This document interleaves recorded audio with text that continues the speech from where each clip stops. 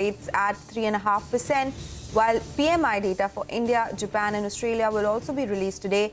The GIFT Nifty is also suggesting a higher start for the Indian market. Crude prices continue to dip. Brent hits $76 a barrel, even as US crude inventories fall as the government revises key jobs data lower. Gold prices hover near record highs after Fed minutes suggest impending rate cuts in September.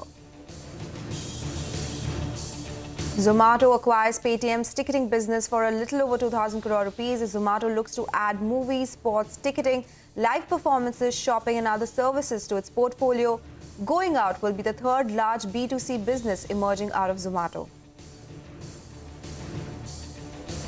Use enforcement measures as a last resort. That's the finance minister's message to the tax department. Speaking at an event in Delhi, Nirmala Sitharaman also calls for simplification of tax laws, says officials should legitimately collect what is due but ensure that no disproportionate action is taken.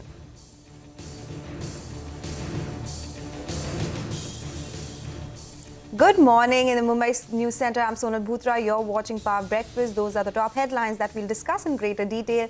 But first up, let's take a look at the Asian markets. And it was a rebound on Wall Street. That is something that we are seeing in the Asian markets as well, largely. Though the Taiwanese index continues its down move, that one is down around 32 points. We have the Hang Seng, which is sitting with gains of around 93 points. The Nikkei is higher too, up around 1%. We have the Kospi, which is in the green. But yes, it's a mixed picture right now as far as the Asian markets are concerned. The GIFT Nifty will come up for you on the screen, and that one is indicating that the start for our own markets could be in the green. Now, remember, yesterday global markets were down, but we closed well in the green. But today, the global markets are indicating an uptick. So it could be a possibility that trend could continue for Indian markets as well. So that is what's happening in the Asian markets right now. Let's talk about the US markets because Wall Street ended higher as hopes of a Fed rate cut in September rise. The S&P 500 and Nasdaq added 0.4% and 0.5% respectively, while the Dow Jones average ticked up by 0.1%. The Russell 2000 also outperformed, climbing more than 1%. CNBC's Bertha Coombs gets us a wrap of all the action on Wall Street. U.S. markets basically flat across the major indexes Wednesday, even as Fed minutes released today provided more clarity on rate cuts ahead, and we got data that may spur the Fed to cut even more. The Dow was up 56 points, the S&P 500 was higher by 24, and the tech-heavy Nasdaq added 102. An interest rate cut is now looking more and more likely after the release of the Fed minutes from its last meeting. In a summary released today, it said that the vast majority of participants at the July policy meeting indicated that if economic data continues to come in as expected, it would likely be appropriate to cut rates in September. Now, markets have already priced in the impending cut next month, which would be the first since the early days of the pandemic. But we got some economic data which now could actually increase the odds of a bigger cut. The U.S. economy created 818,000 fewer jobs than originally reported for the 12-month period ending in March, according to new data released today by the Labor Department. That's the biggest downward revision since 2009. The report could be seen as an indication that the labor market may not be as strong as previously indicated. And the Federal Reserve pays close attention to signs of weakness in the labor market, so it could factor into its decision on just how much to cut interest rates in the months ahead. That's what's happening here in the U.S. Back over to you in Mumbai. Okay, all right. With the markets now pricing in on the possible rate cut, equity portfolio manager at JP Morgan Asset Management, Jack Caffrey, comments that 250 basis point cuts might not be favorable to equity markets. I think they've been signaling that they are making the plans to cut. I think they have been struggling to try to square what has been seemingly still fairly okay economic growth when you look at sort of the GDP now statistics indicating things have been sort of 2.5%, 3%. You know, that's above their trend growth rate. Inflation closer to 3 than to 2, so they haven't quite achieved that. But certainly the tone in the speeches recently have been much more willing to emphasize employment. I think the challenge we then have is a number of members of the bond market keep talking about a 50 basis point cut and the possibility of a second 50 basis point cut. That is certainly not something the equity market, I think, really wants to consider. Okay, all right. That's the global market action and opinion. But how will these overnight cues impact our own markets? We have a research team joining in to tell you just that. We'll talk about the trade setup, the stocks that are likely to be in the news, and the action from the F&O space as well. Hey guys, a very good morning to all of you. Vivek, let me come across to you first up. Looks like it could be a day in the green again. Absolutely right. Another day where the overnight cues, the kind of handover received from global markets is quite strong. Like you mentioned, at the start of the show, US markets all ended in the green. You saw a one-day gap, after the 8-day rally. So in the last 10 sessions, 9 sessions has been positive as far as the own US markets are concerned. Oil prices yesterday, ended with minor gains. What's actually happened is that Brent ended marginally higher at closer to the $76 a barrel mark. Indian markets yesterday, overall it was quite a choppy session, but in the last hour of the trade, you actually saw a very sharp surge, especially driven by the financials. So the entire private financial pack saw a bit of a leg up move in the last hour of the trading session, led by the heavyweights. The Nifty Bank saw 300-point recovery from the lows. Advance decline ratio continued to remain very strong. 2 advances for every decline as far as the overall market was concerned. Which were the sectors that did very well? Insurance continued to do very well. OMC is also one pack that actually saw quite a bit of an up move yesterday. What actually transpired in trade yesterday? The large block deals, that is something that will continue to remain in focus today. Yesterday, it's Cyient and PNB Housing. PNB Housing ended over 10% higher after the block deal. Even today, you'll see QIP, you'll see fundraise, you'll see block deals. So Indigo, Zentech, Kalyan Jewellers, Alchem Labs, all of them will be in focus on the back of various fundraising. Asian markets, GIFT Nifty, like you indicated, indicating an upstart for our own markets. Okay, all right. A higher start is what is expected for Indian markets. Let's talk about a lot of stocks that will be in focus today. Sudarshan has that list as always. Good morning, Sudarshan. Morning, Soran. So we'll start with Zomato. Zomato will be acquiring Paytm's entertainment ticketing business for rupees 2,048 crore. In another news, Paytm's board of directors has decided to take a salary cut, and that would be effective April 1, 2024. For GMR Airports, company has received letter of awards to develop, operate, manage and maintain duty-free outlets at Delhi Airport. Kalyan Jewellers promoter T.S. Kalyan Raman will be buying 2.4% stake from Heidel Investments, and that will be done at a price of rupees 535 per share. And with this, promoter stake will increase to 62.95%.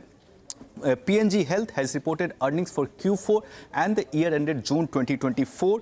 Q4 profit adjusted for exceptional items was up 23% year-on-year. EBITDA has increased 6% and margin was up 200 bips year-on-year. Also, company has declared final dividend of rupees 60 per share.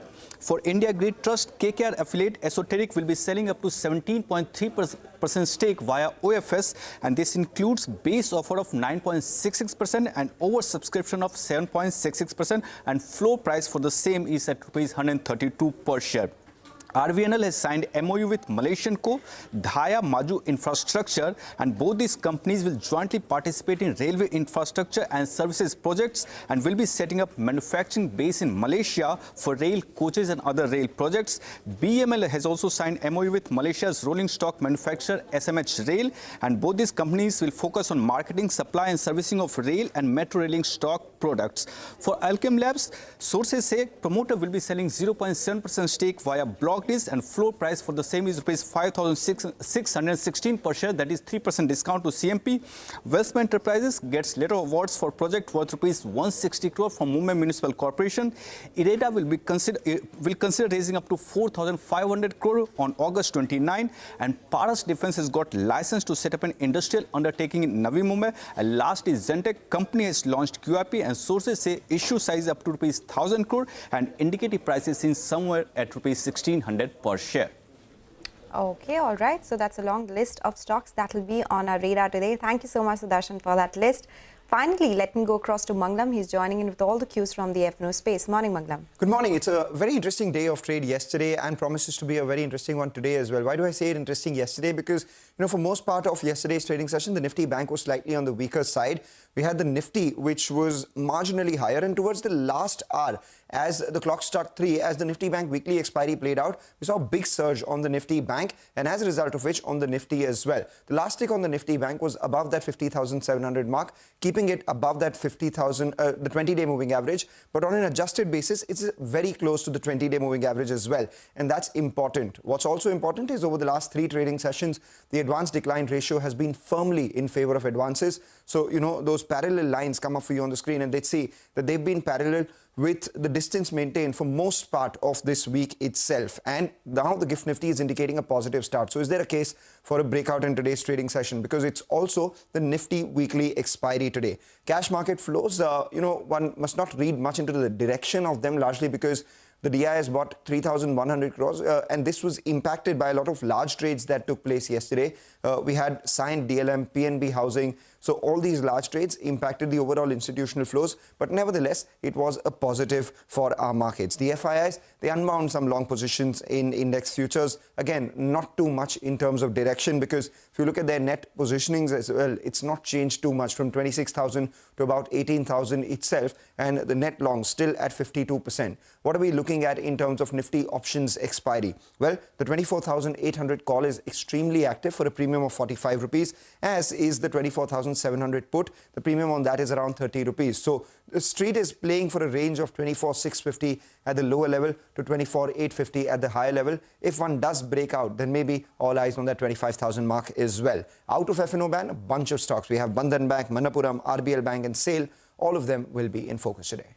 Okay, all right. Thank you so much, guys, for joining us and prepping us up for this trading day ahead. Looks like it could be a day in the green for Indian markets. Let's slip into a break. Up next, Zomato announces its acquisition of Paytm's ticketing business. We'll get you more on the story on the other side. Stay tuned.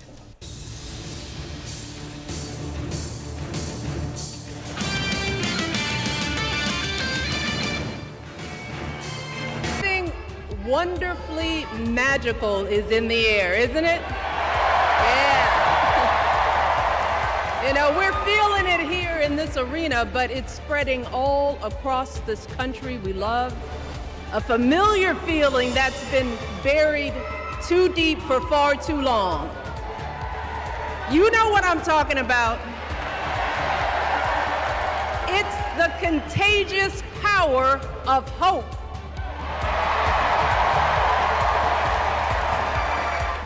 America, hope is making a comeback.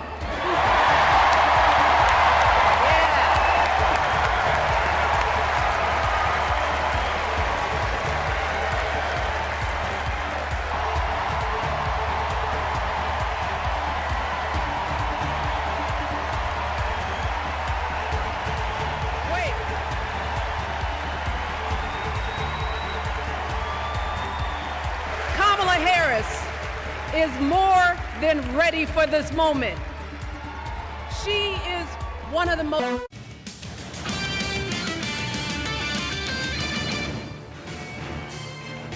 Welcome back. You're still tuned into Power Breakfast. Well, let's talk about the big story. Zomato has announced that it will be buying Paytm's ticketing business for a little over 2,000 crore rupees. Mangalam is back with us to tell us more and the analysis as well. Mangalam. Well, it's a win-win deal if there was any for both Zomato and Paytm. After months of speculation, reportage, and the companies talking about being in talks as well, the deal has been announced. They've gone ahead and acquired Paytm's ticketing business for a total of roughly around 2,050 odd crores. They will buy the subsidiaries of event, sports and movie ticketing business from 197 Communications. Does Zomato have the funds for it? Of course. They have cash of close to 12,500 crores in their books as of the first quarter. So this does not cause a big dent to their cash pile as well.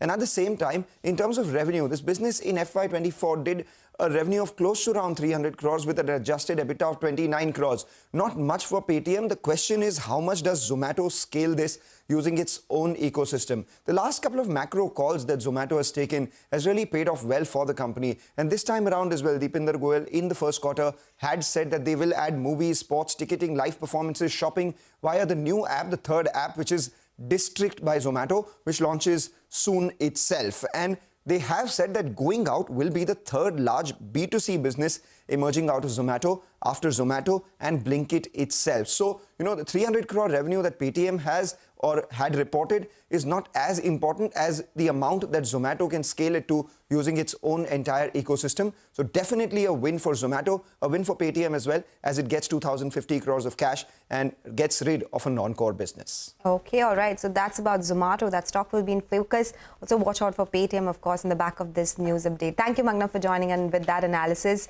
With that, let's move on. use enforcement measures as a last resort. That's the finance minister's message to the tax department. Speaking at an event in Delhi, the FM urged tax officials to ensure that taxpayers and businesses are not subject to unnecessary harassment. She adds that officials should legitimately collect what is due but ensure that no disproportionate action is taken. Use enforcement measures as a last resort. It's a very important line. Kindly keep that in mind. Only as a last resort. Enforcement measures. Action taken is proportionate to the issue at hand. That's a guiding principle I would want you to keep in mind.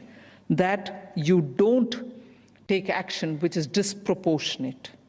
And only then fears compounds. People would think, I've only done this one little mistake which I'm willing to correct, but look at the ham-handed way in which I've been dealt with. Avoid that. Also, always follow due process. Even if you're trying to help the situation, don't violate process. Okay, and my colleague Tim C spoke to Ravi Agrawal, the chairman of CBDT, to understand his take on Finance Minister's call for lighter income tax enforcement measures. Listen into what he had to say. It's a measure that we take as a last resort when the department is satisfied or has reasons to believe that otherwise the undisclosed income would not be disclosed for tax purposes. But Honorable Finance Minister has flagged this issue, and we would take care that we work around in a manner that we take this as a last resort. We would actually basically we understand the sentiments and the basic philosophy with which the Honorable Finance Minister has mentioned this, and we'll work on that. As the communication is concerned, of course, we are moving towards simplification, and we are moving towards taxpayer-friendly sort of environment and making tax compliance easy. So that is the basic mantra with which we are going. We have already taken care and we have taken steps to ensure that the communication becomes more informal in nature rather than formal, as against if you understand and you would appreciate that 5 years before the communication was more formal, but now more and more communication is being made informal, more to sensitize the SSEs, taxpayers, and nudge them towards compliance rather than being sounding very formal in our communication. We have reduced the number of notices that we issue. Earlier, the number of notices that were issued in terms of non-filers or otherwise, those numbers would be large. But now it is more of a question of a nudge. Okay, all right. Those are some important comments coming in from the Finance Minister and the CBDT Chairman as well. We'll slip into a break now. When we come back, we'll talk all about the commodities market, so stay tuned for that.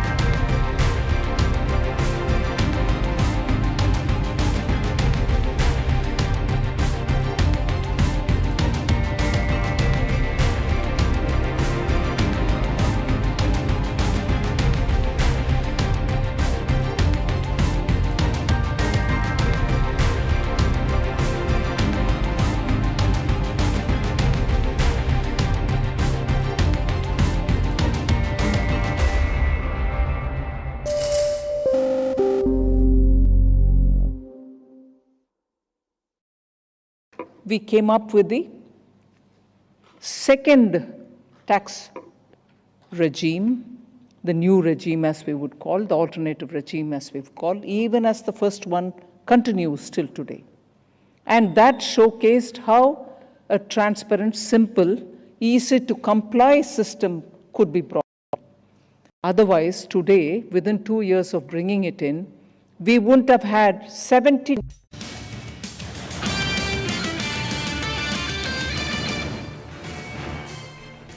Welcome back, where we spoke about equity markets and a lot that is happening. Otherwise, in business, it's time to talk all about commodities. Manisha Gupta is joining us. A lot of updates there. Good morning, Manisha. Morning, Sonala. Thank you for that. Well, I'll start with the crude oil prices because today is the fourth straight day of decline. And with this, the crude oil prices now are at the lowest since the month of January. Well, there are demand concerns. There is weak economic data that we have been talking about. Also, the latest data from U.S. shows that the non-farm payroll has been revised down by 824,000 jobs between March 2023 and March 2024.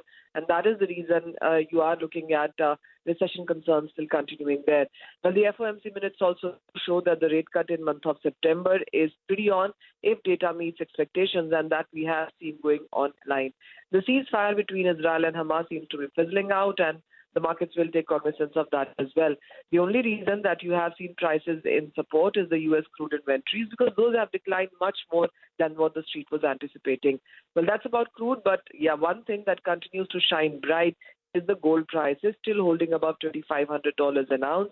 There is a dovish outlook for the central banks, low bond yields, dollar index at a 7-month low. All of these factors have been quite supportive. Within the base metal space, we've seen some profit-taking seep in yet again. Whether it's copper, Asia slightly on the weaker side today. Okay, all right. So that's all the update that we have from the commodity space. Thank you so much, Manisha, for joining us with that.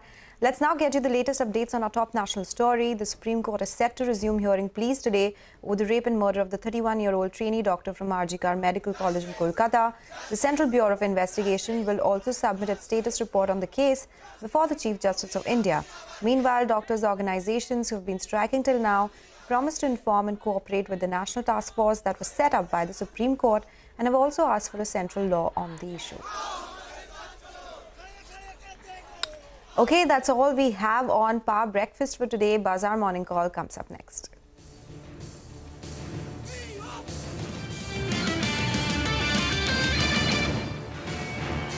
The taxpayers moving to the new system.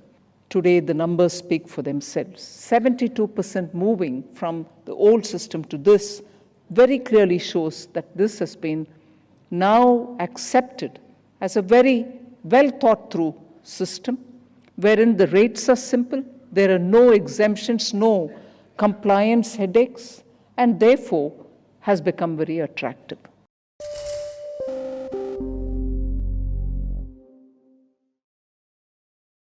We have a current order book of around 40,000 crores. Recently, we have added 4,600 crores of a offshore project from ONGC. Last year also, we received fresh orders worth approximately 7,000 crores. So if you look at the order, the number of vessels which we are executing today, we have orders for around 30 ships which are to be delivered over next couple of years. There is an order for P75I submarines with AIP fitted, where MDL is participating along with TKMS Germany. As per the reports available with us, the field evaluation trials of Mazagon Dock Shipbuilders and TKMS have been found to be successful. And this project also would be progressing at a desired pace. So maybe next year we can expect positive developments on this account.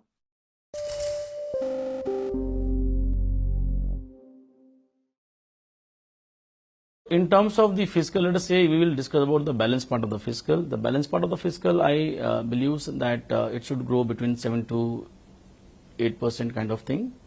So far as Ambuja is concerned, I strongly believe we should be closing more than 8%. So we will be that way outpassing the industry.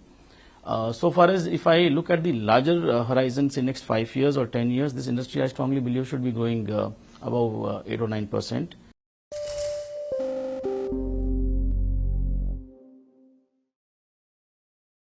Now you have three assets, right? Three cement assets which are listed. ACC, Ambuja as well as Sanghi. When do all of them come together? First, let's focus on the merger between ACC and Ambuja. And is it on the cards sometime soon, say in the next fiscal? Nigel, I think so. Whatever when it will be there, we will make it to the markets. But as of now, no such plans. But of course, we have already started our journey of consolidation. Okay. The first one was the cement business of Adani Enterprise, which is Adani Cementation Industries Limited, which is under the merger process with Ambuja. Got it. But as and when we follow the other steps, we will definitely inform. Because the street is wondering, why do I have three listed entities, right? Sanghi should get folded up in one of them, and these two as well should come up. Yes. In the next 2 to 3 years, do you think that will be the plan, that we'll have one listed company, Adani Cement? Should that be a possibility? Ideally, that should be the way forward.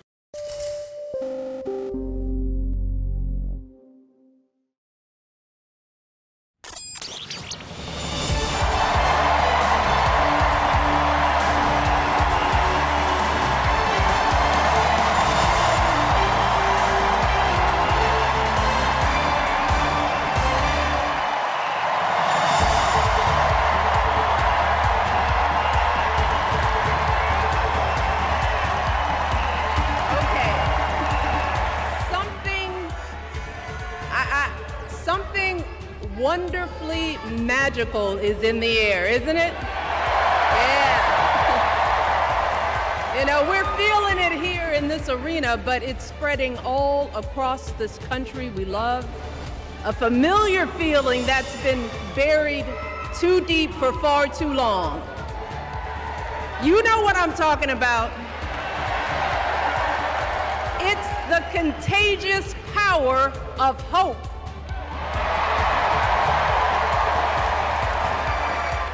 America, hope is making a comeback.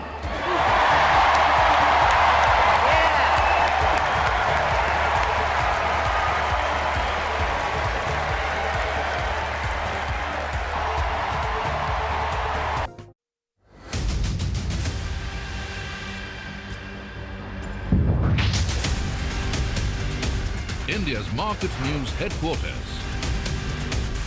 Cutting-edge analysis. Influential insights.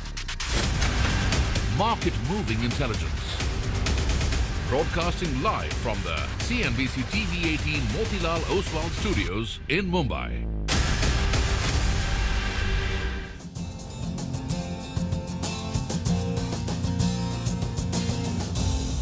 Good morning. You're with us here on a fresh new edition of Bazaar Morning Call.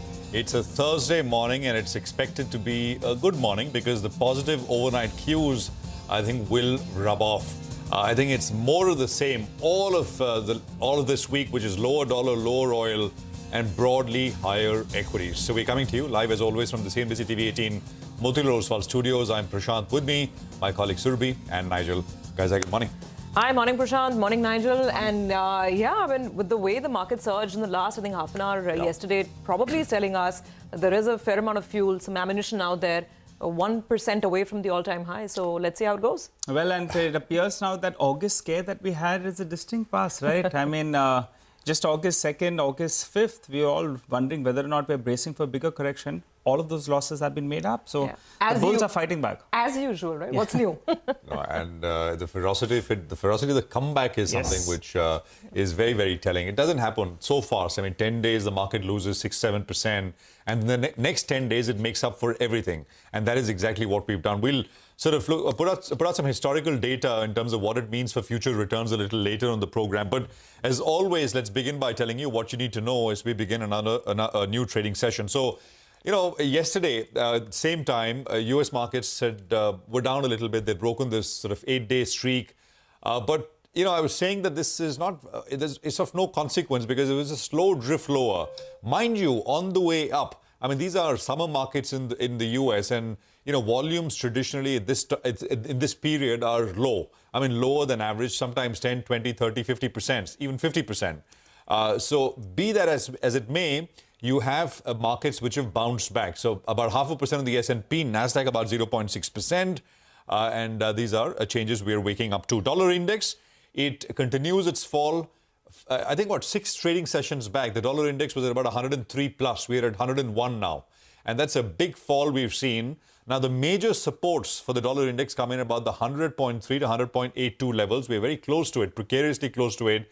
Under it, it perhaps opens up fresh downsides for the dollar index. We're probably talking about, the index moving into 2 digits. Oil was down once again. That's the other one. It's down 1.5%. We're at $76 a barrel, and this is quite something. It's broken below supports, which is 76.62, 76.98. What are these? These are the February and June 2024 lows. They also coincide with a 76.4% retracement of the move that we've seen for oil. So here again, it's too sharp, and there's some opinion that perhaps we see a bit of a tactical pullback, but this is marked weakness for an important commodity there. I just want to highlight data. Now, because macro data-wise, it was a very light session, this week largely is, there was one data point which usually gets ignored, which got outsized, sort of commentary and attention. So the US BLS, which compiles all economic data, they put out revisions for non-farm payrolls for the year ended, 12 months ended March 2024. And guess what? They've revised non-farm payrolls number lower by 818,000. I mean, the expectations out there on the street were between 300,000 to 500,000, maybe a little higher even, but this was certainly greater than expectations. What does this mean? This means that you adjust this, divide this by 12 and sort of take these number of jobs away from monthly additions. The adjusted job growth now stands at between 170 and 180,000 per month for 12 months ended March 2024 versus what was being, what the reported number was, which was 242,000. The import of this data is that the labor market was not as strong as what we all kind of sort of traded and looked at and analyzed, etc. It's weaker than what was reported. It's still stronger than usual, but it's weaker than what was reported. So I think that this only adds to the narrative that labor market is perhaps not as strong as some have been making it out to be. You also had July FOMC minutes, which were dovish, and the focus is the dual mandate, employment and inflation for the Fed, but they're now saying perhaps labor data and the weakness there is more important to focus on, and we'll be more reactive to that as compared to inflation, which had been the focal point. You will hear from Powell at Jackson Hole, that's on Friday, and will he provide dovish reinforcement? We'll see. The markets are still toying between, is it going to be 25 or 50 basis point rate cuts in September? Will it tilt sort of expectations over on one side, 25 or 50, something we'll watch out for. Sort of circle back to the levels, and I think not very much changes. I've been saying this for the last 3-4 days now, 3 days, that we are perhaps looking at the path to a new all-time high. The previous high first is becoming clearer and clearer. Matter of time. So you saw a follow-up buying yesterday. You had a dip, early dip. It got bought, spent the next few hours absolutely flat, and starting 245, you had a big surge. So it was a good session as far as the Nifty, and actually even the Nifty Bank picked up pace quite a bit. So levels here for the Nifty, I'll start with supports, come in at 24,503, which is the 20-day moving average, and then the 40-day exponential moving average, which is 24,245. So these are the two levels on the downside which we need to defend, and of course the upside, it's the highs.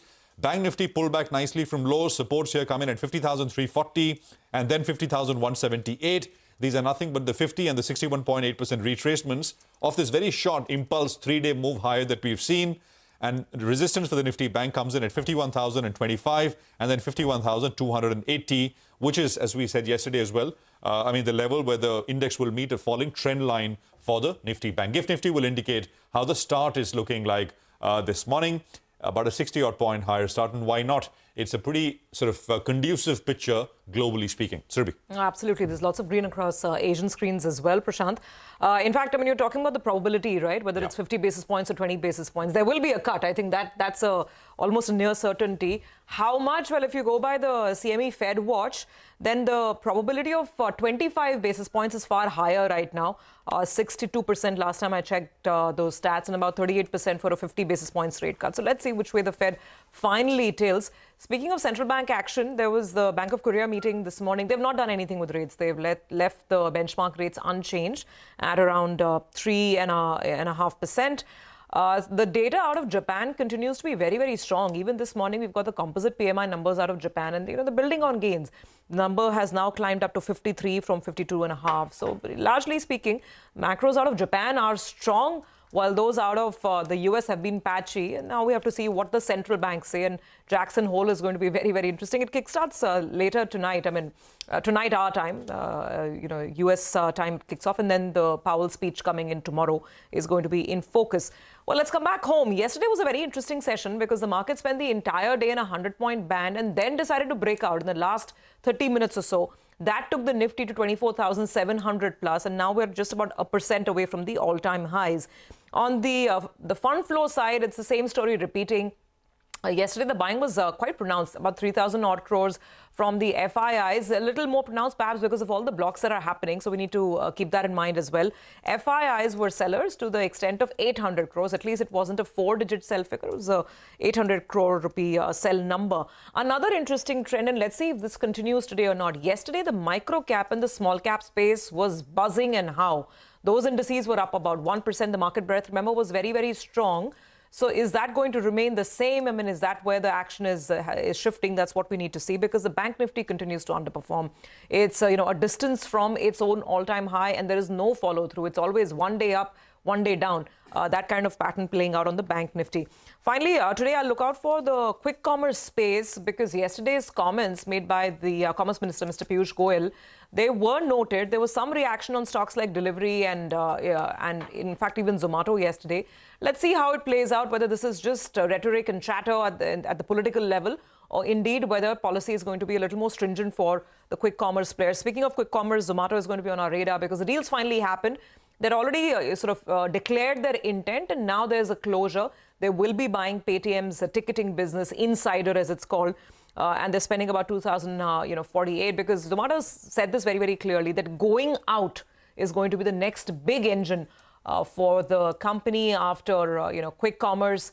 And of course, the base business going out is the next big thing. So Zomato in focus as well. Nigel. Well, that's right. And one of the reasons that we saw a late surge yesterday was the Nifty Bank. It played out the weekly expiry, and late in trade, that saw a big surge. So it ended as a bit of an underperformer, but there was a good bounce that we saw from the lows of the day on the Nifty Bank, as that graphic point tells you, which gives support to the Nifty as well, going by the overlap that we have out there. But the Nifty, well, it's on the 5-session winning streak. It's recovered all the losses. Remember, on August 2nd and August 5th, the global markets went into a correction for all of 3 sessions, I think. And after that, we did bounce back. So we're back above those levels that we saw on August 2nd itself. What did the FIs do? They unwound some mild longs, and they added some shorts. For the time being, the long positioning continues at around 52%, and in absolute terms as well. Both the clients as well as the FIs, they're mildly net long. You don't want them to be on the extreme of either end. So both of them, as of now, the clients as well as the FIs on the long side. One thing that I'm liking from the F&O space that's coming with regard to stock-specific action is that currently there are around 12 stocks that are on the F&O ban. Last week itself, that number had gone to around 20 stocks. So that number has come down. Normally, when there are too many stocks in the F&O ban, that gives you a bit of an uneasy feeling. And yesterday, you had couple of stocks that did come out of the F&O ban as well in yesterday's trading session. You had Bandhan Bank that did come out as well from the F&O ban. So number of stocks coming down with regard to the number of stocks in F&O. Well, ban, you like that. Let's focus on the expiry then, because today is the weekly expiry that will be played out as well. You'll have the 24,800 call. Well, that was very active in trade, and the 24,700 put. So going by that level and going by the premium at around 50 rupees, the 24,850 to around 24,900 level, that becomes the resistance of the day. In all probability, we open closer to that. So we'll have to build on to gains, because that's the resistance zone, and that's what data is telling us, that the bears will want to defend this mark. But till the markets, they're holding above the 20 DMA, it continues to remain buy on dips, and the trend is up. For the near-term support today, going by the options data, it's at around 24,650. The Nifty Bank has underperformed. It underperformed yesterday as well, but now it's in a very, very tight range. It's a holding very, very close to this crucial resistance mark. So you'll want it to get above that mark. It's ended closer around the 20 DMA, but around that 51,300 mark becomes extremely important. but it's a stock-specific market, so let's focus on the two stocks that I'm looking at. One is Vedanta. The stock has shown a good recovery from the recent lows. Remember, it corrected quite a bit after seeing that peak, and now, in fact, it's showing signs of coming back. So good bounce is what we have seen on Vedanta. There's the dollar index that's weaker, which is good for LME prices. Aluminium deficit as well, that those stocks have resurfaced. So Vedanta is a stock that I'll be tracking. And the other one is Godrej Properties. I was looking at the technical levels. It's very close to the 100 DMA. So that's going to be the important mark that, if it can hold on to this 2,850 odd mark, then maybe, in fact, it can bounce back. But that's the crucial mark. So I'm watching both these two stocks. All right, Nigel, thanks very much for that. Some really sharp moves, especially on things like the dollar, which has been under pressure. We've Jerome Jean Hegeli, Group Chief Economist at Swiss Re now joining in. Jerome, great to have you with us here. I hope I got the name right. Apologies if I did not. Just a quick, and thank you for being here on CNBC TV18. Prashant this side. Did you see the BLS revisions out in the US overnight? And what do you make of it? Some 800,000 minus for the 12-month period ending March of 2024, which gets the monthly figure down to about 180,000 compared to 240 earlier. Is it a worrying signal? And what does it mean for Fed's policy response, if anything? BLS, also the Bureau for Labor Statistics, as mentioned, revised down the last 12 months, the job figures report. But what we all know is the job market is not as strong as we believed it was, but it is still extremely strong. On average, you had about 175,000 jobs being created per month, and that's a very, very strong labor market still. It's weaker than we believed it was, but it is still very strong. What does it mean for the FOMC? I think it increases. It's not a game changer, but it increases the confidence for the Fed, for the FOMC to start cutting rates in September, to focus more on its growth mandate rather than its inflation mandate. So I think it increases the confidence to act, which I think is good news. Jerome, hi, good morning. So the question is how much of action and how frequent? I think that's what the market's trying to understand, right? We were just looking at the probabilities in terms of whether it's a 50 basis points or 25 basis points. And I think the market believes it'll probably be 25. But what do you forecast ahead? Let's say over the next 6 months, will we get frequent small cuts? And will the Fed indeed achieve that soft landing that everyone is hoping for? Well, we still have to see whether that soft landing will be achieved. I mean, as we know, soft landing are extremely rare events. So I will still be cautious on that. This being said, the economic environment is strong in the US. It's still solid, even with the weaker job market growth. Actually, what we know is we needed less jobs to create the 2.8% of growth that we had seen in the second quarter, which is actually not a bad thing. I think that means for the Fed, no reason to panic. We can go ahead in small steps. I would forecast the Fed to cut policy rates by 3 times this year, 25 basis points, and then follow through also in 2025. All right. Hi, Jerome. Good morning and good to see you in. So 2025, how many rate cuts are you penciling in? And what does all this mean for an emerging market like India? We have been outperformers. We have plenty going for us. But we seem to be ignoring any kind of bad news. Your take on the emerging markets, particularly the Indian markets?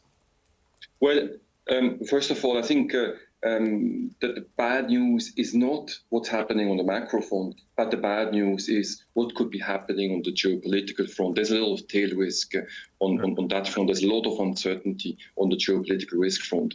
On the Fed, I would be forecasting around 2 to 3 rate cuts this year and another 4 to 5 next year. Now, what does that mean for India? I think for India and for emerging markets, it's actually very good news that you have lower policy rates. Lower policy rates, it makes the financing conditions for hard currency debt much cheaper, and that helps emerging markets, and including India. And India is the fastest growing economy in the world.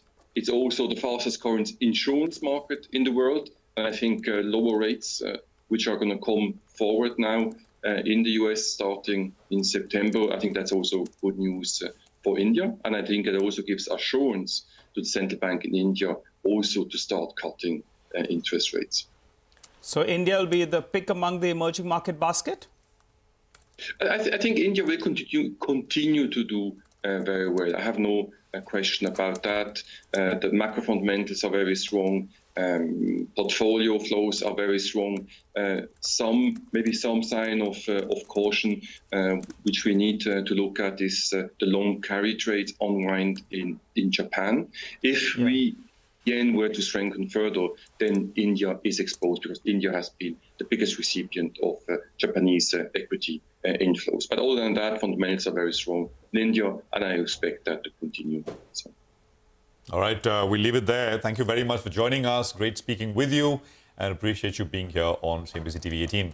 Well, let's get you some more opinion here. Parul Mittal of Standard Chartered Bank says that the rupee was stuck in a tight range over the week. She says the dollar demand from local banks remained strong and was primarily related to imports and forex reserve accumulation. She expects the dollar INR to trade in a range of between 83.75 to 84.15 to the dollar in the near term.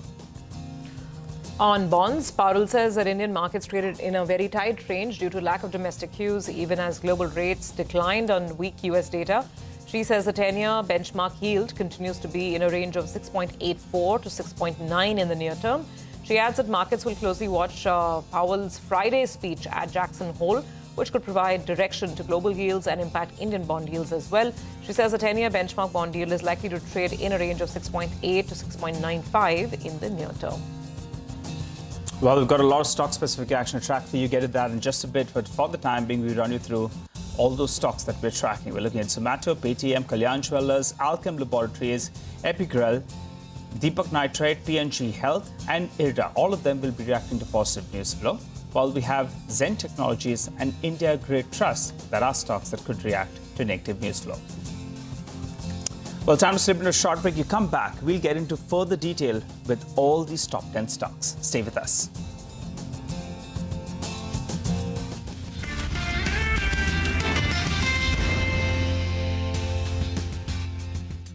We came up with the second tax regime, the new regime as we would call, the alternative regime as we've called, even as the first one continues till today.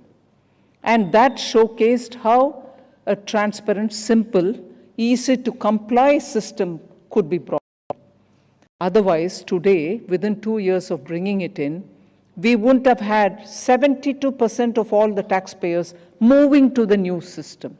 Today, the numbers speak for themselves. 72% moving from the old system to this very clearly shows that this has been now accepted as a very well thought through system, wherein the rates are simple, there are no exemptions, no compliance headaches, and therefore has become very attractive.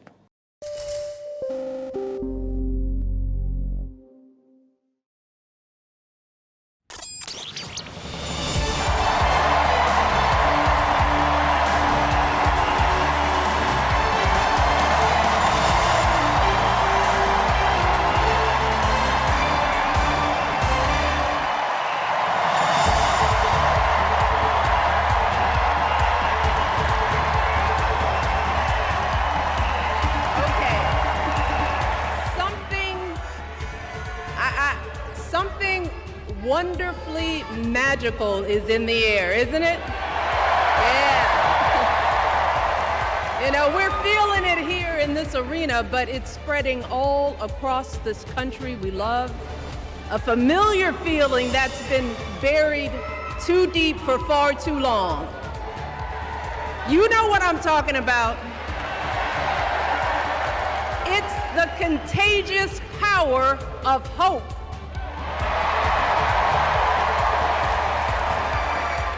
America, hope is making a comeback.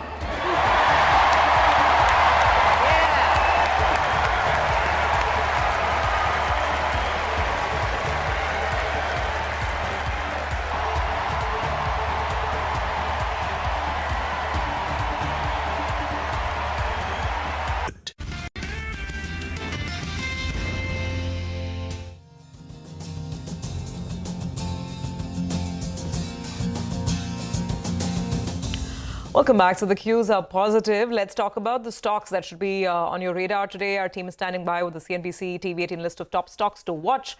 And topping that list has to be what else but Zomato, because the intention that they had declared earlier with respect to taking over Paytm's ticketing business, well, that's finally come through. So, Mangalam, give us the details. Well, it's a win-win deal if there was any for both Zomato as well as Paytm. After months of reportage, speculation, and the companies talking about that as well, this deal has finally been announced. Zomato will buy Paytm's ticketing business for a little around 2,050 odd crores. They will buy event, sports and movie ticketing business from 197 Communications. Does that cause a dent to Zomato's cash? Not really. They have 12,500 crores of cash on their books already. What do they get in return for this? Well, the Paytm's ticketing business combined revenue in FY24 was close to 300 crores with adjusted EBITDA of almost 29 crores as well. So, you know, it is a business which is EBITDA profit making. But the more important part here is, how does Zomato scale this? Well, their immediate target is to take this to a GMV of 10,000 crores, and that could be value unlocking as well. Remember, this is something that the company has been talking about as an opportunity post their first quarter itself, where Deepinder Goyal did say that they will add movies, sports ticketing, live performances in their new app, which is District, and going out will be the third largest B2C business emerging out of Zomato after Zomato and Blinkit itself. So the street will definitely take note of this. For Paytm, of course, they get rid of a non-core business and get 2,050 crores of cash as well. So a win-win. Okay, all right. Mangalam, we'll keep an eye out on both those two stocks in today's trading session. Well, let's have across to Nimesh. He's here to tell us about Kalyan Jewellers as well as Alchem. Morning, Nimesh. Morning, Nigel. So the first is Kalyan Jewellers. In a surprise move, while the trend seems to be of promoter selling stake of late, in this particular case, the promoters are buying from Warburg Pincus. So the promoters are going to buy 2.3% stake from Warburg Pincus at around 535 rupees per share. The promoter identity holding will go up to 23% from 21%, but the overall promoter and promoter category stake will go up to 62% now. But do watch out for a clean out trade. I understand while Warburg is selling this 2.3% to promoters, the remaining 7% will come as a clean out trade, and that's when the institutional investors are likely to buy out. So big overhang from a private equity stake sale is likely to be over in Kalyan Jewellers. Okay, all right. Got that, Nimesh. Thanks very much. So we'll watch out for both of those stocks. But just tell us about Alchem as well. There's another block trade and probably a promoter selling here as well. Oh, yes. So in Alchem, there is a small block, 0.7% equity. The promoter family trust is looking to sell 8.5 lakh shares, and they've put a floor price of 56.16, which is a 3% discount to yesterday's closing price. It's a small block, and I understand the demand is going to be strong, which is why I'm going with green. But the fact is that the stock is rallied pretty hard of late. So, execution could be very important in case of Alchem. But since it's a small block and there is a strong demand, could be absorbed very swiftly is my sense. Okay, all right, got that. Nimesh, we'll keep an eye out on both those two names. Let's hop across to Vivek. He's here to tell us about India Grid Trust. Morning, Vivek. Well, good morning. IndiGrid or India Grid Trust will be in focus. A very large OFS is in the offing. So KKR affiliate Historic is looking to sell up to 17.3% stake in the company, and the route that they've chosen is the offer for sale route. Now, the base size for this particular offer for sale is at close to 9.7%, 9.66% of the total units of the company, and there is an oversubscription size that could go up to 7.7% of the total units. The floor price for this particular OFS is at 132 rupees per share or 132 rupees per unit, a discount to the current market price. Now remember, Esoteric or KKR is actually the sponsor of IndiGrid, and it's also the majority shareholder of IndiGrid Investment Managers. They have a 74% stake over there. The brokers are Axis Capital, Ambit Capital and SBI Cap Securities, going with the red on the back of the fact that there is a discount for this particular OFS. All right, well, sales and block sales and that continues, right? So another one is Zen Technologies. Abhishek is here with details on this one. Abhishek, morning.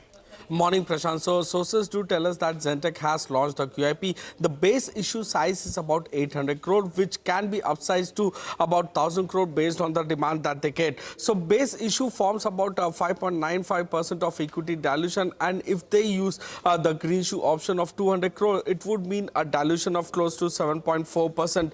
The pricing is at 1,601 per share, steep discount of more than 10% to yesterday's closing price and about 5% discount to SEBI floor price that they have. The lock-in period for existing promoters would be, 60 days. The use of proceeds says that funding working capital requirement, funding inorganic growth opportunity that they see via acquisition and other strategic initiatives as well, and for general corporate purpose. The BRLM are ICICI Securities, Motilal Oswal as well as Nuvama to this issue. Back to you. Okay, all right. We'll watch out for Zentek. Thanks, Abhishek, for that. Let's go across to Sonal, who's watching out for a couple of stocks as well. Sonal, which ones are these? Well, watching out for 3 chemical names. Let me start with Epigral, because there is an anti-dumping duty which has been imposed on epichlorohydrin, and this is for imports from Korea, China and Thailand as well. This application was made by Epigral. The domestic producers other than that are Grasim and DCM Shriram.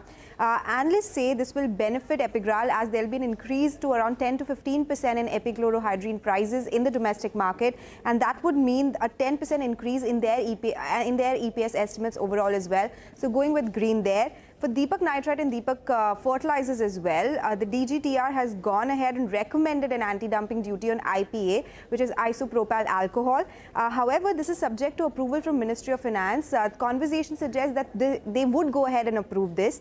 If that does happen, it will be beneficial for Deepak Nitrite and Deepak Fertilizers. They are the only 2 producers of IPA in the country, and this will lead to an incremental EBITDA of 120 crore rupees for both these companies. IIFL says this will increase earnings for Deepak Fort by 10% and Deepak Nitrite by 6%. Okay, all right. Thanks a lot for that, Sonal. Well, let's focus on a couple of more stocks. PNG Health, that's a stock that I'm looking at. If you look at the headline numbers, that's the revenue as well as the profitability, you'll say both of them are lower. But still we're going with green because the EBITDA number actually has grown in spite of seeing a degrowth on the top line, and that's why margins have gone up by around 200 basis points. So, that's a positive one. The other one we're looking at is IREDA. The stock has been a rank outperformer. We have quizzed the management numerous times here on the channel with regard to their fundraising plans, and they've hinted to us that sometime in this fiscal itself, they'll go ahead and do it. Now, we understand that they'll be considering raising up to 4,500 crores on August 29th, and the fundraise could be via an FPO, QIP, rights issue, preference issue. So going with green on both these 2 names. Okay, all right. So that's IREDA that we'll also keep a track on. Let's quickly recap the list of all the stocks to watch today. The ones that have positive news flow around them are Zomato-Paytm, Kalyan Jewellers, Alchem Labs, Epigral, Deepak Nitrite, PNG Health and Irida. And the ones that have negative news flow around them are Zentek and India Grid Trust. All right, with that, let's go across to Manisha Gupta and get a roundup of all the commodity market action. Manisha, good morning. What are you watching out for? Well, thank you for that, Surbi. I'm looking at the crude oil prices because today is the 4th straight day of decline coming in for the prices. With this, it is now trading at a January lows. There is demand concerns because of weak economic data. The U.S. non-farm payroll data has been revised down for the last year.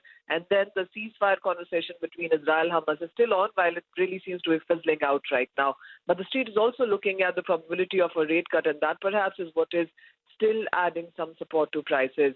The bright spot in overall commodities clearly continues to be gold prices, holding above $2,500 an ounce. There has been dovish outlook from major central banks. Bond yields are low. Dollar index is trading at a 7-month lows, and the silver prices also are trading at a 2-month highs. We have seen this kind of support continue for the base metal prices also, where even after a bit of a profit taking in the Asian markets, metals like copper, aluminum, zinc, steel are still trading on the higher side of their range. All right, Manisha, thank you very much for that. There's commodities in focus. We'll take a quick commercial break here. Deepan Mehta, director at Elixir Equities, is going to be with us. And on the other side, we talk about individual names, lots to discuss. So stay tuned. That's coming up.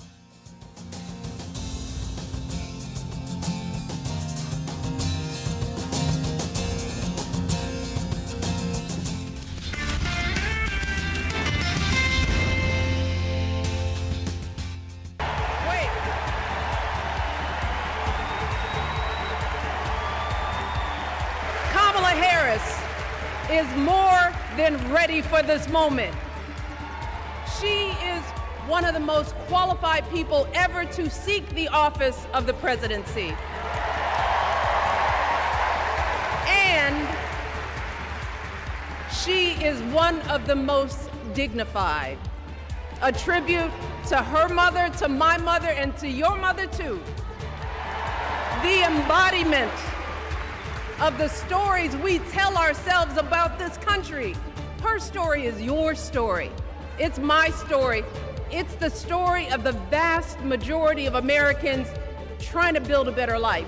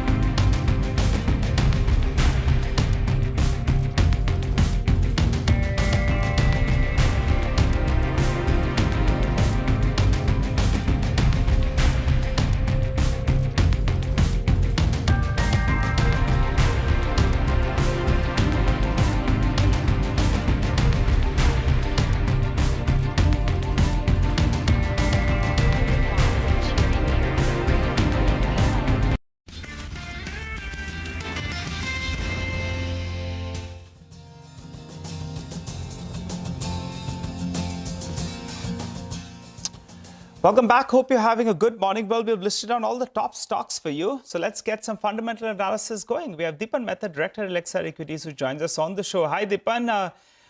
Good morning. Well, let's talk about the top story then. The deal between Zomato as well as Paytm.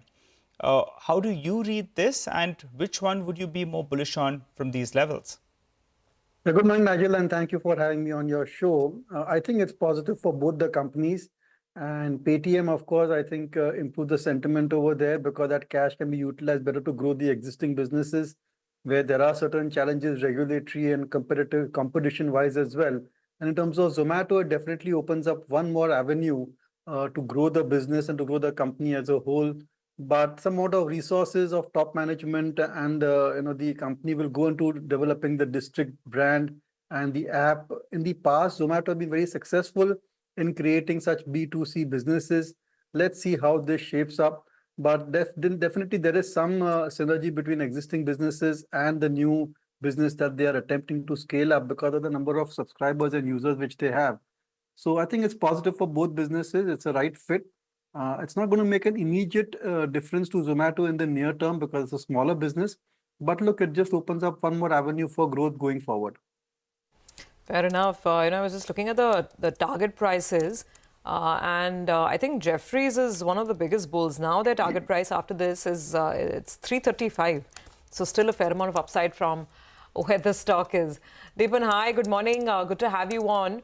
It's block trade season all over again, and you're seeing so much of action where promoters are selling. Yesterday we saw the deal with Cyient, between Cyient and Cyient DLM. Anything that stands out? I mean, any specific trend or any stock that you'd want to call out? For instance, the Cyient transaction itself, and what do you make of it? Yeah, so these things are very unpredictable. But I'm just scratching my head to figure out where is all this liquidity coming into the market to absorb these kind of block deals. So we have block deals on one side, and we have got these IPOs on the other side. The IPOs are getting listed also at fancy premium. And even every single correction in the secondary market also is being bought into. So it's just this liquidity, wave which is coming is showing no end at all. In fact, seems to be growing also at this point of time. And from what I gather from the investment banking and the stockbroking circles is that whenever they are trying to do such a block deal, the demand far outweighs the supply, and the discounts also are significantly lower. So it's just we are just waiting and watching how this thing actually is playing out and as I said, scratching our head as to how longer and how much more the liquidity is going to come into the market.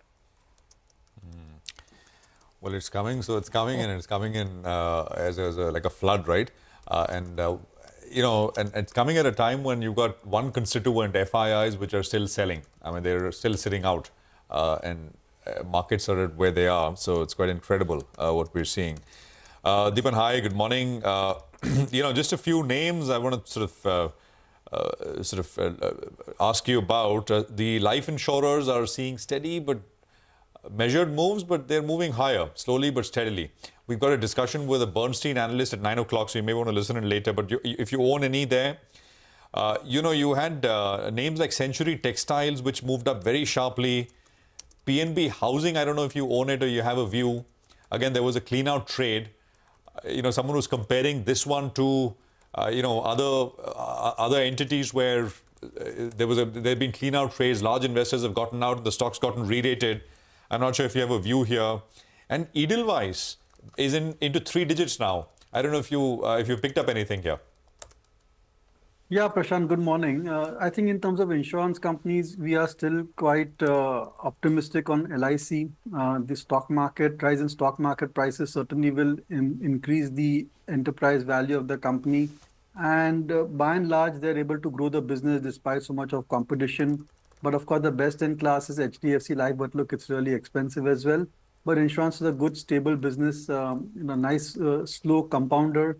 And if you want to get a slightly defensive tint to your portfolio, then insurance certainly fits that criteria. Century Textiles, more of a real estate play. And the way real estate prices have gone up, the breakup value or the net asset value of Century, I think is significantly higher. Analysts may be underestimating what sales realization they can get from their existing real estate projects. And apart from that, you know, I don't know which is the third company which you spoke about. PNB Housing.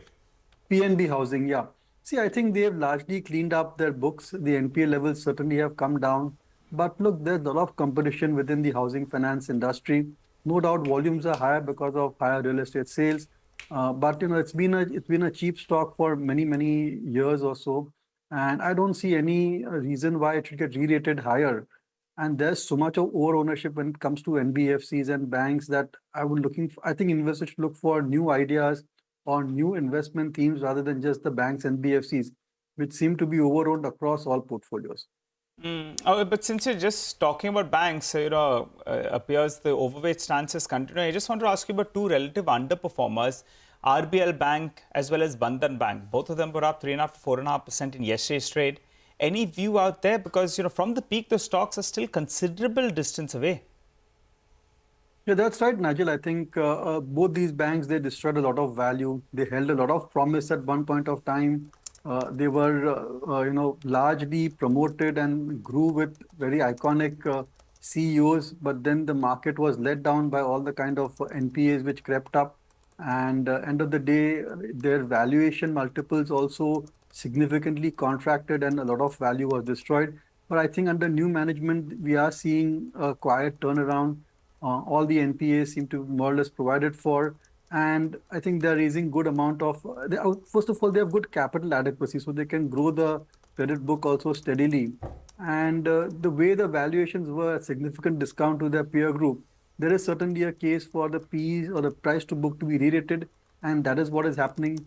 I think going forward, their earnings will be more or less in line with other private sector banks, and that certainly is positive. So you could expect some more outperformance from both these companies because they are kind of turnaround candidates. Okay. Just checking, Deepan, in case you've had a look at IRDA of late, it's in news because they are looking to raise some money. I mean, we don't know what the government's view is going to be on divestment, but in the meantime, a company like IRDA is looking to raise some money. They may do a QIP or maybe an OFS. Any sense on the stock? Yeah, Shilpi, it's a good story, but when you look at the valuations and compare to other NBFCs, no doubt it has a niche. It is into renewable energy, but it's not that other NBFCs or other banks cannot finance renewable projects. And right now, renewables are in focus. They are kind of, got the fancy of the street. So from that point of view, IRDA is getting a very rich price to book, price to earnings multiple. It's run up also significantly. So I'm not sure I want to participate or enter at these levels. I think existing shareholders, it's an easy decision. You remain invested because it is quite a favored stock. Sentiment is at all-time high. Floating stock is low. And such, fundraisers certainly will incrementally improve the earnings per share. Vedanta, do you have a view, Deepan? As an upgrade also this morning.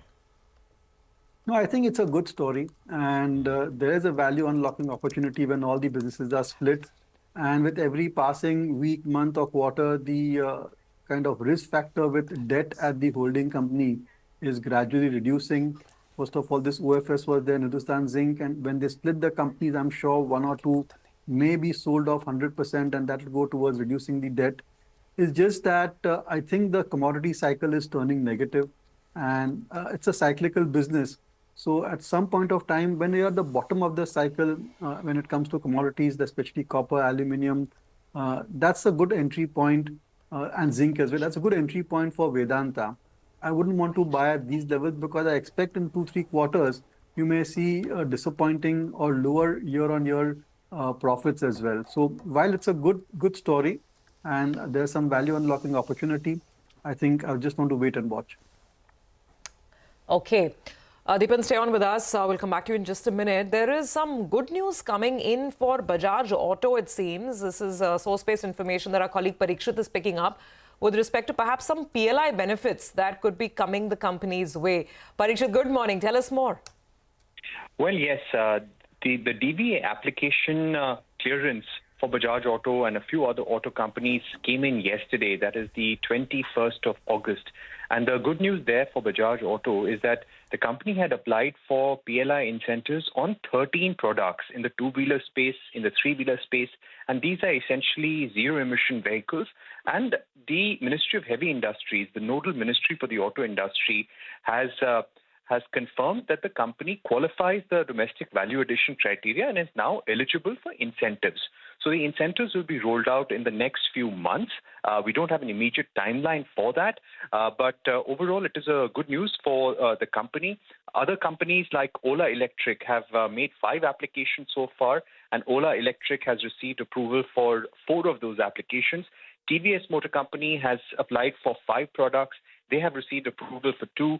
Tata Motors for 27 products, and they've received approval for 15. Mahindra & Mahindra have applied for 23 products, and they've received PLI approval for 16. So this makes Bajaj Auto the only company to receive the approval under PLI scheme for all the products it has applied for so far. So this definitely could be a positive for the stock.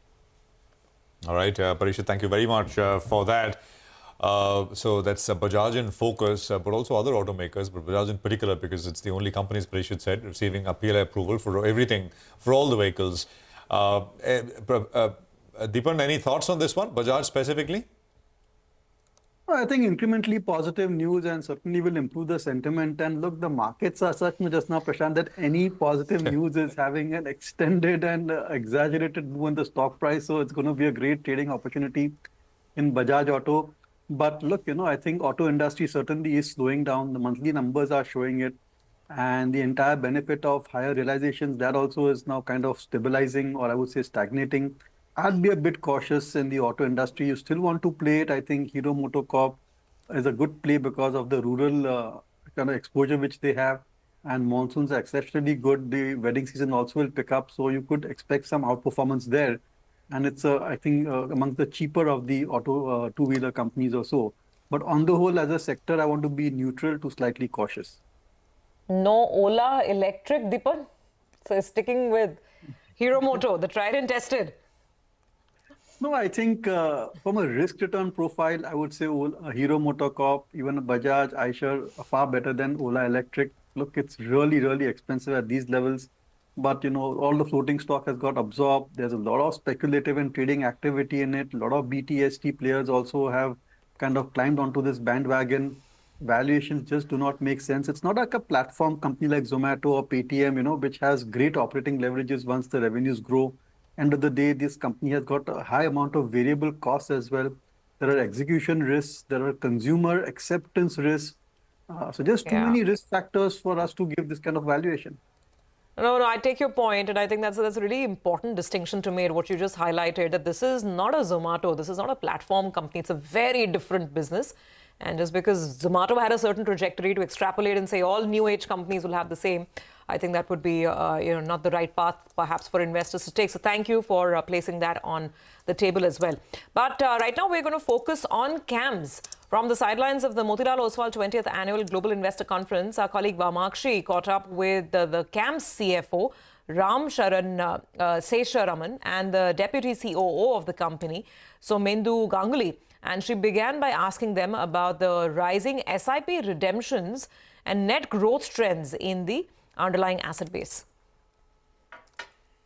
We are seeing a narrative of continuous growth in SIP from a gross perspective on a month-on-month basis. So it's driven by obviously the higher retail participation that we are seeing, and it's good for the entire industry because all of this is going to a long-term capital formation. On a net basis, yes, we do see some amount of redemptions that are happening from SIP, but over the last 2 years, we have seen a constant between 40 to 50% of the gross SIP staying out as net SIP. So from an overall perspective, you see AMFI numbers, it was around 23,000 crores of gross that came in the last month. And, almost 40 to 45% is actually staying back as net SIP. So I think this is still healthy growth that we are seeing from an overall MF perspective.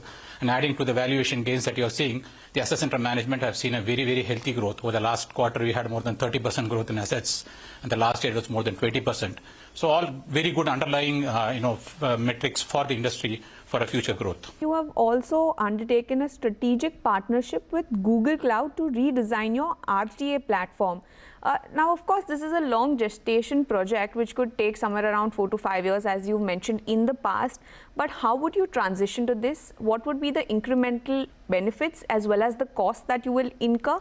And what would be the subsequent impact on the margins? So how we are looking at this project is we have thought of, we are seeing the retail participation increasing in MF. We also understand that the retail investor has very different expectation set compared to what a normal investor would see, right? And as the retail investor also experiences Zomato and Swiggy and services like that, their expectations from mutual fund business is also becoming similar. So we understand that as retail participation increases, volumes grow, the ability of the current platform to scale to deliver to those expectations may get limited. And that is the reason why we have undertaken this initiative where we are rebuilding the entire RTA platform ground up on cloud. So that is where Google comes in, and how we are thinking about it is we will do it in phases where there are parts of my transaction platform where I first accept a transaction, process the transaction, and then do validations, unit allocation, I do communication. So we'll do it in phases where we will ensure that while we transition parts of the platform onto cloud, I still continue to process and give gains. We front end or front load the gains to the investor in terms of flexibility, scalability, and also the time and latency benefits that I get from cloud. We believe that while this is a large undertaking and it will have significant costs, the net cost of the project will be within 100 crores in over the next 5 years, and the impact on margin will be very, very limited.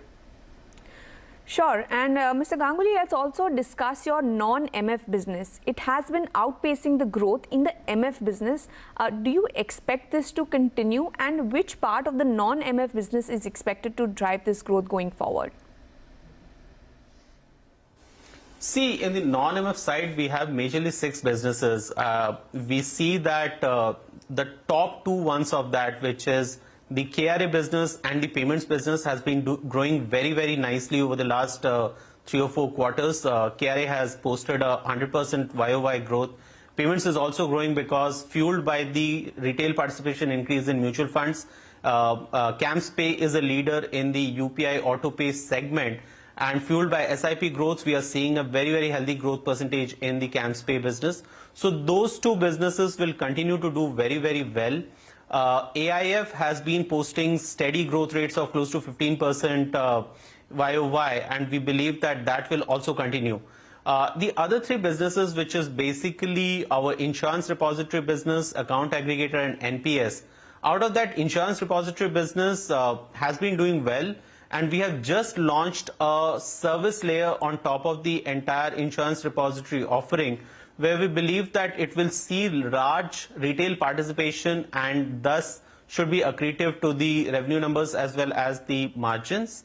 Account aggregator is in very initial state of growth. I mean, the entire market is trying to figure out how account aggregator will be used and what are the different use cases that account aggregator can be used for.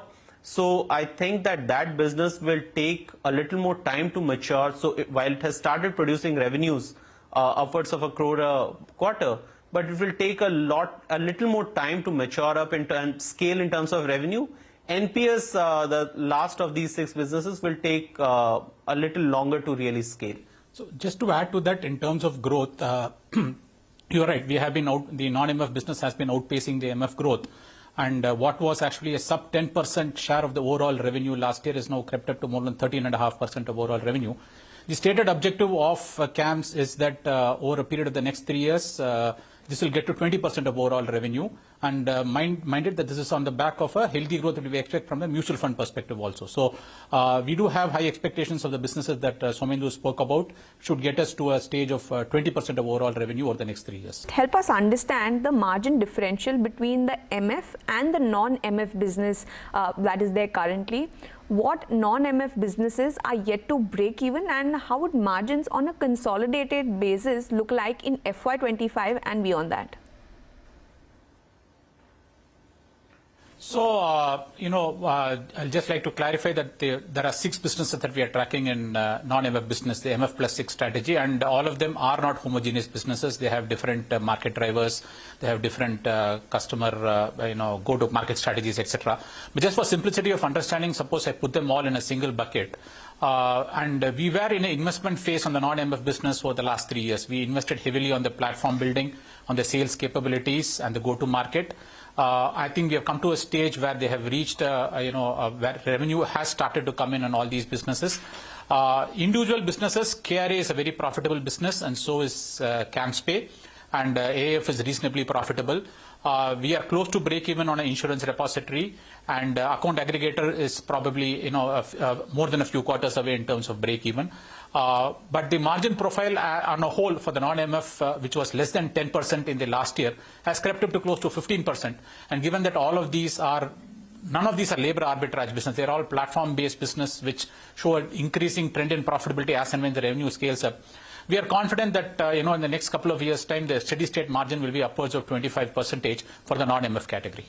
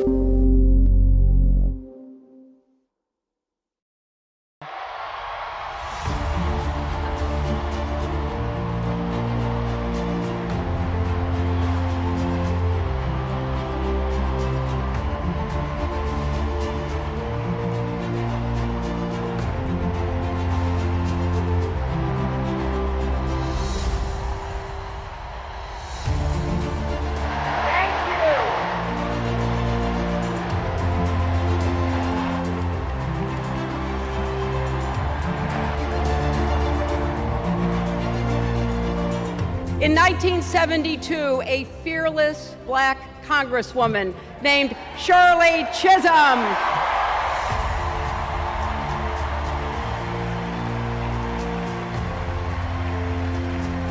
she ran for president.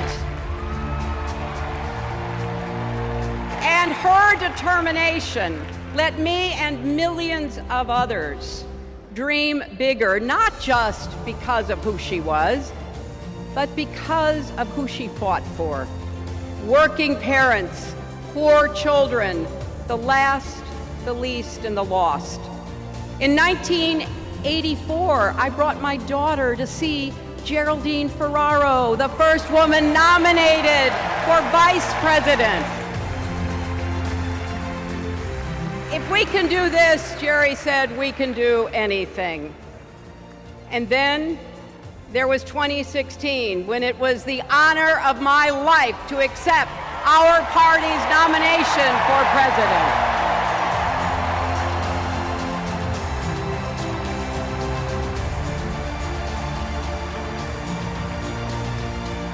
I wish my mother and Kamala's mother could see us. They would say,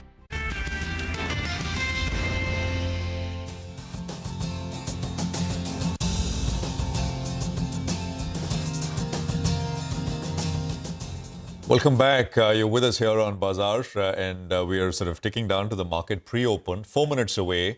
Mitesh and Sudarshan are with us with what they want you to do as we kick off another session. Gentlemen, morning. Mitesh, what's the recommendation? Nice pullback in the end, last 45 minutes yesterday.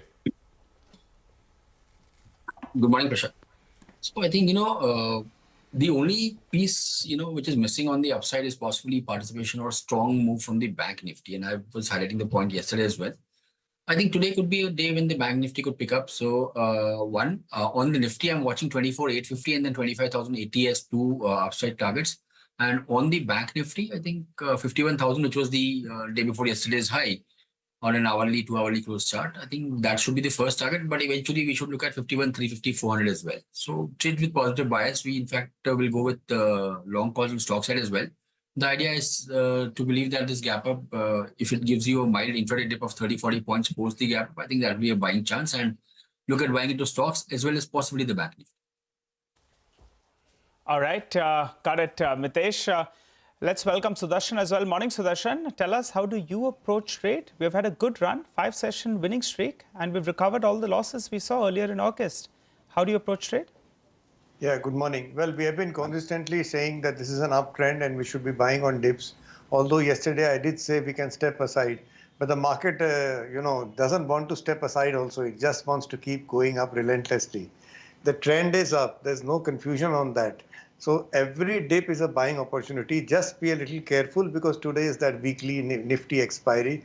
But beyond that, if you see an intraday dip, buy the next week's options and carry the position forward. The chances are that eventually we should touch 25,000. That's a chance, but we have to go for it. The Bank Nifty is on the verge of a breakout, whether it does that or not, but it's worth going, taking a long position in it. The two sectors I'm watching today are IT and banks. All right. What we'll do is we'll take a quick commercial break here. Sudarshan and Mitesh are with us. See you on the other side.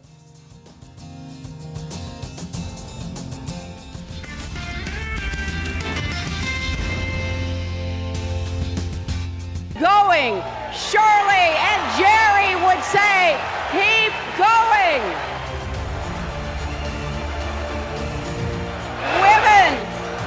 Women fighting for reproductive health care are saying, keep going.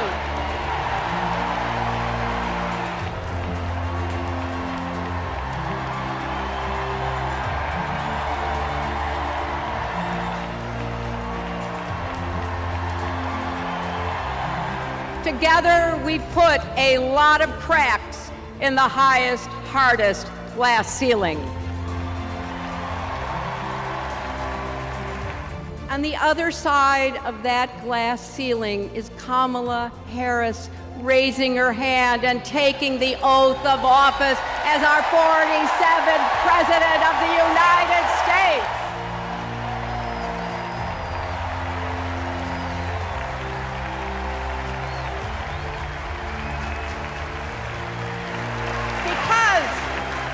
My friends, when a barrier falls for one of us, it falls and clears the way for all of us.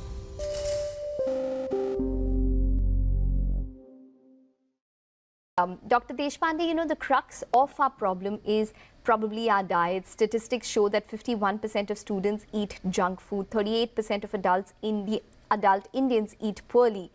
So what is wrong with our diet to that extent? Is it the lack of protein? Is it too much carbohydrates? Or is it the incremental amount of junk food that our diet has, turned towards in the past couple of years? Right. So yes, you're very right. The problem is calorie excess because of abundance of food. The other problem is carbohydrate excess. And the third is protein deficiency. So all these three put together are a recipe for disaster, because you are increasing your calories, which is going to make you fat and obese, and you are increasing your carbohydrate intake with all the junk food that is there, and you're also increasing your fat content. And all of this is ultimately going to lead to a lot of insulin resistance, fatty liver, and this is inviting all the metabolic diseases that are associated with obesity. So junk food is very high on processing, and processing is really bad because it can cause a lot of what we call oxidative damage. What is a good source of vegetarian protein according to you, Dr. Deshpande, and how much protein should one consume? Yeah, so typically if you're really very active, the formula is that you should get 1 gram per kg of your body weight. But if you're not very physically active, if you're much older, you can go to 0.8 grams per kg body weight. If you talk about vegetarian sources, there is no complete protein. So you will have to eat multiple sources of protein, because all the amino acids are not contained in any single food.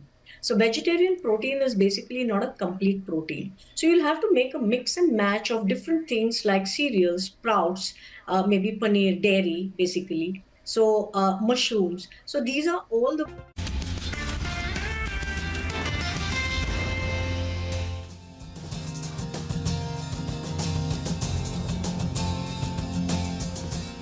Welcome back. So just about 12 minutes ago, before the day's action kicks off, pre-open rates are coming through and the color is green. I mean, in step with what most of the Asian markets have been doing.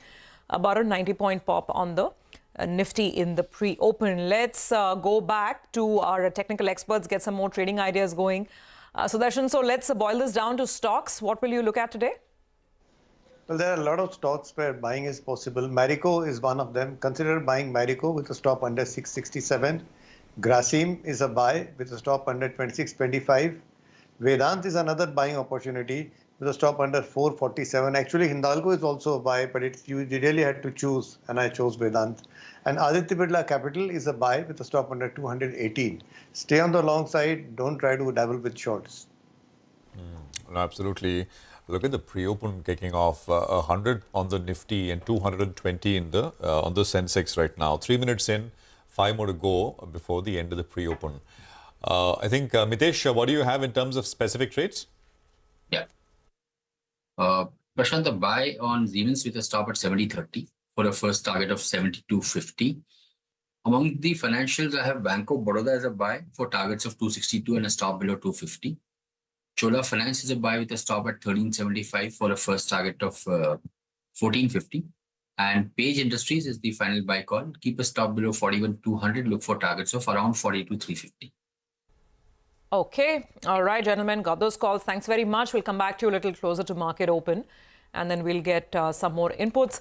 For the timing, let's also look out for some F&O cues and F&O trades. We have Chandan Taparia joining in from Motilal Oswal Financial Services for exactly that. Chandan, hi. Good morning. So the market is looking green in the pre-open. What about your trades today, index and stocks?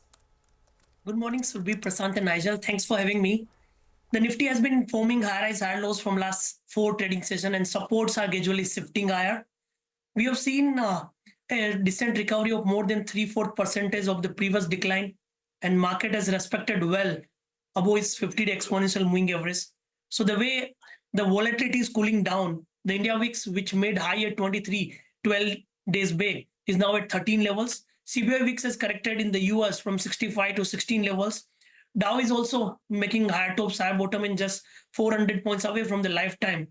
All the data setup indicates that market is all set for the next leg of rally. However, we need to keep in mind and focus on the key event, that is the US Fed statement and US Fed meet.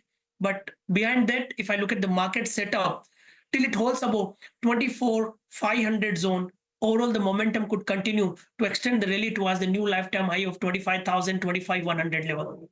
Now, looking at the Bank Nifty index, Bank Nifty was continuously underperforming, but now it seems that double bottom has formed on the daily chart with multiple support at 49,650. It is struggling near its 50-day exponential moving average. So a small follow-up beyond 50,750 could open the short covering trigger of 500 to 700 points. So hold of 50,500 could see an up move towards 51,250, 51,500 level. Now looking at the stock wise, first that is buy on Hindustan Unilever. Nifty FMCG index has given a consolidation breakout, and HUL is one of the strongest name which has formed a small triangle formation which has bullish implication. This formation is happening after the consolidative move of last 22 days. So recommending to buy with support of 2730, and HUL can head towards 2920 level. Second trading idea, there is buy on SBI Life.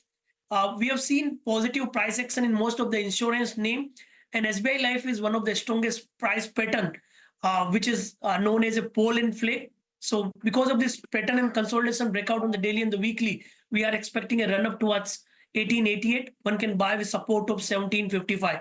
Last trading idea, that is buy on Jubilant Food. The stock has been making high tops, high bottom on the weekly chart. It has seen a consolidation breakout of last 6-7 days. Positive momentum and the recent consolidation could aid the fresh leg of rally with built up of long position. So one can buy with support of 633, and we have a target towards 680 in the counter. Okay, all right, got that. Thanks very much for that, Chandan. You have a good trading day, and we'll connect again soon. Well, with that, let's move on and put the focus on the insurance space. I mean, yesterday, once again, we saw a big surge in the life insurance stocks, the frontline ones, HDFC Life, SBI Life, they were all up and about. So is this just sector rotation taking place, or is there something underlying, the business fundamentals that are looking better? Well, let's ask that question to Manas Agarwal. He's Vice President Research at Bernstein. Manas, great to have you on. So there's so much happening, right, with the life insurance space over the last 1 year. We've seen so many changes with respect to taxation and, just regulation overall. So first of all, from a regulatory perspective, I mean, have things completely settled? And this recent bout of an up move, which has taken many stocks to their 52-week highs, what do you make of it? Thanks for having me first up. Your question on regulations, I think all the known issues have been absorbed or reflected in last year numbers and prices. Surrender value impact, which is the last change that happened, a lot of people were fearing a larger impact. HDFC Life came out and guided towards a lower impact, and I think Max has come out and guided towards a higher impact, but still lower than what people are fearing.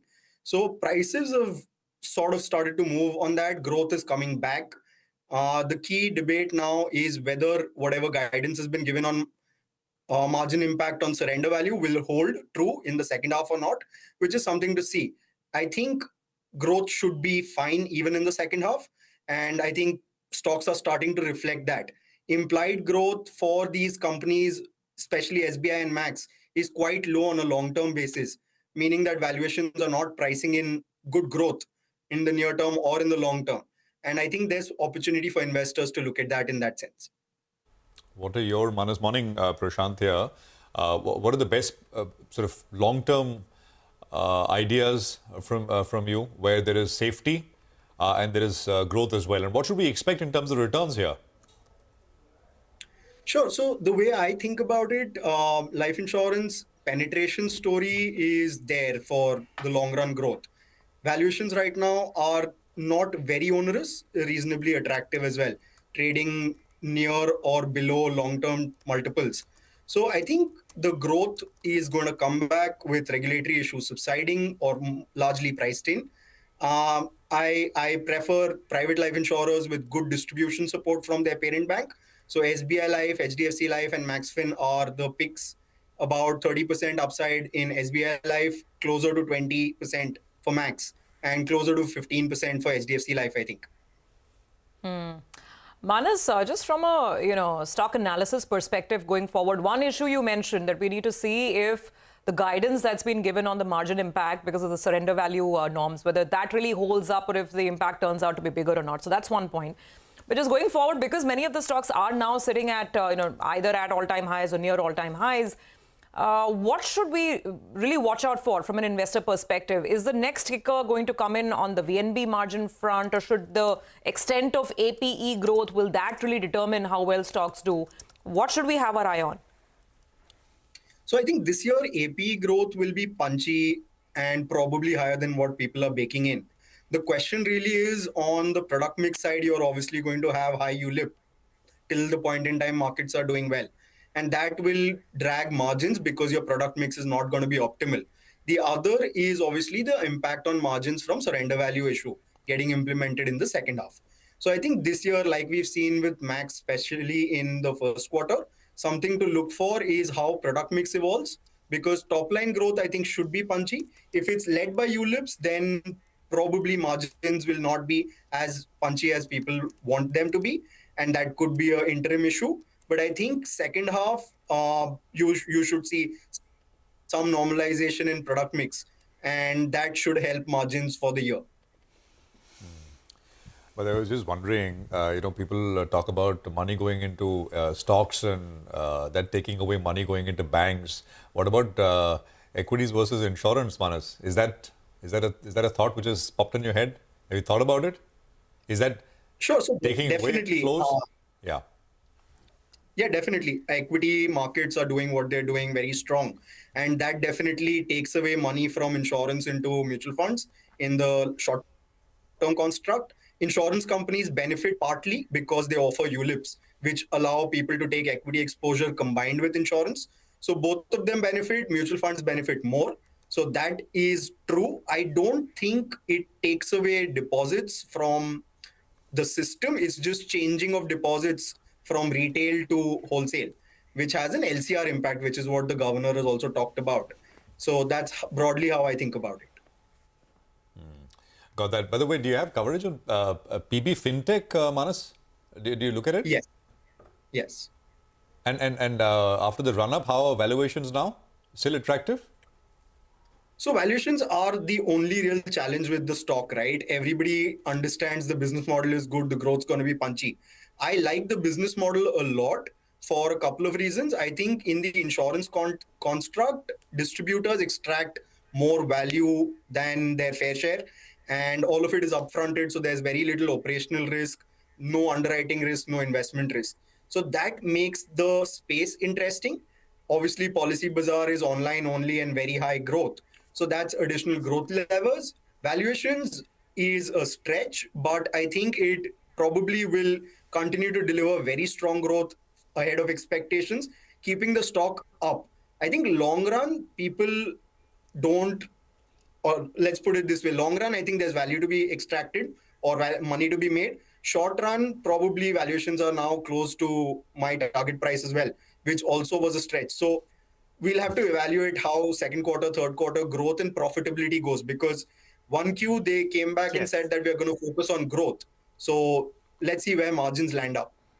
Okay, I appreciate you joining in, Manas, and giving us those views on the sector. We look forward to having a chat with you in the time to come. Let's focus on Shyam Metallics. In pre-open, that's one of the stocks that's buzzing around. UBS has initiated coverage on the stock. They have given a target price of around 1,200 rupees. And for starters, the stock has moved in that direction. They are valuing the stock at around 8 times EV upon EBITDA on the forward earnings. And they believe that the company is on track to compound in terms of EBITDA for the next few years. They are factoring in 39% EBITDA CAGR over 2024 to 2027. What makes the company stand out? They like the company's pragmatic approach to move up the value chain, diversifying products as well as metals, and also they talk about backward integration that's going to help them operationally. Three big numbers they've given. VAP as a percentage of the total mix, they're expecting it to go to late 60s from early, from late 50s as of now on revenue as well as EBITDA. ROC, they see it move up to around 28% from around the 22% right now. And they believe that as of yesterday's price, well, the stock was factoring in EBITDA number of around 3,700 rupees, while they are working with a number in excess of around 6,000 rupees. Put all this together, the stock is up with a gain of close to around 7% in pre-open. Keep in mind the free float is very, very limited with the promoter holding at more than 75%. All right. We've got the market open coming up, and we'll keep an eye out on Shyam Metallics. A couple other stocks as well, which we will get to in just a bit. But the first rates on the indices, 24,800 plus 830 is where we are starting. That's about 0.25% higher. This, of course, after yesterday's 70-point gain on the Nifty. The Bank Nifty is up about 0.4. And that also pulled back nicely towards the end of the day. It was looking sulky all day, and then it pulled back. You've got the Sensex at about 81,100 plus. The IT index is starting 0.5% higher. The IT index took a bit of a break yesterday. It was FMCG and pharma which participated on the upside, sectorally speaking. And that's the heat map for you. So you can see there's I think about 10 stocks lower, 40 higher broadly. So it's overwhelmingly up and about at this point in time. 55 on the Nifty. Just looking at some of these block trades that were happening. On Kalyan, I think the block has happened, at least one of them. The stock is up about 6%. Shah Metallics, which Nigel was alluding to, is off to a flying start on that UBS note. 8-9% up on Shah Metallics. So it's once again proving to be a day where the broader markets are really catching the attention. Zomato, taking over the ticketing business from Paytm. That stock's up about 2% as well. So some of these newsmakers are the big high flyers this morning. On the large cap screen, it's actually looking pretty okay. Grasim is the top leader, which is a rarity. Don't see that often. But Grasim is up almost 1%. Infosys is also gaining ground 1% higher. LTI, Mindtree, Wipro. So there's a bit of a technology flair to things. The Bank Nifty is actually doing better than the Nifty now. And that would be courtesy an ICICI Bank, Axis Bank, SBI, Indus chipping in. Let's see what HDFC Bank is doing. Yep, that's also on the upside, about 0.5% on the gaining side. So banks for a change are leading from the start. Let's see if that will continue.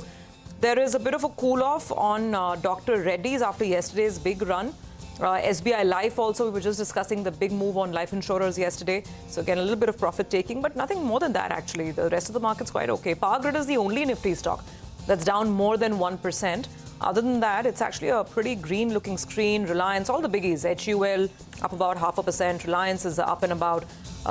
So largely speaking, it's a good opening. 66 points at the start for the Nifty. Well, that's right. Plenty of stocks moving around. Deepak Nitrite, that's up closer on 3.5%. Sonal told us earlier about the DGTR has recommended anti-dumping duty on isopropyl alcohol. So that stock is flying away. Manappuram Finance holding strong. It's up closer on 2.9%. So good up move is what you're seeing.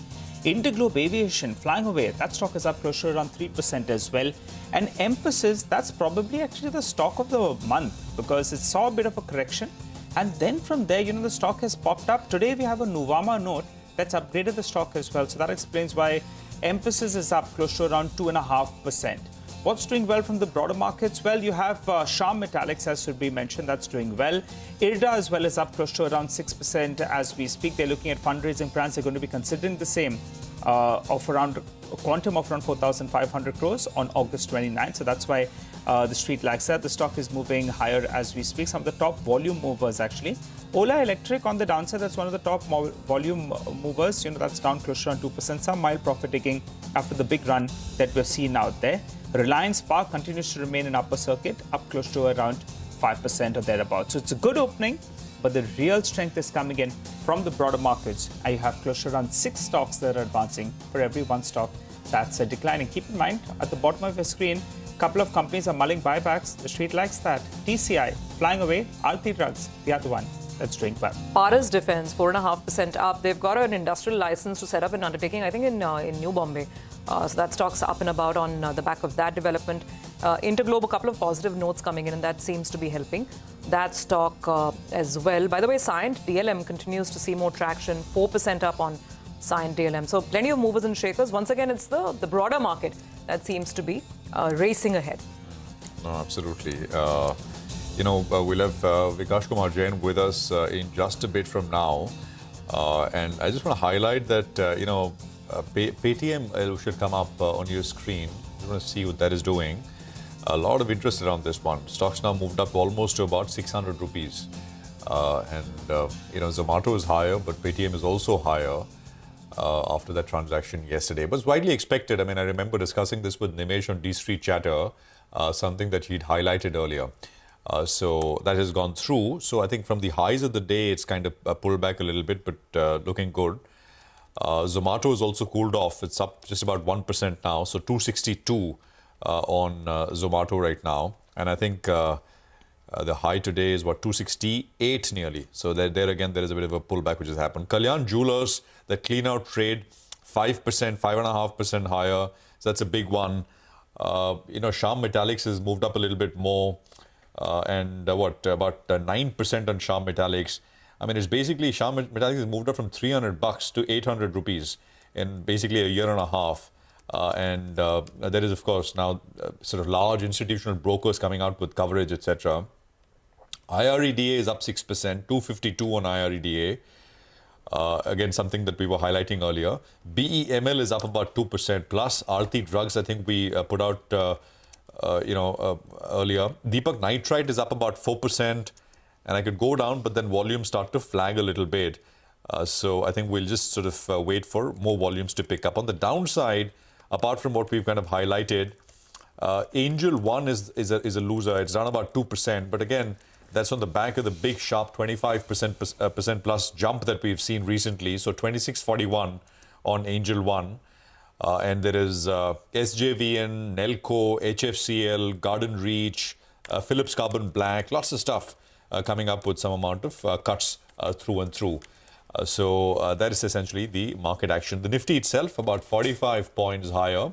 We're at about 24,815 at this point in time. So, let's actually highlight Interglobe Aviation. I think Nimesh is going to be with us to talk about this one, where there is a call which has come through, an upgrade. What else? This is actually Jefferies. I was looking at it. We'll get Nimesh in a bit to talk about it. The target price that Jefferies is now putting on the stock is 5,225. So it is still a substantial up move that they're talking about. And what is Jefferies really saying? They're saying that the operating performance has consistently surprised on the upside of the last many months, over a year. And they're saying that the company has maneuvered quite successfully through a lot of the headwinds, whether it's capacity constraints or costs. So that's what's making them quite optimistic. There's HSBC as well. Even HSBC's price target is northwards of 5,000. Some of these positive notes seem to be rubbing off on Interglobe. And for all practical purposes, guys, and how many airlines are there in the country now? It's come down to that level, right? We all know SpiceJet's issues and the regulatory headwinds they're running into, and of course a lot of payment issues. So yeah, Interglobe, and the fact that we're getting into a festive season. I was reading somewhere, I didn't check it on the apps myself, but apparently tickets for Diwali, they're already running into thousands and thousands. I mean, if you're booking a Delhi-Bombay ticket. So yeah. Thousands, doesn't it could be 2,000, 3,000, 4,000? No. Apparently, the headline of the piece I was reading was like 30,000 or something. Okay, so you mean tens of thousands? Tens of thousands. That's a better way of putting it. Yeah. But no, absolutely. And by the way, of course, Indigo is now that the analyst meet, the investor meet at 18 when they kind of sort of announce that they're going to have business class and they're really moving up the premium chain. So far, of course, it's been very efficiently run, and we'll, I think, have more on this one with Nimesh in a bit from now. But we have the management of Chola now joining us. If you do, we should sort of get them on. Okay, I think Nimesh should be with us in just a bit. So Jeffrey's coming up with that call. Let me actually I think we can go across to Nimesh now. Nimesh, take us through what Jeffrey is saying. Hi Prashant, the stock is buzzing in trade largely on back of a couple of upgrades which have come in on Interglobe Aviation today. But do remember, the very near-term headwind for the stock would be the potential sale of Gunwal. The 5-month lockup has got ended last week, so anytime that block can come. However, in terms of brokerage notes, Jefferies has today upgraded the stock to a buy from hold, and they've raised the target price now to 50 to 25. I guess most of the brokerages are between 5,200 to 5,600 in terms of target price on Interglobe. Now, they believe that the company's operating performance has consistently surprised positively in the last 12 to 18 months, and the fact that the industry capacity additions is very precarious, which would mean that the spreads are going to be quite healthy going forward as well. On back of all this, Jefferies has today actually raised the EPS estimates by 6 to 7% for FY26 and FY27. Even HSBC has put out a note on Interglobe Aviation. They've raised the target price now to 51.65. They believe that the addition of business class will mean that the monopoly of the competitors like Air India will end, and this will expand the business for Interglobe in the corporate category, and that's going to be a big chunk going forward for Indigo. So back of all this, even they have raised the target price. So multiple upgrades coming in, but do remember, as I said, the very short-term headwind for the stock would be the Ganwal stake sale. They still own 20% stake, and they've been selling every 150 days for 5 to 6% in the open market. So that's going to be a near-term headwind for the stock. Got it, got it. So we need to watch out for that. By the way, Nimesh, thanks very much for alerting us on Kalyan. Before we let you go, Kalyan is right now flying almost 6-7% higher. And Nimesh, remember, was alerting us that there will be blocks, and in all probability, you might have the promoters selling some stakes. So the blocks, I think, they've already happened, Nimesh, on Kalyan? Yes, yes, Surbhi. So, there was a pre-open trade of close to 5.7%, which I understand the institutional investors have participated. And yesterday, the promoter entity did, announced officially that they're going to buy 2.3% stake. It's basically Warburg Pincus who've sold out completely after today's block deal. That's my understanding. They sold earlier this year as well, and this was the last trade. I think they were owning close to 8 to 9%. And with today's block deal, with promoters buying 2.5% and the remaining 5.7% bought by institutional investors, looks like it's a clean out trade. The overhang now from Warburg is largely over. The good part about today's block was that the promoters themselves have committed and bought 2.3% from Warburg Pincus.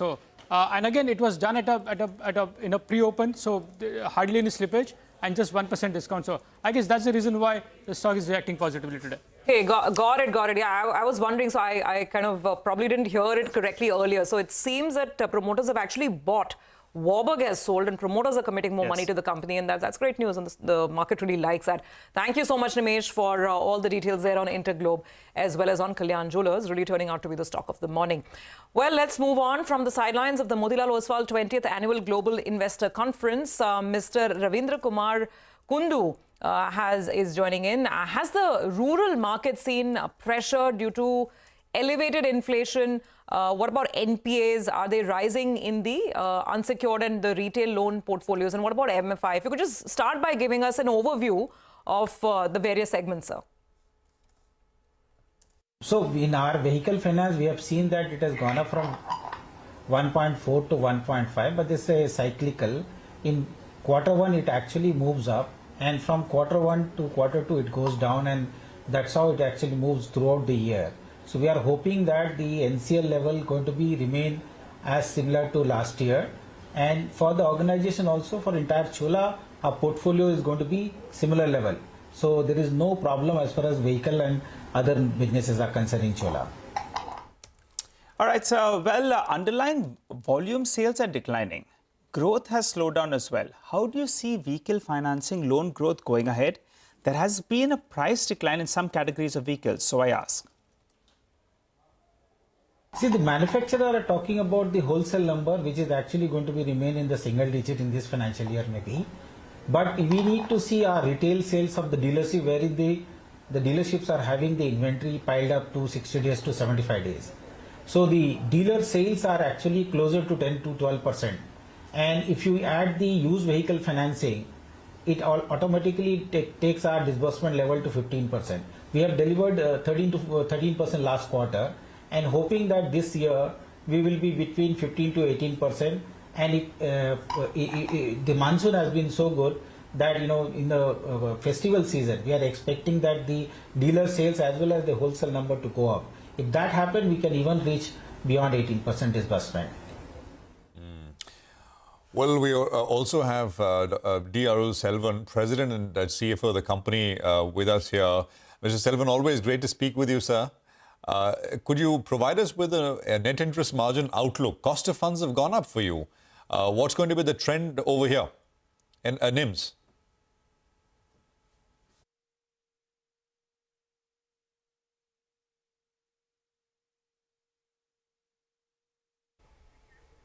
Confident that we can hold the cost of funds levels at the Q1 level because of 2-3 reasons. One, large part of our borrowings are treasury bill linked, and we are seeing the reduction in treasury bills happening, and that is getting favorably impacting us on the cost of funds side.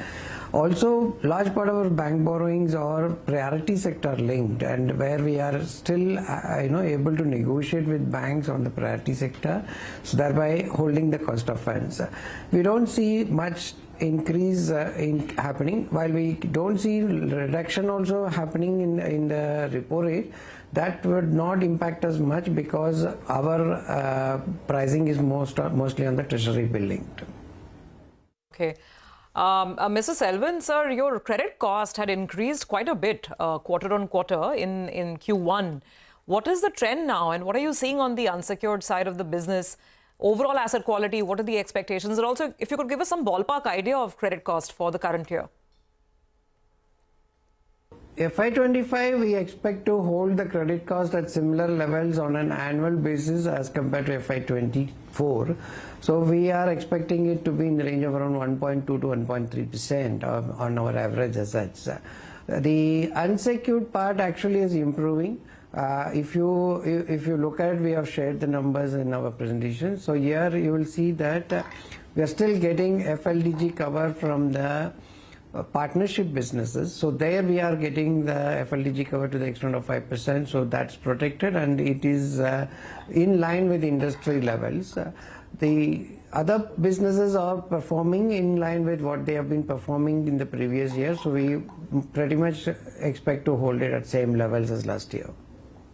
Got that. Let me come back to you, Mr. Kundu. The RBI has been cautioning NBFCs on home loan top-ups and has been asking a few lenders to slow down on the growth front. Your overall growth is high. So do you intend to curtail loan growth?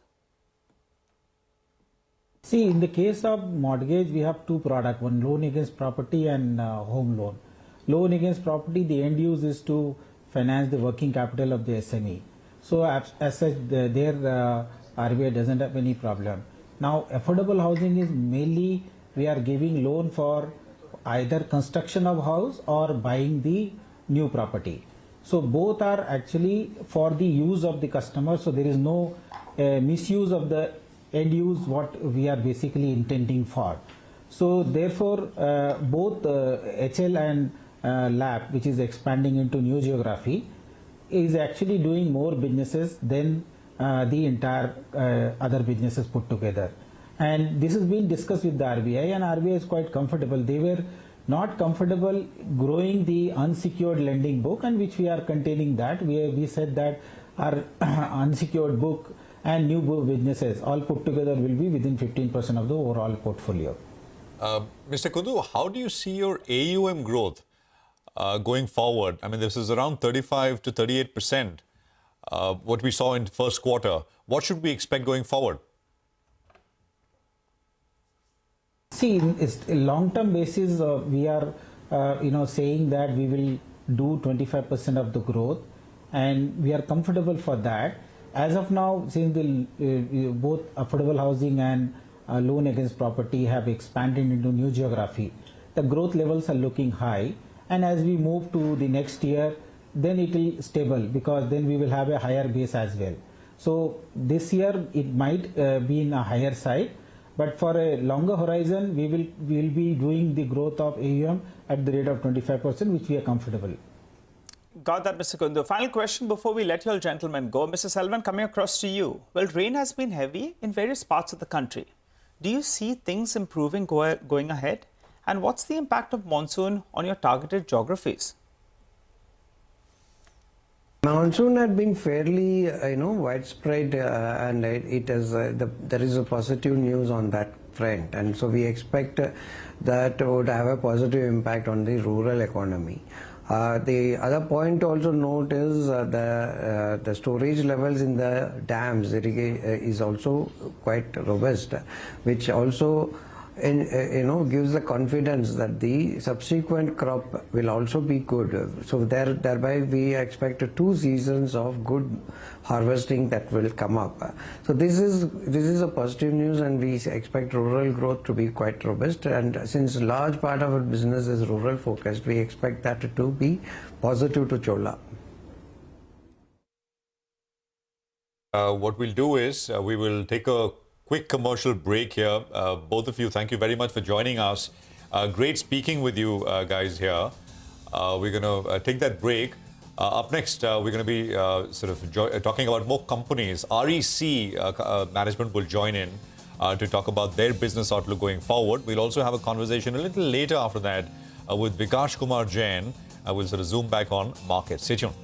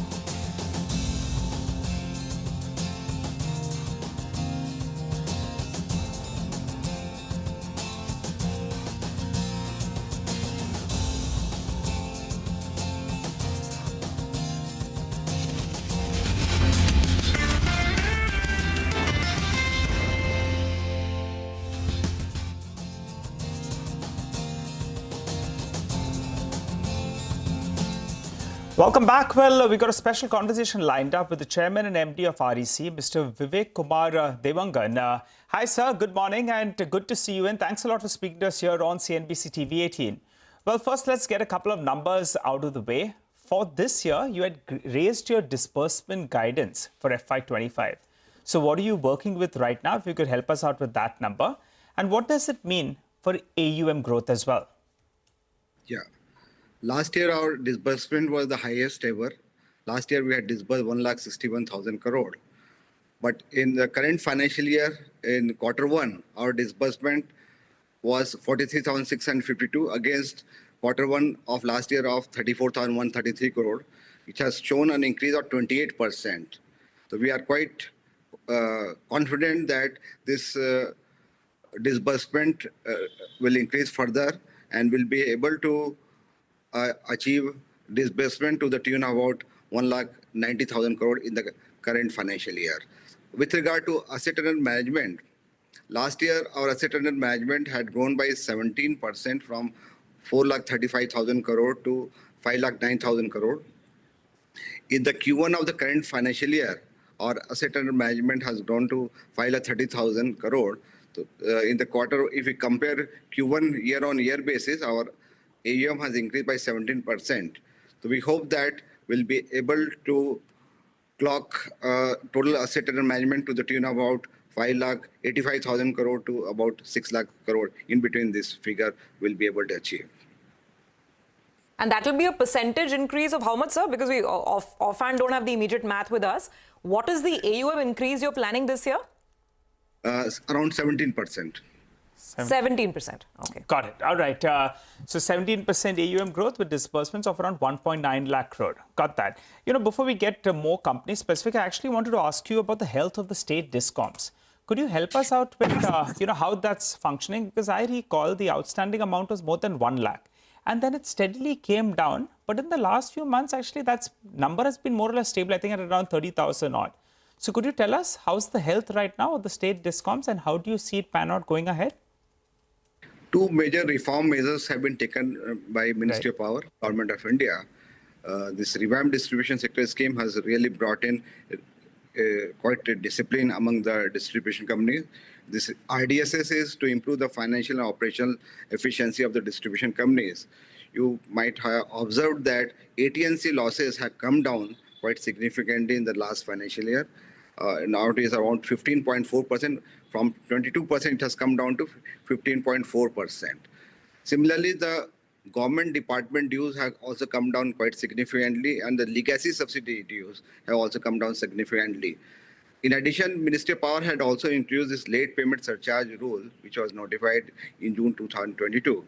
Thereafter, the distribution companies have been clearing the dues of transmission companies and generating companies. Current dues are being paid regularly, and the legacy dues are getting cleared in equated monthly installment maximum for a period of 4 years. So it started from June 2022. By the end of May 2026, we hope that all these legacy dues of Gencos and transmission companies would be liquidated. So this has really improved the overall health of the distribution companies, more so because this result evaluation framework under RDSS is quite strict. And if the states are not able to secure more than 60 marks out of the 100 marks under result evaluation framework, they'll not be able to get Government of India grant. So all the states and distribution companies are making proactive. They are taking proactive measures to achieve this result evaluation framework targets.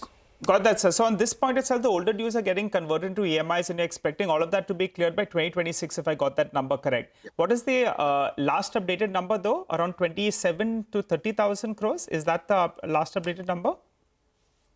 Yeah. Because there are two things. Earlier, when we had started, the legacy subsidy dues were to the tune of about 1,35,000 crore. And this dues have come down significantly to about 40,000 crore. So we hope that by the end of June 2026, all these legacy dues would be liquidated. Right. Mr. Devangan, good morning, sir. Prashant here. last couple of years have been good, right? As you've said, some of these schemes which penalize states for not sort of keeping up with their payments, etc., and all of that has worked very well. But some have pointed out that we are starting the next wave of populist spending across states. That could have an impact on state finances going forward. I mean, we're at the start of it, another one. 3 states are going to polls now, the next couple of months, more later. We've seen many of these schemes, not especially on the power side, but generally, you would agree. Would you worry about it? Actually, this prepaid smart meter is going to be the real game changer. Out of 25 crore prepaid smart meters, about 14 crore have already been awarded. And now in the current financial, this installation of prepaid smart meters will pick up. This prepaid meter installation is going to be the real game changer because collection and billing efficiency of distribution companies will improve substantially because the consumer will be paying the electricity bill in advance through prepaid meter system. But that is just one of the ways, right? I mean, the point is, if a state wants to be populist and wants to kind of give free power, for example, right?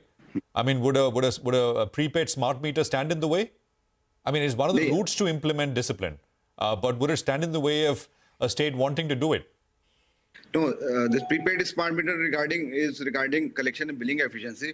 With regard to the freebies or the incentives being given by the state governments, what has happened that under RDSS, the state governments are committed through their cabinet resolution to pay their subsidy in quarterly installment. Like for quarter 2 subsidy, it is being paid in quarter 1. So this system is 99% states are paying the subsidy quarterly in advance. So I don't think it is going to affect. Let them decide to give whatever benefits they want to give a particular cross-section of the people. But they are adhering that they are paying to the distribution companies subsidy quarterly in advance. And for the benefit of our viewers, RDSS is a revamped distribution sector scheme, and we came here after a long and difficult road and journey to get some of these schemes implemented and to get the discom dues lower. And we hope that, obviously, that reform process is not thrown into reverse gear. Sir, just want to come to now some of the business parameters and really strategically, what is the roadmap ahead for REC? If I look at your AUM mix, generation, which I guess you classify largely as thermal generation, that's about almost a lakh 50. Renewable energy is about 43,000, and of course transmission and distribution is a very big chunk of your overall portfolio. Now, going forward, will you be focusing more on renewable or will it continue to be thermal? Because even on thermal, there's a huge amount of capacity being added, right? We all know the target 80 gigawatts by 2032. So where will growth come in from? Will you chase renewable also? What is profitable? In terms of just perhaps better yields? Because your NIMs have been looking very good this quarter, but now I'm asking for a vision for, let's say, at least the next year and a half. Yeah. In fact, as I had told in my initial opening remarks, that we are targeting growth about 17% in our asset under management. And by the end of 2030, we are targeting asset under management to the tune of about 10 lakh crore.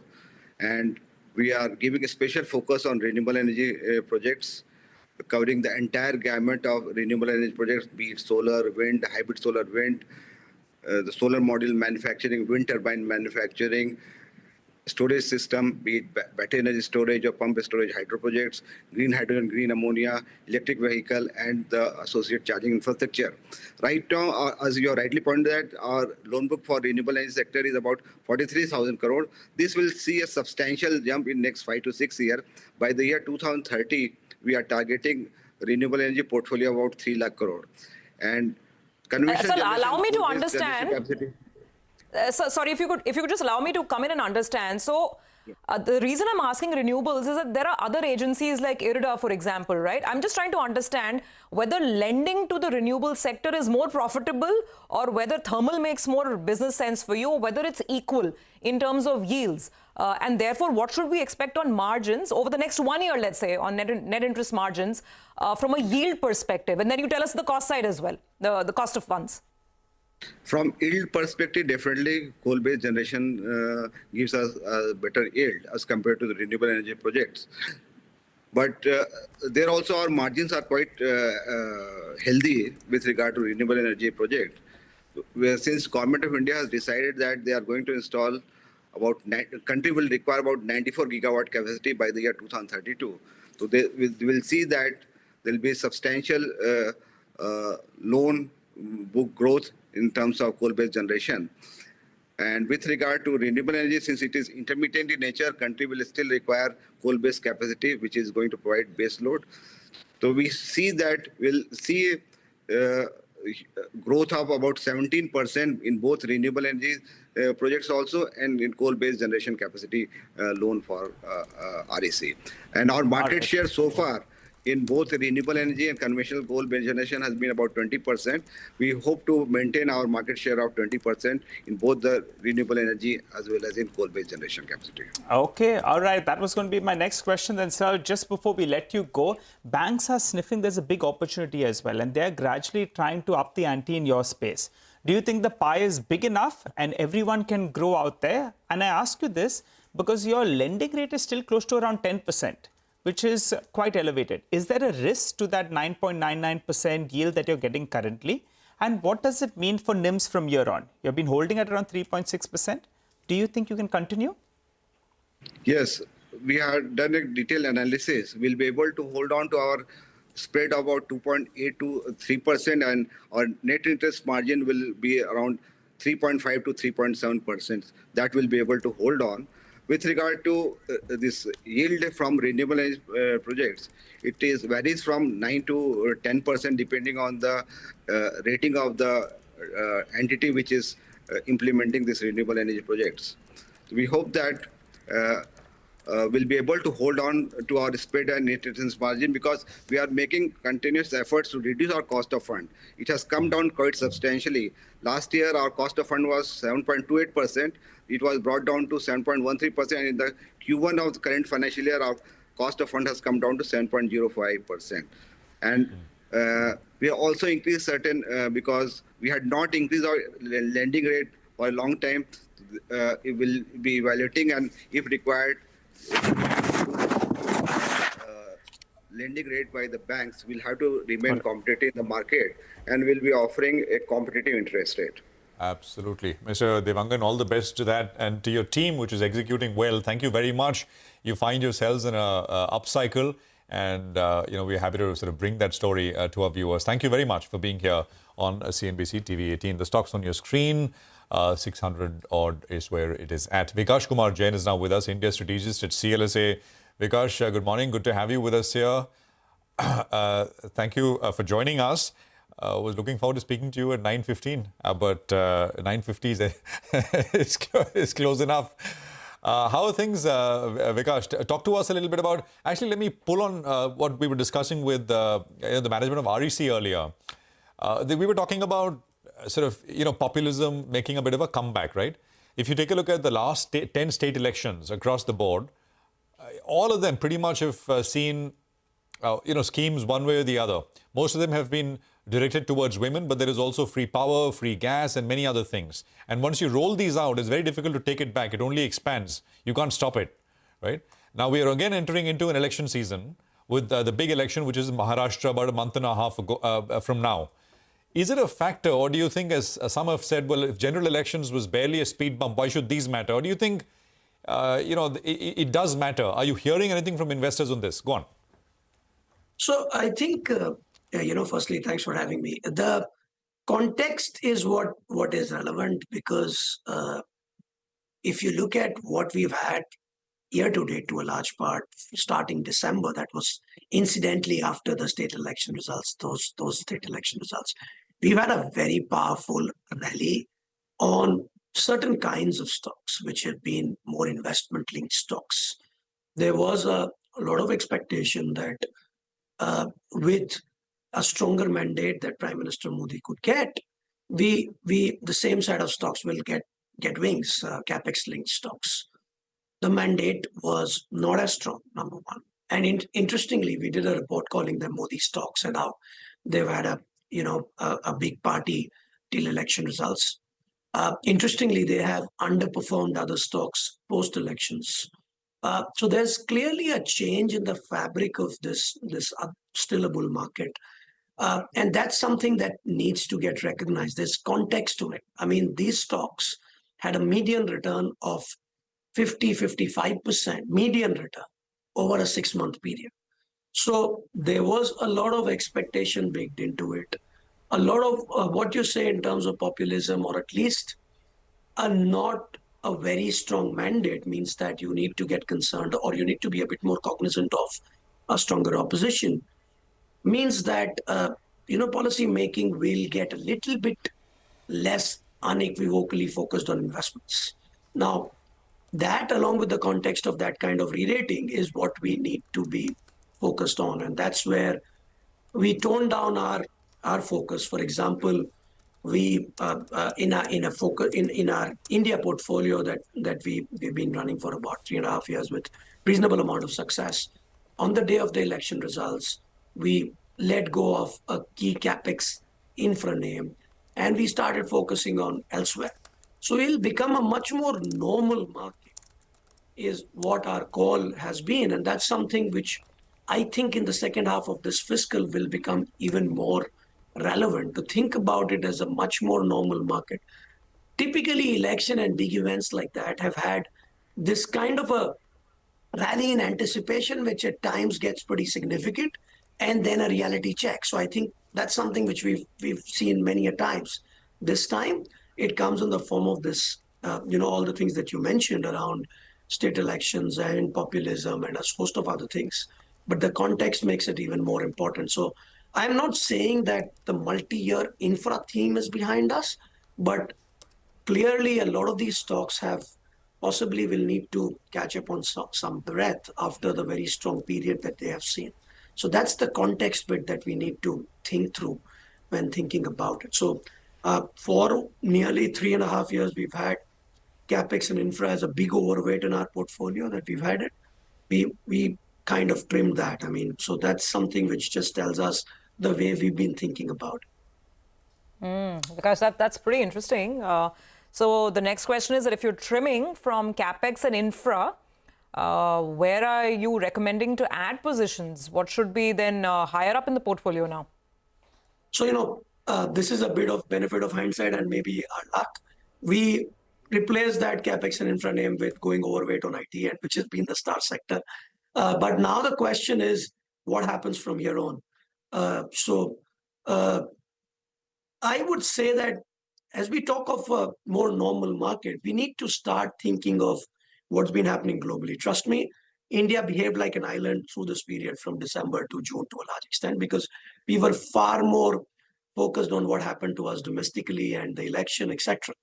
And I think we get into very interesting times with the job report and the job revisions, etc., that we must have spoken about, and the Fed meet in September. Because even the most recent comments that have been coming out of our own central bank, they do not really want to think of rate cuts right now. And let's see what commentary comes out of Fed. Sometime we still believe that in the last quarter of this calendar year, the rate cut environment or hopes will rise in India as changes that are made by Fed. But more importantly, I think whether it's a 25 bips or a 50 bips is the flip that we talk about. And maybe tomorrow at Jackson Hole, we get a better sense of where it is likely to be. But I'll be more interested to hear after the rate cut, which is more or less a given in September from the Fed, what is the commentary like? If it's still dovish, then I don't know. I am not in the camp that I don't think RBI can stay away from it for such a long time. So I would say that whole rate cut environment coming up, or before that, a period where we are sandwiched from no rate cuts to rate cuts. There will be a period where there's going to be that confusion where RBI kind of cut rates immediately or not, or there's still a lot of delay. I think that's where new opportunities are likely to emerge. I would want to think of areas where rate cut excitement or where stocks are still okay and they are leveraged to rate cuts. That's where we need to start thinking about. I'm still not in that camp. We still have a pretty big overweight on banks. We still have an overweight on energy, and we still have an overweight on IT. Those are our favorite sector. But clearly, that's where we need to start thinking of, depending on what we hear from central banks. Vikash, so talk about single stocks. Stuff you've published, which is out there. I mean, if you can. Where are these opportunities? Which are the top ideas for you now? Or you want to talk about... yeah, go on. See, we'll stay away from talking single stocks, as you would know. But you clearly have the stocks that CLSA likes, or the stocks which are in our portfolio. Those are things that you would definitely have from reports that you might see. So, but there are still a section of rate sensitives where things have not. Valuations are palatable. Now, there are some large cap NBFC names where valuations are palatable. There are some of these others which could get interesting. I'm not saying that they are interesting immediately, but if the rate environment kind of changes, those are things which could get interesting. Sensitive is one.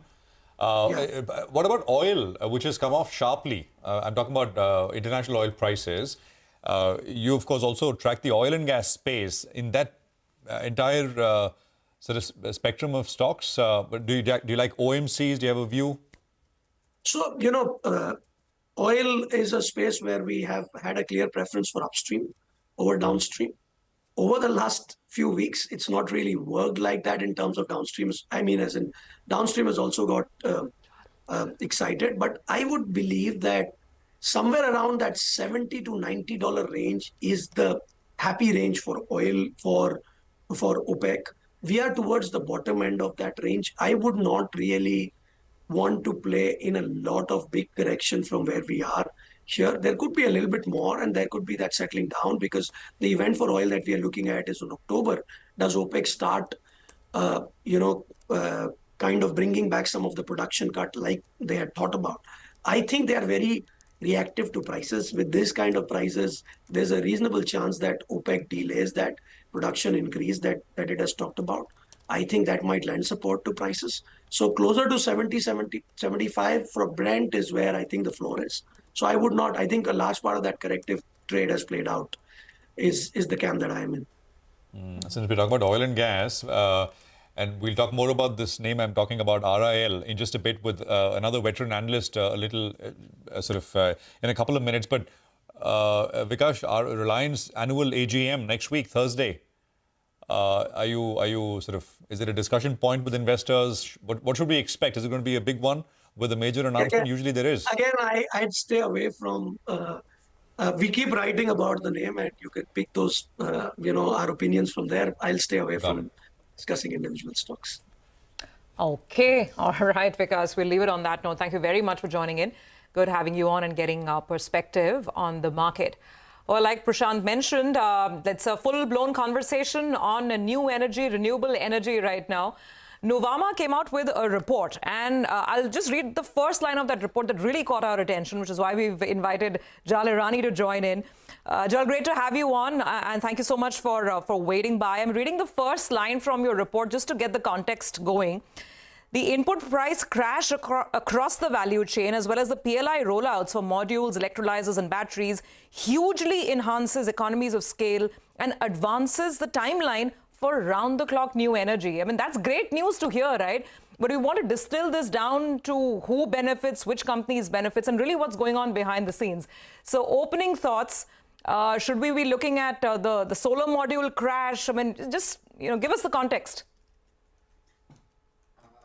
Actually, the whole new energy space is an extremely large and complex and multifaceted space. So one needs to start with sort of a top-down big picture first, because there are several sort of subsectors in this. See, the new energy space, as the term suggests, is actually relatively new to the world. It's effectively an EV moment to the world. And it's very simplistically green hydrogen and green ammonia, which could become a very significant source of energy competing with the likes of coal, gas, oil over a period of time.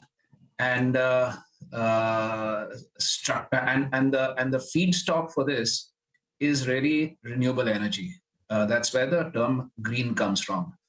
Now there is a number of things going on here, both both globally as well as in India, and both from a regulatory perspective, both from a sort of government impetus, as well as whole structural reduction in cost for the entire industry, which is what is making this compelling. Now, at the sort of right at the upstream part of the chain, you start with module prices, because modules, I mean, in the whole chain, really, there's really no raw material. It's really, the sun, so to speak. And similarly, as you go downstream towards green hydrogen manufacturing, there's really no significant raw material costs. It's so therefore, it's really the cost of equipment. It's the capital cost which makes all the difference. And as a thumb rule in any solar project, modules was about half the cost of generating solar power, and the cost of modules has halved in the last year. So therefore, the cost of your upstream input is crashing across the board, and to that extent, making the whole chain dramatically cheaper. There are there are two elements to this. Of course, there is a structural element. So module prices have been falling now, for decades. And there's a cyclical element. Both are at a confluence and playing out very well. And now you're beginning to reach thresholds where the whole new energy space starts becoming very competitive. So that's really sort of a top-down summary and context of this whole thing. Sure. So help us understand this, Jal, that when we're talking about, let's say, the near term, and give us some timelines as well, maybe the next 2 years or 3 years, when we're talking about India's renewable energy or green energy needs, is it going to be primarily driven by solar? So therefore, obviously, we need to look at what's happening on the module side. How much will it be sort of met through, let's say, green hydrogen, which is where Reliance's big efforts also come into play? There's green ammonia as well. So what's the mix? And therefore, we're trying to distill this down to stocks and companies. Who benefits? And just elaborate on RIL's own plans, because I think they're the new Gigaplex, that's coming on stream very soon. So really, who all benefits down in the chain, and what would be the implications for RIL as well from a stock perspective? Okay, there are too many questions in there. Complex issue. Apologies. Sure, no worries. So in the renewable energy space, it's really solar power, which is becoming significantly cheaper. And to that extent, in the last year itself, and solar power as an input really for the whole new energy space. So in the last year or so, we've seen nearly 20 gigawatts of solar capacities in the process of being set up. To put a base number to that, sort of prior to that, the number was less than 70 gigawatt. Now, to that extent, other sources of energy are barely growing. So it's really this sort of subsegment which is powering away the entire chain. Sorry, I forgot all your several other questions. We'll have to take it one by one. Can you repeat some of them? Yes, Jal. So from a near-term perspective, near to medium term, who are the potential beneficiaries? Any of the listed companies that we should watch out for? So look, like my predecessor, I don't want to get into companies in detail. We can talk about Reliance though.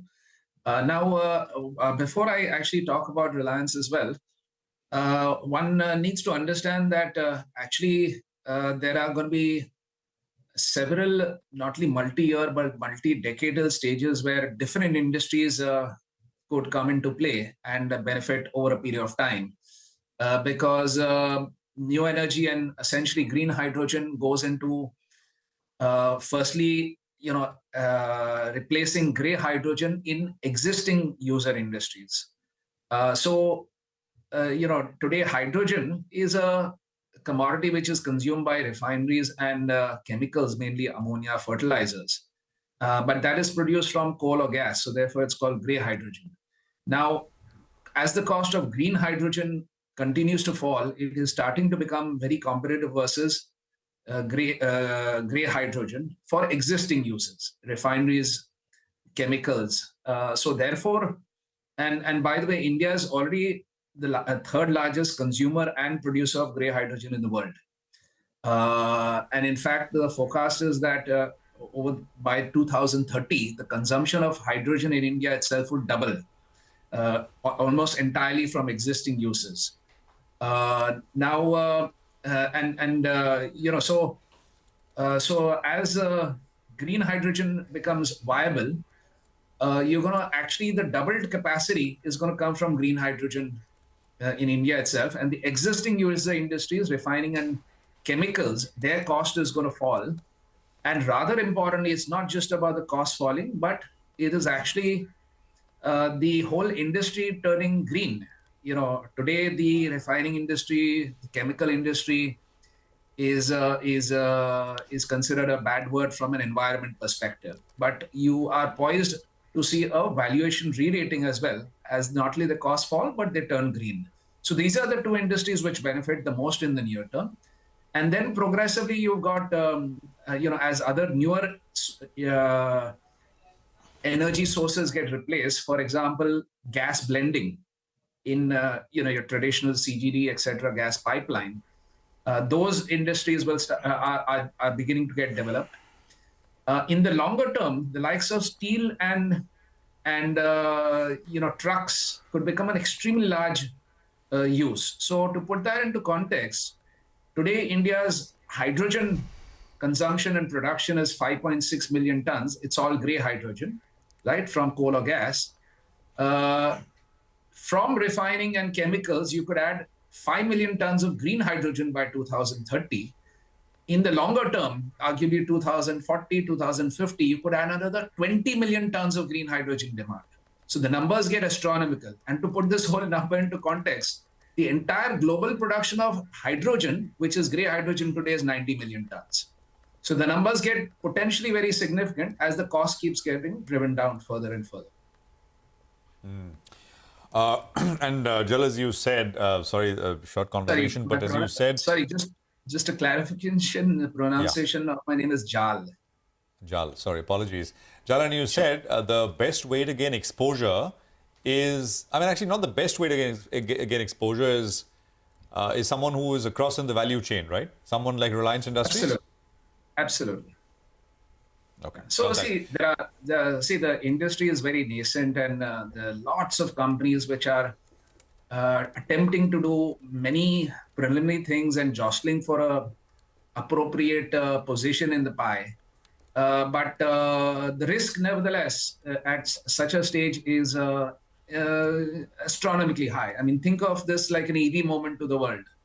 Other than the Tesla, among the original companies in the EV space, how many have survived? Really, almost none. And there were, like, I'm sure, thousands, if not tens of thousands of millions who attempted it. So similarly, basically here, there are many companies which are sort of doing little things in the space and dipping their toes. But what I find strategically very significant is how Reliance is going about doing it. It has actually thought through a very long-term, fully horizontally and vertically integrated, huge economies of scale game plan. And it is already bought out or partnered with more than a dozen technologies. And it is, also what differentiates Reliance among all the companies around the world is Reliance is already one of the largest producers and users of gray hydrogen. See, this is very important because hydrogen is an explosive molecule. You would have heard of a hydrogen bomb, right? It's got one of the highest calorific values. Technologies have changed and you can handle it, you can transport it. But at the same time, if you are producing at, if you're producing at the sort of a place where you're going to consume it, your benefit is the most. And as Reliance has got one of the amongst the largest refineries in the world, it's already among the largest producers and consumers of it in the world. So therefore, that's a significant advantage. And strategically, they have planned across the chain, horizontally, vertical integration, and some of the most enormous capacities. To put that into context, again, in for mostly solar power and round the clock, their target is to roll out 20 gigawatts in the next 2 years. The entire industry solar power generation today is 75 gigawatts. And I think today the largest solar power generator is 10 gigawatts or not more. So within 2 years, they'll become twice the size of the largest. And in fact, aspirationally, their plan is to become 100 gigawatts by 2030. So the numbers get enormous, right? But it is important to have those sort of numbers and scale. Yeah, absolutely. Jal, it's a pleasure and really an education when we speak with you.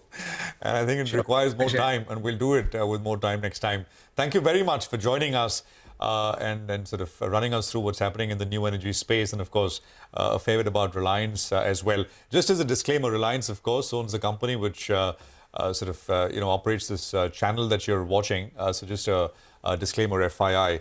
But we'll get back to new energy a little later. We'll take a quick commercial break. We're going to come back with Manisha, who puts the focus on commodities in just a bit from now. Stay with us.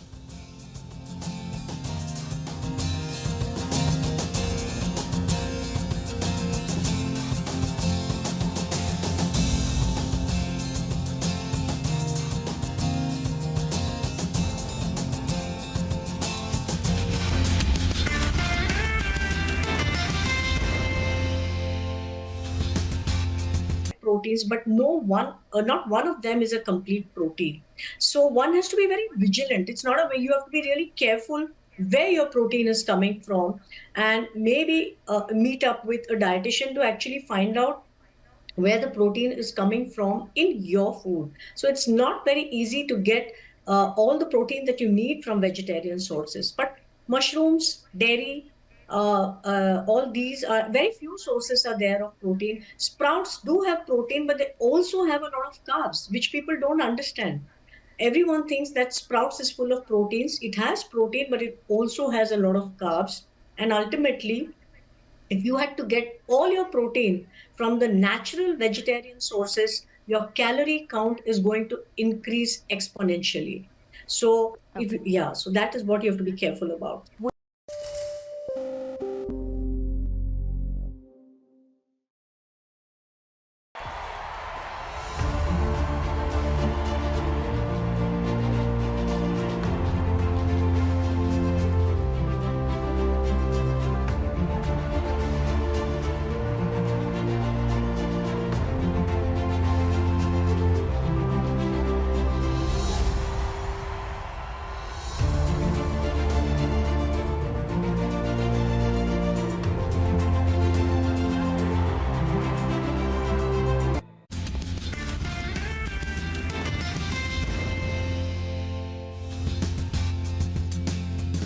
Okay, welcome back. 40 points on the Nifty, so there is a bit of a pullback from the day's high, but above 24,800 is where we're at. Mitesh is with us with what he'd want you to do now with almost about 45 minutes of trade behind us. Mitesh, what do you have? Prashant, a couple of stocks on the radar. I think both United Spirits and UBL look good, so I've chosen a UBL as a trading recommendation. Buy here with a stop below 2010 and look for a target of around 2100 to begin with, and then maybe even higher levels eventually. And then Tata Consumer, I think, after a few days of consolidation, that's showing a very good hourly to hourly pattern breaking on the upside. So recommend a buy here with a stop at about 1180 and a target of around 1250. Okay, all right, Mitesh, thank you very much for that. Well, let's quickly hop across to Manisha and look at what's making headlines in the commodities world. Manisha, over to you.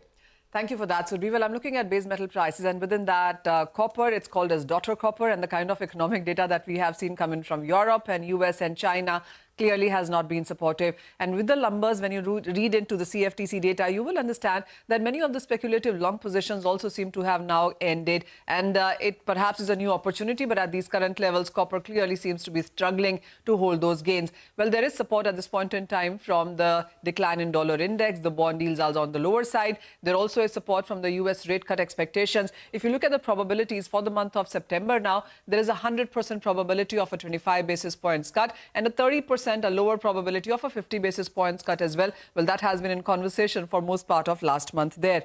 The other things to watch out really is, in sense of prices, is that while we have jumped from a 5-month low of $3.95 that was hit on 7th of August, we're trading at 4.1 at this point in time. And the reason for this is that the Chinese exports have eased from recent records. That tells you that the Chinese domestic demand also seems to be picking up.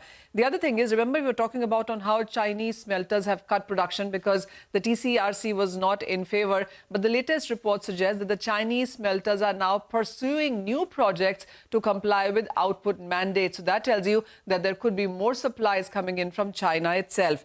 The markets also are looking at inventory surge, and that is something that is keeping the prices in check. The LME inventories have tripled since the month of May and are trading at a 5-year highs right now. So in the month of May, the LME inventories stood at 103,000 tons. Right now, they stand at 320,000 tons. So the copper inventories since the month of May have tripled on LME.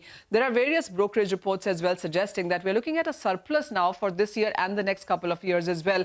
75% of inventories that are on copper are now in Taiwan and South Korea. There also was a very interesting report that came in from Macquarie, which says that the AV demand and the EV demand is not so strong right now, is the reason that they're looking at surplus in this year to the tune of 265,000 tons, next year at 305,000 tons, and by 2026 also they believe you could be looking at just more copper surplus continuing into the market. It's not just Macquarie saying that, by the way. You have similar report from BNP Paribas anticipating nearly 150 to 200,000 tons of surplus in this year. There also is a similar report from International Copper Study Group, which says that from the month of Jan to May, there already is a surplus of around 416,000 tons. So, well, yes, the copper demand is anticipated going forward from EV and etc. But currently in the spot markets, there is a surplus and even a discount in the spot markets as it goes to copper. All right, Manisha, thank you very much for that. So that's commodities for you. We'll take a break. We are back. Markets, of course, holding with a 40-point gain. My colleague Lata will get chatting on the economy segment with Asim Zru, Managing Director and CEO at SBFC. That's the NBFC, and they'll decode trends in retail lending in India and what Asim sees going forward. Stay tuned.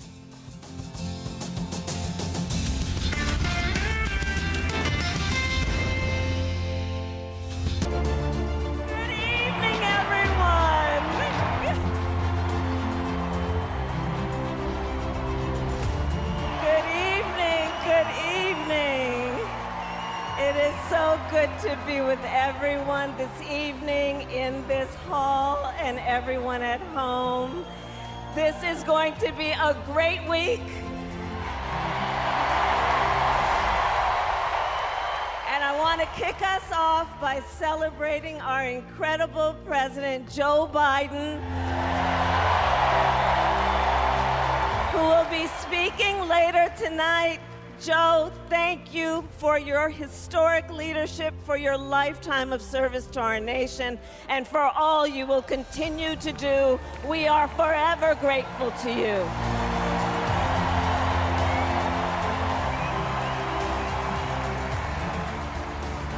Looking out at everyone tonight, I see the beauty of our great nation. People from every corner of our country and every walk of life are here, united by our shared vision for the future of our country. And this November, we will come together and declare with one voice, as one people, we are moving.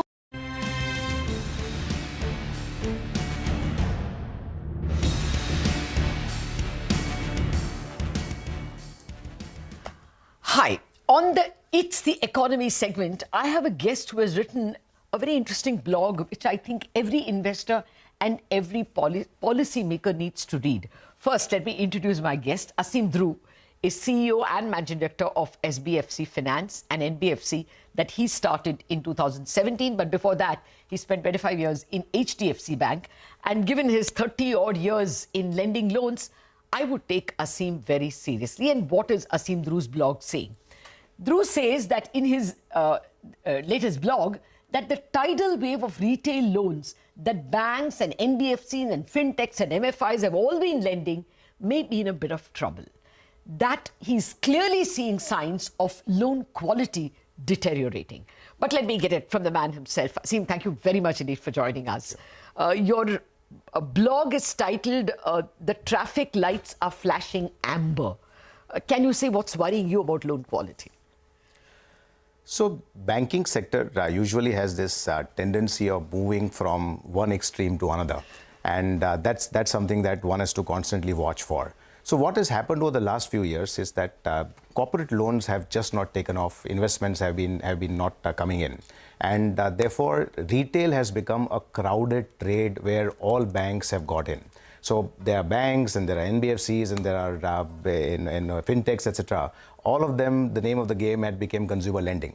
So what has happened is that the balance sheet has got tilted a little. So if you look at the overall lending balance sheet of the 143 trillion loans that are there in the country, 100 trillion is household debt. And if you break that up, then you have 15% of that is agriculture, 25% of that is businesses, because we have these small businesses, which is unique to India, which is an extension of the individual. And then you have got balance as personal loans, 60%, of which mortgage loans comprise 30%. What happens is that if you look at what concerns me, is that in this country we have got closely about 8 crore people who file income tax return, of which about 3 crore people pay tax. This is the real base on which lending happens. So when you look at percentages of debt to individuals, it may appear low, but it is concentrated on these few individuals 3 crore people who are taking the load. So when you look at that concentration, the DSR of retail appears high. In their balance sheet, when you look at a macro level, when savings are dropping and your leverage is going up, that's a classic point where one is concerned that is the retail Indian consumer in a balance sheet problem. Is he able to serve? Will he be able to continue to service his debt? Is the point you're raising. Well, I know the figures that RBI puts out are lagged, but the Financial Stability Report pointed out rather triumphantly that GNPAs, gross NPAs for the entire banking and financial sector is at an all-time low of 2.8%. So how much bad can it get at all? We are, after all, working from very good base, don't you think? No, absolutely. This need me read, in a different light. So if you look at it, we have never had a better country balance sheet. The country balance sheet is in absolute great health. We have never had a better banking balance sheet. The banking balance sheet is in superb health. We have never had a better corporate balance sheet. The corporate balance sheets also are in superb health. Completely. So the only little concern, is the retail balance sheets, where the households may have stretched a little. Inflation may have hurt them more than what we acknowledge. Incomes may not have risen to the level that their consumption aspirations have risen to. So somewhere the little concern is on the household balance sheet, but these are niggles that, so all I've said is that there is a issue that we need to recognize and slow down before we overdo it. I agree with you. And the Reserve Bank appears to have smelt the same rat that you are. And way back in November, it's almost a year now, that they moved ahead with unsecured loan risk weights increases. You think that is not enough? You think it needs to slow down much more? So one of the things that the regulator has been driving on, and rightly so, is that what are non-end use monitored loans is what is on the radar. And one of the reasons, that they're doing this also is that if the loan is not going towards consumption, then is it going towards non-productive use? And anecdotally, one sees that there are certain habits, in terms of whether it is the stock market has also behaved in a particular way, and the retail balance sheet has moved towards the stock market. A lot of people may be making a mistake of confusing a fixed deposit versus a mutual fund SIP, considering both as a risk-free asset class, which is not the case. So I think, that is warranted is that One is seeing, velocity of debt is more concerning than the absolute level of debt. So when a retail consumer starts taking loan number 2, 3, 4, at some point of time, the lenders will have to draw a line and put the discipline of lending in place. Because, when you overdo anything, it always ends one way. So it is better to be a little careful. And as a banker, you are always concerned, because you are managing some cycle or the other. Either it's an interest rate cycle, or it's a credit cycle, or it's a liquidity cycle. You are managing some cycle or the other. It is always better to be prudent and cautious rather than be reckless about it. Too aggressive. Go for growth at any cost. Your own GNPA. Now I'm coming to SBFC. Your GNPA actually fell from 2.4 to GNPA rose a bit from 2.43. It has come to 2.6 quarter on quarter. But what stood out for me in your Q1 numbers is that your disbursals are down. So should I understand that you all have already become cautious? So last quarter was a little bit of an exception because there was a RBI regulation change where the disbursals had to be accounted for at a point of time that you are actually giving out the check to the customer. So that was a 1 month lag that adjustment took place. So what accounting issue? Otherwise, it is business as usual. Okay. But have you all personally increased scrutiny of unsecured loans? I guess for you, a larger part is retail and unsecured, right? We do only secured loans, and we do only to small businesses in small towns of India. So for us, it's always been a secured lending. But wouldn't it be cash flow lending? It is cash flow lending backed by collateral. But what happens is that you do increase the gates of entry. When you see risks building in the system, you increase the gates of entry. So for example, earlier we used to have a CIBIL cutoff of 670. We have now pushed it up to 700. And we have brought in several other measures tightening it. Plus, we are more cautious of loans already availed before applying for a loan with us. And when we see the velocity of loan building before coming in, it could be unsecured loans, consumer loans, etc. Then we are a little more careful. So I would say that the mood is of cautious optimism. It is still optimistic, but a little bit cautious now. But the economy has not yet seen the corporate sector pick up the baton, or at least not so far. We are still seeing the capex coming from government and consumption coming from households through leverage. So do you think that if the capex, private capex cycle, I'm not saying it's not there, but it is not like anything it was in 2004 to 2008, then do you think we'll see a drop in loan growth?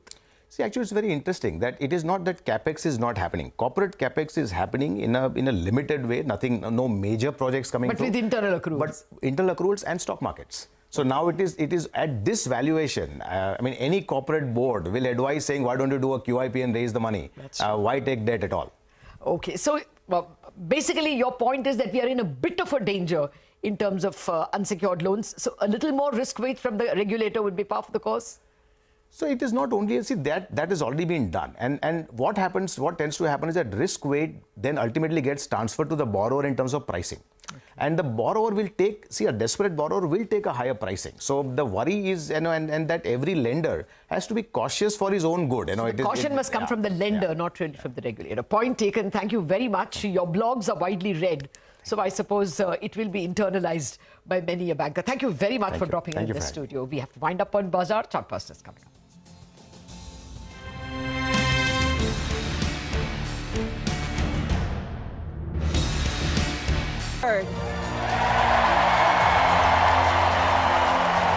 With optimism, hope, and faith, so guided by our love of country, knowing we all have so much more in common than what separates us, let us fight for the ideals we hold dear, and let us always remember, when we fight, we win.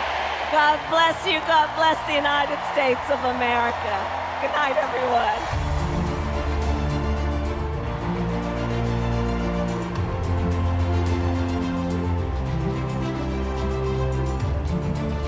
Again, what her appearance is just a preview of coming attractions of Thursday night. You can feel the electricity.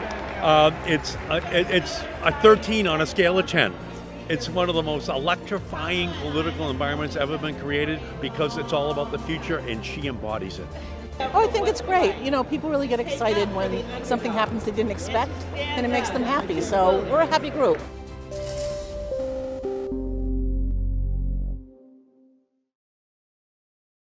Dr. Mufiam, I'm going to start with you. The Lancet study says that 50% of Indian adults are unfit and not physically active.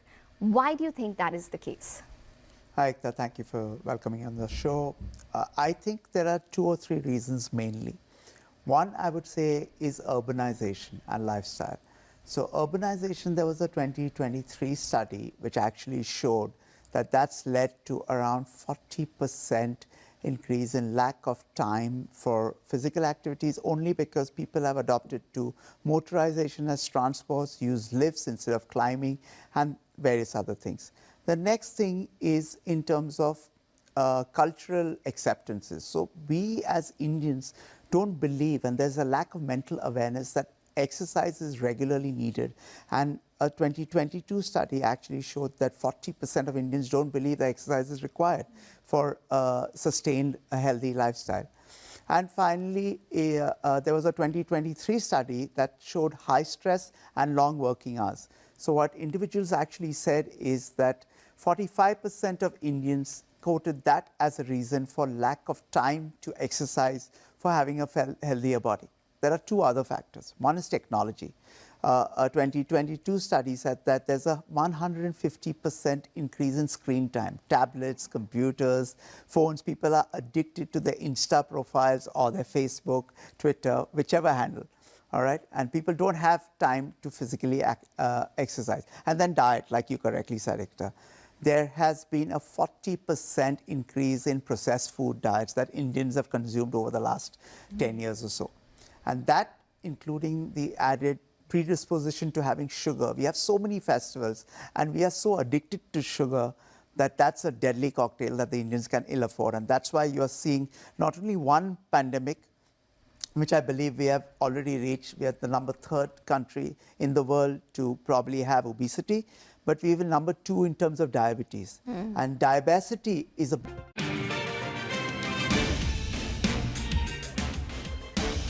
Paytm gains up around 2% as Zomato has announced its acquisition of Paytm's ticketing business for a little over 2,000 crore rupees.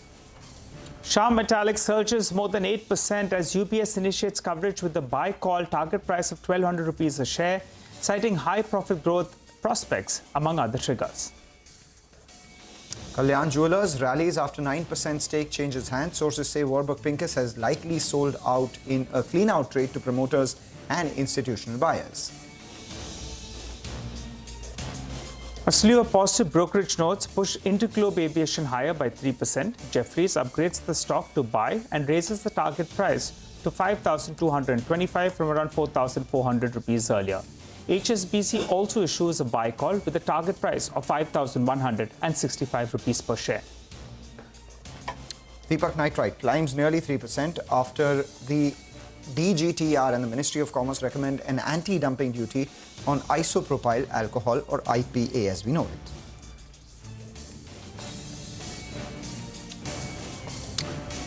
Hello and welcome to Chartbusters. I'm Nigel D'Souza. Join me as always is Mangala Balu. Well, we have all the indices that are trading well in the green, as you can see. The breadth of the market still in favor of the number of stocks advancing 2:1, though both those two have narrowed down a little bit. Mangalam, after the kind of rally that we're seeing, we're still having green on the screen.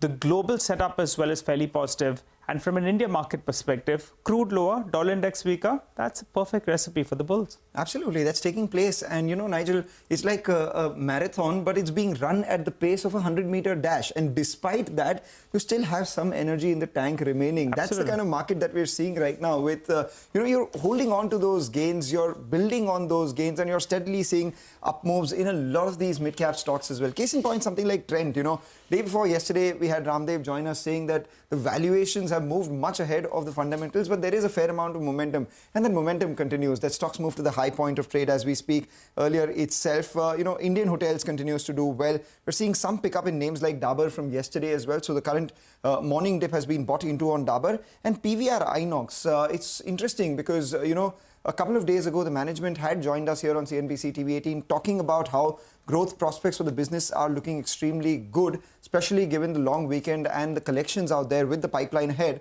But now we have, data on the exchanges saying that the promoters have gone ahead and sold about 0.3% of their overall stake of close to around 27.8% as of June itself. So a bunch of things happening in the market. Let's get in a technical call. Sachidanand Tekar joins in for a quick check. Sachi, there was green, there continues to be green, and there is still some green thereafter. Do you think, one can go long after this big rally that has taken place, or should one just hold on, wait for a dip maybe to buy? Good morning, Mangalam, and good morning, Nigel. I think clearly the headroom is still available. In fact, the way Nifty has been outperforming, it has managed to close that weekly gap window, which was there somewhere close to 24,700. The next window is at 24,940, and we see that the data is shaping towards the same. Eventually, we are of the opinion that the market will scale above the 25,000 mark comfortably, and in the coming series itself, we may see the Nifty scaling towards 25,450. So I think there's a good amount of headroom which is still available.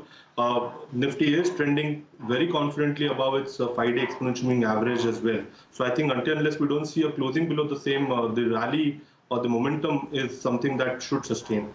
When you look at Nifty Bank, this particular index has not really contributed so much. But if you look at the last few trading sessions, it has managed to sustain above its 5 and 20 exponential moving averages.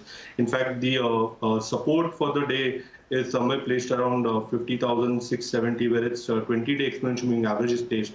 And almost after almost after a month or so, it has started trending confidently above the same. So probably we may see the Nifty Bank contributing from here on, and we may see an elevated move towards 51,500 when it comes to Nifty Bank.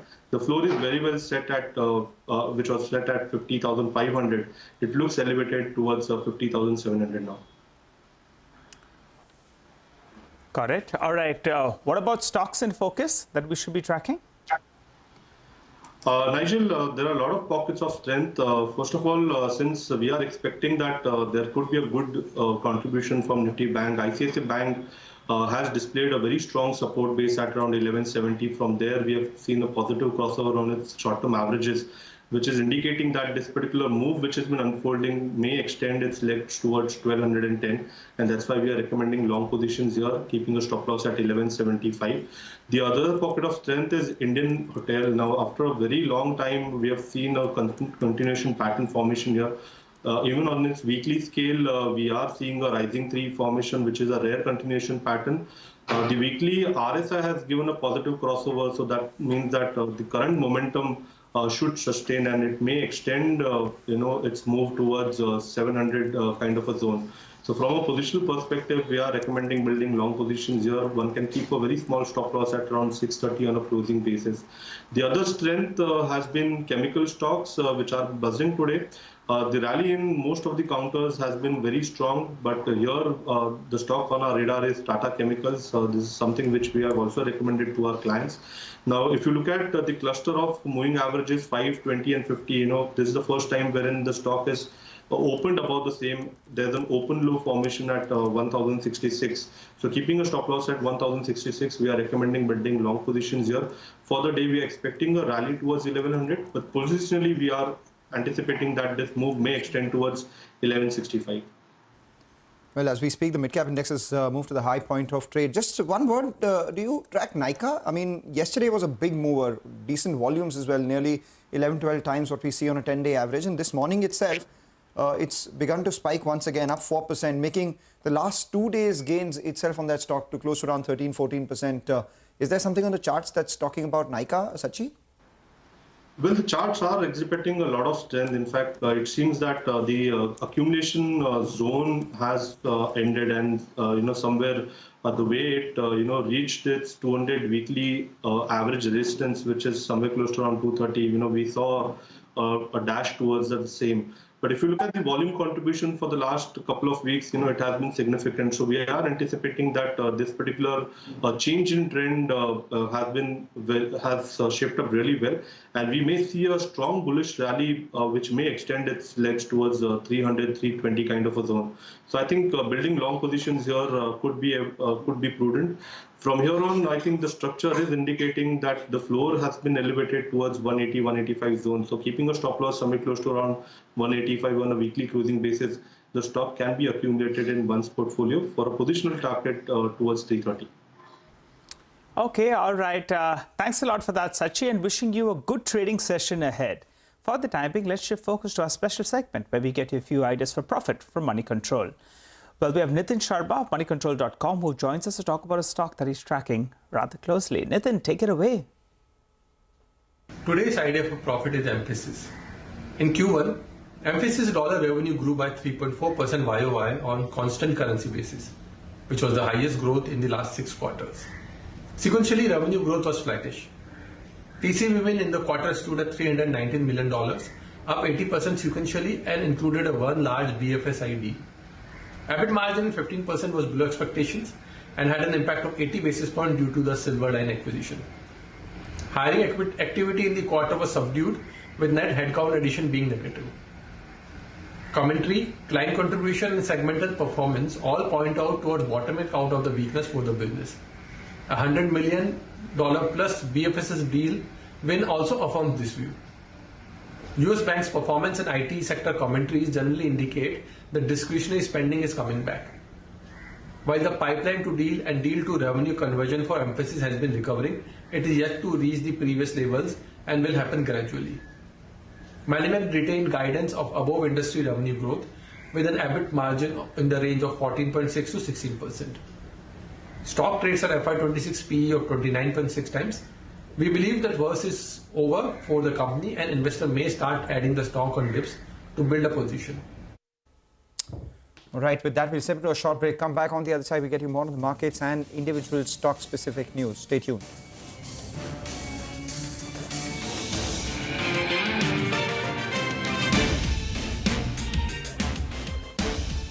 Obesity alone, because that's taking lives, affecting our loss in man hours and affecting overall growth in India.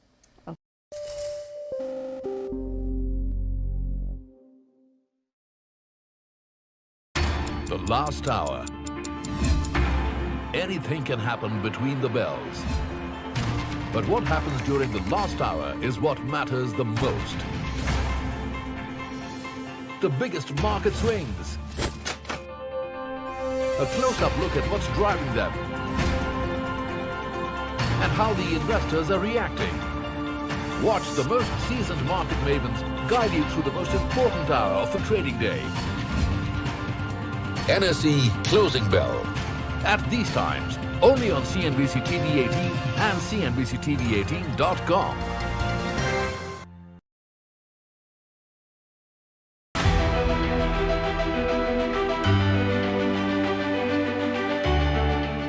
Markets have not just grown, they've broken several records in the last 25 years. India's contribution to incremental global GDP was as low as 0.2% 25 years ago.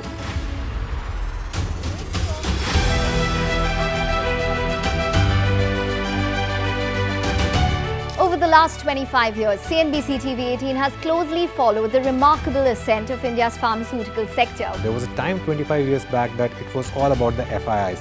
If FIIs would buy, markets would rally. If FIIs would sell, market would fall. Earlier, we were net importers of steel. From IT services to SaaS, from consumer electronics to space tech, from mere programming to AI ML. Cars, two-wheelers, three-wheelers, commercial vehicles have significantly become much more expensive than they were 2 decades ago.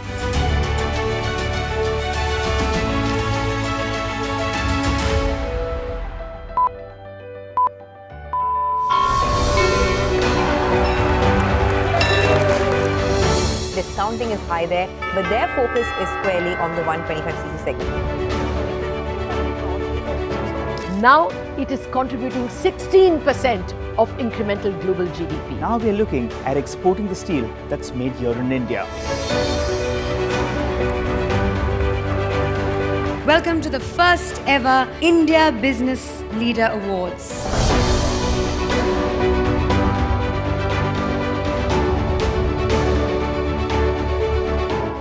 cars, two-wheelers and vehicles generally being manufactured today are much lower on emissions and much higher on safety. India's technology industry has been at the forefront of cutting-edge innovation over the last 25 years. It's the retail which is the driving force.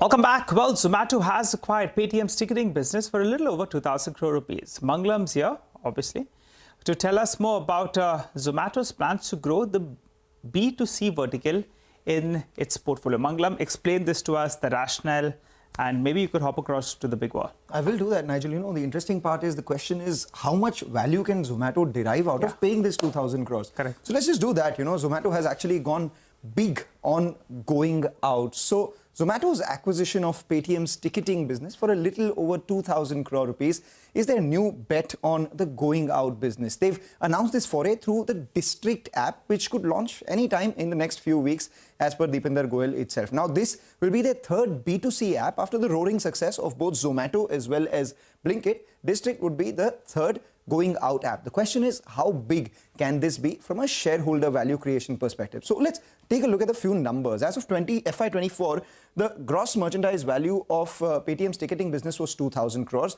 They had a revenue of roughly 300 crores and an adjusted EBITDA of 29 crores. Now, these numbers imply at 2,048 crore, the deal was done at 1 times GMV and nearly 7 times sales for a business that has a take rate of 15%. How do you calculate that take rate? Which basically revenue upon gross merchandise value. And the margins are at 1.5% of GMV post-acquisition. Zomato actually intends to transition their customer traffic from Paytm, Insider, Ticket, New, all these apps to District, and they are also looking to incentivize customers to move to the District app. What are they targeting? They're targeting FY26 GMV by over 10,000 crore with rapid growth. Analysts estimate anywhere between 40 to 50% CAGR. They also see medium to long-term potential of their business as 4 to 5% margin. And then they say further scale will accrue on account of new use cases like shopping, staycations, not just dining out or buying tickets itself. So a business which is roughly 2,000 crore goes to 10,000 crore, margins which are 1.5% go to 4.5%. So if you look at all of this and estimate on an FY27 basis, 20,000 crore gross merchandise value is what the street could work with. 3% of GMV. Their medium to long-term target is 4 to 5%. And if this were to happen, then the EBITDA addition by FY27 itself could be 600 crore. So by using the current deal multiples itself, this business could actually see a 10 to 12 times valuation jump. Now, a 10 to 12 times valuation jump in 2 years for all the other businesses without accounting for new use cases, further synergies and live event IP valuations, etc. It seems extremely high. Not so much for Zomato because, you know, they've done that with Blinkit. From the Zomato's purchase price in 2022 itself, Blinkit has surged 20 times in valuation. So, you know, 10 to 12 times is what the street is factoring in right now. Let's see how much more can they do from here on itself. So the bottom line is a 10 to 12x valuation extraction is what Zomato expects from District, which the management has earlier said will be their third major value driver in the B2C space. All right, Mangalam, thanks a lot for neatly spelling that out for us. Clearly, the street likes what they have done and explains that with the reaction as well that we're seeing on the stock. But let's focus on another stock that's buzzing around in trade. From the old economy, Shyam Metallics. Well, that's up and about in today's trading session. UBS, they've initiated coverage on the stock with the target price of around 1,200 rupees per share. To give you context, yesterday the stock ended at around 750 rupees odd. What is their rationale? Well, they're valuing the company at around 8 times EV upon EBITDA. That's on FY26-27 earnings. And they also believe that the company is on track to compound their EBITDA at a CAGR of around 39% over the next 3 years or so. What makes the company stand out? Well, according to them, their pragmatic approach to focus on going up the value chain, they're diversifying via products as well as by metals, and backward integration is going to hold them in good stead. Let's give you 3 big numbers since we have told you the qualitative aspect. First up on the value-added products, well, currently it's at around that high 50%. Now they're saying that in the next few years, they expect it to go in the high 60% odd. Higher value-added products obviously comes with better margins. The ROC, they're expecting it to improve from around that 22% to around the 28% odd mark. And point number 3 is they said as of yesterday's close, that's sub 800 rupees, they believe that the street was factoring in EBITDA per ton of only around 3,700 rupees. But UBS believes that they'll go to around 6,000 rupees per ton. So put all this together, the stock is reacting positively, up close to around 7.5%. Want to alert our viewers as well, the float in the market is rather limited. Promoter holding at around 75%. You have large funds and institutions that hold roughly around 8 to 10% odd. So it's effectively less than 15% that's in the market. For the time being, the street has taken this note positively and the stock is surging as we speak. Let's slip on a short break. On the other side, we'll get you exclusive chat with Joy Alkudas. Stay with us.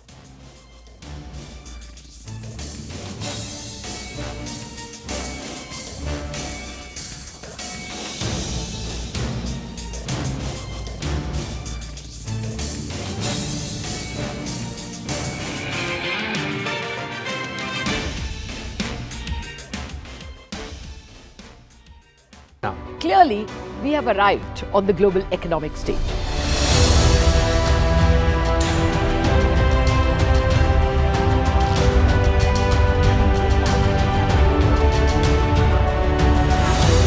And what a great way to celebrate our own 25th year, with new milestones being achieved on the Lal Street. 21 years of the Nifty from 1,000 to 10,000 today. Sensex and Nifty hit a record high. The Nifty rallying to a record high. We invite you to join us as we persist in leading coverage of the pharmaceutical and healthcare domain, documenting India's expanding expertise in medicines. 25 years of excellence and unparalleled growth. CNBC TV18, embarking on a quarter century of excellence. What does it take to build India's largest startup platform? It takes a journey of starting out as an unknown and ending up as unforgettable. It takes more than 2 decades of celebrating the most influential and influencing the most celebrated entrepreneurs. From chronicling the stories of India's startup universe to becoming a success story in itself, as India's longest running show on startups and entrepreneurship, celebrating 21 action-packed years of building India's biggest startup community. Young Turks at 21, only on CNBC TV18 and CNBCTV18.com.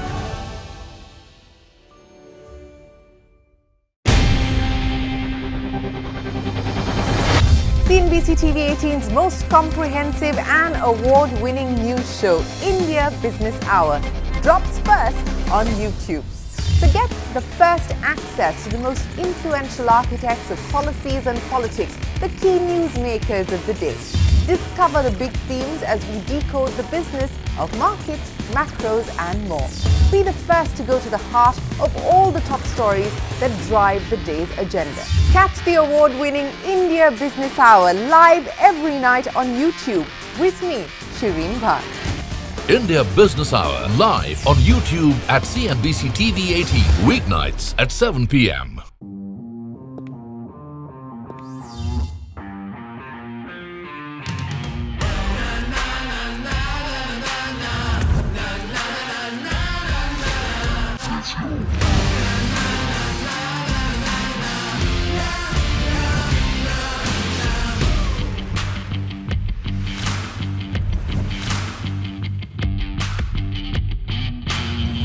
Make informed decisions with comprehensive analysis.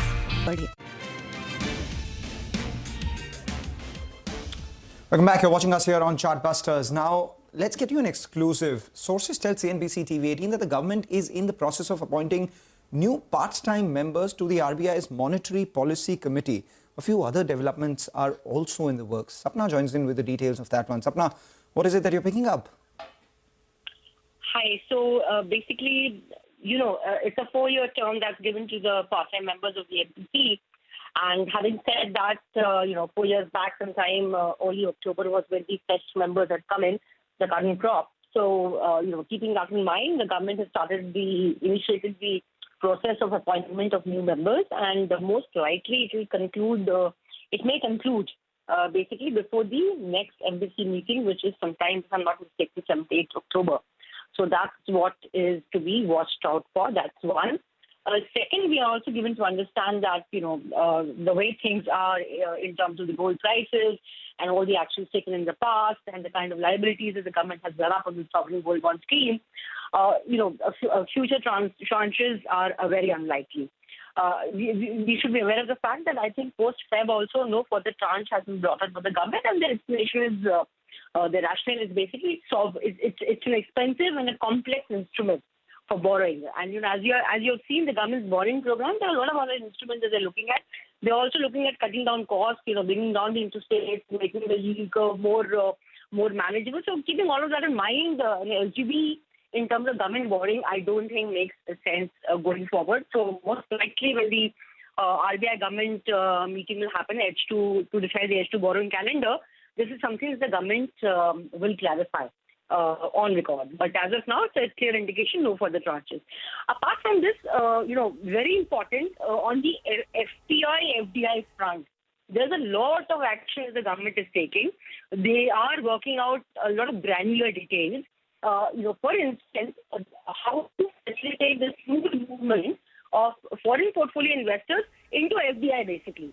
So the point here is that, many entities will be holding or reaching close to the 10% beneficial ownership, quote-unquote, cap that is there.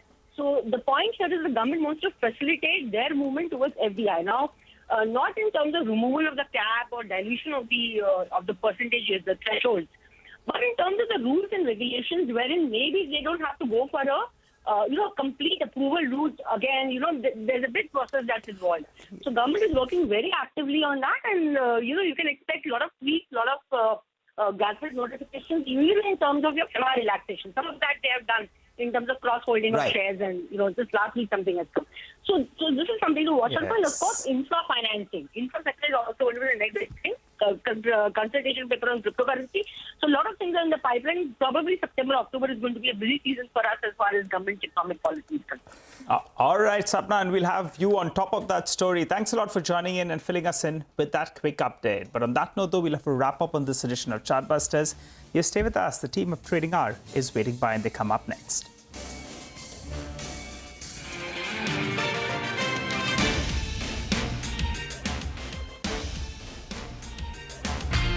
Strengthen your portfolio with real-time market updates on the go. Create effective strategies with insightful expert opinions on the go. Grow on the go with CNBC TV18, now streaming live 24/7 on YouTube. We came up with the second tax regime, the new regime as we would call, the alternative regime as we've called, even as the first one continues till today. And that showcased how a transparent, simple, easy to comply system could be brought. Otherwise, today, within 2 years of bringing it in, we wouldn't have had 72% of all the taxpayers moving to the new system. Today, the numbers speak for themselves. 72% moving from the old system to this very clearly shows that this has been now accepted as a very well thought through system, wherein the rates are simple, there are no exemptions, no compliance headaches, and therefore has become very attractive.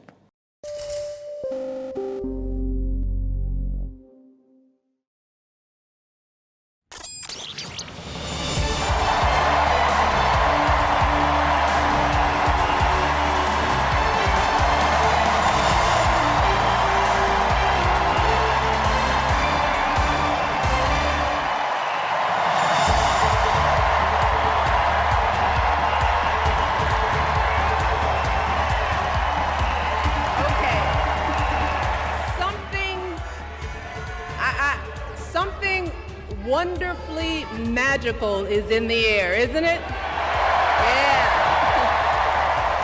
Yeah. We're feeling it here in this arena, but it's spreading all across this country we love. A familiar feeling that's been buried too deep for far too long. You know what I'm talking about. It's the contagious power of hope.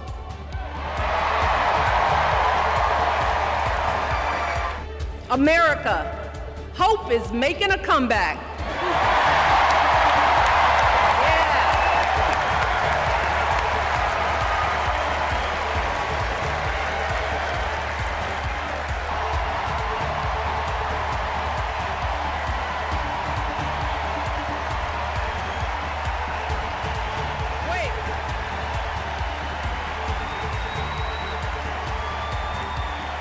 Kamala Harris is more than ready for this moment.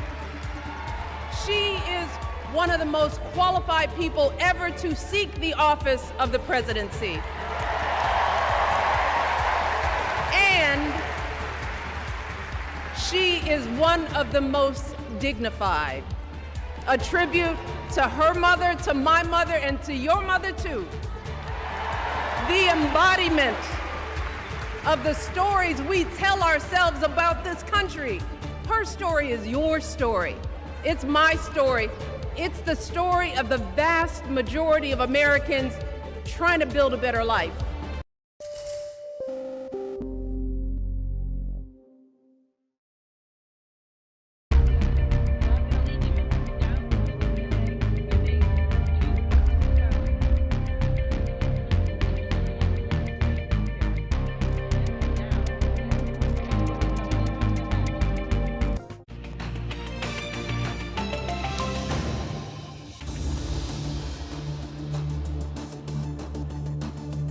Good morning. Welcome to Thursday's Trading Hour. I'm Reema Tendulkar. With me is Sonia Shenoy. And so far, it's been a steady morning of trade. The Nifty is holding above 24,800. The mid-cap index is outperforming significantly. The mid-cap index is up 0.8%, while the Nifty and the Sensex are just up close to about 0.2%. And you know, Sonia, slowly and steadily, in baby steps, markets continue to inch up through the course of this week. So week to date, the Nifty is up more than 1%. The mid-cap index has gained close to about 2.1%. And today it's good to see banks outperform. So the Nifty banking index too is up 200 points. So there is that relative outperformance there. Absolutely, absolutely, Reema. You know, the good part is if you map from 14th of August, right, the Nifty is up almost 700 points from then. So every bad news that has been thrown at this market has sort of been digested by the market well, and it's sort of up and away. And today a lot of interesting stocks are moving around. Of course, you have Zomato and Paytm that is top of mind. But apart from that as well, just look at something like an Indian Hotels. That stock is up almost about 3.5% right now. Brokerage consumer is doing pretty well. So, you know, all in all, you'd have to say that this is a market where there's so many different themes. The Nifty Bank is up almost about 0.5%.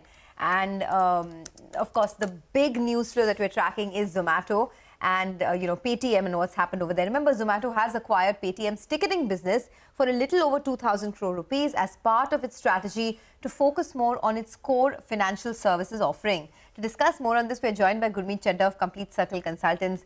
Gurmeet, thank you so much for joining us. Always appreciate your time here. Now, there are two angles to this, right? One is, of course, Zomato is trying to get a larger wallet share of the consumer with this particular deal. But the stock has also rallied significantly. So now it's become a super app of sorts. Do you think a lot of the good news is in the price, or is there more to go? No, I don't think so. I think there is a lot more to go. I think people had concerns when they did Blinkit. And you know, you remember how the price came down post IPO to 50-60 levels. They had a few soft quarters. But if you see now, if you just compare last 1 year, the food delivery revenues have gone up from 1,800 crores to 2,200 crores. The quick commerce has gone up from 300 to almost 1,000 crores. And Dipinder Goyal himself said that this will outpace food delivery in next 2 to 3 years. They are, you know, increasing their dark store count. They are currently at about 650, already leading. Swiggy, Instamart is around 500, and they plan to go up to 2,000, you know, by 2027. And, you know, Ola is coming up with dark stores, and you have Zepto going up to 700. So there's a lead they have on quick commerce. Book My Show also, you know, on this, especially entertainment and ticketing, they did 18 crore tickets last year with about 3 crore customers. Zomato has 7 crore. So it will challenge the, you know, I think currently almost monopoly status of Book My Show. And Zomato will bring in, you know, it may not be great news for Book My Show, but that's also survived a lot of crisis. So I think this will add to the overall, as you rightly said, super app thing. Their live business will also go up from 400 odd crores to 700-800 crores. So I think it's a great development. For 1 or 2 quarters, there could be a bit of a burn in that case. But I think this is looking now very good. And mind you, the government has a view on e-commerce. Mr. Piyush Goyal came up with a statement. So they don't want deep discounts to be the business model. They want value addition and platform and convenience to be the business model. And I think that's where probably they have an edge. Undoubtedly, the execution at Zomato has been flawless to grow the categories it's already present in, and now this will be the third vector of growth. But the question is that are they overpaying to some extent? Because they're paying nearly 2,000 crore to acquire 10 million customers that Paytm's ticketing business has today. So that's approximately 2,000 rupee per customer. And even if you compare it with, say, Book My Show, which has so far been the dominant player in the entire ticketing and live business, their revenues are only 800 crore rupees. So while no doubt over the longer term it can make this work and it will add that growth lever for Zomato, but do you think on the valuation front, 7 times EV to sales is what Zomato is paying for this business? Is it too much? I think we need slightly different lens rather than just looking at the current revenue. So as I said, if you see Zomato has almost, total customer base of about 7 crore. And the average transacting customers are about 2 crores a month. Book My Show total customer base is 3 crores. So I think what they can bring to the table, you get a head start in this already. So you don't need to really invest from scratch. So you get a head start and you can leverage your existing client base and the amazing data analytics they have to really build on this. And what is happening is, other than the movie ticketing business, which is around 70%, the live event share is going up. So if you see Book My Show financials, there were 2 expense items. One was the commissions paid to the movie production houses, and second was the artist fees. That's going up rapidly. So number of live events are catching up, whether those are stand-up events, whether those are some of the other live cricketing events, sports events, and that part of the revenue will also go up. So I think they will leverage that base. And Zomato also has a very, very good loyalty program. So, a lot of business model can be pivoted. So I think it's more got to do with the growth. In business like Zomato, you need to be continuously growing at 50-60%. Food delivery will now grow at 25%. Quick commerce is the one which will do 50-60%. You need a third vector, as you rightly said, which can match up to that growth to sustain the horse which is running at this speed. So the acquisition, right, that they've made, the management believes that this acquisition will help Zomato increase its focus on the business, where they expect to increase the GOV from 3,200 crores this year to 10,000 crores in FY26. Do you think that's a bit of an ambitious target, or do you think that's achievable? And, now it's a sort of a well-discovered story, right? I mean, at 60, at 70, there was, of course, still a little bit of people were on the fence, but now most of the street is convinced. So do you think from here to generate alpha will be a bit tough? No, I don't think so. I think it's a question of if they can demonstrate what they did in Blinkit. As I said, if you can demonstrate, as I said, last year they were doing 300 crores in quick commerce, and this year they're almost touching 1,000. And they're talking of exceeding food deliveries. If we can demonstrate same that in the entertainment and ticketing, and Sonia, mind you, entertainment and ticketing has much wider, implication in terms of expansion. So right now you are at home kind of a model. This is getting out of home kind of a model, right? So it gives you a completely different space to expand and pivot. And I think they are thinking of those lines. And, in e-commerce, the growth is always geometric with the kind of internet penetration now India has.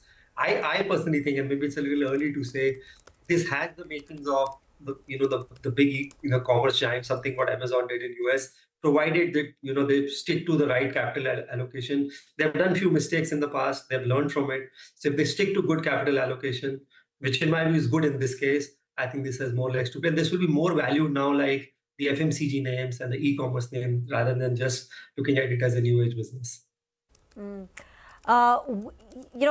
You're saying that in a way that you're hopeful or optimistic or confident that the playbook will be similar to what they did when they acquired Blinkit and the growth that followed for the quick commerce. Perhaps we're going to see something similar. Well, after they acquired Blinkit, we also did see the stock price fall. I think it was at 150, 180, it went all the way down to 40, 50 rupees. And then that phenomenal up, one-way rally started. What do you think this is going to do, this acquisition is going to do to their bottom line? And do you think over the next, 6 to 12 months, as the investments play out, we could see, the acquisition hurting the company's bottom line?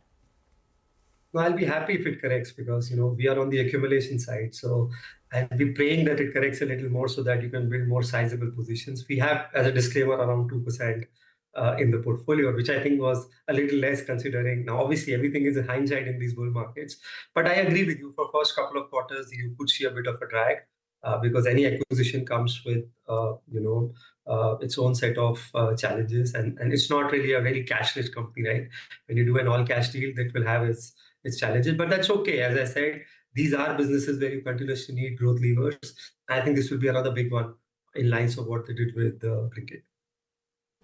Okay, Gurmeet, very, very helpful there. And I think you've convinced us about the long-term story of Zomato despite the rally that we've seen. Thank you so much for joining us and, speaking to us about this entire story. So positive coming through for Zomato, acquiring Paytm's insider business, the ticketing and the events ticketing business, and of course the potential that they have over there. Zomato, by the way, has cooled off. Paytm is still hanging out in the green line, but nothing much to write home about. So let's slip into a quick break. On the other side, we'll discuss what's buzzing in the commodity space with Manisha Gupta. Stay with us.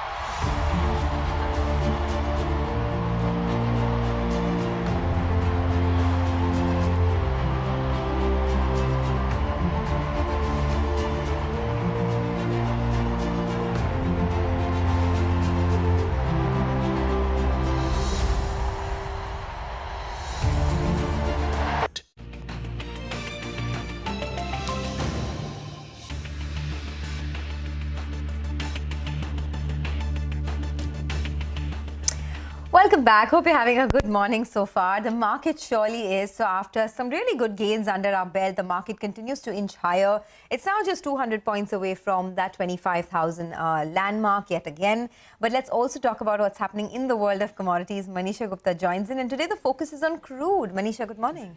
Well, some support for the equity markets could also be coming in from crude prices because we've seen fourth day of decline here. And with this cutoff that we've seen in case of prices, we are now trading at a 6-month lows goes when it comes to the crude oil prices. Well, there are demand concerns because of the weak economic data. The Chinese imports have been on the weaker side. When you look at the US numbers as well, they have revised their non-farm payroll data for the month of March 2023 to 2024, and that seems to be weighing on as well. The FOMC minutes, well, that they do tell that there's a possibility of a rate cut in the month of September, but a 25 basis points has been factored in by the markets long back, and you wouldn't perhaps see a reaction to that if that is what comes. 50 basis points, well, yes, that could really make the markets shake up yet again. On the other side, the ceasefire conversations between Hamas and Israel also don't seem to be leading anywhere. But the important point really is that even as it has been 30 months between Russia, Ukraine and Hamas and Israel have been on for this year as well, it hasn't really impacted crude supplies. Yes, there have been delayed because of the Red Sea concerns there,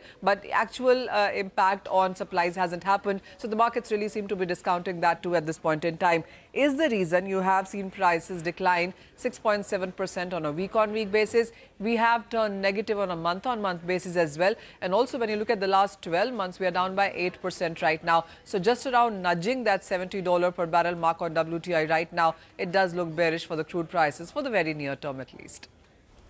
Thank you very much for that. By the way, watch out for IREDA. That stock has gained close to about 7.5%.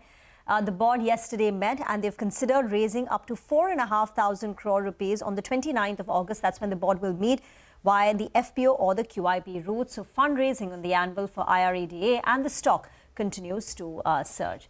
We'll get into a break. We'll come back and discuss market technicals with Apurva Sheth from Samco Securities.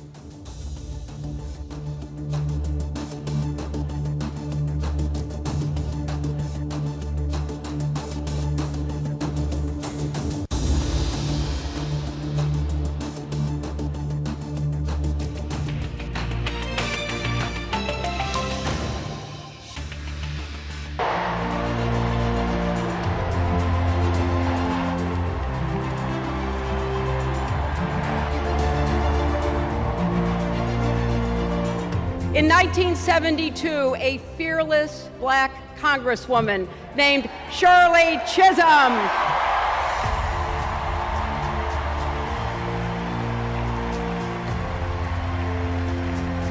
she ran for president, and her determination let me and millions of others dream bigger, not just because of who she was, but because of who she fought for.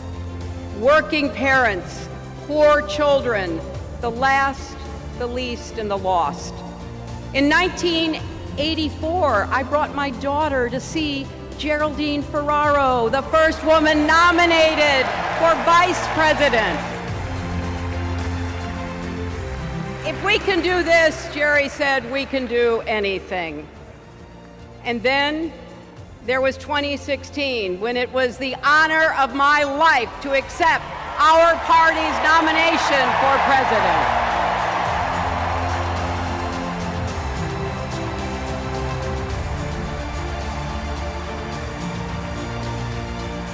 I wish my mother and Kamala's mother could see us. They would say, keep going. Shirley and Jerry would say, keep going.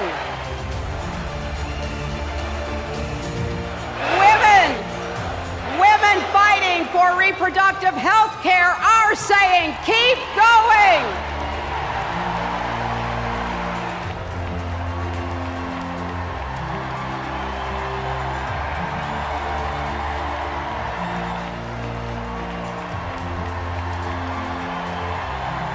Together, we put a lot of cracks in the highest, hardest glass ceiling.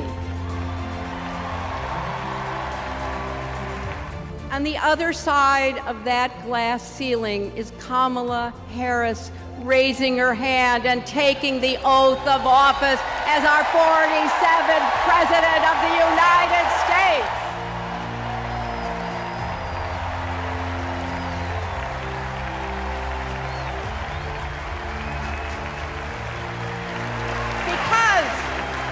My friends, when a barrier falls for one of us, it falls and clears the way for all of us.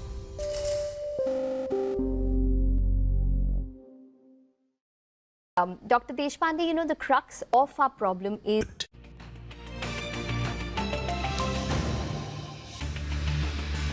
Welcome back. Bajaj Auto is in focus after CNBC TV18 learns that the company has received approval for 13 vehicles under the PLI scheme.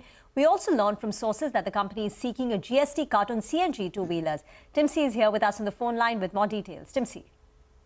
Well, yes, that's what sources have indicated to us, that Bajaj Auto has sought a GST cut on CNG two-wheelers. Bajaj Auto's plea to North Block is that CNG two-wheelers should be considered under the category of electric vehicles, as they both are on the clean fuel, and thus they seek the division in the GST rate structure for CNG two-wheelers at par with EV vehicles at 5%. What we are also given to understand from sources that the decision is now being sent to the Fitment Committee for a close consideration. And remember, Bajaj Auto's Rajiv Bajaj met officials at North Block recently. We had updated also about that. And yes, now this particular move coming in. Let's see what the Fitment Committee takes a view. And yes, whether this view is taken in the upcoming GST Council meeting on 9th of September, that is something that we'll have to wait and watch for. Hey, Tim C, stay on. Sources also say that the government is likely to give a GST relief to Infosys, foreign airlines and foreign shipping lines. Tell us a little more about that. Well, yes, the proposal on the table of senior officials at North Block is to consider giving relaxation from the recently sent GST notices to Infosys, to 10 foreign airlines operating in the country and several foreign shipping lines which are operating in the country. Remember, Infosys had got over 30,000 crore rupees of tax demand, on which Infosys said that they need some time to get back. For the first year, they actually got a waiver also from the government. It was an interim report that was being shared, and based on the clarification for financial year 17-18, they've got a relief also on the tax demand.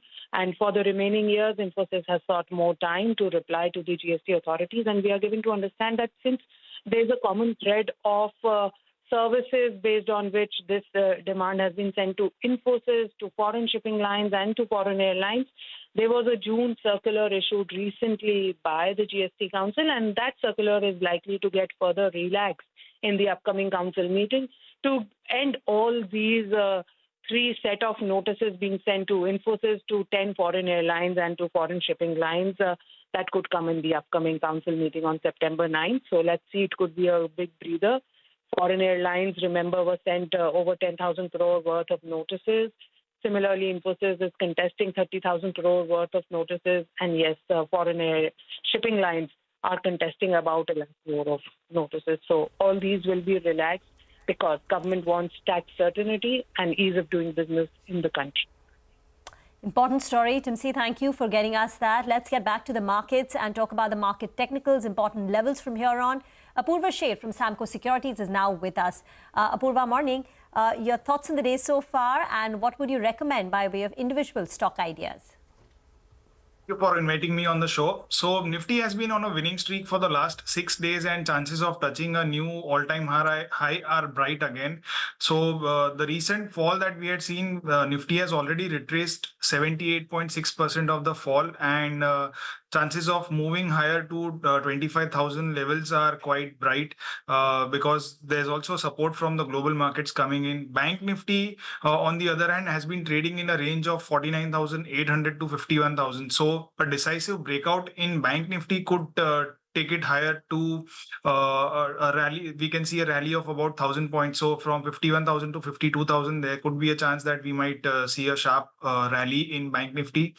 On the individual stock front, we have Alembic Limited. So Alembic Limited, we would recommend with a stop loss of 150 and a target of 180. It holds about 28% stake in Alembic Pharma Limited, which the value of this stake would be around 6,000 crores, and the current market cap of Alembic Limited is about 4,000 crores.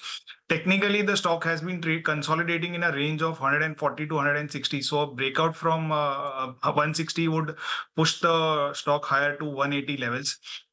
Another stock is CSE Limited, which has we have seen good volumes happening in the stock yesterday as well as today. So chances of a big upside from here are bright. So we would recommend with a stop loss of 168 for a target of 240. Okay, thanks a lot for that. Well, we will take a short break on that note. When we come back, we'll put the spotlight on Kalyan Jewellers, Shyam Metallics and Power Grid and find out why they are buzzing in trade. Stay tuned.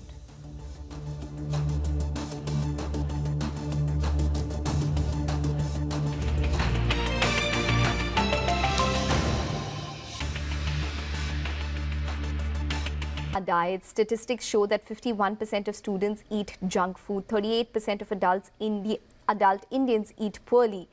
So what is wrong with our diet to that extent? Is it the lack of protein? Is it too much carbohydrates? Or is it the incremental amount of junk food that our diet has turned towards in the past couple of years? Right. So yes, you're very right. The problem is calorie excess because of abundance of food. The other problem is carbohydrate excess.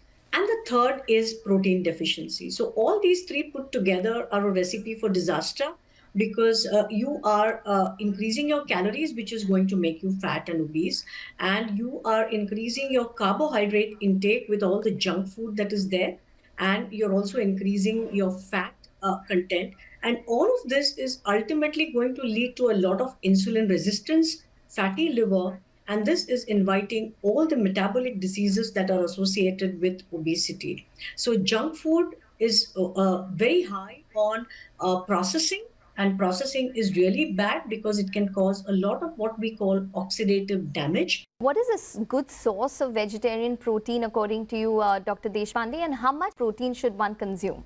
Yeah, so typically if you're really very active, the formula is that you should get 1 gram per kg of your body weight. But if you're not very physically active, if you're much older, you can go to 0.8 grams per kg body weight. If you talk about vegetarian sources, there is no complete protein. So you will have to eat multiple sources of protein, because all the amino acids are not contained in any single food. So vegetarian protein is basically not a complete protein. So you'll have to make a mix and match of different things like cereals, sprouts, maybe paneer, dairy, basically. So mushrooms. So these are all the ways that you can get proteins, but not one of them is a complete protein. So one has to be very vigilant. It's not a way. You have to be really careful where your protein is coming from, and maybe meet up with a dietitian to actually find out where the protein is coming from in your food. So it's not very easy to get all the protein that you need from vegetarian sources. But mushrooms, dairy, all these are very few sources are there of protein. Sprouts do have protein, but they also have a lot of carbs, which people don't understand. Everyone thinks that sprouts is full of proteins. It has protein, but it also has a lot of carbs. And ultimately, if you had to get all your protein from the natural vegetarian sources, your calorie count is going to increase exponentially. So, so that is what you have to be careful about.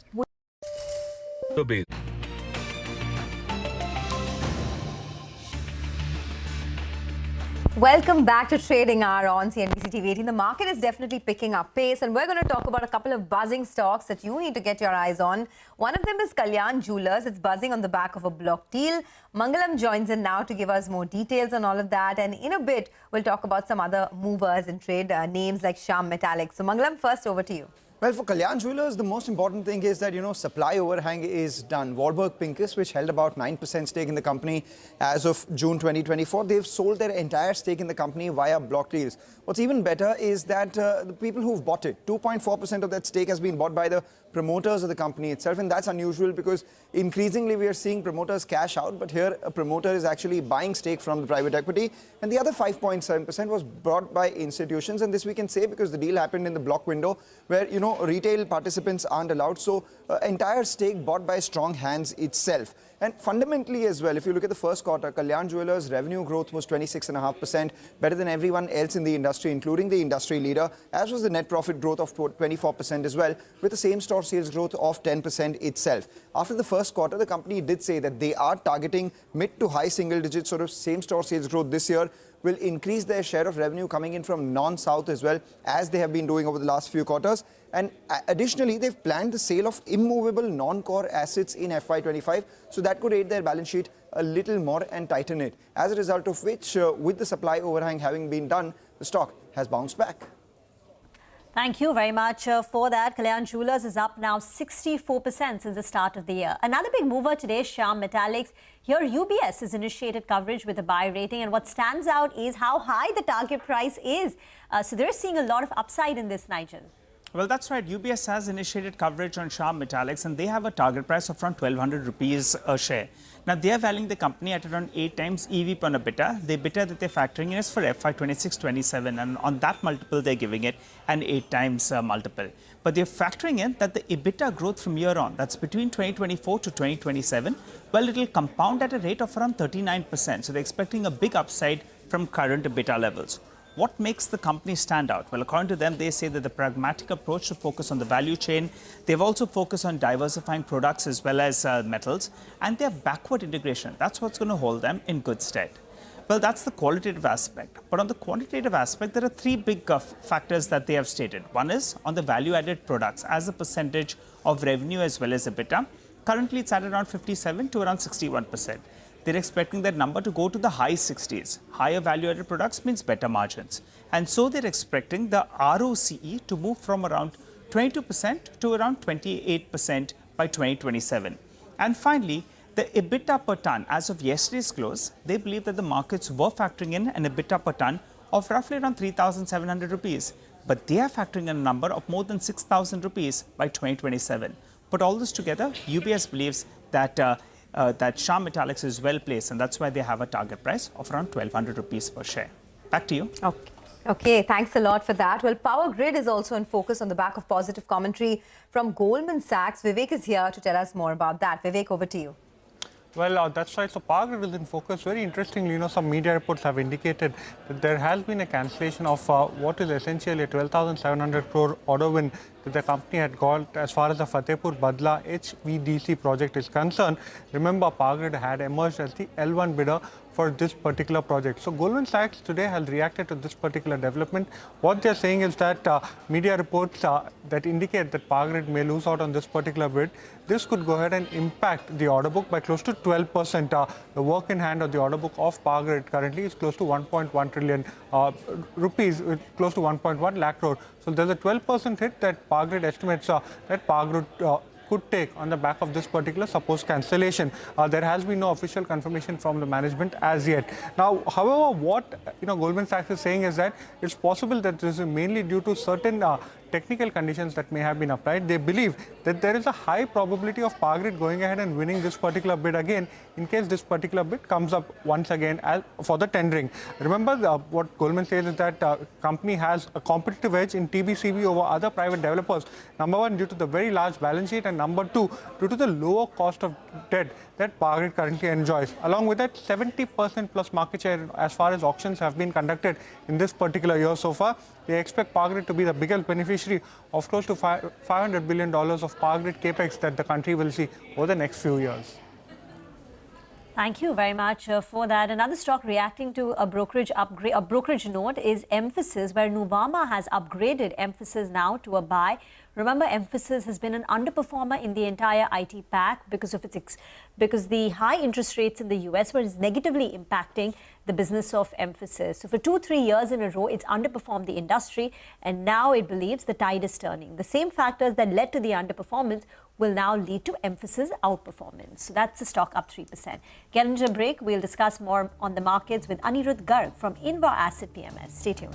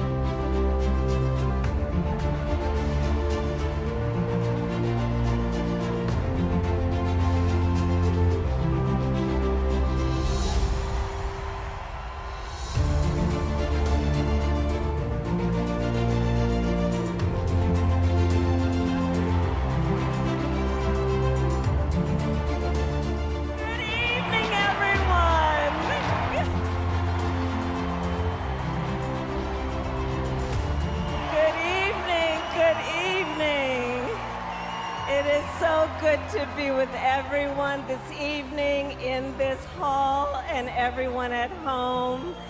This is going to be a great week. And I want to kick us off by celebrating our incredible President Joe Biden, who will be speaking later tonight. Joe, thank you for your historic leadership, for your lifetime of service to our nation, and for all you will continue to do. We are forever grateful to you.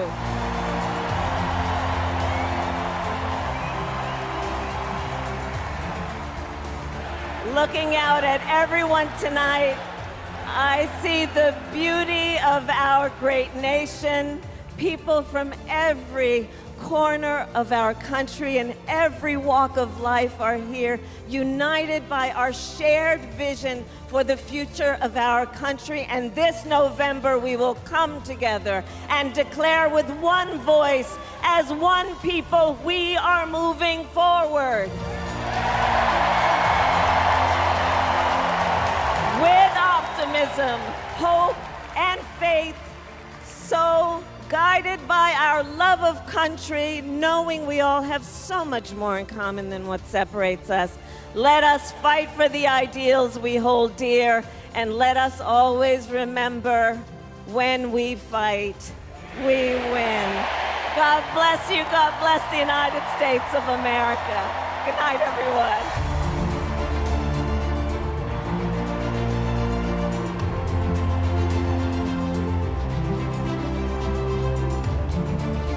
Again, what her appearance is just a preview of coming attractions of Thursday night.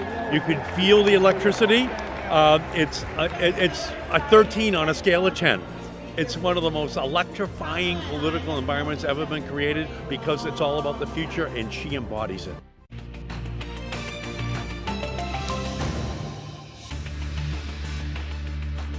Welcome back. Still steady above 24,800 on the Nifty. News coming in on Paris Defense, where they're looking at some fundraise in their board meeting on the 27th of August. That's next week. The stock has been a big outperformer, and today it's up close to about 4.5%. Anirudh Garg from Inva Asset PMS is now with us to talk about the markets, the way forward, and various themes you should be betting on. Anirudh, your view is that one should look at the underperforming sectors like consumer staples, IT, and there is going to be this rotational shift away from the erstwhile leaders. So maybe that's defense, capital goods, industrials, into the underperforming sectors. Take us through this view of yours. Hi. First of all, a very good afternoon. A very good morning to all the viewers of CNBC TV18. Good morning. Thank you for having me, Reema. So what we have seen, we believe that we are into an old economy run. Because why? The valuations back in 2021, 2022, when this run started, for the new economy, be it IT, pharma, FMCG, was predominantly high.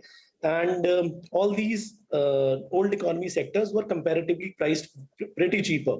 And there was a lot of relative change. Relative change, by relative change, I mean some advantage they had today, which they did not have, say, a couple of years back. So back in 2022, these sectors had a lot of advantages. The government had increased the capex, the GST collections were coming in, there was a majority government, there was a push on capital expenditure. Now what has happened is, again, two things. One, the relative change which was there has diminished a bit post-elections, though the total spending has not decreased, and this is a good thing, but the incremental spending that has to be there would now become a little problematic. And the valuation in these sectors, the way these stocks have run up in the last 2 years, a majority of them, say something like a Mazagon Docks or a Cochin Shipyard, these stocks have run up 10 times in the last 2 years. So somewhere we feel that now the valuations in these sectors have peaked out. Somewhere we believe the margins have also have.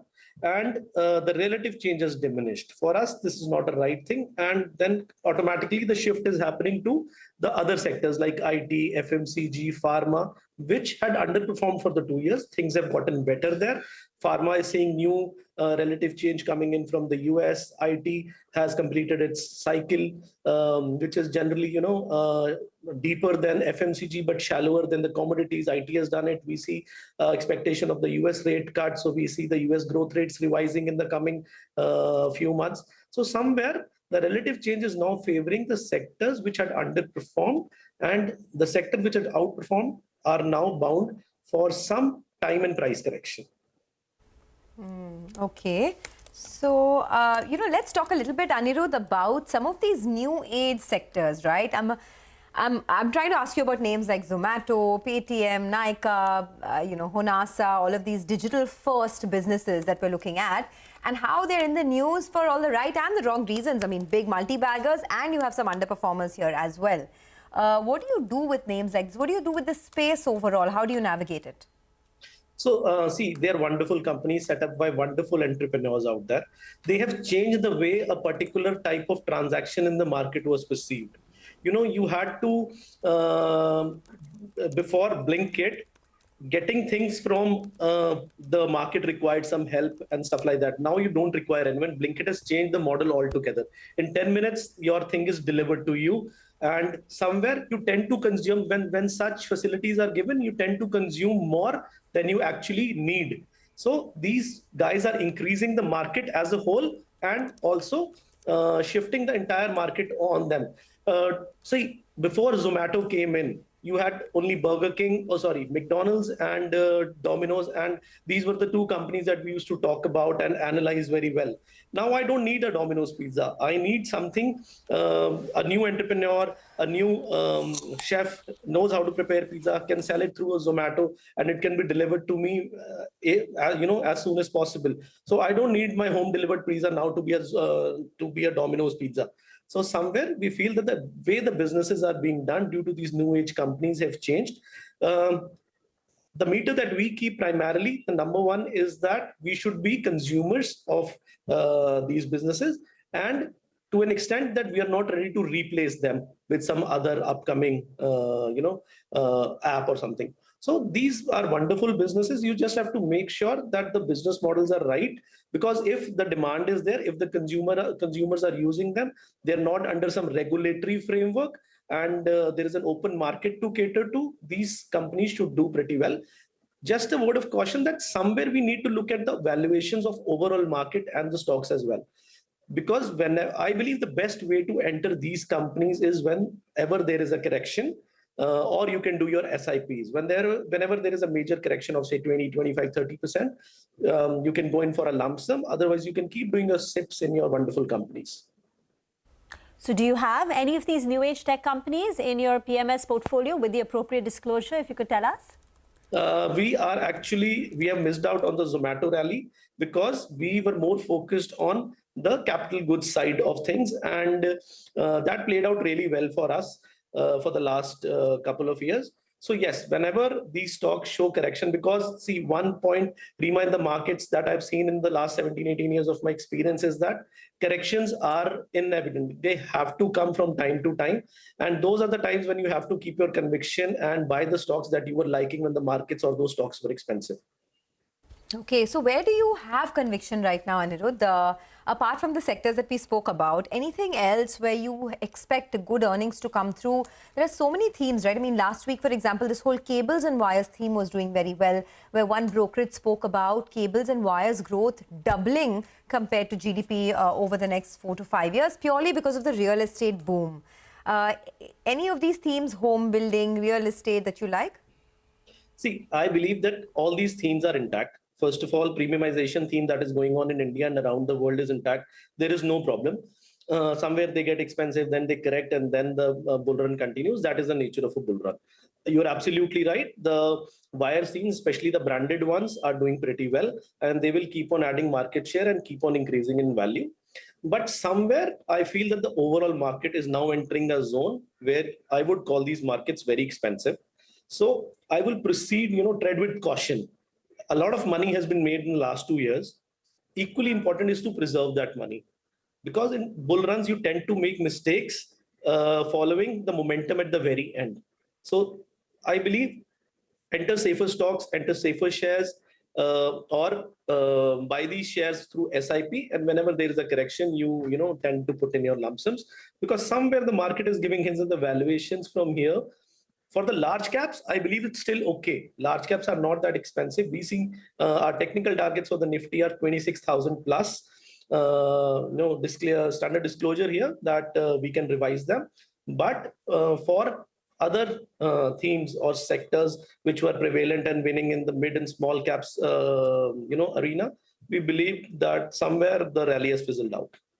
So when you say the rally has fizzled out, is it also in some of these companies and sectors that have given huge returns up until now? So something like a defense, something like the PSU names. If you have presence there, then do you sort of churn out? Yes, I believe so. Okay. All right. Thanks a lot for joining in. Appreciate your time here on CNBC TV18. Let's slip into a short break. Gautam Badalia from Route Mobile will be joining in next to discuss the business outlook. Stay tuned.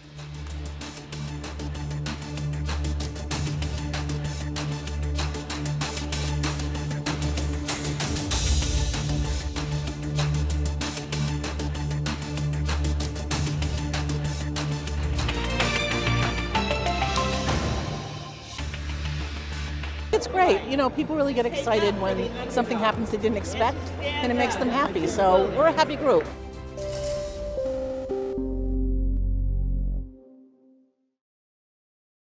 Dr. Mufiam, I'm going to start with you. The Lancet study says that 50% of Indian adults are unfit and not physically active.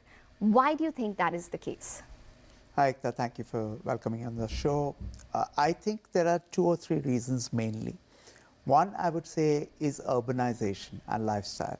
So urbanization, there was a 2023 study which actually showed that that's led to around 40% increase in lack of time for physical activities, only because people have adopted to motorization as transports, use lifts instead of climbing, and various other things. The next thing is in terms of cultural acceptances. So we as Indians don't believe, and there's a lack of mental awareness that exercise is regularly needed. And a 2022 study actually showed that 40% of Indians don't believe that exercise is required for sustained a healthy lifestyle.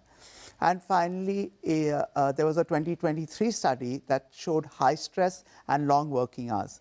So what individuals actually said is that 45% of Indians quoted that as a reason for lack of time to exercise for having a healthier body. There are 2 other factors. One is technology. A 2022 study said that there's a 150% increase in screen time. Tablets, computers, phones. People are addicted to their Insta profiles or their Facebook, Twitter, whichever handle. All right, and people don't have time to physically exercise. And then diet, like you correctly said, Ekta. There has been a 40% increase in processed food diets that Indians have consumed over the last 10 years or so. And that, including the added predisposition to having sugar. We have so many festivals and we are so addicted to sugar that that's a deadly cocktail that the Indians can ill afford. And that's why you are seeing not only one pandemic, which I believe we have already reached. We are the number 3rd country in the world to probably have obesity, but we're even number 2 in terms of diabetes. And diabesity is a bigger problem than obesity alone, because that's taking lives, affecting our loss in man hours and affecting overall growth in India.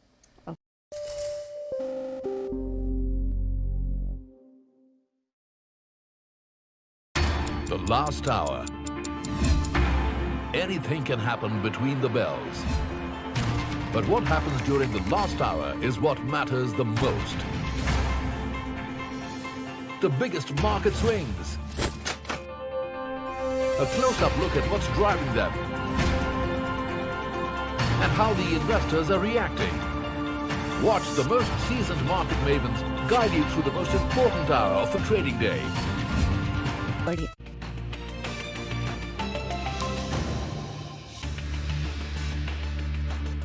Welcome back. Let's get a corporate conversation going. The company on our radar right now is Route Mobile. They came out with the numbers about a month back, but just to get a temperature check on the current quarter, we have with us Gautam Badalia, Chief Investor Relations, and the group's Chief Strategic Officer, of the company now joining in. Gautam, thank you very much for joining in. I want to straight away get to your guidance for the full year at 18 to 22%. According to some analysts, it's a bit disappointing considering the revenue synergies you'll get from the Proximus deal plus the Vodafone Idea deal, which went live. So can you explain this guidance and are you being conservative? Sure.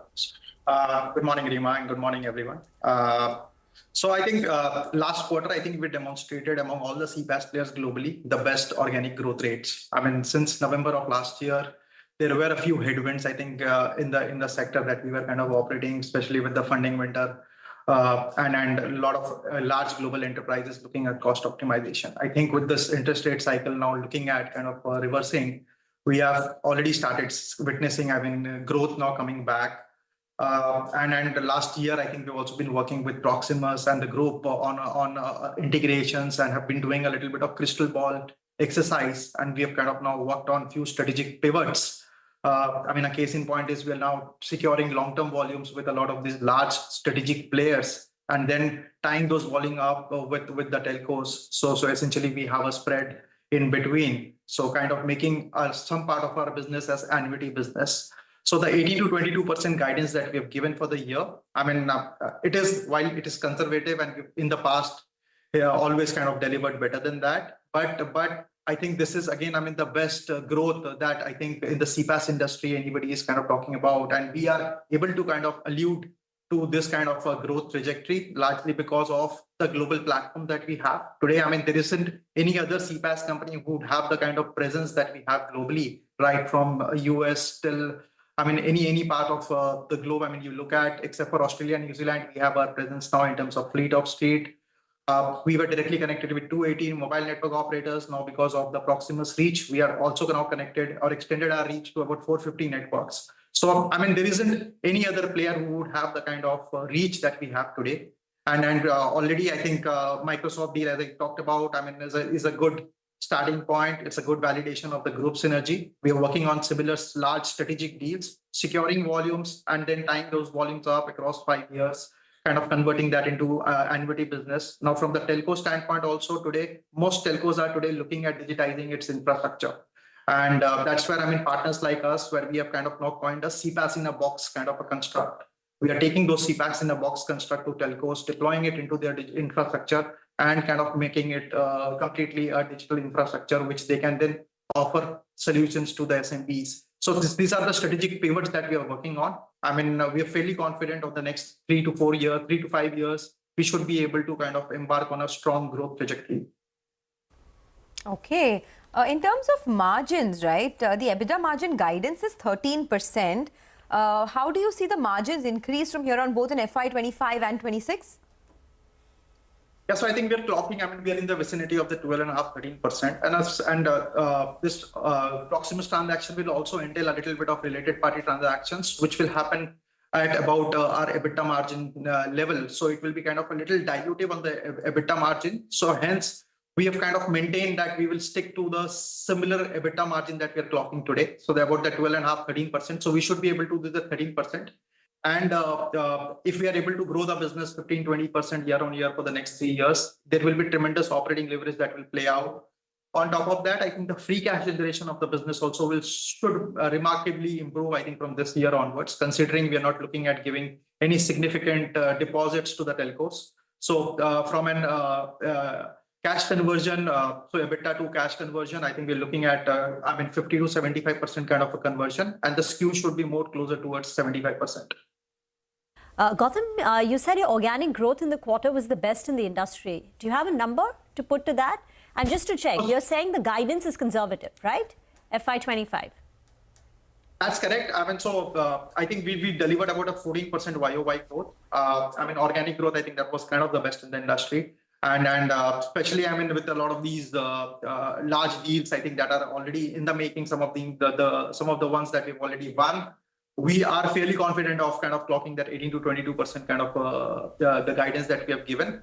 And if some of the large deals that we are chasing, I think some of them are at a negotiation, advanced negotiation stages. If some of them were to fructify, I think we should be able to improve on our guidance as well. Okay, so if some of the large deals that you're currently in negotiation with fructify, then you will be able to beat your top line guidance. Just a quick word, what is your own estimate of the kind of billable transaction growth we will see and where you're likely to end the year with in terms of average realization?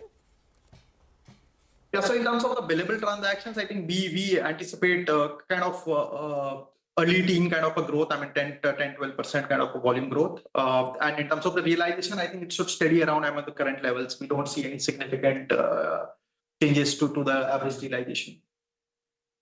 Okay, all right. Thank you so much for joining us and speaking to CNBC TV18. That's Route Mobile with an outlook on their business and the way forward. The market is not doing too much at the moment. It's very, very quiet, just consolidating. If we can take one look at the Nifty, okay, now it's actually picking up pace, up almost about 70 odd points. So that quiet move has actually moved to a bit of an up move right now. But just today, if you see the graph, right, for the first 1 hour or so, nothing much happened. But now we're starting to build on to again. So it looks like it's going to be an exciting day of trade. Keep it with CNBC TV18. With that, it's a wrap on Trading Hour.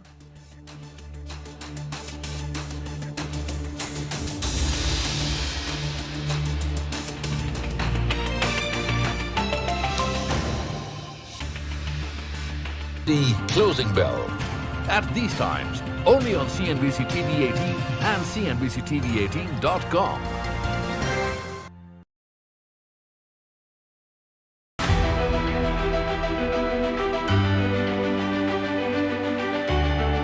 The Indian markets have not just grown, they've broken several records in the last 25 years. India's contribution to incremental global GDP was as low as 0.2% 25 years ago.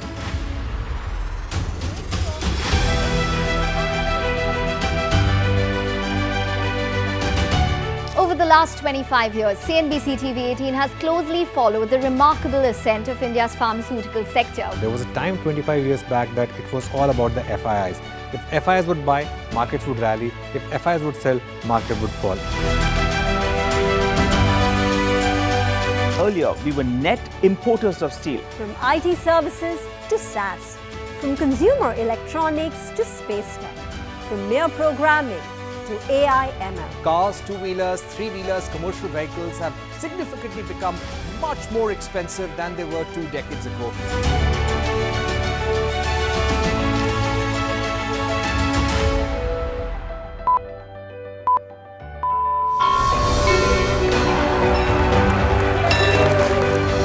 Discounting is high there, but their focus is squarely on the 125cc segment.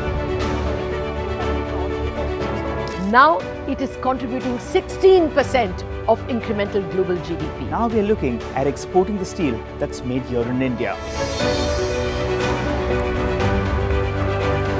Welcome to the first ever India Business Leader Awards.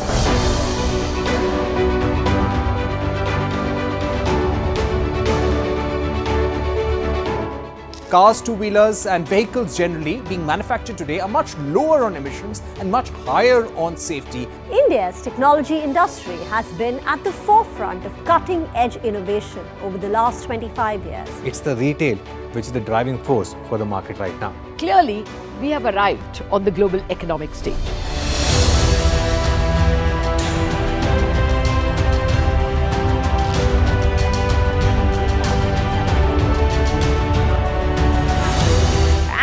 Great way to celebrate our own 25th year with new milestones being achieved on the Lal Street. 21 years of the Nifty from 1,000 to 10,000 today. Sensex and Nifty hit a record high. The Nifty rallying to a record high. We invite you to join us as we persist in leading coverage of the pharmaceutical and healthcare domain, documenting India's expanding expertise in medicines.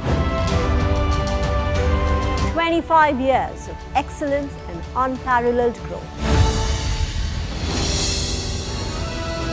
CNBC TV18, embarking on a quarter century of excellence. What does it take to build India's largest startup platform? It takes a journey of starting out as an unknown and ending up as unforgettable. It takes more than 2 decades of celebrating the most influential and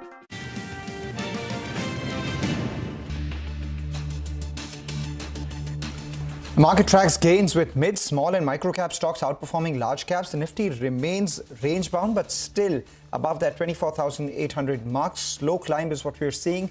Consumer stocks and banks see buying, and pharma as well as PSU plays cool off. Block deal actions move stocks. Kalyan Jewellers shines over 6% as 6.4% of the company's equity changes hands. Sources indicate that Warburg Pincus could be the seller, with promoters picking up some of the stake. Eris Life sees a block trade worth around 1,200 crores. Alchem sees a large trade, with the promoter likely selling 0.7% stake. A CNBC TV18 exclusive. Sources say the government is likely to give relief to Infosys on its recent GST tax notices via affecting changes in the upcoming GST Council meeting. GST relief and clarity also likely for foreign airlines and foreign shipping companies. Another CNBC TV18 exclusive. Sources indicate that the government may not be looking at issuing more tranches of sovereign gold bonds, which are being seen as expensive borrowing instruments. Final review on SGBs likely to be taken next month.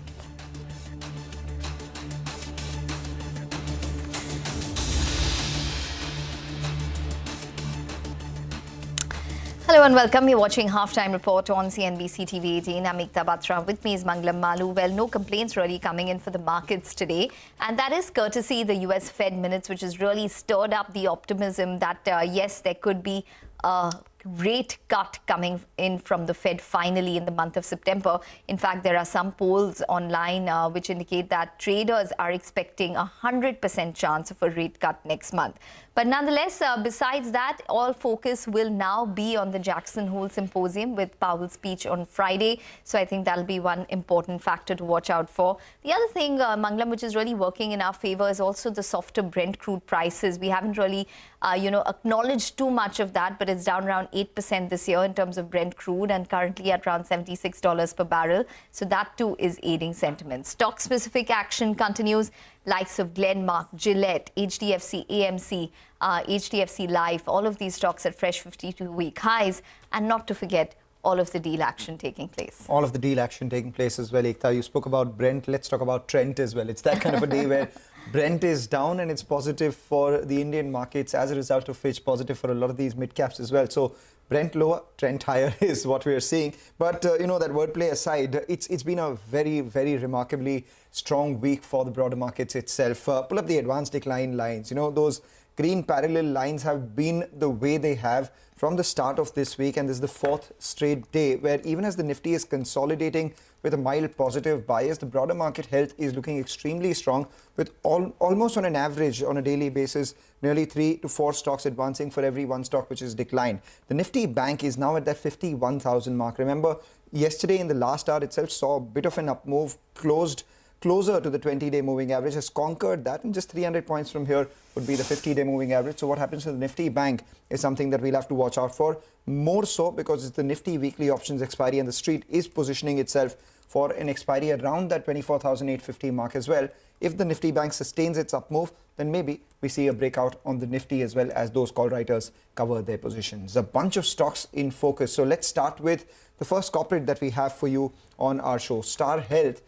Joining us from the sidelines of the Motilal Oswal 20th Global Investor Conference, Nilesh Kambli, the CFO of the company, joins in. Thanks a lot, Nilesh, for joining in. Always a pleasure speaking with you. There was a larger 4-year target, 2028 milestones, which Star Health had set itself for. What would those numbers have been on gross written premium, combined ratio, market share? If you could give us some more details on the target that you've set for yourself. So to begin with, on the gross return premium, we are talking about doubling of the premium from 15,000 crore to 30,000 crores. What it means is it means a growth rate of 18 to 20% over the next 4 years.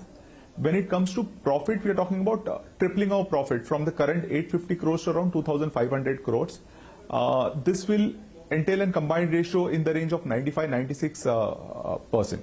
And in terms of market share, currently we are at 33% market share in the retail health business. With the kind of growth that we are talking about, we'll be at around 35% market share for retail health. Oh, fair enough. Just to, become a little more granular, you took around 17 years to reach that 15,000 crore in gross written premium. And now you're saying you'll add another 15,000 crores just in the next 4 years. So how much do you expect your gross written premium to grow this year and subsequently next year, next 3 years, say individually? So, to start with, where this growth will come from, what we're talking about is 4 channels, you know, the ABCD of our growth, the agency, banker, corporate and digital. We will be firing on all the cylinders. When it comes to agency, we are adding almost 80,000 to 1 lakh agents every year.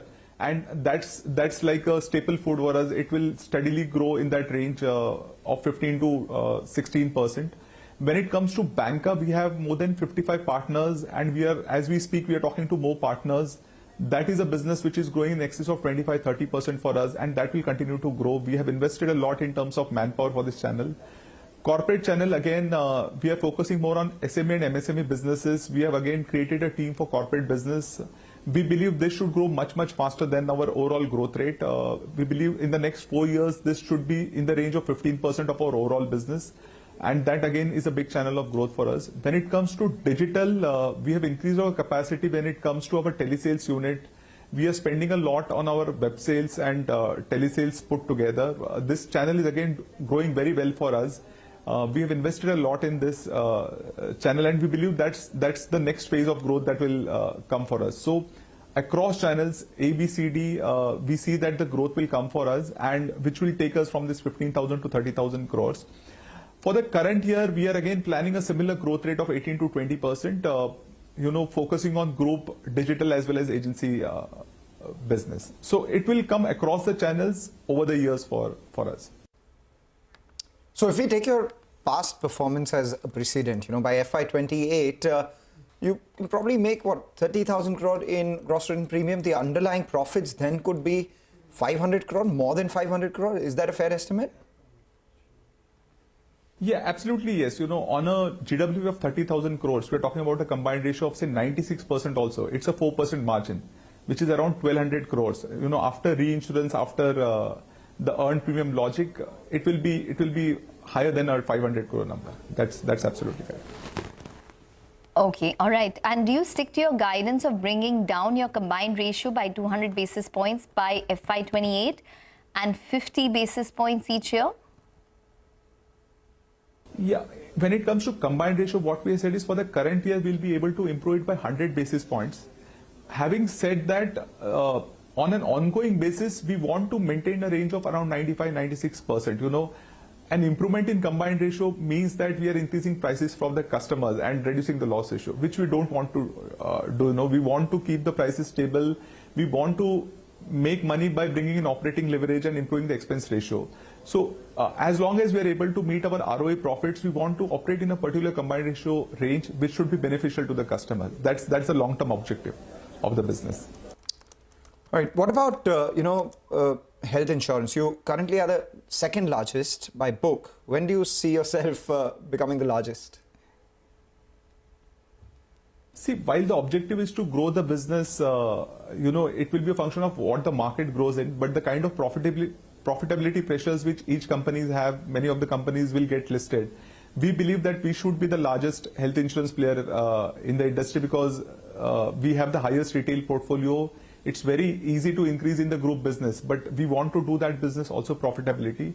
So the kind of growth numbers that we're talking about, you know, the kind of pressure which players in the industry will have, we believe we should be the largest health insurance players in the next 3 to 4 years. Okay. All right. Now, coming to the price correction of about 10 to 15% in 1/3 of total policies, how much do these policies form as a total of your premium?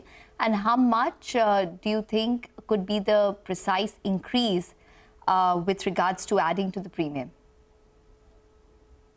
So what we have maintained is price increase is an continuous phenomenon when it comes to health insurance. Whenever a product starts hitting a certain loss ratio threshold, we go in for a price increase. So as we speak, we have taken a price increase for 2 of our products in the range of 10 to 15%. As we speak, we are evaluating products where the loss ratios have started taking, reaching a certain threshold level, and we'll be taking price increase in the next 2 to 3 months, kind of a thing. When it comes to financial year FY25, we believe around 2% of the overall growth will come from the price increase that we have taken. Because this is a smaller price increase compared to a large price increase that we had taken for our flagship product last year. These are pretty normal price increase in the range of 10 to 15%, which will not have a very big impact when it comes to growth of overall business. All right, always a pleasure speaking with you. Thank you so much for joining in. The Street likes what you've said, 18 to 20% sort of growth over the next few years, looking at a 30,000 crore gross written premium, which would imply profitability over 500 crores as well. Stocks been doing well, holding up with gains of about 3% as well. But over the last few days, if you see, there has been a bit of a marked uptick in the share price of Star Health itself. Take a short break, come back. We focus on the big deal that was announced late last evening. Zomato buying Paytm's ticketing business. What does it mean for the companies? What could the valuation play be here with District? We'll talk about all of that also with market expert Prakash Diwan joining in.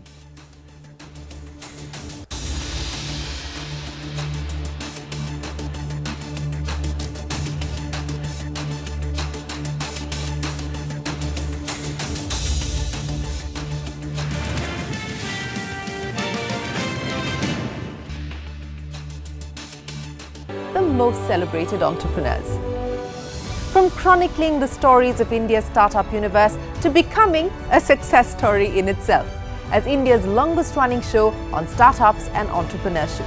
Celebrating 21 action-packed years of building India's biggest startup community. Young Turks at 21. Only on CNBC TV18 and CNBCTV18.com.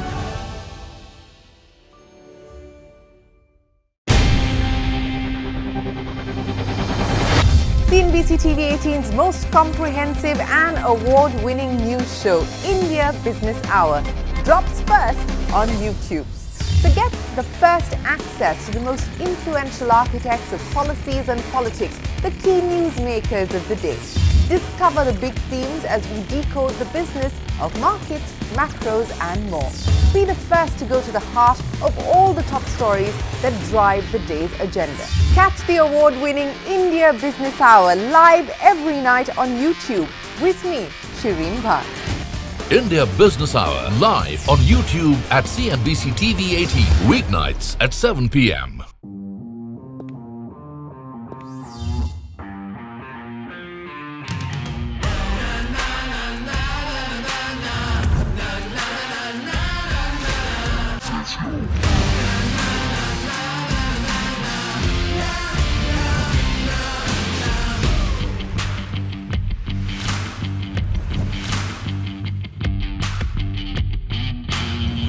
Make informed decisions with comprehensive analysis on the go.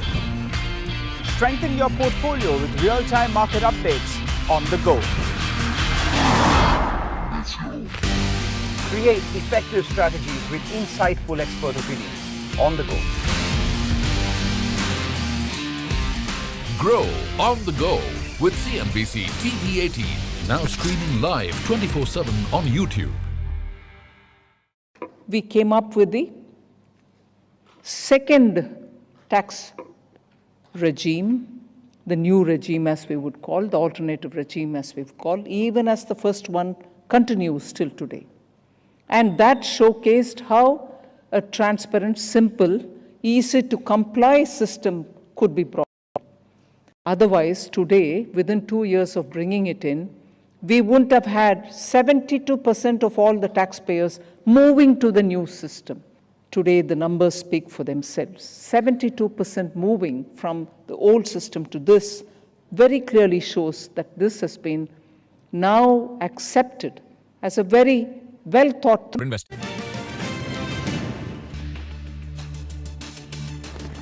Welcome back. Well, in an important M&A, Zomato has finally acquired Paytm's ticketing business for a little over 2,000 crores. Mangalam is here to tell us more about how Zomato plans to grow the third B2C vertical in its portfolio. Well, it's been over 2 months of reportage, speculation, and the companies talking about being in talks with each other.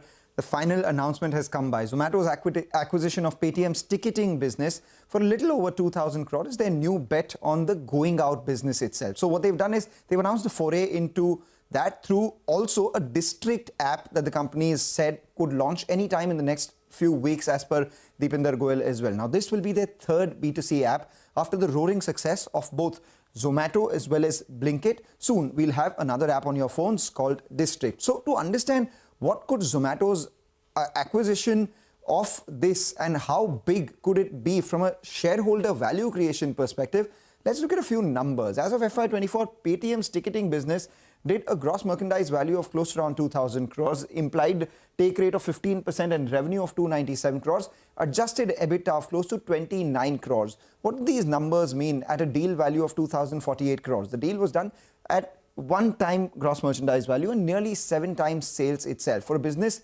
that, like I said, has an implied take rate of 15% and margins at 1.5% of GMV. The important thing then to see is how much can Zomato scale it to. Post-acquisition, Zomato intends to transition customer traffic from Paytm, Insider, Ticket New apps to District and incentivize customers to move to District itself. What is it that they are targeting? For FY26, they are targeting cross-order value at over 10,000 crore rupees with rapid growth, implying a 40% CAGR. From a medium to long-term perspective, they also are expecting 4 to 5% of margins as a proportion of GOV. And additionally, they will further scale, this business depending on newer use cases like even shopping, staycations, travel, etc. So assuming all of this holds true and using a conservative estimate versus the company's own guidance, FY27 GMV for this business could be 20,000 crore, a whopping 10 times versus what they bought it for FY24. The GMV margin could be close to around 3%. This compares with 1.5% where it stands at right now. And that would result in a 600 crore absolute EBITDA. Now, if you look at the current deal multiple of GMV itself, this business could actually be worth nearly 22,000 crore, which is a 10 to 12 times valuation jump versus what they've paid for this business. And this is without accounting for new use cases, further synergies, and perhaps, IP valuations of some of the live events that they would do under District as well. Now, usually you would say that 10 to 12 times jump in 2 years seems extremely high for other deals. For Zomato, it's something that we've seen already. Blinkit is currently 20 times what it was versus what Zomato paid for it in 2022, with brokerages citing further upside on that as well. So the bottom line is the street expects at least 10 to 12 times valuation extraction from the District app, which the management has earlier said will be their third major value driver in the B2C space. Okay, all right. So let's see whether they can make the magic again. Thanks, Mangalam, for that. Market expert Prakash Diwan joins in to discuss his view with regards to both the companies, Zomato as well as Paytm. Prakash, thanks very much for joining in. Well, let's start by talking about Zomato.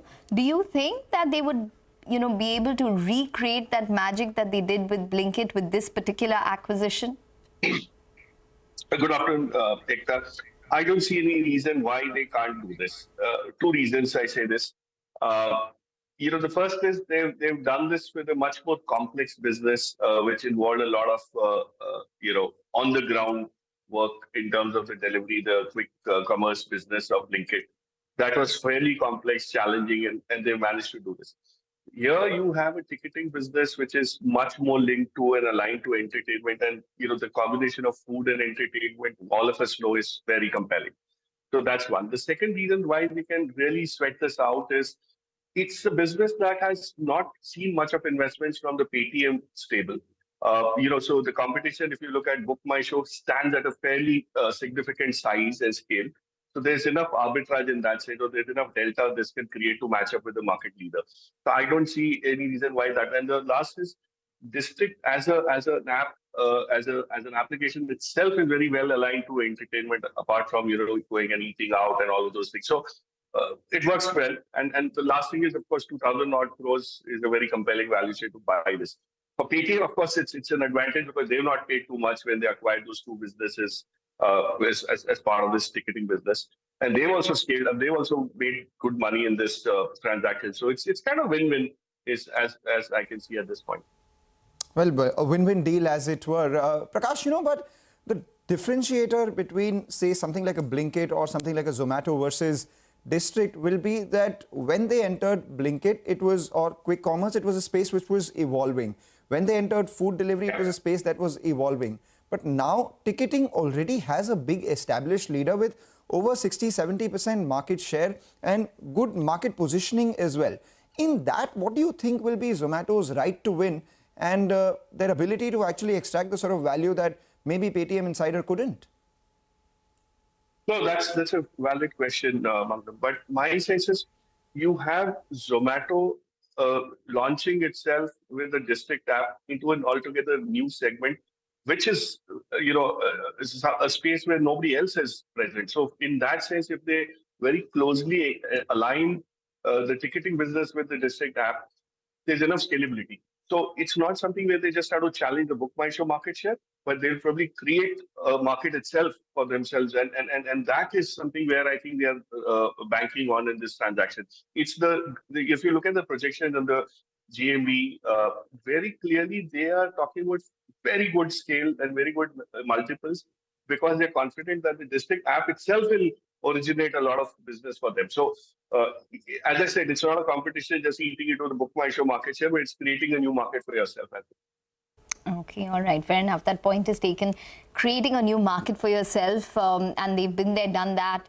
But Prakash, Paytm now, Vijay Shekhar Sharma has been quoted in saying that, he eventually wants to focus on making a long-term, sustainable, profitable business model.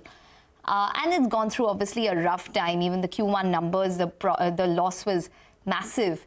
But do you think that it's probably turned the corner now with this particular transaction? And what would it do to its balance sheet and overall business? So, yes, so, if you look at what they paid for this business and what they're getting, it's definitely a very attractive multiple. But is it big enough to fill that hole? I don't think so. The balance sheet still needs much more capital to get out of the woods in that sense. But this is at least a good move because it's non-core. And all those non-core activities that Paytm had got into was to a large extent responsible for stretching their balance sheet too thin and then the failure. So I think it's definitely a smart move, but I don't think, it's a step in the right direction, Ekta, but it's not enough to move the needle to kind of get it completely out of the wood and rejoice after this transaction as if everything is going to be now sorted just because you're getting these 2,000 odd crores. All right, let's put the same thing back on Zomato then. 2,000 odd crores is the deal. Even if it becomes, say, 10-12x from now in terms of a valuation for this business itself, comes to around 20,000 crores, which is actually more than what Book My Show is valued at. Even then, it accounts for no more than 10% of Zomato's overall market cap. So while it becomes a value driver, does it become a valuation driver for the company itself in their overall SOTP? Because again, it's too small to move the needle, right? The way Blinkit grew and added to Zomato's overall valuation, do you think District could replicate that? Or it would just be one of those side dishes, pun unintended? No, very, very well put, Mangram. And I like this differentiation between the value driver and the valuation driver. I don't think this is a valuation driver as yet, but it has the promise of giving a lot of substance to the District app.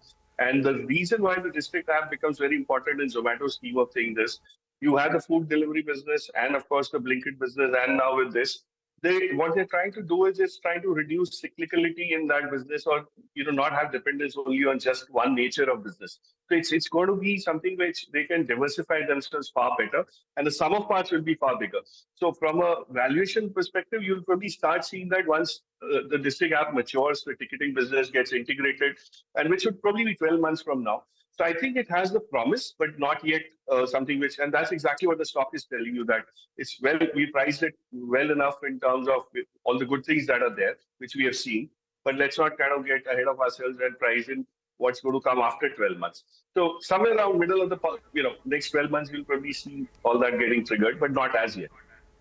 Okay, so let's narrow it down in terms of specifics on what you are advising when it comes to Zomato as well as Paytm. What is your call on these two stocks specifically? So I've made it clear, Paytm, I'm still not convinced that it's a buy, just on the basis of what we've seen recently. It's moved out of the ICU, but it's still in a ward. It hasn't kind of repaired itself to that extent. But Zomato is showing enough promise to be added to portfolios, and you will see this happen in a lot of institutional portfolios, a lot of HNI portfolios where significant stakes will come in. But the range that you would buy in would probably be anywhere between 200 to 230, 235. That's where I think it's fairly valued. Right now, it's a bit of exuberance. News flow has been very positive, but on certain good days, when markets give you that opportunity, that's when you add. So it's definitely a buy for at least a 4-5 year kind of a thing, and where you could expect a multiple 2x, 3x happen very easily. But as I said, don't be in a hurry to buy it just because everything is falling in place all of a sudden in the last 1 week. Take that point, Prakash, entirely. The vagaries of the bull market. Back in the day when Zomato would get into, different verticals, people would say it is adventurism and they should not do that anymore. But now things are looking good for them. The stock price has moved 7-8x. People are saying, okay, this diversification is good. Earlier it was consolidation and focusing on the core itself. Thank you for joining in with your perspective. We take a short break on that. We'll come back on the other side. We talk about all that's happening in the market, get you set up from the F&O perspective as well.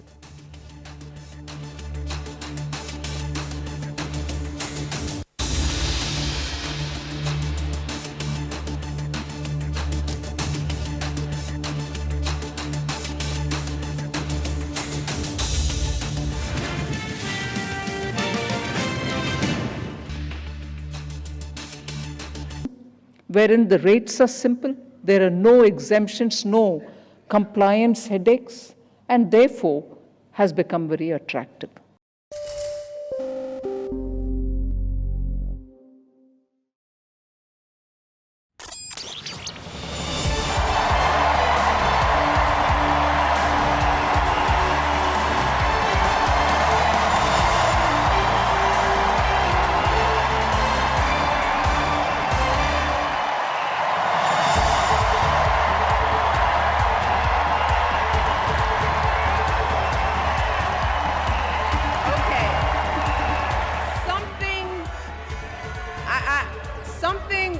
Wonderfully magical is in the air, isn't it? Yeah.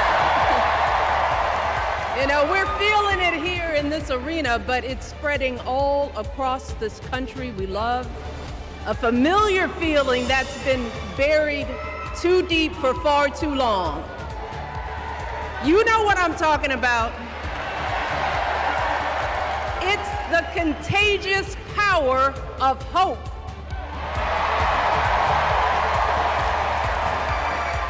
America, hope is making a comeback.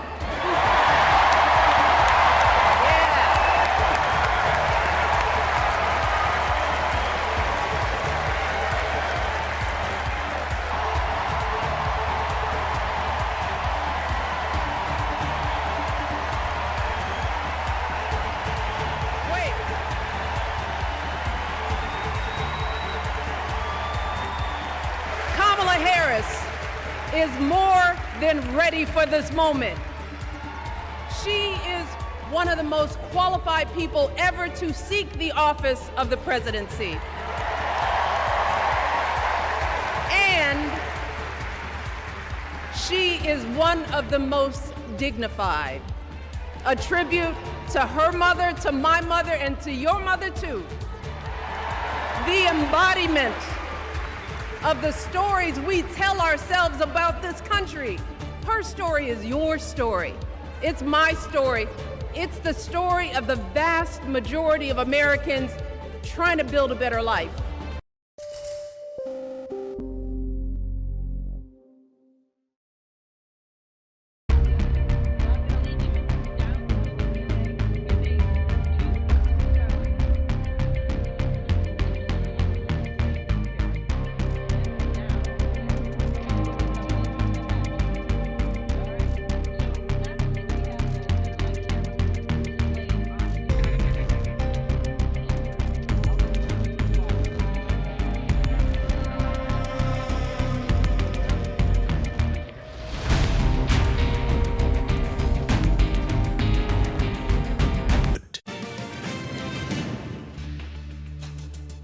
Welcome back. You're watching us here on Halftime Report. It's midday on Thursday ahead of the Nifty weekly options expiry. Perfect time to set you up for the F&O setup at midday itself.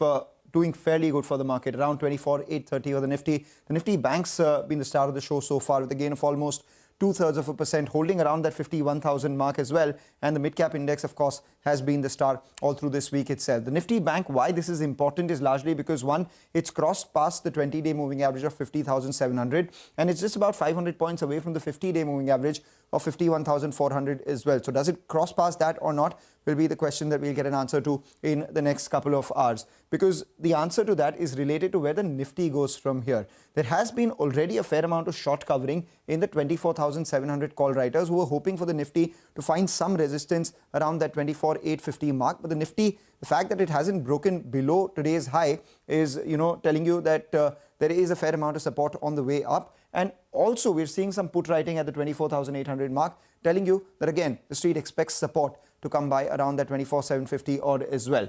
On the way up though, there are 2.5 crore shares at the 24,800 call for a premium of 33. And we have a fair amount of writing done at the 24,850 mark as well. So if the Nifty sustains here, then we can see all these guys running for cover, and perhaps you could see a bit of an up move in the second half of trade, or else these guys get validated and the Nifty actually goes back to the lower end of the range, which is closer to 24,750 itself. For individual stocks, we have a bunch of them. RBL Bank, Chambal Fertilizers, IEX, all of them were flitting between in and out of F&O band. But now with the open interest action today, seems like they can go back into the F&O band. So that's about the F&O setup at midday so far. We take a short break, come back. On the other side, we have the management of Updater Services joining in to decode their business outlook. Raghu Tangarila, who is the chairman and MD, joins in.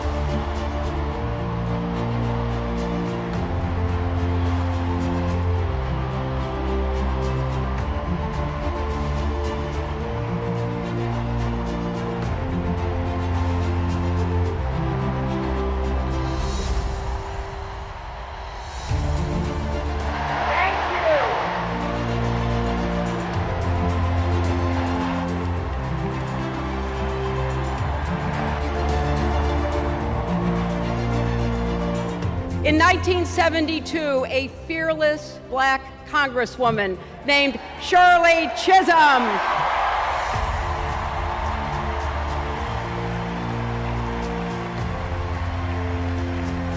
she ran for president.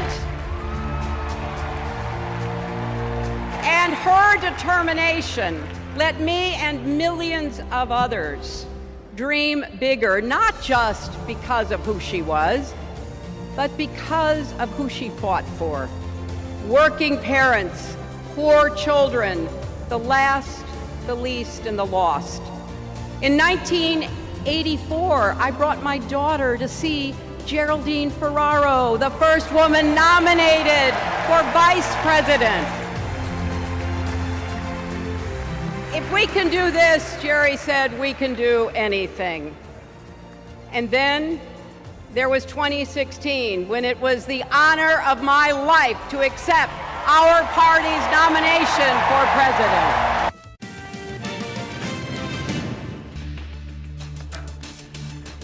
Welcome back. Well, we do have the details with regards to the Nucleus Software buyback. So it's worth around 72 odd crores as a total, and it's come in at 1,615 rupees per share. That's what the board has approved. It equals to around 1.67% of their total equities. So that's the update which has come in with regards to Nucleus Software. But the stock, as you can see, is down around 4.5% at this point in time. We'll get you more details. But as of now, we have a management to talk to. We have Mr. Raghu, who's the chairman and the MD of Updata Services, joining in to discuss the quarter gone by and what the business is looking like. Mr. Raghu, thanks very much for taking the time out. Well, you know, I just wanted to start by talking to you about your integrated facilities management business, which is the bulk of your business. It was up around 6.2% on a year-on-year basis, up around 1.1% on a Q-on-Q basis. You have indicated that, you know, Q2, Q3 generally sees better growth. So what is the kind of growth that we're looking at in Q2 and Q3? On the IFM side, I think between first quarter last year to this year, first quarter is about 7.5% growth. Like I called out last time, we had exited unviable business, so this growth is slightly muted. However, for this current year, what we had guided was about 15 to 16% growth on the IFM side. Right. You know, what's interesting is that from the time when we started to speak from your IPO days to now, there's been a sharp increase in the contribution that has come in from the BSS business, which is a higher margin business for you, and that's reflected in your overall EBITDA margins as well over the last many quarters. So going forward, what is this proportion likely to stabilize at?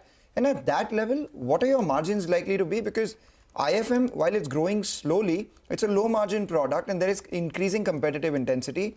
In BSS, while it's growing fast, I'm sure at some point there could be worries about margins there too. So on an overall steady state basis, what is the sort of margin and contribution that you expect from both these businesses? Yeah, great. BSS, we had consciously, strategically tried to increase revenues there, ramp up growth there because they're higher margin. That was the strategy from the beginning, and that's what is working out. On the IFM side, yes, we will grow double digit, about 14, 15, 16% this year, but the margins will be around between 5-6%. For our BSS, it will be steady state of what, 12 to 14% margins. So that has been the plan, and that's what it's actually planned out for this year, and I can see in the near future. The contribution of BSS then over the next couple of years, you expect it to go to 40-42%. At what point does it stabilize and you stop consciously, you know, growing BSS faster than IFM? I don't think in the near future we'll stop because we want to grow a more profitable business. As of today, it's about 35% of revenue and about 65% of our PAT. So that I think we consciously will grow this, I mean, as much as possible. That's the idea. But this year we will reach between 60-40, 60 between IFM and 40 for BSS. Okay, but if I just look at your IFM business in the past 4 quarters odd, it's been single-digit growth. And it's slowly scaled down. I mean, 4.8% in Q3 and then now 6.2% in Q1. But just give us a sense in terms of what is the average run rate that we can expect. Are you going to push to double-digit growth, and by when? For the full year, we will be a double-digit growth. If you look at quarter on quarter compared to last quarter, yes, it's single-digit because like we called out as last time, we have exited businesses in IFM which is not viable. So that's the reason the growth looks muted. But if you look at the full year, we will still do between 14-15%.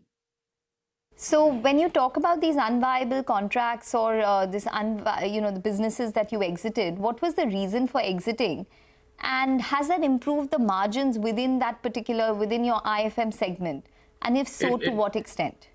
Absolutely. I think it would margins would improve compared to last full year to this full year coming 25 March, would about close to about 50 to 75 basis points.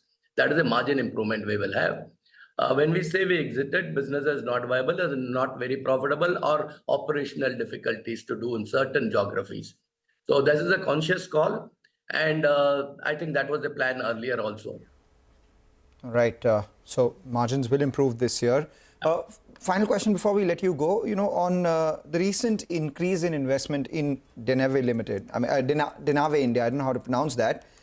You increased your stake from 67% to closer to 90% at 50 crore rupees, 52.57 crore rupees. If you could tell us, if there is any commitment for you to increase further stake out there, the rationale for actually increasing your stake here, and how much more are you looking to increase your stake in some of the other subsidiaries that you've acquired earlier? No, all our subsidiaries are 100%, but for one company called Athena, which is 76% as we speak. Denave, we've already acquired 100% as of last year, 31st March, but the money moved later after 31st March. So our strategy of acquisition is we don't acquire 100%. We take a majority on day one and give an earn-out model for the promoters for about a couple of years. So Denave is 100% subsidiary as of today. So there's no more investment in Denave. That's over. So there's only one subsidiary, Athena, which will happen next year. And how much do you intend to that depends on how they perform. It could be anywhere in the region of about 30 to 40 crores because we have an earn-out model. Okay, so you would be investing around 30 to 40 crores in this additional subsidiary. And where are you getting the funds from? These funds are through internal accrual. And already, if you look at the way we account, we take it 100% in a liability in our books. It's already accounted because we're committed to buy. Okay. Right. Any more unviable contracts that you would be exiting? In the IFM space, no. We are now done with it. Okay. All right. All right. Well, we're going to let you go on that note. Thanks, Mr. Raghu, for joining in and taking us through that conversation. Well, that is updated. That stock is up around 3.3% at this point in time. They are targeting double-digit growth in their integrated facilities management segment. So that is what they are looking at for the year. We'll take a break, but more on the markets once we're back. Stay tuned.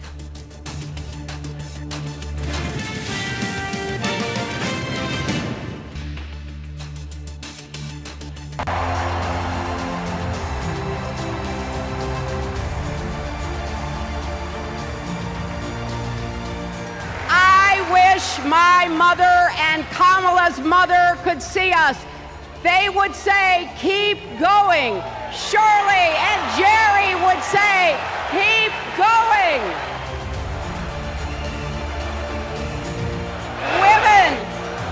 Women fighting for reproductive health care are saying, keep going.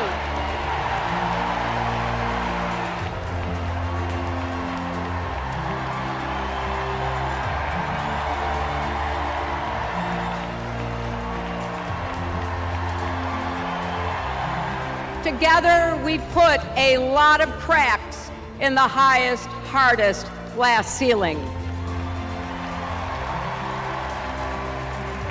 On the other side of that glass ceiling is Kamala Harris raising her hand and taking the oath of office as our 47th President of the United States.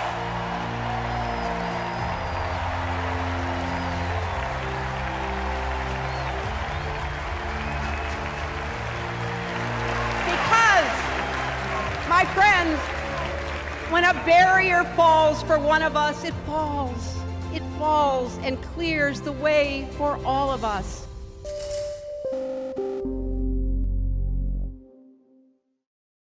Dr. Deshpande, the crux of our problem is probably our diet. Statistics show that 51% of students eat junk food, 38% of adult Indians eat poorly. So what is wrong with our diet to that extent? Is it the lack of protein? Is it too much carbohydrates? Or is it the incremental amount of junk food that our diet has, turned towards in the past couple of years? Right. So yes, you're very right. The problem is calorie excess because of abundance of food. The other problem is carbohydrate excess.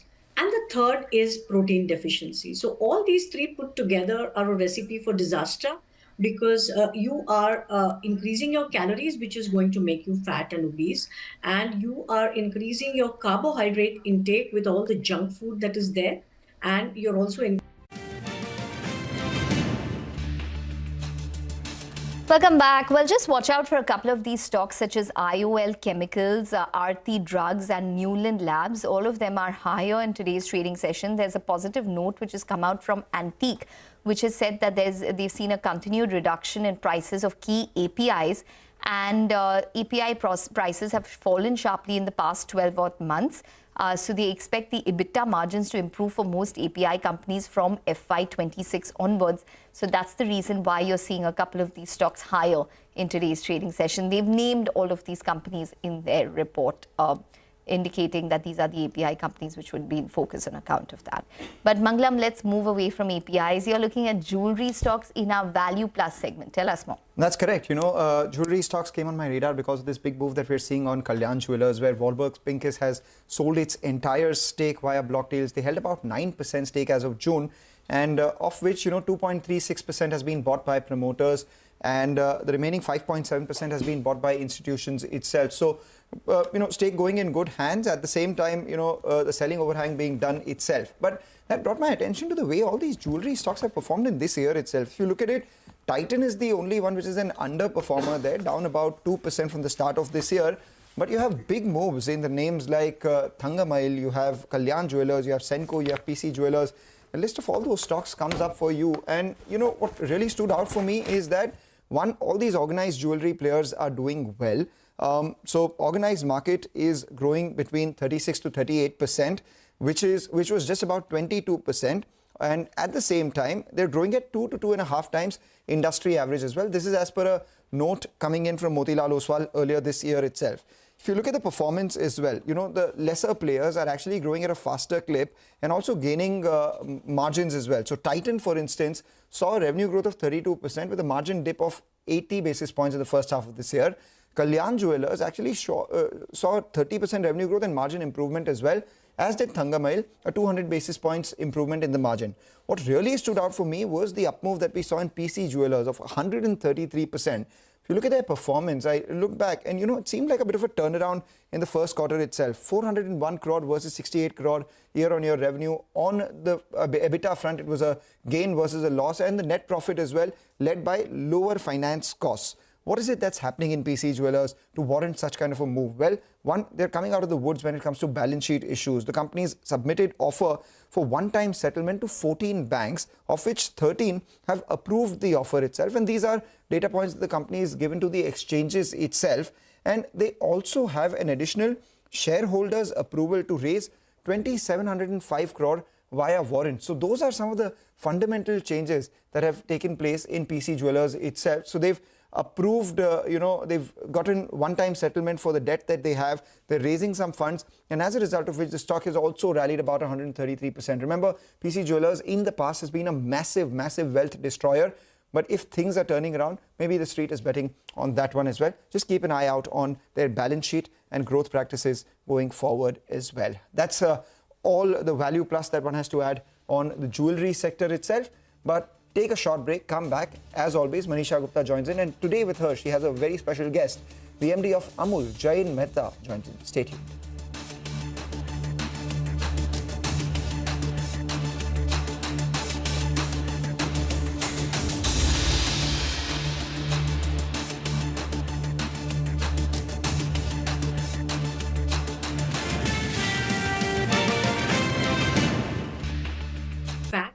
Content, and all of this is ultimately going to lead to a lot of insulin resistance, fatty liver, and this is inviting all the metabolic diseases that are associated with obesity. So junk food is very high on processing, and processing is really bad because it can cause a lot of what we call oxidative damage. What is a good source of vegetarian protein according to you, Dr. Deshpande, and how much protein should one consume?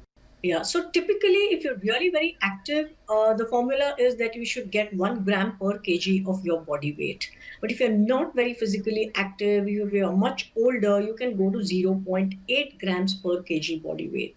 If you talk about vegetarian sources, there is no complete protein. So you will have to eat multiple sources of protein because all the amino acids are not contained in any single food.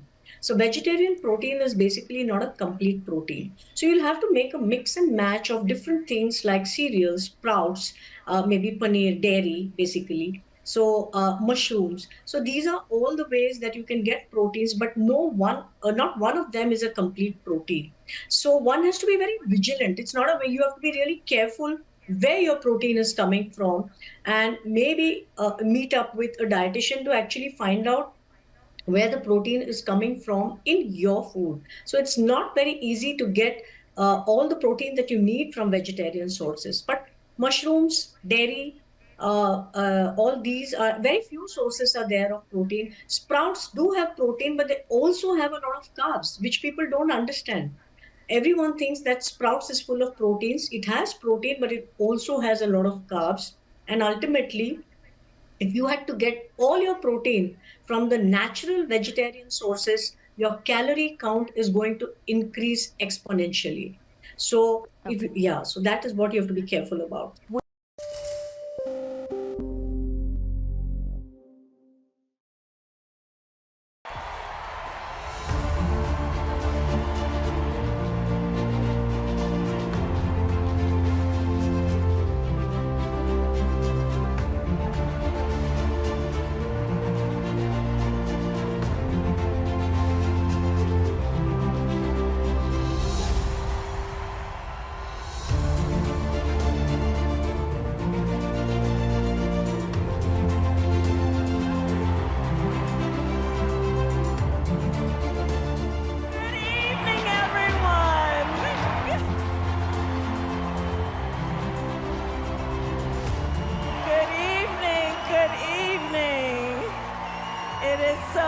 To be with everyone this evening in this hall and everyone at home.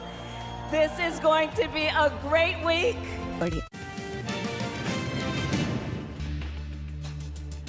Welcome back, and joining us is a very special guest. Mr. Jayan Mehta is MD Amul, and he joins us on CNBC TV18. Mr. Mehta, congratulations, as Amul is awarded world's strongest food brand with a AAA+ rating by the Brand Finance's Food and Drink 2024 report. Well, you have been the top dairy brand earlier. What does it really mean in the sense of numbers for you?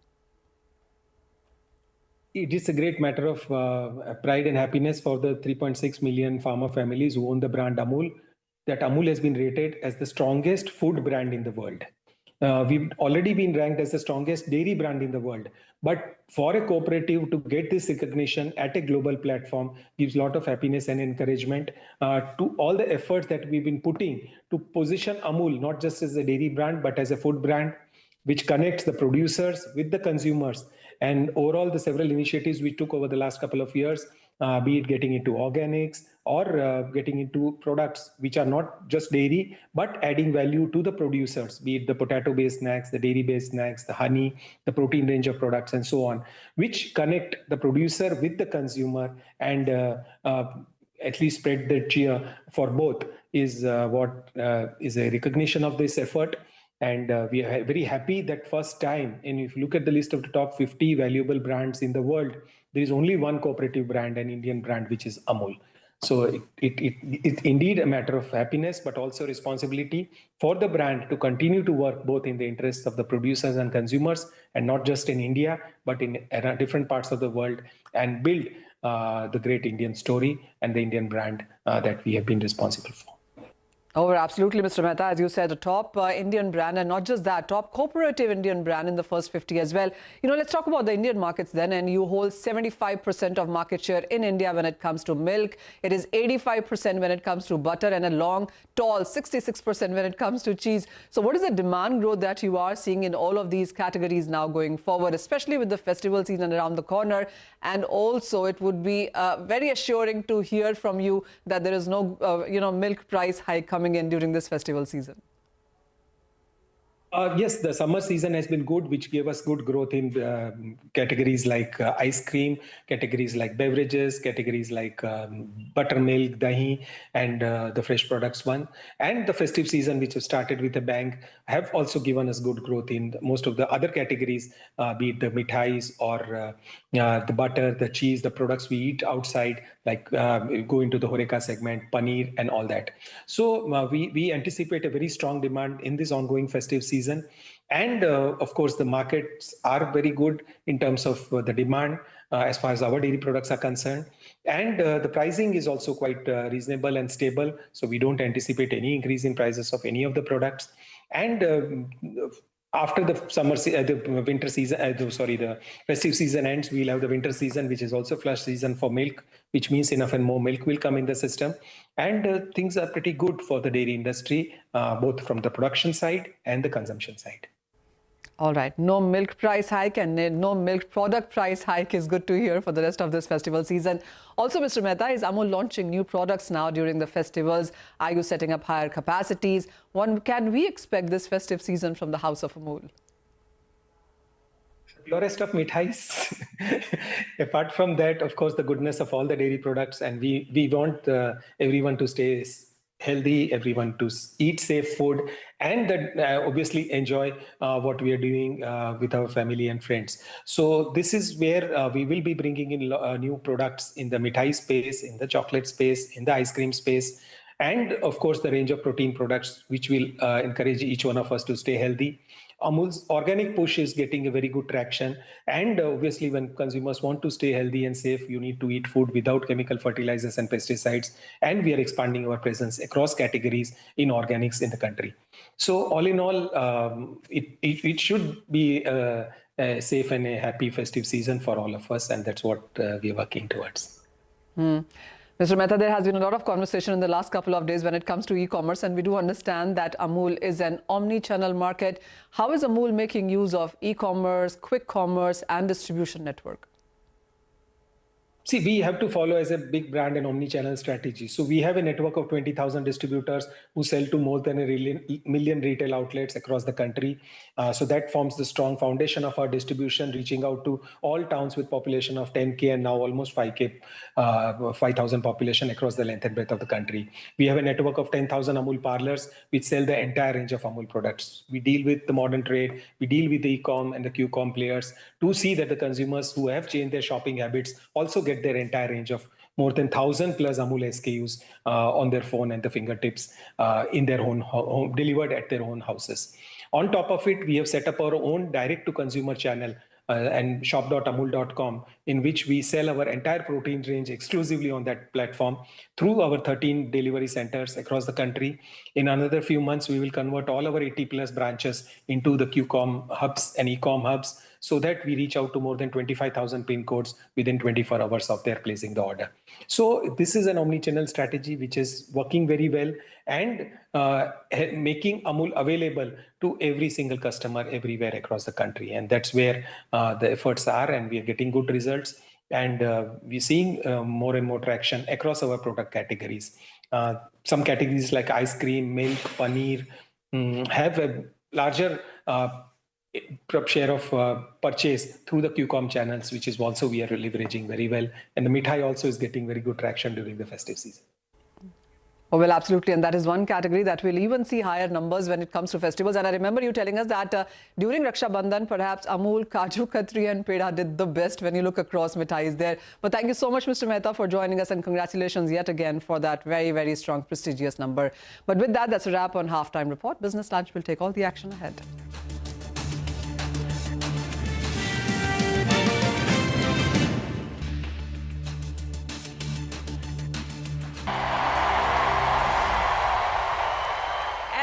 Kick us off by celebrating our incredible President Joe Biden, who will be speaking later tonight. Joe, thank you for your historic leadership, for your lifetime of service to our nation, and for all you will continue to do. We are forever grateful to you.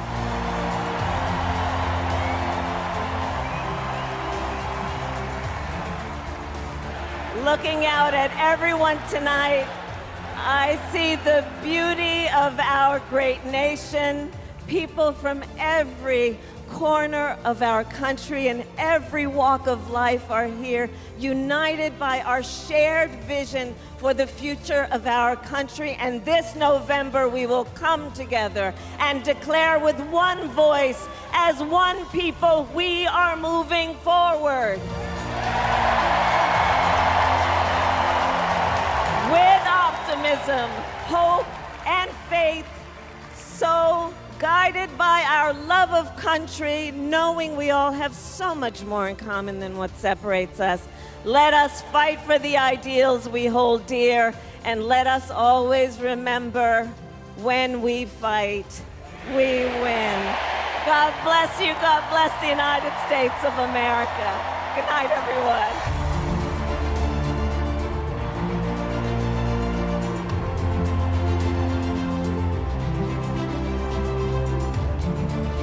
Again, what her appearance is just a preview of coming attractions of Thursday night. You could feel the electricity.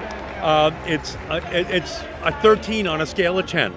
It's one of the most electrifying political environments ever been created because it's all about the future, and she embodies it. Oh, I think it's great. You know, people really get excited when something happens they didn't expect, and it makes them happy. So we're a happy group.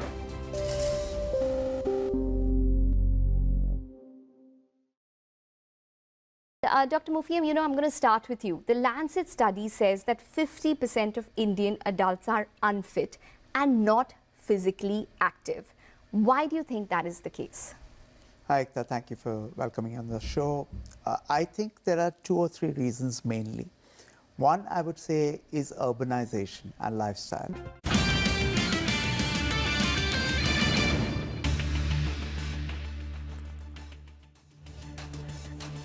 The market tracks gains with mid, small and micro cap stocks outperforming the large caps. Nifty remains range bound, claiming over 24,800 level. Bank and consumer stocks see buying. Pharma and PSU plays cool off. Block deal action moves stocks. Kalyan Jewellers shines over 6% after 6.5% of the company's equity has changed hands. Sources indicate that Warburg Pincus could be the seller, with promoters picking up some of the stake. Eris Life has seen a block trade worth nearly 1,200 crore rupees, while Alchem Laboratories also sees a large trade, with the promoter likely selling close to 0.7%. Irida surges 8% on plans of raising 4,500 crore rupees via QIP or FPO. Interglobe Aviation gains on positive views from Jefferies and HSBC as both brokerages give a buy call on the stock. Ola Electric skids for the second consecutive day, falling over 6%. Here's a CNBC TV18 exclusive. Sources say that the government is likely to give relief to Infosys on the recent GST tax notices via effecting changes in the upcoming GST Council meeting. GST relief and clarity also likely for foreign airlines and foreign shipping companies. Another CNBC TV18 exclusive. Sources indicate that the government may not look at issuing more tranches of sovereign gold bonds, which are being seen as an expensive borrowing instrument. Final view on SGB is likely to be taken next month.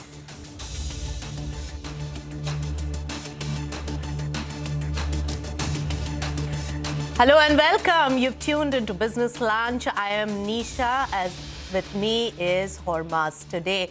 And so Hormaz, at the moment, the screen is green. It's good to look at that, and Nifty 50 reconquering the 24,800 levels and with a gain of 0.2%. So is the case with Sensex, 164 points gain. Right now, Bank Nifty is showing quite a bit of outperformance compared to the key indices, over 0.5% up. And so is the case with the mid caps. In fact, the broader markets, including small and micro caps, are the ones where most of the action really lies. But on my screen, Dr. Reddy's, M&M, TCS, Power Grid are some of the percentage draggers. And on the gaining side, Aditya Birla Group company Grasim, Tata Consumers, Bharti Airtel are some of the big gainers on Nifty 50. Hormaz.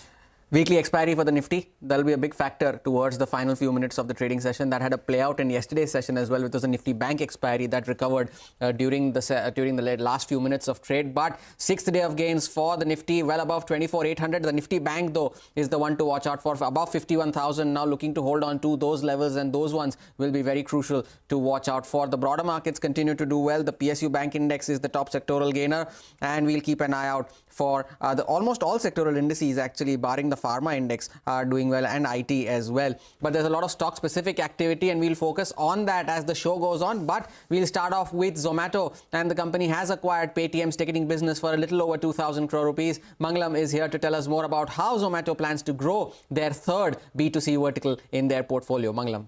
Well, the script is out. What is that? After 2 months of speculation, reportage, and the company is talking about being in touch with each other, Zomato's acquisition of Paytm's ticketing business for a little over 2,000 crore is their new bet on the going out business itself. Remember, they've announced a foray into that through their third app, which is District, which could launch anytime in the next few weeks, as per Deepinder Goyal itself. This will be their third app after, of course, the roaring success of both Zomato as well as Blinkit. So to understand what Zomato's game plan here is, how big can this be from a shareholder value creation standpoint, let's take a look at a couple of numbers. The business that they've acquired from Paytm, they had a gross merchandise value of close to 2,000 odd crores. They had a revenue of 297 crores as of FY24 with EBITDA of close to 29 crores itself. Now, these numbers imply at 2,048 crore, the deal was done at a one-time GMV and 7 times sales business, which has an implied take rate of 15%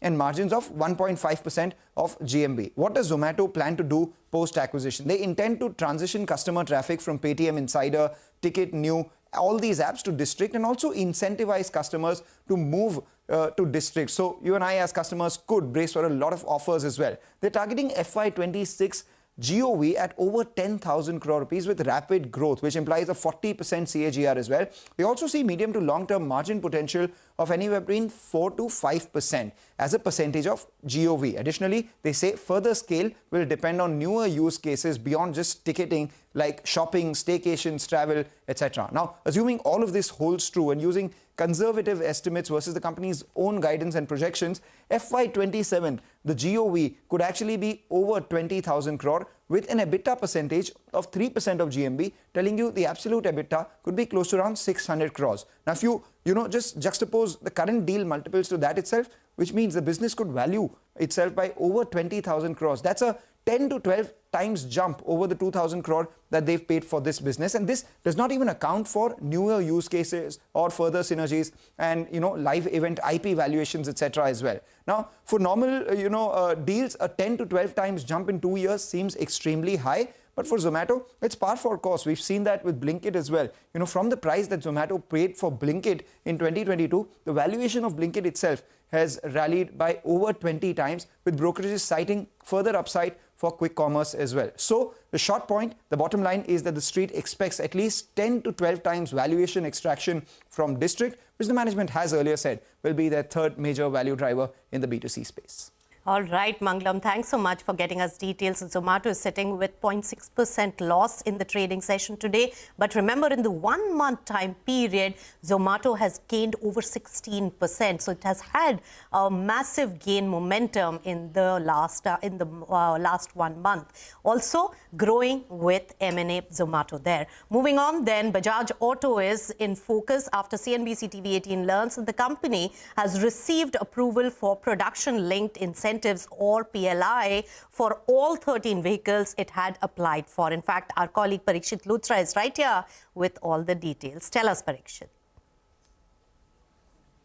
Well, yes, this is important for Bajaj Auto. The company had applied for two-wheeler and three-wheeler products under the Automotive PLI scheme for incentives on manufacturing of zero-emission vehicles and advanced automotive technologies. Now, they have got approvals for all 13 products that they had sought incentives for. What this means is that the Ministry of Heavy Industries considers that this company qualifies the domestic value addition criteria on each of these 13 products, and when the company gives applications for incentives, those incentives will be rolled out. As far as the other companies go, for example, Ola Electric, they have applied for 5 vehicles so far, and they've received PLI approvals for 4 of them.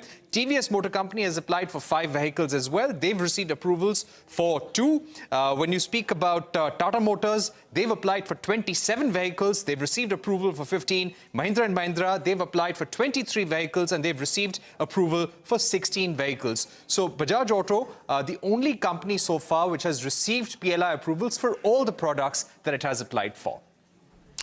Positive developments there for Bajaj Auto. Parikshit, thanks a lot for that update. But sticking with the company, we also learned from sources that Bajaj Auto is seeking a GST cut on CNG two-wheelers. Now, Timsy is joining us with more details. Timsy, tell us, what are your sources telling you? Well, yes, sources are telling me that the recent meeting that Bajaj Auto's Rajiv Bajaj held with officials at the North Block was to seek a GST cut on the CNG two-wheelers that the company is talking about. And they are saying in their proposal that the CNG two-wheelers should be considered for a 5% GST rate similar to EV vehicles, where the rate was rationalized to 5%. They say that the two-wheelers on CNG are on clean fuel and for mass public use, thus they should be under the 5% bracket.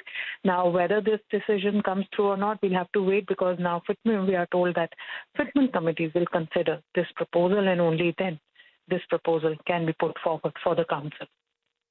All right, important development there. But Timsy, stay on, because sources also say that the government is likely to give GST relief to Infosys and foreign airlines as well as foreign shipping lines. Tell us more about this, Timsy. Well, yes, the upcoming GST Council meeting could actually give a breather to the recent tax notices, GST notices sent by DGGI to Infosys, to foreign airlines and to foreign shipping lines. We have learned that the June circular, which was issued after the recent GST Council meeting, which held on 22nd of June in Delhi, the proposal is to further relax it so that a dispensation can be given to foreign shipping lines, to foreign airlines, and to Infosys. Remember, DGGI had sent a notice to Infosys where for the first financial year, Infosys got a clarity, and now they are yet to submit their documents for the remaining years from FY18 till FY23, where DGGI is contesting about 30,000 crore worth of tax evasion. Also, on foreign airlines, they have received 10 companies have received notices worth 10,000 crore rupees plus, and similarly, foreign shipping lines have received DGGI notices of about 1 lakh crore rupees. So all three running through a common thread of services taken from abroad, that is branch offices abroad and head offices in India by branch offices abroad. So this common thread is likely to be further eased under the ease of doing business for the services sector. Timsy, thanks a lot for sharing all of those updates. There are some important alerts coming in there from Timsy. Time for a short break. Then up next, the minutes from the US Federal Reserve's June meeting indicate that most members are in favor of rate cuts in the September meeting. More details on that after this short break. Stay tuned. Back on the other side.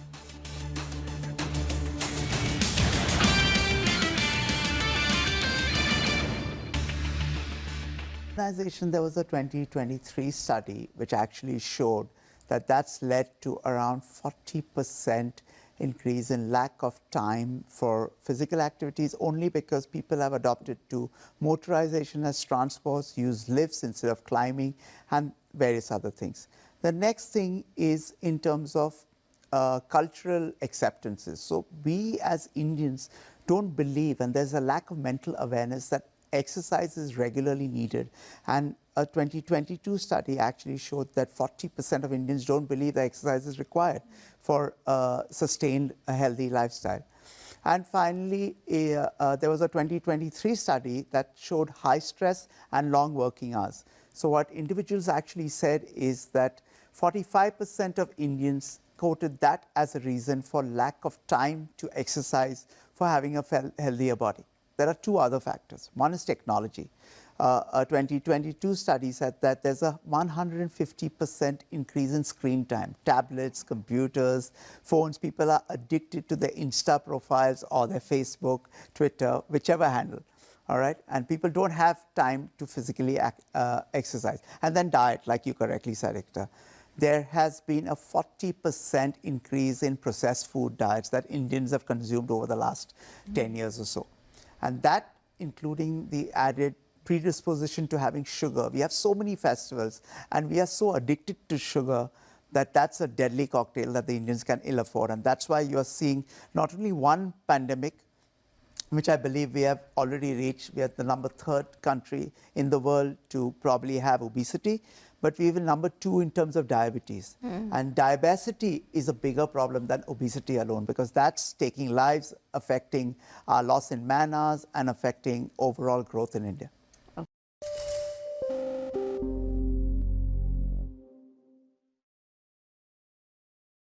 The last hour. Anything can happen between the bells. But what happens during the last hour is what matters the most. The biggest market swings. A close-up look at what's driving them. And how the investors are reacting. Watch the most seasoned market mavens guide you through the most important hour of the trading day. NSE Closing Bell. At these times, only on CNBC TV18 and CNBCTV18.com.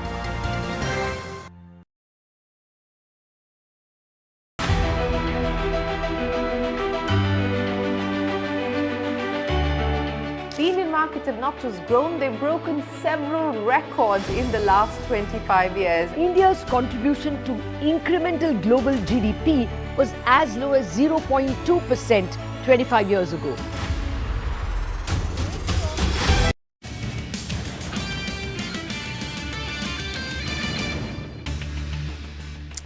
Back with us here on Business Lunch. On to some global updates now. Minutes from the latest US Fed meeting in the month of June suggested that a majority of the policymakers believe that it will be appropriate to cut interest rates in the month of September if the data remains similar. CNBC's Emily Wilkins has a roundup of all the Fed minutes.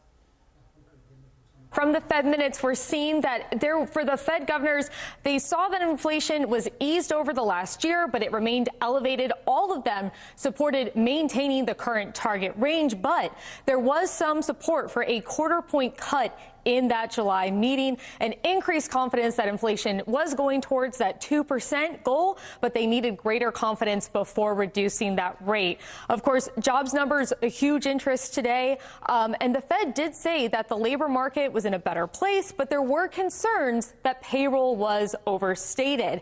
They said the monthly pace of payroll, they moderated from the first quarter, and it was solid in recent months, but they did say that there were increased risks to employment. Of course, that comes as you're seeing decreased risks to inflation, although they said in their minutes that inflation pressures might persist for some time. But overall, there was a sense from the Fed that there was a better balance for inflation and employment objectives, and some said they were more or less balanced in that July meeting. They also took a look at consumer spending, and they found that lower and moderate households had rising credit card delinquency rates. They noted that consumers were shifting away from discretionary spending and buying lower cost food items and brands. So certainly setting up a lot there in those meeting minutes. You can kind of see some of that confidence emerging on inflation. Certainly will be very interesting to hear from Powell this Friday. All right, all eyes are going to be on the Fed announcements. Let's slip into a short breather on Business Lunch on that note. But when we return, we'll get you the updates as the Supreme Court hears the Kolkata rape and murder case. Stay tuned.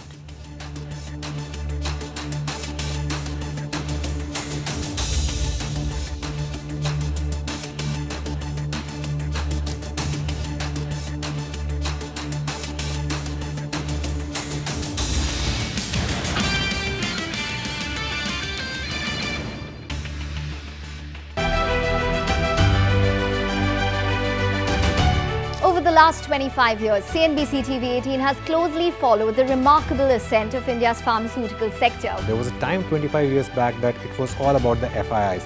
If FIs would buy, markets would rally. If FIs would sell, market would fall.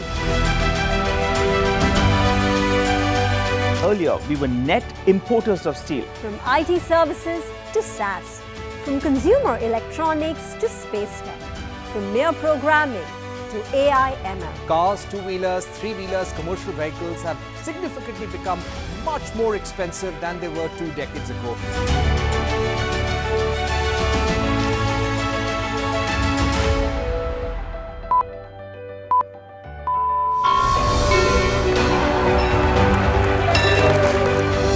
Discounting is high there, but their focus is squarely on the 125cc segment.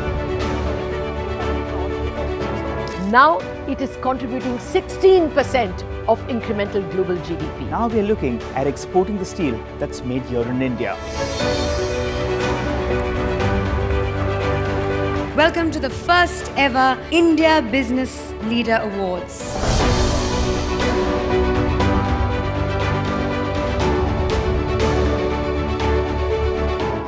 Cars, two-wheelers and vehicles generally being manufactured today are much lower on emissions and much higher on safety. India's technology industry has been at the forefront of cutting-edge innovation over the last 25 years. It's the retail which is the driving force for the market right now. Clearly, we have arrived on the global economic stage.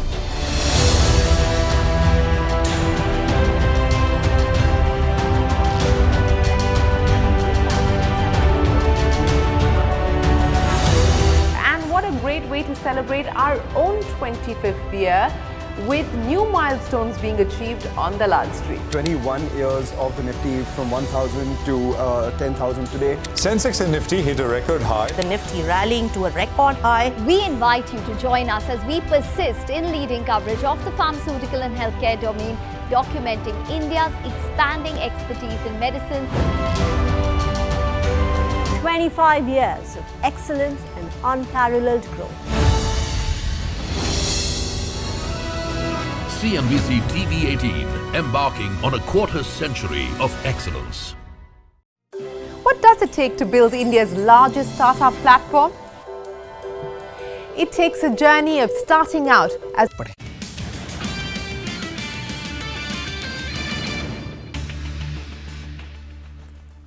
Welcome back. You're watching Business Lunch and straight to the top national development for the day. Now, the Supreme Court is currently hearing the case of the rape and murder of a doctor in Kolkata's RG Kar Hospital. Now, remember that the Supreme Court had taken suo motu cognizance of the case and had asked the CBI to submit a status report on its probe today. And Ashmit Kumar, our colleague, has been in the courtrooms and is tracking all the developments closely. Ashmit, it's a grave matter and it is an important hearing there.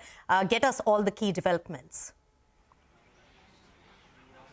Well, in fact, grave indeed. In fact, the Apex Court has been at it for the first half. They've just broken for lunch. Importantly, both the CBI as well as the West Bengal police have filed their status reports. A key question that has arisen and importantly has not been answered as per the clarity that the Apex Court had sought is that when exactly was this case registered? There has been a great deal of back and forth between the submissions being made by the CBI and the West Bengal government. West Bengal says that the case was registered at 1:45. The CBI says that's not correct. It was actually done at 11:30 in the night. And all of this back and forth is creating confusion in the minds of the Apex Court. The Supreme Court at one point even remarking that it has not seen such conduct in 30 years of their experience. And that is, again, strong words coming in with respect to the conduct of the West Bengal government. The West Bengal government, however, on its part, has called this merely as an attempt to muddy the water, saying that this is deliberately being done to cause confusion, that the focus should not be on when the case was registered, but what has happened in the CBI investigation. What have they done? Where have they gone with their investigation in the last 7 days? That's the question the West Bengal government is asking. Importantly, the Apex Court has said that we'll break for lunch, we'll come back, and then we'll ask CBI on what has been achieved as a part of its investigation and as a part of its status report. But also important to point out that the Apex Court has also seized of the concern of public health infrastructure in the state, asking resident doctors, today would be the 14th straight day of the strike, asking the doctors, the protesting doctors, to return to work and assuring them that upon their return, no action will be taken against them and that the National Task Force will give them a fair hearing. So the court really has its hands full. 2 p.m. is when the hearing resumes. CBI is expected to give more clarity on its investigation in this case. Back to you. Ashmit, thanks a lot for that update. The latest ones coming in there from the Supreme Court on this extremely grave issue. Now on to a CNBC TV18 exclusive then. In his first ever television interview, Joy Alucas, the CMD of Joy Alucas Group, and Thomas Matthew, the Executive Director of Joy Alucas India, spoke to our colleague Shilpa Ranipeta about their business, and she began by asking them about their revenue targets and the company's sales growth plans. Listen into a slice of that conversation. We achieved last year 25,000 crore, India and overseas put together. And expecting this year 29,000 crore. It means 4,000 crore increase. Right. It means almost 18% of increase compared to last year. Right. And what is mainly going to be the growth driver of this 18% growth? So most of it comes from same-store growth. We have around 8% same-store growth, and the remaining comes from the new stores that we added.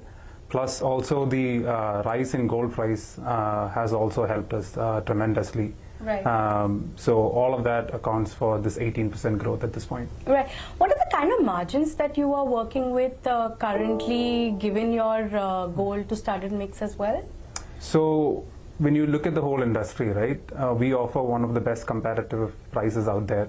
Now it varies by the traditional jewelry, the type of jewelry that you pick, traditional versus daily wear, versus gold or polki.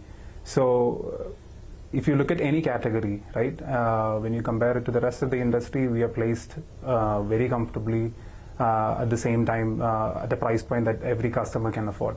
Right.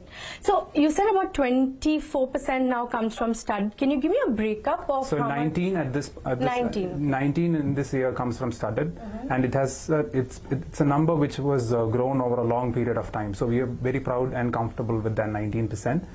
But in the next 5 years, we are planning to increase that to another, let's say, from 19 we proposed to grow to 25. And the remaining from gold, can you give me the remaining breakup also of how much revenue comes from, how much of your remaining revenue comes from gold and any other? So when I say value, I'm talking value-wise, right? So 19% comes from diamond, and the remaining 21% comes from gold. Okay. So you can do the math based on our 25,000 crore revenue from last year. Yeah. All right, fair enough. And you had for a second time filed IPO papers, and then you withdrew saying the market conditions were not right, and this was the second time, and after which you had sort of indicated that FY24 is when you will look at an IPO again. Now we've entered FY25.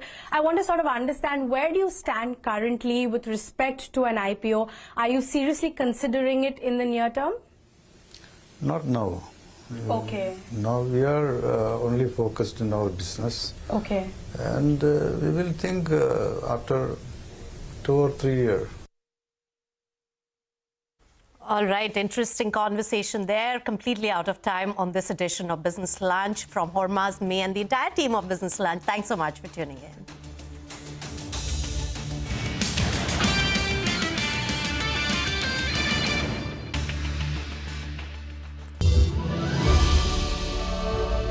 And ending up as unforgettable. It takes more than 2 decades of celebrating the most influential and influencing the most celebrated entrepreneurs. From chronicling the stories of India's startup universe to becoming a success story in itself, as India's longest running show on startups and entrepreneurship, celebrating 21 action-packed years of building India's biggest startup community. Young Turks at 21. Only on CNBC TV18 and CNBCTV18.com.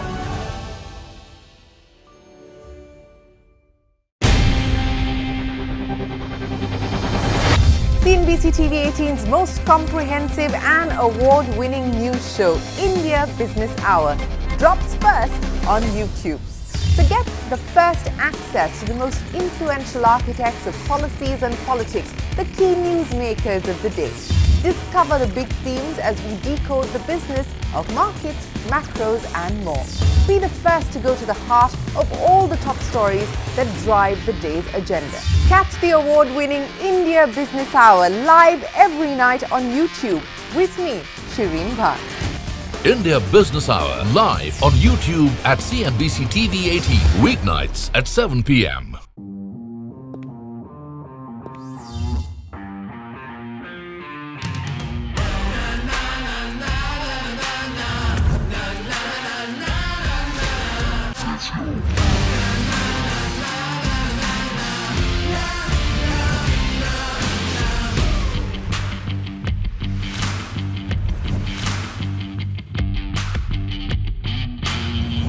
Make informed decisions with comprehensive analysis on the go. Strengthen your portfolio with real-time market updates on the go. Create effective strategies with insightful expert opinions on the go. Grow on the go with CNBC TV18, now streaming live 24/7 on YouTube. We came up with the second tax regime, the new regime as we would call, the alternative regime as we've called, even as the first one continues till today. And that showcased how a transparent, simple, easy to comply system could be brought. Otherwise, today, within 2 years of bringing it in, we wouldn't have had 72% of all the taxpayers moving to the new system. Today, the numbers speak for themselves. 72% moving from the old system to this very clearly shows that this has been now accepted as a very well thought through system, wherein the rates are simple, there are no exemptions, no compliance headaches, and therefore has become very attractive.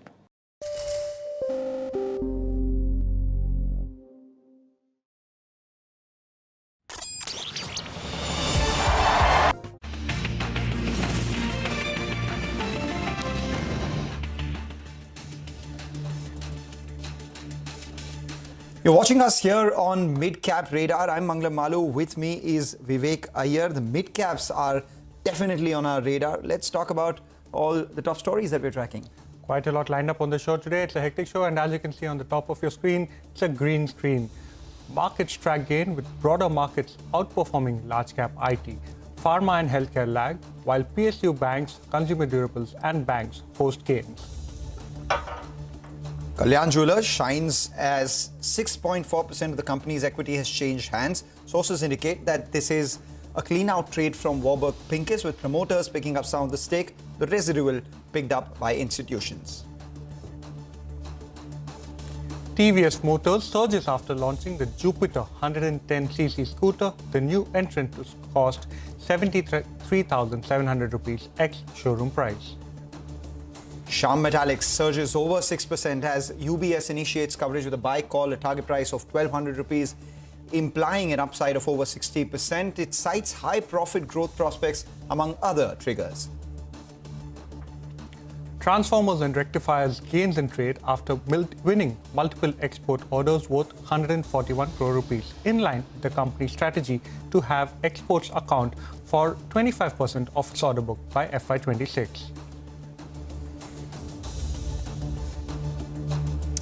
Right, we're talking about mid-cap radar. Don't lose sight of the big caps, though. The Nifty at one point was looking to break that 24,850 mark, but turns out there is some sort of supply which has come in on the frontline index from the highs of today's trading session. Where has that surprise come from? Surprise, surprise. It's not the Nifty Bank. The Nifty Bank is still holding steady upwards of that 51,000 mark. Pull up the intraday chart of the Nifty IT services and you'll watch out for that being at the lowest end of today's trading range so far, and that's the one that is putting some bit of pressure on the Nifty itself. Another pocket of pressure is coming in from ITC, which too is a fair weight on the index. So ITC too has moved to the low point of trade, but that's being offset by another big weight, which is Reliance, which is now moved towards the higher end of today's trading range again. It's been a good session so far. It's been a good week for Reliance as well, which has now moved marginally into the green.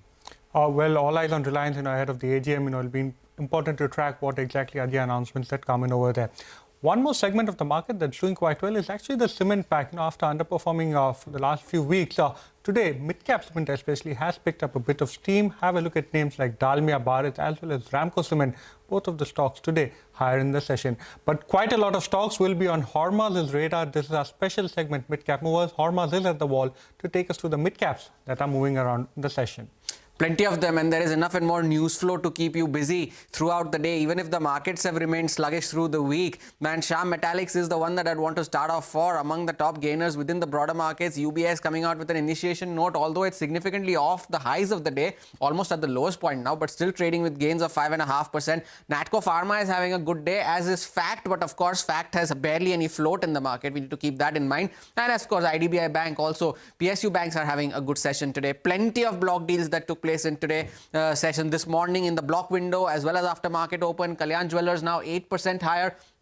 PNB Housing seeing a bit of supply coming in at around 3% lower there. Eris Life also almost 7% equity changed hands. That is seeing a bit of an impact in today's session. Some more stocks that have been buzzing around in today's trading session, and those are the ones that are driven by news flow. Ireda ahead of the board meeting. The management mentioned earlier they plan to raise around 4,500 crores. Board meeting on the 29th, 10% higher now. We are getting used to seeing that at one point of time, but it's been a while since we saw such a move. And transformers and rectifiers also, after the order win, is locked in an upper circuit. Stocks doing well on the back of volumes, and they'll come up on your screen. And Varroc Engineering now the top gainer on the Nifty 500, 12% higher, as is LG Equipments, 4.5%, and Alkyl Amines also doing well on very strong volumes. And lastly, some of the other stocks that are making news today, the buyback names. Aarti Drugs announced a buyback, as did Transport Corp, both off the highs but still trading with gains of around 8%. And Nucleus Software, the buyback was only at a 6% premium. The impact seen in the stock price today. Back to you guys. Take that point entirely. Nucleus Software over the last couple of trading sessions had already seen a rally of almost 30%. So a fair amount of optimism was built in ahead of the details of the buyback. Not only the price, even the size, the street, the acceptance ratio is close to around 1.6, 1.7 odd percent, which, is telling you the kind of sharp profit taking that we're seeing on names like Nucleus Software as well. Just a couple of stocks before we go across to Samit Chauhan as well. Raymond is one of them, which has seen a big move. Most of it coming by in just the last 3 or 4 minutes or so. Just pull up the intraday chart of Raymond. You'd see the stock is up around 8%. There you have it. It's surging with decent volumes. Remember, we had the management join us yesterday as well, talk about the lifestyle business listing in the next couple of weeks, and also for the own business itself. There would be good offtake for the realty business and doubling of revenue in their engineering business over the next couple of years. And the other one is Jubilant and Graveyard. That too is up around 8%, seeing a big move. Nucleus Software, of course, is seeing some profit taking after the details of the buyback have come by. But good time to bring in Samit Chauhan of Angel One for a quick technical check. Samit, seems like some bit of consolidation at higher levels for the Nifty. What is your call on the indices and individual stocks? Yes, good afternoon, Mangalam. This has been a steady, week for our markets. If you see, in last couple of weeks, markets were a bit sluggish. There were a lot of, geopolitical concerns also that were hampering the overall sentiments. But this week, it has been a steady move.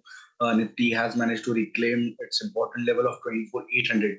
Now, the only deciding factor here would be Bank Nifty. So more than Nifty, our focus would be on Bank Nifty.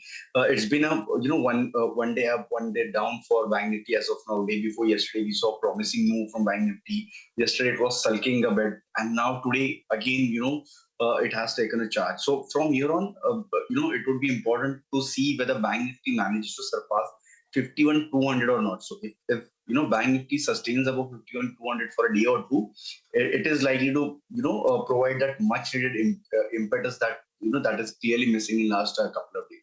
If that happens, then we could see Nifty reclaiming 25,000 soon, and then probably heading toward 25,200, 25,300.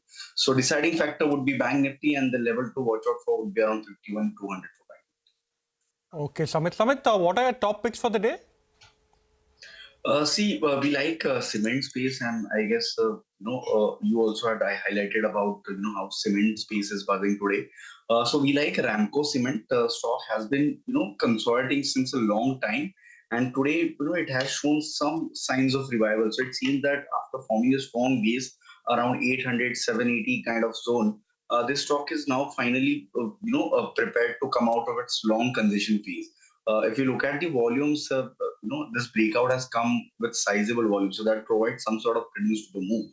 Hence, we like Ramco Cement immediate, with a short-term view, we expect 860 for this middle counter. But once 860, 865 is taken out, the stock can head towards 890, 895 in a quick succession. So Ramco Cement looks good as a trader. One can keep a stop around 880. The other buy would be, overall, if you see FMCG space has been doing well. Yesterday also we saw most of the FMCG counters buzzing toward the latter of the session. So Tata Consumer Product, we seem to have completed its time-wise as well as prime-wise correction.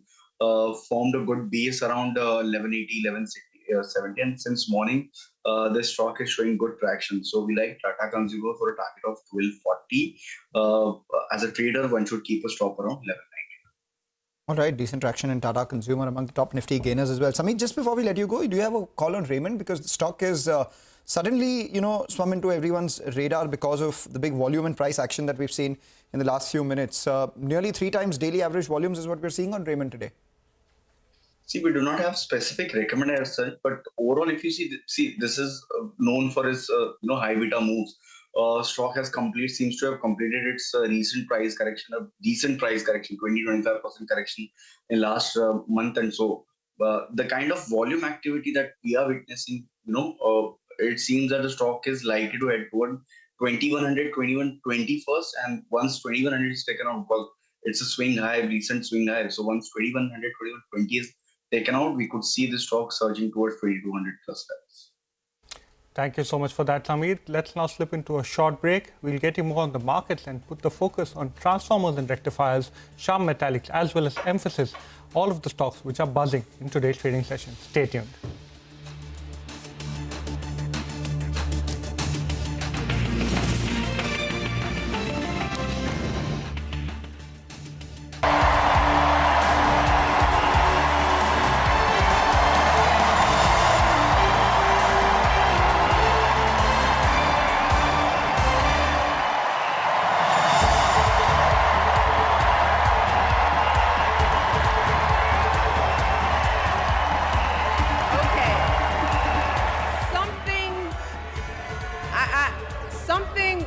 Wonderfully magical is in the air, isn't it? Yeah. We're feeling it here in this arena, but it's spreading all across this country we love. A familiar feeling that's been buried too deep for far too long. You know what I'm talking about. It's the contagious power of hope.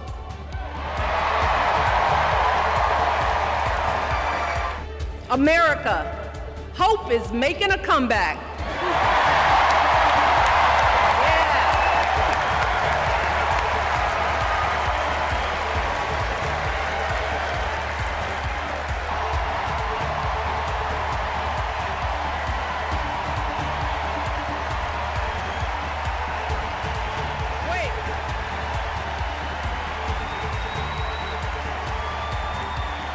Kamala Harris is more than ready for this moment.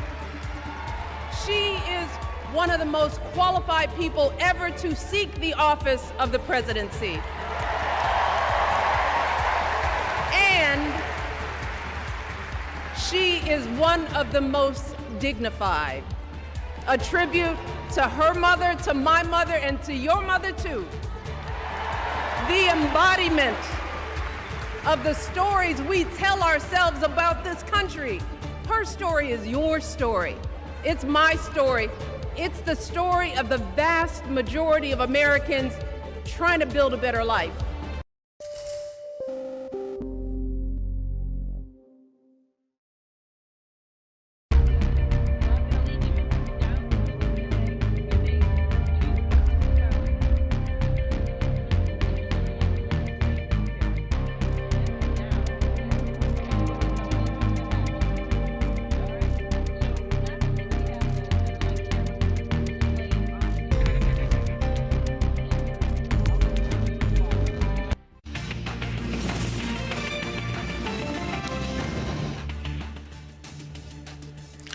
Welcome back to Mid Cap Radar.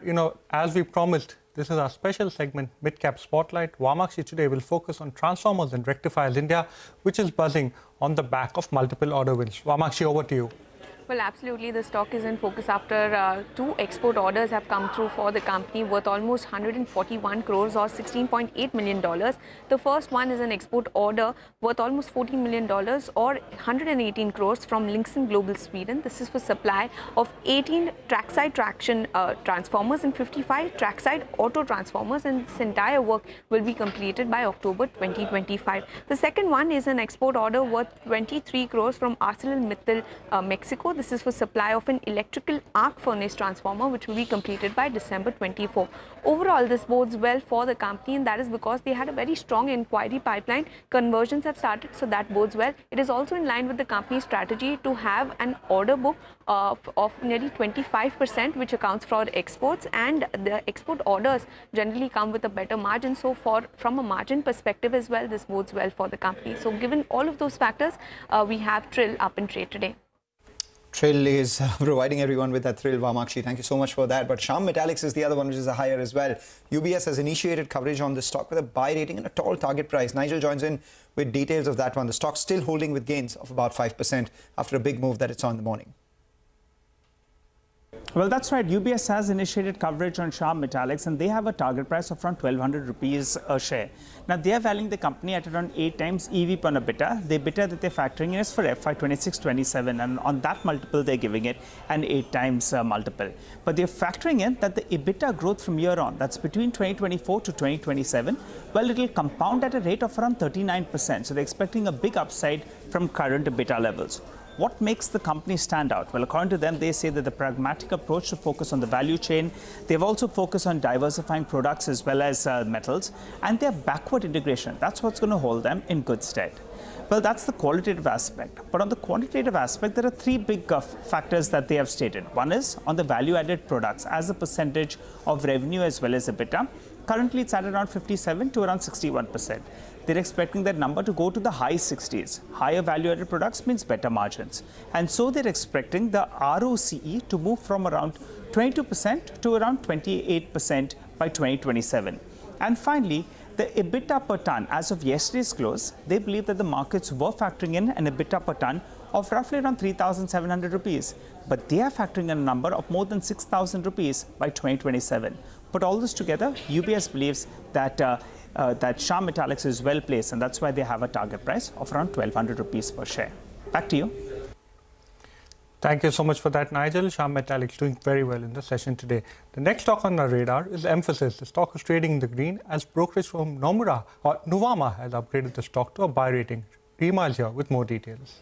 Thanks so much for that. So as you pointed out, Nuvama has upgraded Mphasis because they say that Mphasis is at an inflection point. Now, the same factors that led to Mphasis underperforming the industry in the market for the last 2 years are now likely to reverse, and Mphasis will likely outperform. And therefore, they've gone ahead and upgraded the EPS estimates. The target valuation multiple has also gone up to 30 times. They've upgraded the stock to a buy with a target price of 3,500, so a significant upside from current levels. Now, they go back to that point that how this stock has been an underperformer. It's had a couple of lackluster years. So in FY23, its revenue growth was just 7.8%. In FY24, it reported negative growth. And even this year, it's likely to report a mid-single digit kind of growth. And the key reason for this lackluster performance over the last few years was high interest rates in the US, which hurt its BFS business, that's banking and financial services, which is about 47% of its revenues, and the mortgage business, which is about 6%. But now that US is likely to enter into a rate-cutting cycle, the mortgage business will recover, and even the company's top client, which is a banking and financial services client, recently announced very high technology spends for calendar year 2024. So as they said, the stock appears to be at an inflection point. They've upgraded the stock to a buy, and they say it's the perfect proxy for the interest rate cycle in the US. Back to you. Right, so that's about Mphasis, up around 1.5%. Some block trade taking place in Eureka Forbes, as the bottom of the screen tells you that. Small percentage changing hands, and the stock has seen a bit of a spike on account of that volume increasing as well. Take a short break, come back, get you more of the markets. A lot of stock-specific action lined up for you. Stay tuned.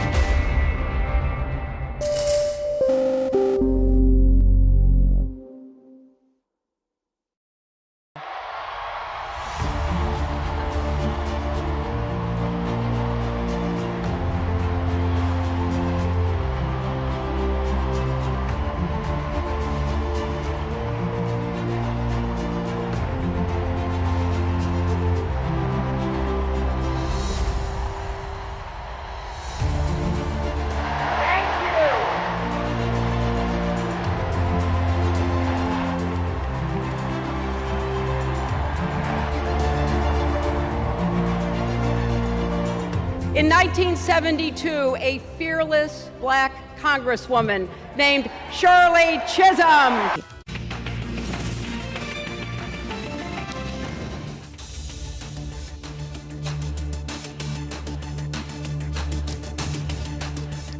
Welcome back to Midcap Radar. Well, Mangalam's been looking at a sector that's been shining, all through 2024. Mangalam, you've been tracking all of the jewelry stocks, and some of them have given whopping returns this year itself. What's keeping them alive in the session? Well, a fair amount of news, a lot of fundamental reasons, and some, technical reasons as well, keeping the jewelry stocks buzzing. So if I was just looking at, Kalyan Jewellers, which is up around 8%. Why is that up around 8% today? That's largely because of the large trade that took place, a clean-out trade from Warburg Pincus. So on the one hand, a large seller is now out of the way.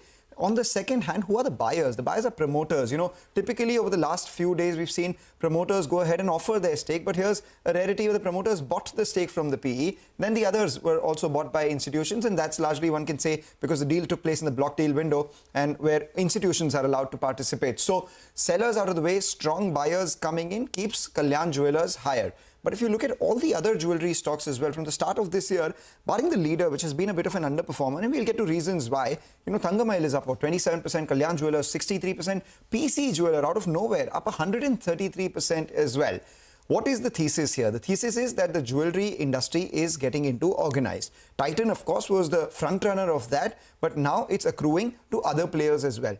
Organized sector was close to 22% of the industry earlier. Now it's around 38%, and it's growing at 2 to 2.5 times the industry average itself. That's reflected in the kind of growth that we've seen in the last 6 months for all these companies as well. Revenue growth of anywhere between 27 to 30% across the board. Yes, some have seen margin compression, but some have also seen margin improvement. But that still doesn't answer the question, why is PC Jeweller up 133%? So I was looking at their numbers. The last quarter numbers itself indicated a turnaround. 68 crore revenue turned into over 400 crores. The EBITDA loss of 43 crore turned into a gain of 50 crores as well. And there was a sharp reduction in finance costs. Profits also turned into over 100 crores versus a loss of 172 crores. What is it that they're doing for their balance sheet? I was looking through some of the exchange notifications that they've made. They've submitted an offer for one-time settlement to 14 banks. 13 out of those 14 have actually approved that offer. So, they're trying to settle the debt positions with their banks, and additionally they've also gotten shareholders approval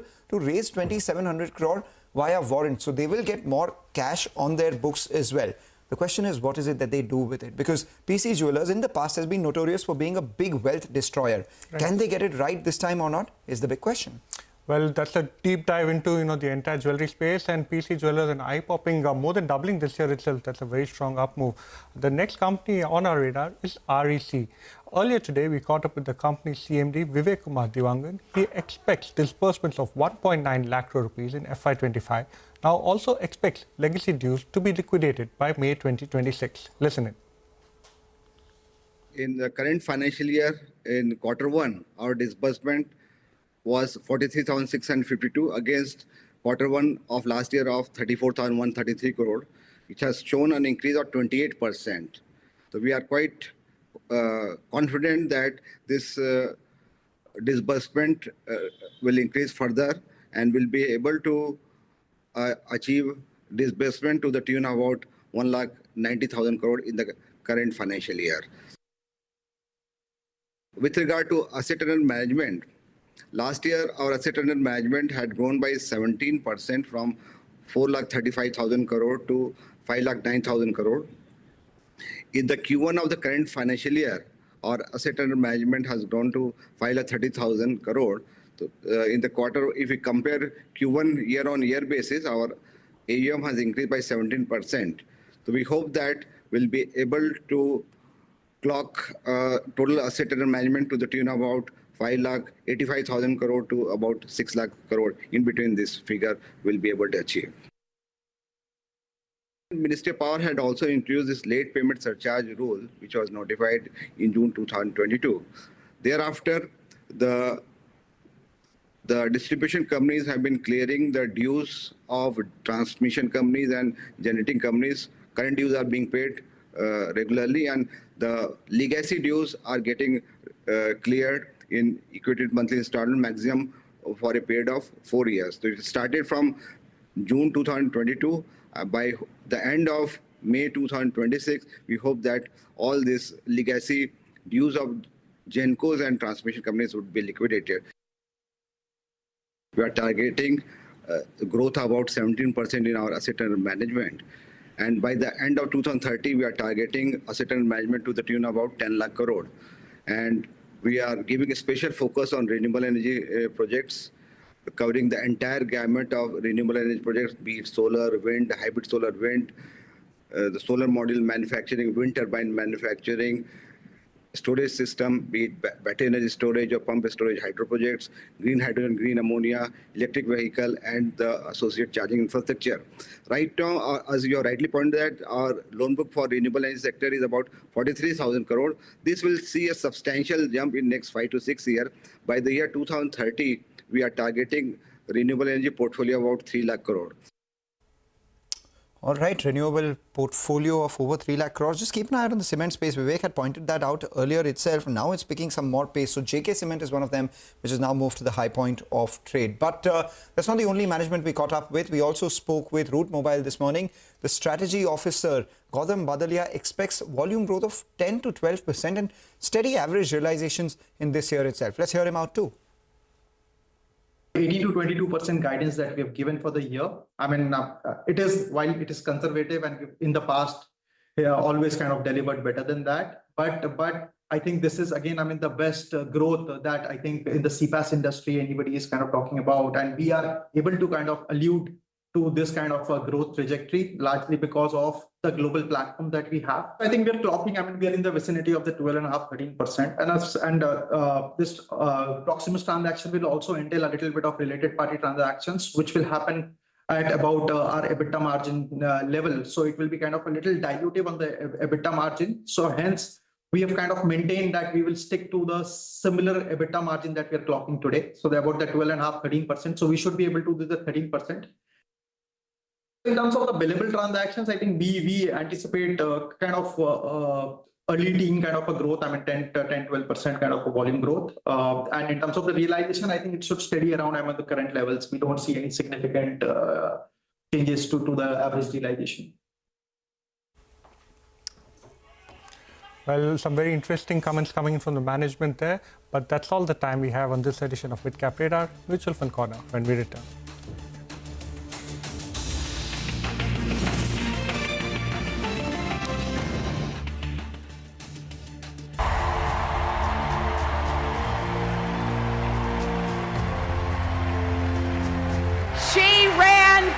President, and her determination let me and millions of others dream bigger, not just because of who she was, but because of who she fought for. Working parents, poor children, the last, the least, and the lost. In 1984, I brought my daughter to see Geraldine Ferraro, the first woman nominated for vice president. If we can do this, Jerry said, we can do anything. And then there was 2016, when it was the honor of my life to accept our party's nomination for president.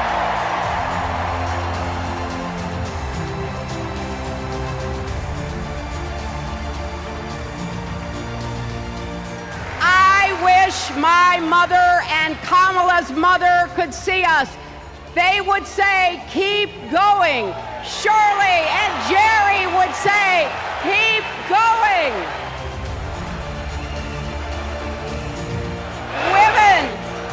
Women fighting for reproductive health care are saying, keep going.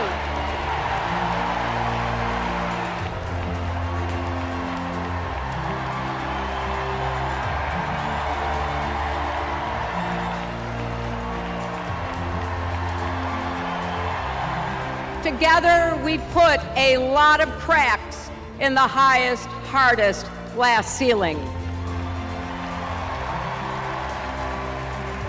On the other side of that glass ceiling is Kamala Harris raising her hand and taking the oath of office as our 47th President of the United States.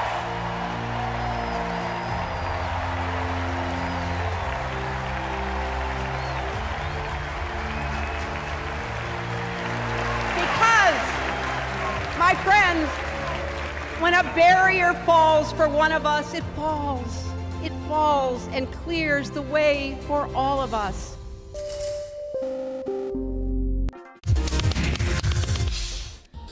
Hello and welcome to MF Corner. I'm Sonal Bhutra in the Mumbai studio. Today we put focus on contra funds. Standing out from the public is fun, isn't it?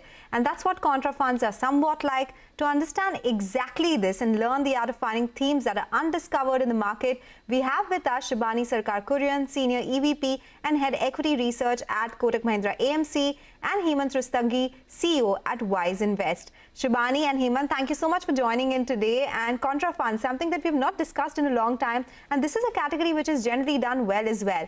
Shibani, let me start with you first up. What is the entire idea behind contra funds? When do generally AMCs look at this strategy? And I was looking at the Kotak Contra Fund as well. Some of the known names are there as well. So what is the entire strategy there? Hi, Sonal. Good afternoon. So yes, the basic concept of Contra is that it is a value bias fund. It buys value over price. So what it basically, in terms of philosophy that we are saying, is that it's often better to buy a wonderful company at a fair price rather than a fair company at a wonderful price. So the starting point in terms of investment style is to look at companies that have underperformed the benchmark or which are trading below their long-term average valuation. So there is a value element to it. For us at Kotak Contra, while it is value biased, it goes one step forward in terms of strategy. And therefore, while we are investing contrarian to the market in terms of the sectors and stocks that we are selecting in the portfolio, we are also looking at triggers that will lead to multiples re-rating over a medium-term perspective. It could be companies where we believe that there could be certain changes in fundamental attributes, which can therefore lead to that multiple re-rating. So for us, while the basket of stocks that we choose for in terms of the composition of the fund is value, and therefore we are looking at stocks or sectors that have underperformed the market, but there is a overlying theme on top of it where we use our internal model of business management in order to identify these companies where there will be re-rating or triggers for re-rating in terms of the sector or for the companies that we are buying or building into our portfolios. So that's the basic theme when we are looking at Contra in terms of how we manage Contra as a strategy at Kotak. Okay, all right. Hemant, getting you in the conversation as well. It is not a category which sees a lot of schemes already. So what do you think is the entire idea here when fund managers go about looking at the strategy? What are some of the major points? Oh, you're absolutely right, Sona. I think there are just 3 funds in the industry right now. But I think as a strategy, it's a strategy that works really well, but may not be suitable for all kind of investors. The idea is, to put it in a very simple manner, is to maybe buy stocks during the low phase, maybe undergo some pain in the near term and benefit from the long-term potential. I think that's what usually a contra fund will do. I think there are a number of opportunities that keep coming their way, especially when the companies are in the turnaround phase or the growth multiples are getting re-rated, or when the growth companies are available at cheaper valuations. So I think there are a number of opportunities that fund managers can look at and benefit from that. So I think, again, I personally feel that contra fund can be a great addition, especially for those investors who have experience, who have built a decent size of portfolio already, and they can kind of supplement their long-term portfolio by including contra fund in their portfolio. All right.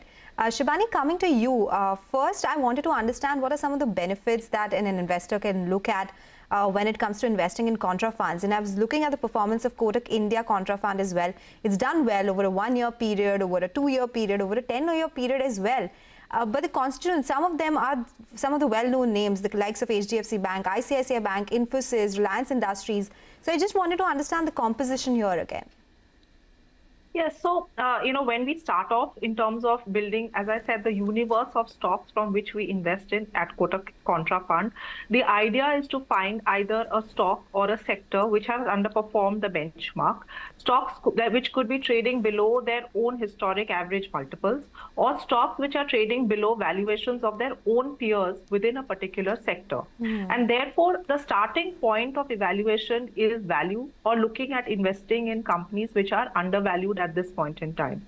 And therefore, from an investor perspective, if you're looking at a fund which, of course, with a longer term investment horizon, in order to fulfill the potential of these contrarian opportunities, this sort of a fund is clearly suitable for those investors, especially also in times of volatility, because there is a value bias in terms of how we run Contra. This is also something that is possibly sound as an investment opportunity in times of volatility. Of course, one has to be a little patient because many of these companies or sectors are contrarian to the current market theme, and therefore there has to be some time given for that theme or for that stock view to play out and lead to re-rating of valuation multiples, which is the basic idea behind how we construct the portfolio. So in a nutshell, when we look at the universe of stocks to invest in, we are investing contrarian to current market theme, and hence there is a value bias, and hence valuations are fairly reasonable. But on top of that, we are putting our own fundamental filters in terms of our internal model, which is the BMV approach of business and management. And therefore, choosing those companies where we believe that there is a clear case for multiples to re-rate from here on.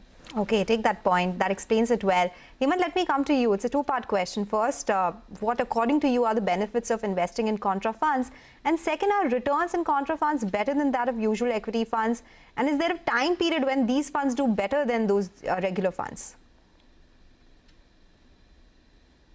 Yes, Sonal. I think when we talk about the benefits, there are quite a few benefits of investing in Contra fund. One, I think they have the potential to deliver higher return than the normal diversified fund. Two, as I mentioned earlier, I think a long-term investor or experienced investor can include Contra fund in their portfolio to supplement their long-term investments, because Contra strategy works very well over the longer term. And also, I think investors benefit from the diversification when there is a rotation between value and growth. And also, of course, they benefit from the capacity and the capability of the fund manager to pick undervalued stock at different time periods. So I think there are a number of benefits. In terms of performance, I would say that almost all the Contra funds that are there have beaten outperformed their benchmark, which is Nifty 500 TRI. Contra fund have consistently done better than plain Molina diversified fund like Flexi Cap or Large Cap. Of course, it's important to mention here that the risk profile of those funds and Contra is very different. And there are times where Contra funds have done better even than large and mid cap or multi cap fund also. So consistently, I think, like I mentioned earlier, if one includes Contra fund in the portfolio, it definitely helps you in benefiting from a different investment philosophy, and also maybe improve your overall portfolio return over the longer term. Okay, take that point. So Shibani, just taking that point forward, would you say these funds are not for first-time investors? Is a lot of risk involved in investments here? Who would this be suitable for in your opinion? Yeah, so a Contra fund essentially is finally a diversified fund. For us, the way we run Contra, our strategy across market caps is flexible in nature. So there is no constraint in terms of market capitalization between large, mid, and small. And therefore, the risks associated with Contra is something that are risks associated with equity funds. Of course, given the category, the risk would be slightly higher in terms of, where you would, as you were discussing, say in a flexi cap category. However, remember, as a starting point, when we are looking at Contra as a fund philosophy or a theme, the starting point is to look at undervalued companies. And therefore, from a risk perspective, when you're looking at valuation, we are investing in companies where clearly valuations are, at this point in time, in our opinion, fairly reasonable, or these companies or sectors are undervalued. So from that starting point, remember, these are for investors who therefore have a long-term investment horizon. They want to realize the full potential of these companies as the re-rating opportunities really play out. And also, as I was mentioning earlier, that in a market which is typically volatile, because the overall composition of the fund is such that your valuations are reasonable, this could be sound investment opportunity, especially in times of volatility. To give you an example, today the way we run Kotak Contra fund, the PE of the fund on a trailing 12-month basis is lower than the PE of the benchmark, which is NSE 500. However, the ROE of the fund, which is return on equity, is higher than that of the benchmark. So we are buying essentially sound companies with, we believe, have potential to re-rate, but today trading at reasonable valuations.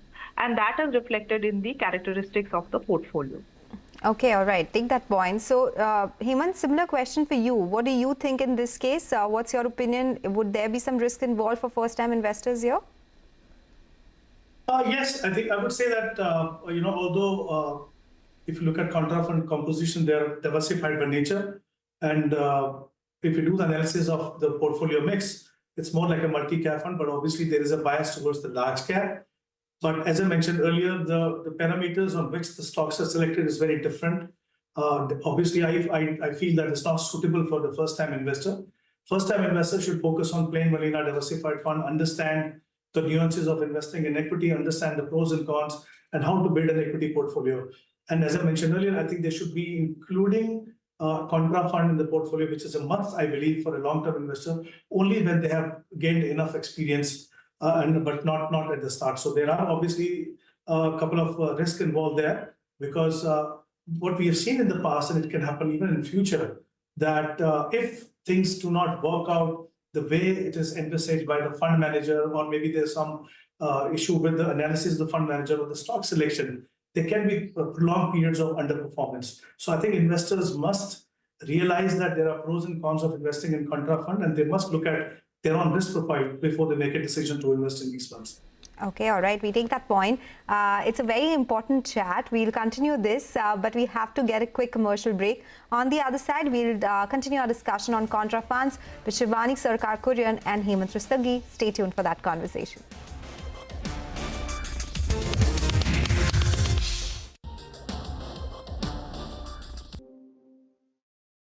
Dr. Deshpande, the crux of our problem is probably our diet. Statistics show that 51% of students eat junk food, 38% of adult Indians eat poorly. So what is wrong with our diet to that extent? Is it the lack of protein? Is it too much carbohydrates? Or is it the incremental amount of junk food that our diet has, turned towards in the past couple of years? Right. So yes, you're very right. The problem is calorie excess because of abundance of food. The other problem is carbohydrate excess. And the third is protein deficiency. So all these three put together are a recipe for disaster, because you are increasing your calories, which is going to make you fat and obese. And you are increasing your carbohydrate intake with all the junk food that is there. And you're also increasing your fat content. And all of this is ultimately going to lead to a lot of insulin resistance, fatty liver, and this is inviting all the metabolic diseases that are associated with obesity. So junk food is very high on processing, and processing is really bad because it can cause a lot of what we call oxidative damage. What is a good source of vegetarian protein according to you, Dr. Deshpande, and how much protein should one consume? Yeah, so typically if you're really very active, the formula is that you should get 1 gram per kg of your body weight. But if you're not very physically active, if you're much older, you can go to 0.8 grams per kg body weight. If you talk about vegetarian sources, there is no complete protein. So you will have to eat multiple sources of protein, because all the amino acids are not contained in any single food. So vegetarian protein is basically not a complete protein. So you'll have to make a mix and match of different things like cereals, sprouts, maybe paneer, dairy, basically. So mushrooms. So these are all the ways that you can get proteins, but not one of them is a complete protein. So one has to be very vigilant. It's not a way. You have to be really careful where your protein is coming from, and maybe meet up with a dietitian to actually find out where the protein is coming from in your food. So it's not very easy to get all the protein that you need from vegetarian sources. But mushrooms, dairy, all these are very few sources are there of protein. Sprouts do have protein, but they also have a lot of carbs, which people don't understand.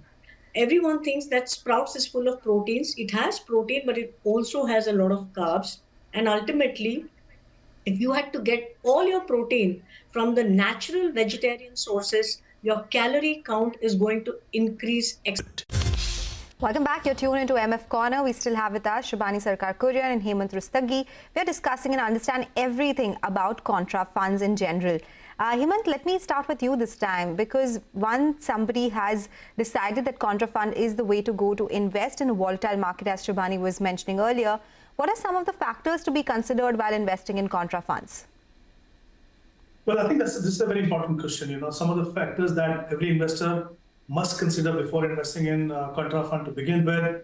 I think the time horizon has to be longer than what you would usually have for a normal diversified fund, because contra strategy is something that works over the longer term. So it's very, very important to have a longer term horizon. Second is, I think it's important to look at your own risk profile to see whether you should be investing in contra fund at the stage that you're thinking of investing or not. As I mentioned earlier, it's not a great option for the first-time investor, but for experienced investors, yes, contra fund can be an integral part of the portfolio.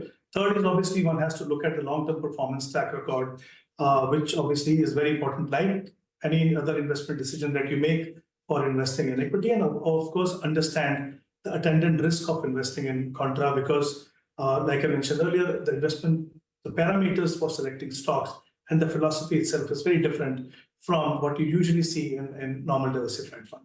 So I think these are some of the factors that one should consider before investing in contra funds. Hemant, you mentioned some of the risks, so I'll just come to you in a bit, because while we talk about returns, very important to understand some risks involved in any asset class for that matter. But Shubhani, let me come to you for that question. What are some of the major risks which are involved with contra funds and investors should be aware of if they are looking at this particular category? Yeah, absolutely. So obviously, first and foremost, it's an equity fund and it's a diversified equity fund. So the normal risks that you associate with equity is something that one has to bear in mind. Secondly, as we were earlier discussing as well, these are stocks and sectors which today are undervalued, which have underperformed the index over a period of time, and therefore we are investing in it with the view that there will be re-rating of multiples, or there will be some improvement in terms of basic characteristics of the company or the sector, which will help in terms of multiples coming back on track. And therefore, from that perspective, the investor has to keep in mind that some of these play out over a period of time, and hence the actual time horizon, as you were actually discussing just earlier in the question, has to be slightly longer, because in order to realize the full potential of that particular opportunity that has been identified, it might take time, and therefore that is one thing that everybody has to essentially keep in mind. For us, when we are evaluating a company, as I said, the starting point is of course the 5 parameters that I had put in place, but finally we are on top of that imposing our own fundamental analysis filter, and therefore specific issues in terms of business, management quality, corporate governance, those are risks that we continuously evaluate and finally take a decision in terms of the companies that go into the portfolio. So for an investor, of course, keep in mind it's an equity fund, it's a diversified equity fund, and there are risks associated with equity, but also because it's contrarian in the very nature of the fund, you will have to give it some time for that entire thesis to play out. Okay, absolutely. If it is for short term, there could be volatility. For any thesis to work out, you have to give it some time. Hemant, would you like to add something onto this, the major risks involved here, and what should an investor be aware of?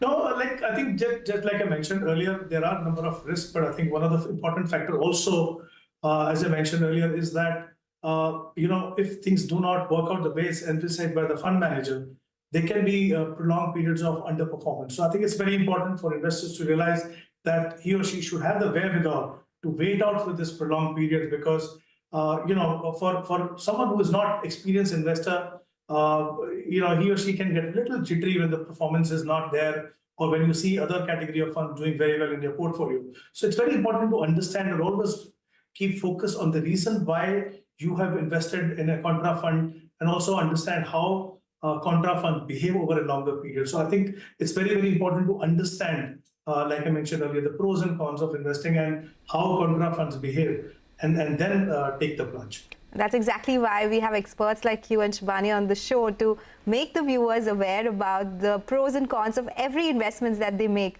Shubhani, you were speaking about how value is the reason, reasonable valuations, the Contra theme is the reason why this particular asset category or this fund is formed. So can we say there's no difference between a Contra fund and a value fund? Both would work better in volatile markets. How can one look at these two categories separately, or they have to be seen in the same way? So when Contra is usually evaluated, it is evaluated in the value category. But for us, if you look at the way we manage quota Contra fund, yes, there is a value bias to it, but it goes beyond value. So it's a value plus for us. So the way we look at it, as I said, if you look at the investment universe, the universe has to be companies where multiples or valuations are reasonable. The sector or the stock should have underperformed and hence not in favor at this point in time. And therefore, you are investing contrarian to the market, and hence there is a value bias to it. But for us, most importantly, we are looking at companies where we see triggers for re-rating of multiples, something that can change in terms of the composition of either earnings, it could be a management change, it could be change in terms of characteristics of a particular sector that finally lead to re-rating of multiples. So for us, a stock coming into the portfolio, while there is a value bias to it, it is not just value, it is something on top of value where we are seeing a trigger for re-rating, and hence the theme of contrarian investment as we are calling it. Now, for us, for instance, if there is a growth company which has, for example, underperformed in the last 1 year, is trading at multiples which is lower than its long-term history, that company can also form part of the portfolio if we believe that the multiples re-rate back to their own average historic multiples. So in that sense, Contra fund would be slightly different from just value investing. Yes, there is a value bias, but I think it goes beyond value when we are looking at the composition of the portfolio. Okay, take that point. Heman, in that case, how big is the Contra fund AUM in the industry? And out of the ones that we have, do you have some recommendations? And do you think this category should be definitely a part of anyone's portfolio?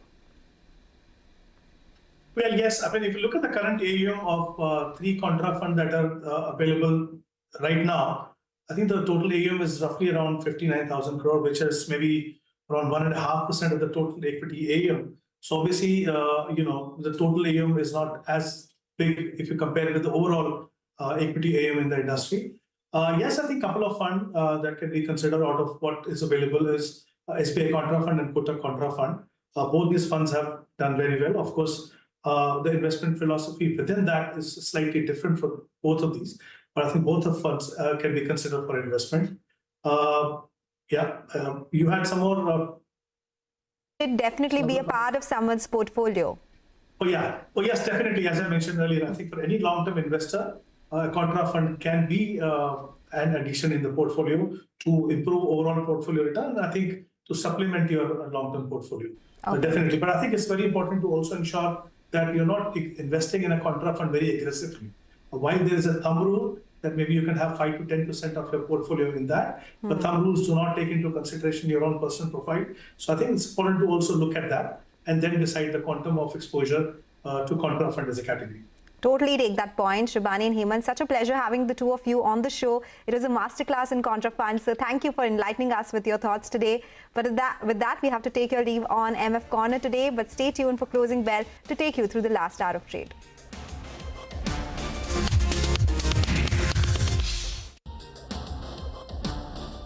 So, so that is what you have to be careful about.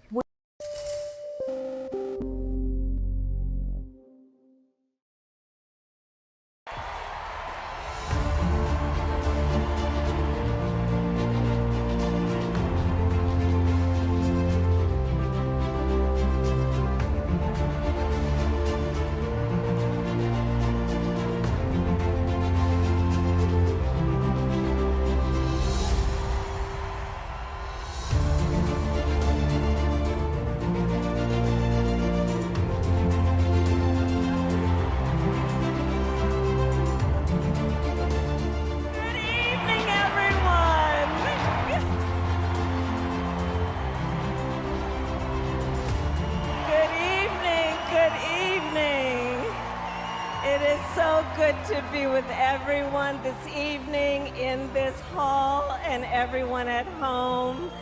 This is going to be a great week. And I want to kick us off by celebrating our incredible President Joe Biden, who will be speaking later tonight.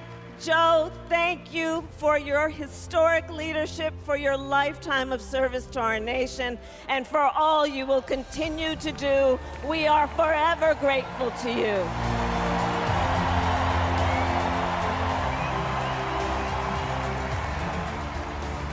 Looking out at everyone tonight, I see the beauty of our great nation. People from every corner of our country and every walk of life are here, united by our shared vision for the future of our country. And this November, we will come together and declare with one voice, as one people, we are moving forward. With optimism, hope, and faith, so guided by our love of country, knowing we all have so much more in common than what separates us.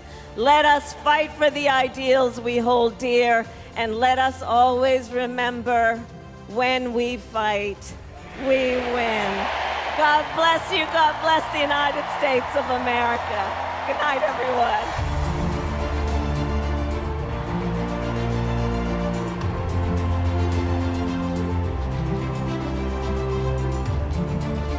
Again, what her appearance is just a preview of coming attractions of Thursday night.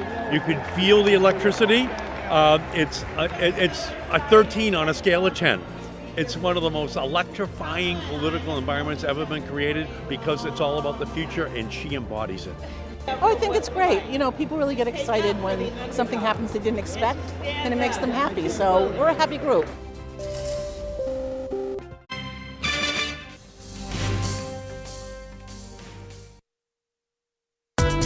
Down on Wall Street, that is something that we are seeing in the Asian markets as well, largely. Zomato's acquisition of Paytm's ticketing business for a little over 2,000 crore rupees is their new bet on the going out business. Nodal Ministry for the auto industry has confirmed that the company qualifies the domestic value addition criteria. For the first rates on the indices, 24,800 plus 830 is where we are starting. That's about a 0.25% higher. We've had a very powerful rally on certain kinds of stock. Government has initiated the process of appointment of new members. The Nifty is holding above 24,800. The mid-cap index is outperforming significantly. Bajaj Auto has sought a GST cut on CNG two-wheelers. Warburg Pincus, which held about 9% stake in the company as of June 2024, they've sold their entire stake in the company via block deals. CBI as well as the West Bengal Police have filed their status reports. As you can see on the top of your screen, it's a green screen. Sharpest strategies, top market trends, unmatched perspectives. The trading day's most comprehensive roundup. Stay ahead with NSE Closing Bell. Broadcasting live from the CNBC TV18 Motilal Oswal Studios in Mumbai.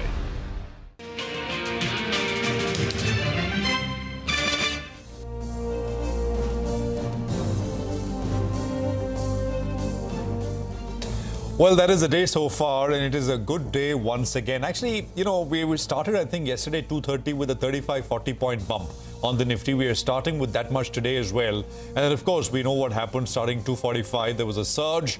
So we'll see if that is possible today as well. This is Closing Bell, last hour coming up. We're coming to you from the CNBC TV18 Motilal Oswal Studios. I'm Prashant, with me, my colleagues Reema and Surabhi. Guys, good afternoon. Hi, good afternoon. You're right, Prashant. Looking very similar to yesterday, right? And once again, it's the mid-caps that are outperforming. The difference here is that the Bank Nifty for now is charging away. So let's see if it continues. Absolutely. I think the Nifty Bank has given up gains from the highs of the day, but overall it is looking good. It's up about 0.56%. That's about 300 points in the Nifty Bank. But let's just look at the Nifty and start there. So it's a buoyant market. I mean, you know, 35-40 points on an index which is at closer to 25,000. It's nothing. It's under 0.2%, but overall it's a buoyant market. We're trading above the 24,800 level, barely so now after the sort of pull down we've seen in the last few minutes. Bank Nifty high today is 51,080. Guess what? The lower end of the gap area, which the Nifty Bank has not taken out still, is 51,087. So you almost got to that level and then there was a bit of a pullback. So I think that is important. And we are, I think, on the Nifty Bank coming off a little bit more. Mid-cap index is up 0.6%. I mean, actually, yesterday and day before yesterday, it was small caps which were firing away. Mid-caps sort of were holding back, and it's the reverse today. Small caps are lagging behind a little bit. Broader markets are doing well. Not 3:1, 4:1, but a decent 2:1 on the advances to declines ratio. So that's the overall picture. Lots of sectoral action, lots of stock-specific action, which we will detail for you as we go along. Rima. Hi, Prashant. This is the 6th day of gains when it comes to the Nifty and the Sensex. But again, very ranged in terms of the move. So we've been swinging in a very tight band for the last couple of days. Today, the range in the Nifty is just about less than 85 points. And over the last 3 days, the range has been between 100 to 130 points. Yesterday also, it was about a 90-100 point range, which expanded only in the last 45 minutes when we had that upswing. Week to date, though, the broader markets continue to outperform. So the mid-cap index is up 2.1% for the week. The small-cap index is up 4%. And the Nifty micro-cap index is a gain of 3.8%. And sectorally, it's PSU banks. So even as frontline banks have struggled this week in terms of an upward bias, PSU banks have gained 3.2% this week. And with the sharp decline seen in the dollar index over the last couple of days, the metal index has been buoyant. So the Nifty metal index is up more than about 3% in the last 4 trading sessions. Yeah, indeed. Some of these stocks have done really well on the broader market screen. That's where the outperformance continues to be. Even today, just like yesterday, it is the small cap, mid cap, and even the micro cap indices which are outperforming the Nifty. The advance decline ratio remains very, very positive. Over 1,500 stocks advancing, just about 900 stocks on the declining side. If we talk about the big winners of the day, IRDA, and of course we'll talk about this stock in more detail as we go forward. It's looking at raising about 4,500 crores of equity capital. It could be a FPO, it could be a QIP, and the market's very excited about it. So that's one example. A lot of the fertilizer names are up and about. Fact, for instance, is up about 9.5%. NFL, erstwhile known as National Fertilizers, up about 6-7%. So that's a very, very active space. A stock like Varroc Engineering surging 12%. So, across the board, there's plenty of action. And then, of course, there are the block trade favorites where big, large trades have happened today. Kalyan is an example. Kalyan Jewelers up about 6-odd%. So plenty of news, plenty of action and block deals, keeping mid caps and small caps flying high. The question is what to do over the next 60 minutes. So let's straight away get to Mitesh for some ideas. Mitesh, good afternoon. The screen is looking very similar to yesterday, same time. What's your sense and what are the trades you'll go with now? Yeah. So, good afternoon, Survi.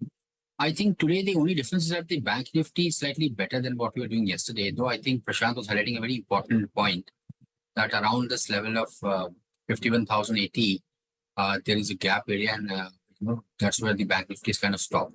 But the structure to me remains slightly okay and positive. So I would still believe that there is a chance of us getting past these levels, if not today, then in the coming 1-2 sessions. And once that happens, 51,400, 450 becomes your next target area. So I'm hoping that the Bank Nifty kind of pulls up its stocks, and that will support the Nifty as well. But for the time being, since it's not a complete failure, it's not a reversal from the gap level, I think we're still trading with long bias. So I have 2 buy calls. Godrej Consumer is something which is reversing. So buy here with the stop below 1405, look for targets of 1480. And the other one is Bata, after a big decline that is showing first signs of a reversal. So keep a very tight stop here, 1435, and look for a target of around 1485. Thank you very much for that. The Nifty Bank has now slipped about 150 points from the top in a span of about 15 to 20 minutes. But let's get you an important story now. And this is a CNBC Awaaz story where sources tell them that the Adani Group is looking to reduce debt. Yatin is standing by with more details on this. Yatin. Good afternoon, Rima. And what we gather from sources is that the Adani Group promoter entities are... Okay, we'll just come back to you, Yatin. I think... the mic perhaps is not working to its full effect, so we'd like to hear Yatin more clearly. But the flashes at the bottom of the screen, we'll go back to Yatin in just a bit. The Adani Group is looking to reduce debt. This is a CNBC Awaaz exclusive. I mean, there are sort of a bunch of ways that they're planning to go about to do this. And we'll just have Yatin with us to take us through some of this. Let's look at Ambuja Cements as well and how the stock is doing, because that is also part of some of this plan. But I think Yatin is back with us, so let's go across to him. Yatin, over to you. Can you hear me, Prashant? Go on, Yatin. So, yes. you know, what we gather from sources at Awaz is that, you know, the promoter entities of the Adani Group are most likely to sell up to 5% stake each in Adani Power as well as Ambuja Cements. This essentially comes on the back of the group's strategy to reduce the debt at the promoter level. So the promoters are looking to raise 15 to 20,000 crores via stake sales in, you know, few of the listed companies, including Adani Power and Ambuja Cements. Obviously, the key reason for the stake sale is the Ambuja Cement, you know, leverage buyout. And probably the promoters are now realized that they might have to sell some stake to reduce the, you know, group level debt at the promoter level. And, you know, when we contacted Adani Group for this particular, you know, story, they did not comment as of now. But what we gather is that most preferred, you know, route for the, you know, stake sale would be a block deal. They also are exploring, you know, with bankers relating to an offer for sale. But most likely we could see a block deal happen very soon in probably Ambuja Cement or Adani Power. Okay, all right, Yatin, thanks very much. Very interesting and interesting choice of companies as well. In the entire listed universe, they've chosen perhaps to go with Ambuja Cements as well as Adani Power. Both those stocks under a slight bit of pressure. Some of the other Adani Group stocks as well. I mean, there's no major fall or anything, but there's some smidge of red on an Adani Enterprises, even ports for that matter.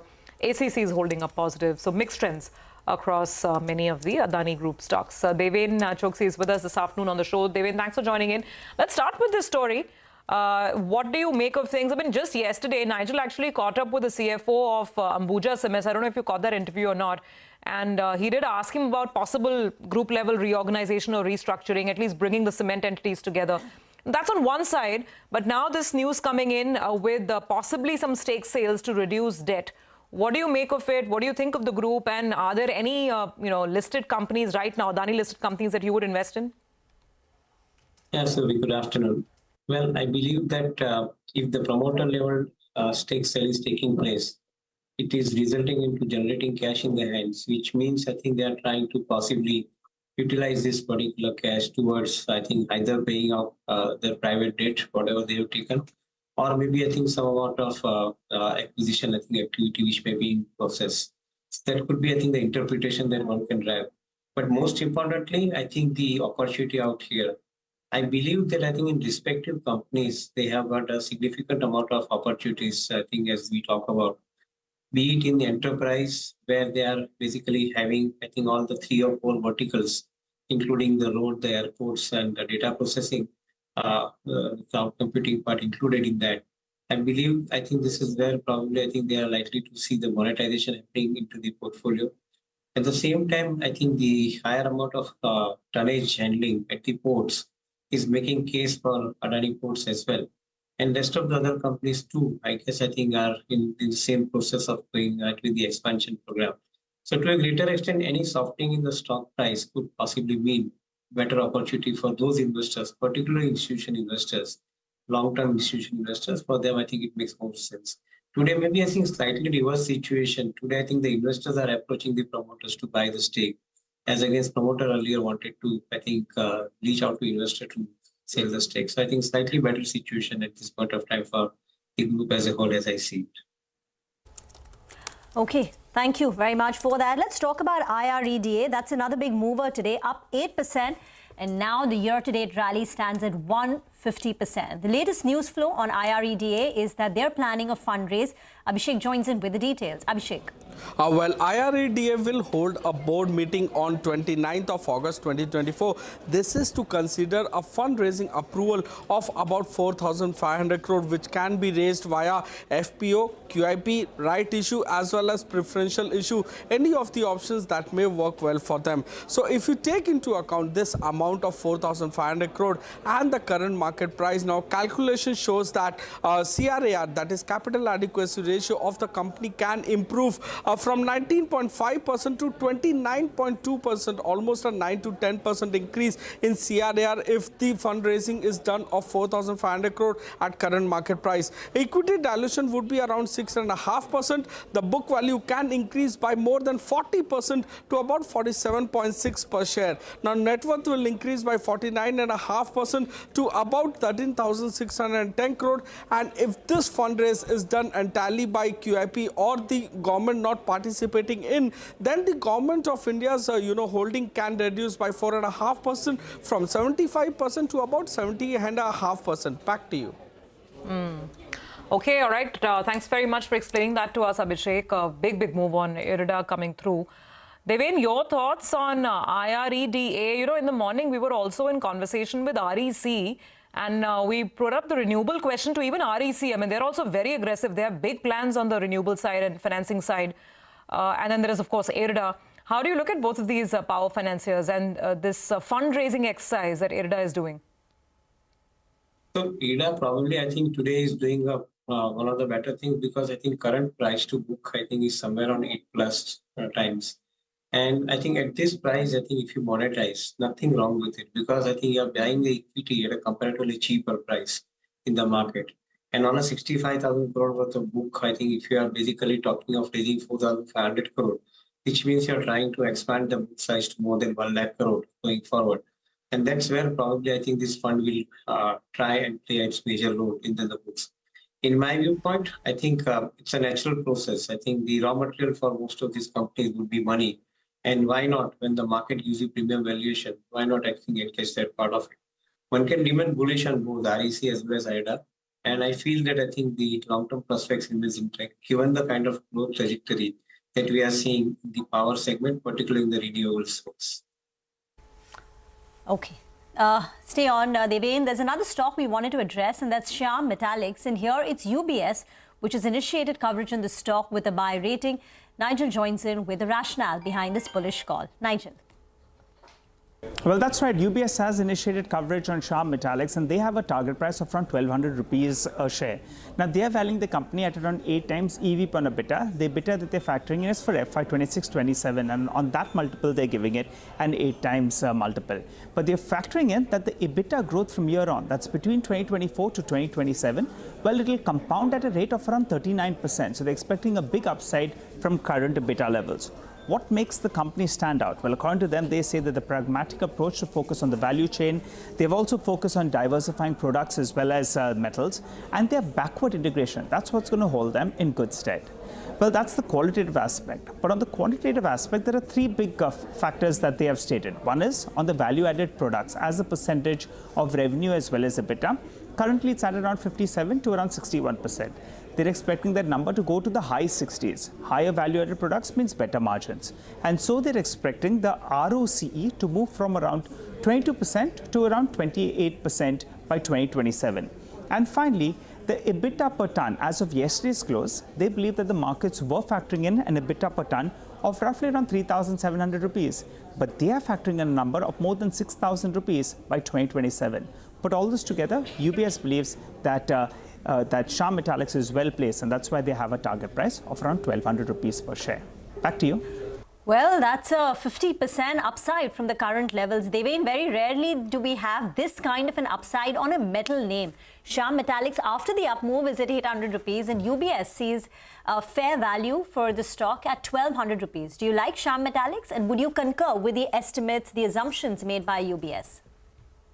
So, Dima, I think as a sector, we have been looking at this space, I think, and where we find that the metal as a commodity, I think, is likely to have phenomenally return going forward.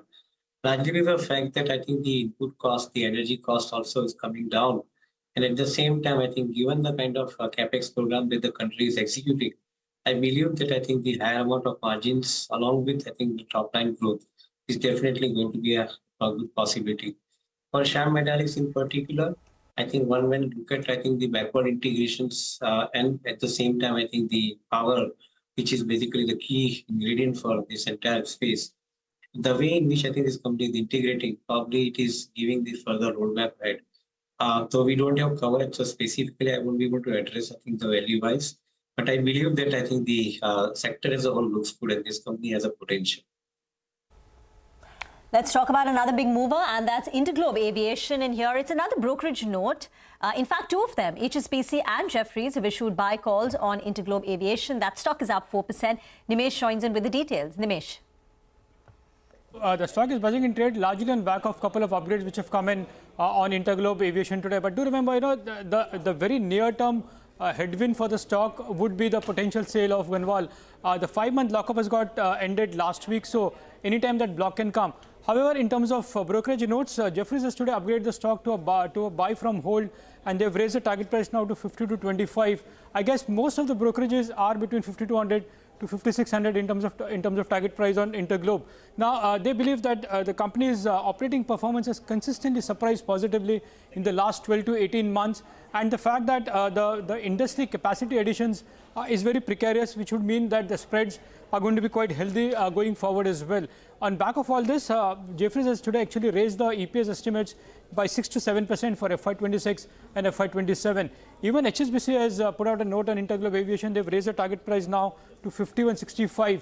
They believe that the addition of business class will mean that the monopoly of the competitors like Air India will end, and this will expand the business for Interglobe in the corporate category, and that's going to be a big chunk going forward for Indigo. So back of all this, even they have raised the target price. So multiple upgrades coming in, but do remember, as I said, the very short-term headwind for the stock would be the Gunvall stake sale. They still own 20% stake, and they've been selling every 150 days for 5 to 6% in the open market. So that's going to be a near-term headwind for the stock. Okay, thanks, Nimesh, for explaining that. Yes, absolutely. So we need to keep that in mind while we're looking at, of course, a lot of the positive brokerage commentary that has come through. Devin, what's your view? Indigo, Interglobe Aviation, I mean, practically the only flyer left in the sky, or the airline left in the sky now. Yeah, I think one will remain bullish about the prospects, of course, given the kind of territory in which the crude oil prices and I think the aviation fuel prices are likely to remain. I think it all inspires, I think, further amount of confidence that going forward in subsequent quarters, you are likely to see relatively better amount of margin because of the lower ATF cost. That's the first point. Second most important, I think, the premiumization of seats, which is more important to me. According to me, I think with the premiumization of seats, around 18 to 20% kind of a revenue growth, I think would probably come from this area, where the profit margins would be relatively on a higher side. Given these two factors, and along with the possibility promoters selling the stake, wherein I think the new investors walking into the company, I believe that I think there is more upside in the stock than the downside. Fortunately, the valuation-wise, I think the stock is remaining in the price-earning ratio of around 20s. So that's not so expensive given the kind of growth trajectory that it is achieving. Despite the stake sale by Gunvall earlier this year, the stock still continues to move up. It's 50% up year to date, and even in the last 1 year, the stock has rallied 80%. So yes, there's been a supply overhang, but the stock continues to rally quite a bit. David, you want to quickly come in on Zomato and Paytm? Big news, but the stocks are not reacting. Yeah, I think for Zomato, it makes sense to create as many number of hooks as much as possible to retain the customer, cross-sell the same customer, and I think grow the size of the revenue.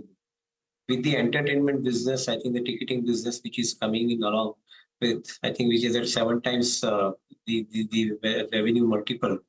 I believe that I think they have got a significantly large amount of cross-selling play in this case. Because out of the 4 current verticals, I think they probably have 3 verticals in B2C segments. And with this entertainment vertical entering into it, probably I think you are seeing the possibility of cross-selling, and that's where I think the higher amount of profits and the margins can be talked about. So I believe that I think it's the right strategy which they are implementing. Of course, they are leveraging the market values, I think, at this point of time, the market capitalization in order to get this kind of acquisition steps. So they have been extremely successful with Blinkit. I think this is one more opportunity coming in their way. So hopefully, I think this can deliver better results.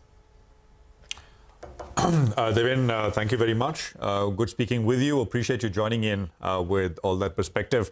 We'll take a break. We'll be joined by Siddharth Vora of PL Asset Management on the other side. Stay tuned. That's coming up.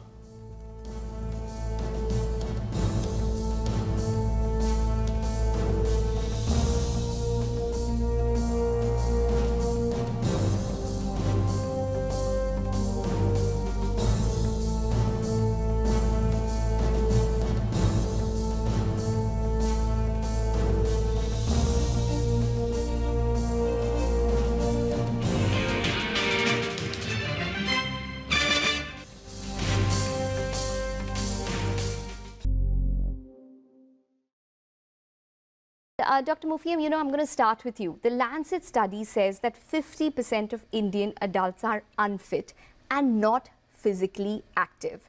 Why do you think that is the case? Hi, Ekta. Thank you for welcoming on the show. I think there are 2 or 3 reasons mainly. One, I would say, is urbanization and lifestyle.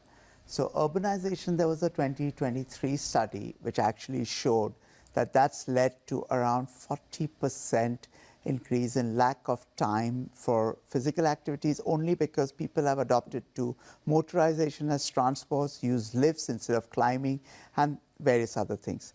The next thing is in terms of cultural acceptances. So we as Indians don't believe, and there's a lack of mental awareness that exercise is regularly needed. And a 2022 study actually showed that 40% of Indians don't believe that exercise is required for sustained a healthy lifestyle.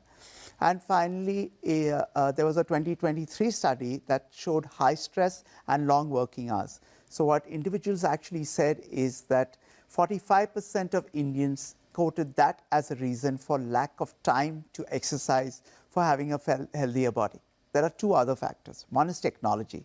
A 2022 study said that there's a 150% increase in screen time. Tablets, computers, phones, people are addicted to their Insta profiles or their Facebook, Twitter, whichever handle.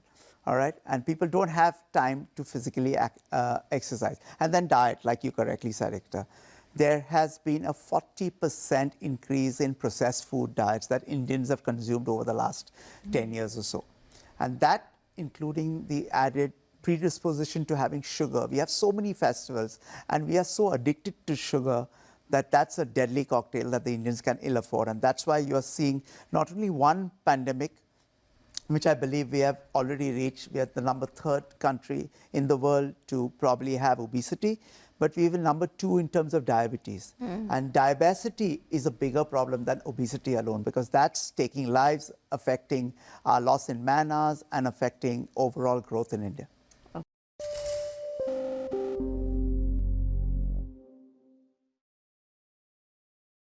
The last hour. Anything can happen between the bells. But what happens during the last hour is what we're investing.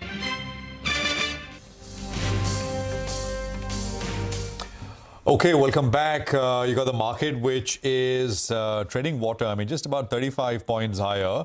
Holding pattern, no real great movement in the last couple of hours now, but holding above the 24,800 level. Siddharth Vora is with us. He's head of quant investment strategy and fund manager at PL Asset Management. Siddharth, good to have you with us here. Thanks very much for your time. Prashant this side. Now, take us through what you're doing. Where are you finding the quant ideas to go long and to make money? I mean, where are you finding momentum really? Because it's, if you just pull back and look at it on a day-to-day basis, you just get the feeling that, stuff which is up sharply, 2-3 days, sharp reversals, 2-3 days later, then something else starts to move. It's a very broad rally, absolutely no taking away from it. But to get behind and stay long, do you find it challenging? Go on. So, hi Prashant. Firstly, thank you for having me on the show. And I'll just take you guys through what we're really doing and what we are reading based on our quant indicators and models. So the first takeaway is that we believe that the strategy must now change from return maximization to risk minimization.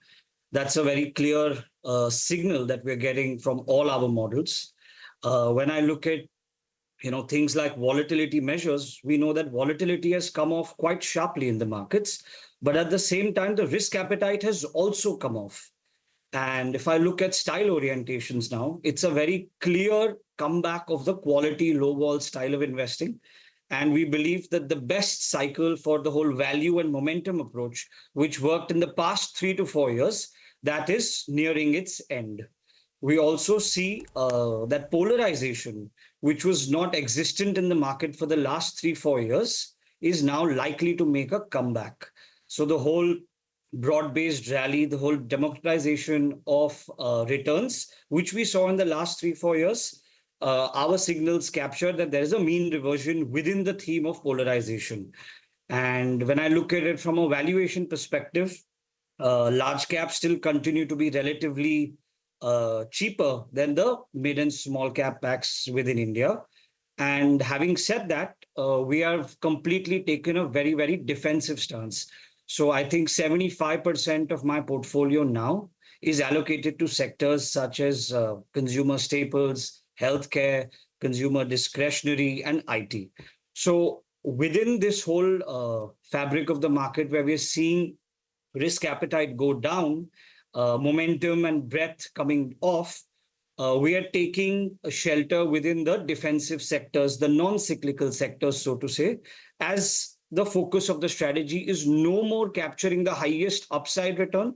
It's capturing alpha by minimizing risk rather than by capturing upside returns. So there has been a lot of change over the last couple of months that we've made in our portfolio as well. Siddharth, that's very well explained, but what are the parameters that you track which suggest that the strategy now needs to shift to minimizing risk? In your internal model, the quant model that you track, what are the parameters that you track? So we track a lot of market risk indicators. We track a lot of market breadth indicators. We track macro risk, which as even currently the macro risk models are quite sober. We don't have any major red flags on the macro side of it. But when I look at valuation indicators, breadth indicators, sentiment indicators, volatility indicators, all of them are close to their multi-decade, multi-cycle highs. And usually when these indicators trade at such extreme zones, we see sort of mean reversion play out in the next 3 to 6 months. Just to give you an example, right? Industrials or PSU for that matter, these sectors are trading at the 95th percentile of their long-term averages, which means we should expect some sort of mean reversion in terms of returns in these sectors. So as the risk reward opportunities start getting narrower in sectors or in style baskets like value or momentum, we automatically gravitate towards those sectors and those styles where the risk reward is still more favorable. Okay, so you're going to low volatility as one part of it, basically getting back to defensives. So that you made a point on the way this whole polarization theme is playing out. Can you elaborate on that? What exactly do you mean? So for the last 4 years, if you look at data, it will tell you that the top 10 stocks in India have the lowest concentration in the total market cap of India. That's not because they have underperformed, which they have, but it's not just because of that. It's because the rest of the market has done so well. Now, this particular indicator is seeing a comeback, which means it's a combination of the top 10 doing better and the rest of the market sobering down. So that's just one example. Like that, we have 10, 12 different polarization and market breadth indicators.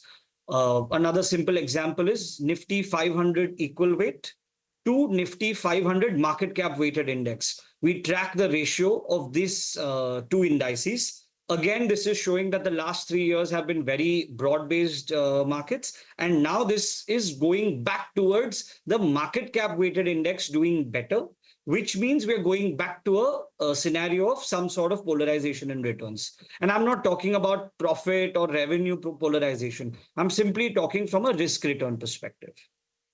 Oh, got that. You mentioned that in your portfolios, you're going back to defensives. You said IT, consumer staples. Didn't hear you mention financials anywhere. That's where, I mean, it's still very confusing for investors because on the polarization parameter, the first thought to my mind was, HDFC Bank. Is it a return of the likes of HDFC Bank? But what's your overall stance on large financials? So the way we look at financials, it's not just banks. For us, we've actually made bulk of our returns from the financial sector without owning even one private bank. Currently, there's roughly a 14% allocation to the financial sector, but we have different names. We're mainly exposed to the capital markets theme rather than the banking theme. And even if you track the fundamental cues, it's very clear, right, that deposits are not growing fast. The credit deposit ratios are turning adverse. And the sector is still plagued with lack of growth visibility. And as opposed to that, within the financial sector, annuity-based businesses like wealth managers, asset managers, they are doing much better. They have much higher visibility. And if you look at them on a PEG basis or a growth adjusted basis, their valuations are still not ridiculous. So in a time like this, I would classify banks still as a cyclical sector and capital marketplace still as a higher annuity sector. So given this dichotomy of earnings that is visible for the next 3 years, we still are more comfortable owning the capital marketplace within our financial exposure and completely staying out of the private bank, so to say, which, as you're mentioning, has a lot of value and a lot of mean reversion possibilities going ahead, but nothing in our model so far. Siddharth, quick answer here. Since when has your model been flashing red? Because so far a correction has not been forthcoming. And you said that typically in 3 to 6 months, you do see a mean reversion or a correction in this case should happen. So since when has your model been giving you these signs? So what we've done, so last 12 months, the first 12 months of the portfolio, we were a value momentum fund where we were running a 25 to 30 stock portfolio. 2 months back, my models started giving red flags that, okay, we need to change the regime. The style regime is changing. The risk regime is changing. We're going out of risk on and moving into risk transition. We've not gone into risk off yet. So we're going into a risk transition zone. So in this risk transition zone, my portfolio allocated 50% of its weight to a quality low vol theme and another 50% to a value momentum theme. Usually we run a 25 stock portfolio. Given that there was a risk transition and a regime conflict, we diversified to 50 stocks to manage risk. And now that there is more clarity that we are in fact in a quality low vol regime, we've gone completely in a 30 stock portfolio in a quality low vol regime rather than dividing between two. So it's been 2 months since my models have been flashing red. And now, of course, it's very clear that we're moving into a quality low vol sort of strategy. So do you want to tell us sort of 5 names which fit the criteria? See, as a quant fund, you're never that bottoms up. You're always top down. You're trying to get your sectors right. You're trying to get your style orientation right. You're trying to get your asset allocation right. You're trying to get your large, mid, small mix right. And you're trying to get your beta right. And whichever stocks fit within these criteria automatically come in. And as of now, we're actually in the process of rebalancing the portfolio. And hence, I really cannot disclose any stocks that we're likely to purchase as we go along in the next 4 or 5 days. Okay, all right, next time then. Sid, thank you very much for joining us.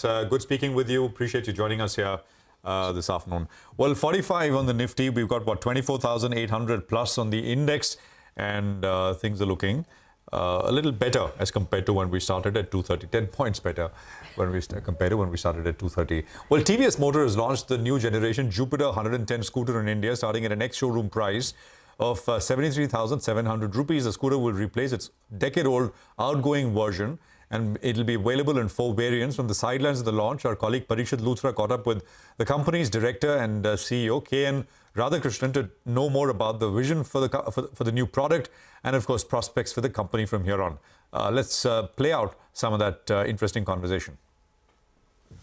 It's a huge market. If you look at scooters in India now, the category share of only ICE scooter is about 32%. And it has been steadily growing. I just wanted to give you some statistics. You know, the CAGR with the last 10 years, 4% is the two-wheeler growth, 8% is the scooter growth, and TVS scooter growth is 12%. TVS has got, as you know, Zest and Jupiter and Ntorq. We have a complete portfolio of all the products addressing both commuter and sporty. And within the TVS growth of 12%, Jupiter is one of the brands which has done extremely well. It has grown 24%. And we have more than 6.5 million happy customers in the Jupiter brand. And today, very important day for TVS because we have given a completely new next generation platform on Jupiter, which gives a completely new design, performance, comfort, and convenience, and 15 first-in-class features, which are definitely going to delight the customer.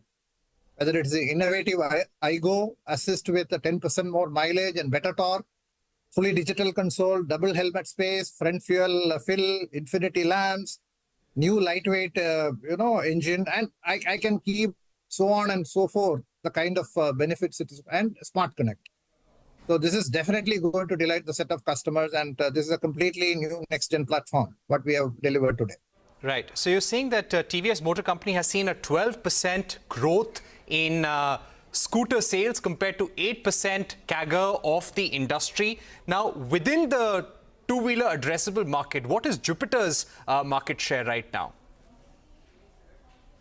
See, we look at, in terms of the growth rate, you can easily calculate. I think Jupiter is one of the best brands, which is thanks to the Indian customers. We have seen when you grow much ahead of the industry, you are able to gain much better market share. But really, we look at growing ahead of the industry, Parikshit. All right. You're saying that you're looking to grow ahead of the industry. How do you expect the Jupiter 110 to contribute to your sales in the festive season? See, overall, thanks to this year, I think overall the industry, the Vahan growth, April to July has been almost 13.5%. And what is really delighting is this year, the rural for the first time is ahead of urban. Okay. And we are extremely happy that the industry is doing well. And we are doing better than the industry. And our scooter category is also doing better than the overall growth of TVS. So this festival season, I am of the view that you will see much better growth rate than whatever the 13% what you are seeing, because the sentiments are positive. We are expecting a normal monsoon this year, and we will do much better with especially this product launch. I'm expecting much better growth than the industry. If the industry is going to grow minimum more, say so far we have seen 13%. I'm expecting much better growth rate, maybe 15% during the Diwali and the Puja season. Everything is happening in October. And I am expecting much better than that 15% growth what you have seen for TVS.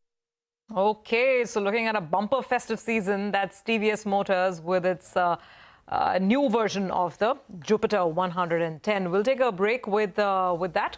Come back on the other side and, of course, check on all the chatter that we're picking up from dealing rooms today and some final trading ideas with Mitesh.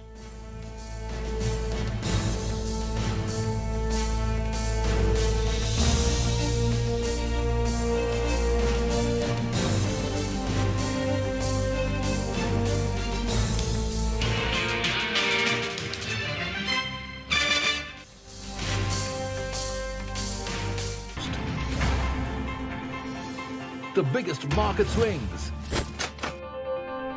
A close-up look at what's driving them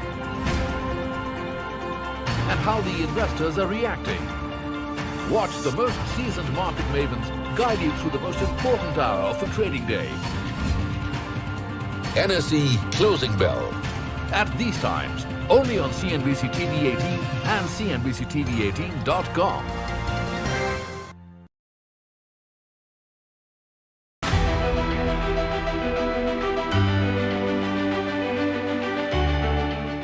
Markets have not just grown, they've broken several records in the last 25 years. India's contribution to incremental global GDP was as low as 0.2% 25 years ago.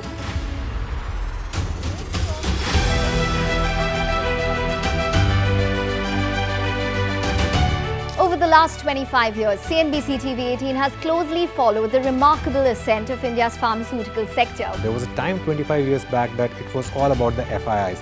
If FIIs would buy, markets would rally. If FIIs would sell, market would fall. Earlier, we were net importers of steel. From IT services to SaaS, from consumer electronics to space tech, from mere programming to AI ML. Cars, two-wheelers, three-wheelers, commercial vehicles have significantly become much more expensive than they were 2 decades ago.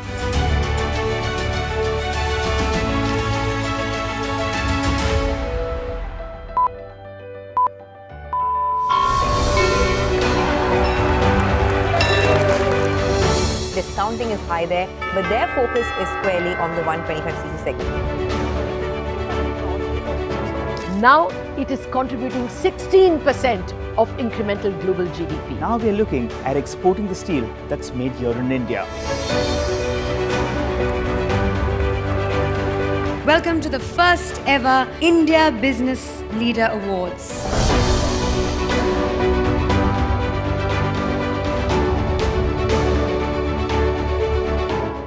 cars, two-wheelers and vehicles generally being manufactured today are much lower on emissions and much higher on safety. India's technology industry has been at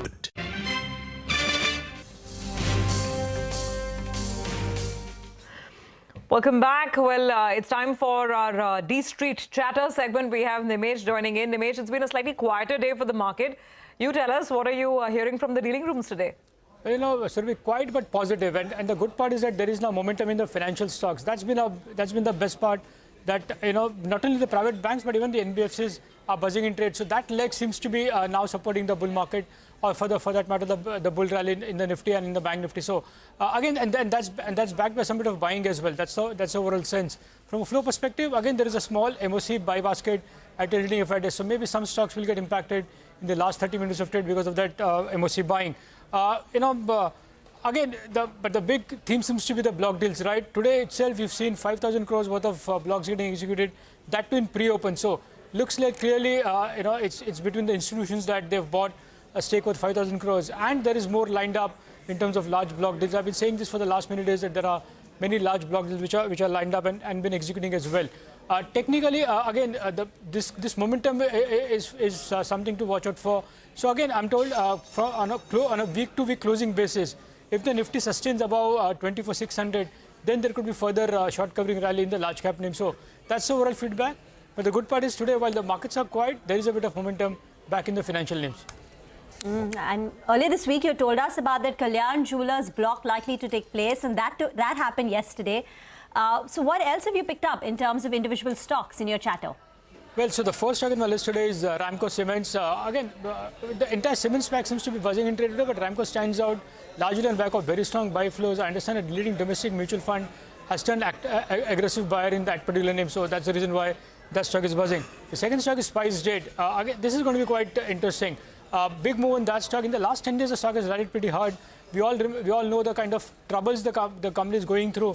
But I guess the street is very much excited about the fundraising, which can potentially come very soon. I guess the company is looking to raise money via QIP, so that's something to track going forward. The third is Crompton Consumers. Again, like we saw in Ramco Cement, very strong buy flows, expect high delivery volumes, and looks like the FI momentum is back in Crompton Consumer as well.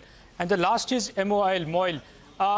Surprisingly, there are sell flows at these levels from larger FIs. So a bit of profit booking or whatever, but there are sell flows, so expect high delivery volumes in MOIL as well today. All right, there's MOIL, Crompton, SpiceJet, Ramco, Ambuja is the other one, right, Nimesh? Which yes, Prashant. So should see some action later. Looks like, Prashant, we saw the CNBC Awaaz exclusive as well, that the Adani Group is looking to raise money in Ambuja Cements, in Adani Power as well. And of course, we all know that the long pending QIP in Adani Enterprise is also likely maybe in the first week of September. But as far as Ambuja is concerned, there is a very strong indication that yes, there could be a large block. 4-5% is what the promoters may sell in a block deal, which can come very soon. It looks like the demand is quite strong, so need to see how it gets executed. But looks like the block is around the corner. Nimesh, heard anything on Raymond? I mean, I think the real estate business gets listed in the next 2 weeks, right? Correct. So that's one trigger, but I think the management also spoke at length across most of the conferences. I think we also got them from the Motilal conference yesterday. Looks like the business momentum is something that they are very bullish on, and maybe that's something which is keeping the street excited. Okay, all right, Nimesh, thank you very much for that. So that's a bunch of stocks we will watch out for. Mitesh is back with us with what he'd like you to do with a BDST trade. Mitesh, what do you have? HDFC Life and IDFC both look good to me. So IDFC is a BTST with a stop at 111 for targets of 116, 117. And HDFC Life, after making a new high, has been sideways, but should see continuation. So keep away tag stop at 720, look for a 736 kind of a target. Okay, all right, Mitesh, thank you very much for that. You have a good rest of the day. Now let's focus on Zomato. The story has finally come through. The company has acquired Paytm's ticketing business for a little over 2,000 crore rupees. Manglam is here to tell us more about how Zomato's plans to grow the third B2C vertical in its portfolio are likely to play out. Well, the script is out. What is that? After 2 months of speculation, reportage, and the company is talking about being in touch with each other. Zomato's acquisition of Paytm's ticketing business for a little over 2,000 crore is their new bet on the going out business itself. Remember, they've announced a foray into that through their third app, which is District, which could launch anytime in the next few weeks, as per Deepinder Goyal itself. This will be their third app after, of course, the roaring success of both Zomato as well as Blinkit. So to understand what Zomato's game plan here is, how big can this be from a shareholder value creation standpoint, let's take a look at a couple of numbers. You know, the business that they've acquired from Paytm, they had a gross merchandise value of close to 2,000 odd crores. They had a revenue of 297 crores as of FY24 with EBITDA of close to 29 crores itself.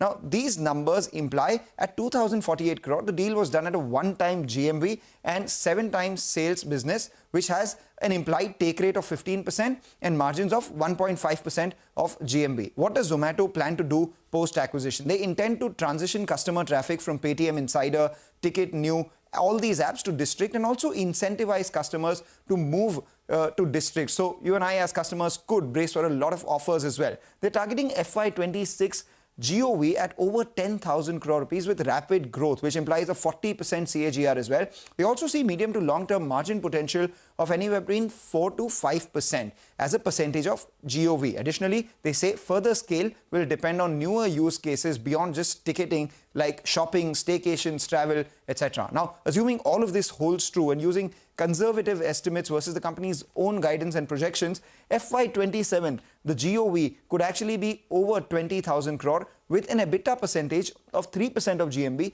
telling you the absolute EBITDA could be close to around 600 crores. Now, if you just juxtapose the current deal multiples to that itself, which means the business could value itself by over 20,000 crores. That's a 10 to 12 times jump over the 2,000 crore that they've paid for this business. And this does not even account for newer use cases or further synergies and, live event IP valuations, etc. as well. Now, for normal, deals, a 10 to 12 times jump in 2 years seems extremely high. But for Zomato, it's par for course. We've seen that with Blinkit as well.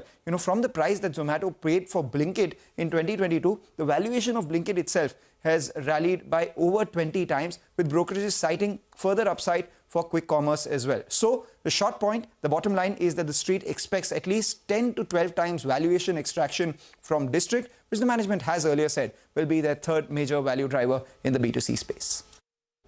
Thank you very much for that. So the question now is, has Zomato perhaps overpaid a little bit for Paytm's ticketing business? Because they are spending 2,000 crore rupees for acquiring 10 million customers. That's about 2,000 rupees per customer. And can they create the kind of value from this business like they did with Blinkit and quick commerce? Can it follow the same playbook and the trajectory? Amrish Baliga is now with us. Amrish, your quick comment?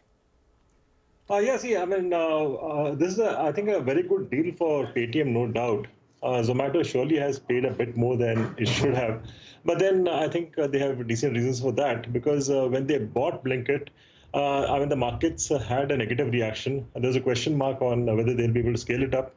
But the way they have scaled it up, I think that's, giving the markets that confidence that even with this buyout, I think similar sort of a thing should work out.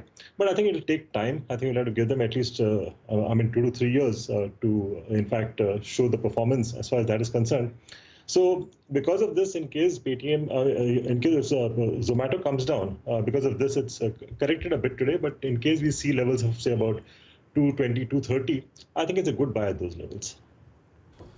Okay, all right, Amrish, thank you very much for that. Stay with us, though. We're going to come back. I think you have a stock for our viewers, right? So let me tease that out for our viewers. Varun Beverages, and Amrish will tell you why he likes that one. Markets holding 40 points higher. For now, we'll take a quick commercial break here. We are back with Amrish and more stocks on the other side.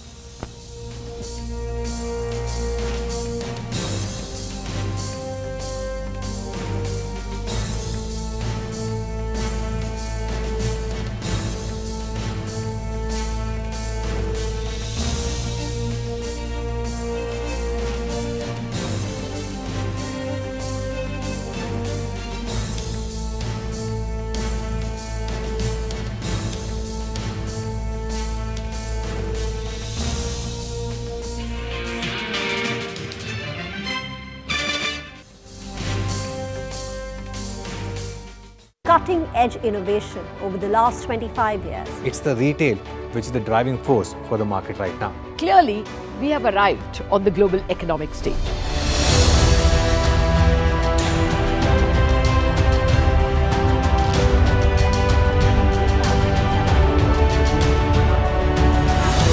And what a great way to celebrate our own 25th year, with new milestones being achieved on the Lal Street. 21 years of the Nifty from 1,000 to 10,000 today. Sensex and Nifty hit a record high. The Nifty rallying to a record high. We invite you to join us as we persist in leading coverage of the pharmaceutical and healthcare domain, documenting India's expanding expertise in medicines.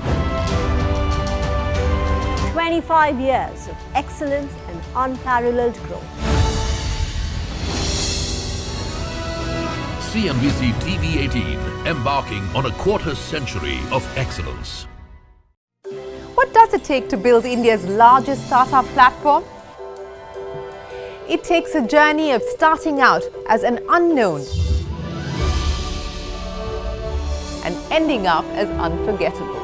It takes more than 2 decades of celebrating the most influential and influencing the most celebrated entrepreneurs. From chronicling the stories of India's startup universe to becoming a success story in itself, as India's longest running show on startups and entrepreneurship, celebrating 21 action-packed years of building India's biggest startup community. Young Turks at 21, only on CNBC TV18 and CNBCTV18.com.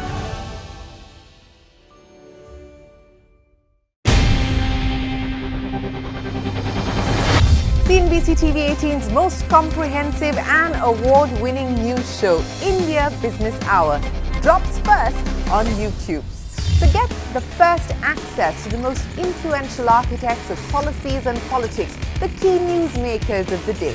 Discover the big themes as we decode the business of markets, macros and more.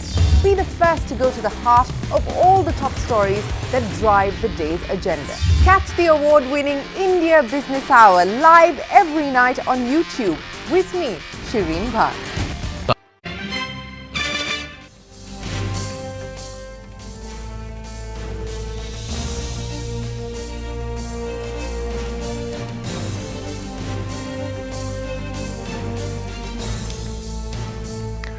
Welcome back. So just about 7 to 8 minutes left before we get to closing bell. And 24,800 remains on the board. Amrish Baliga is with us now to take us through the last leg. Amrish, good to have you on. Let's first start with your stock pick of the day. You're looking at Varun Beverages. You like this one?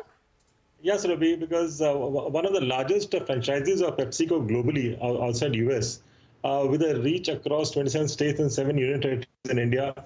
Last year, in fact, they bought Bevco of South Africa, and with this, they have created a good footprint in the African region. Carbonated soft drinks category dominates this segment, and it's about 76% of the total volume. And juice category is about 8%, water is about 16%. And generally, the energy drinks form about 14 to 15% of the total beverage markets globally. And they have, in fact, introduced Sting energy drink about 2 years back. And with this launch, they have acquired extremely good market share in that space. So that's going to be a driver going ahead. Strong overall performance in Q2 because they follow the calendar year. It was a robust 28% Y-on-Y growth of revenue driven by both domestic and international market volumes. Expected revenue growth is about 24% CAGR over the next 3 years. And I'm expecting an EPS of about 33 for calendar year 26. And with this, my target price is about 18.15. Okay. That's Varun Beverages. Just taking you through some of the major movers and shakers of the day, Amrish. I mean, today has been a great day for stocks like Jyoti CNC, Varroc Engineering, quite a few names that are flying around. Any thoughts in case you've seen these two, Jyoti and Varroc? No, in fact, I had missed both these, so a bit difficult for me to really comment on them. Yeah. What about something like a Kalyan Jewelers? You know, we've been used to promoters, PEs selling stake in the company, but here is a promoter who's gone out there and bought a stake in the company today. And look at the way the stock has been rewarded, 10.5%. It's anyway been a big mover, 70% gain so far this year. Numbers have been strong. Do you like Kalyan? and this reinforcement by the promoters?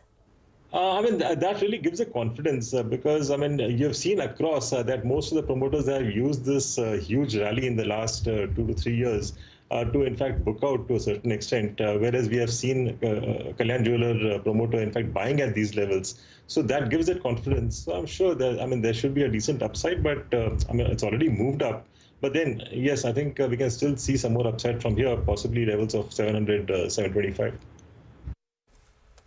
But would you buy it at current levels of 600 rupees? No, I mean, at this point of time, I'm not really a big buyer in the market. In fact, I've been booking out to a certain extent. I mean, the ratio which I'm following right now is I sell 80 rupees worth and buy 20 rupees worth. So out of every 100 of transaction, 80 is sell, 20 is buy. 80 is sell, 20 is buy, but what is in the 20 is the question, right? Amrish? So by the way, in the 20%, not 20 stocks, just tell us, because your list of ideas which you want your subscribers to sort of be invested in, what is in that list now, Amrish, if you can share with us? In fact, I'm buying a bit in IT. I mean, a stock like Tata Technology is what I'm buying. I'm also buying into Infosys to a certain extent. Among the smaller ones, it's Latent View in that space. I'm buying into FMCG. I mean, stocks like ITC, I'm still holding and buying more on every dip, although I've not seen that dip for a while. But when it had corrected, I'd bought ITC. Again, in like auto, I'm holding on to stocks like TVS.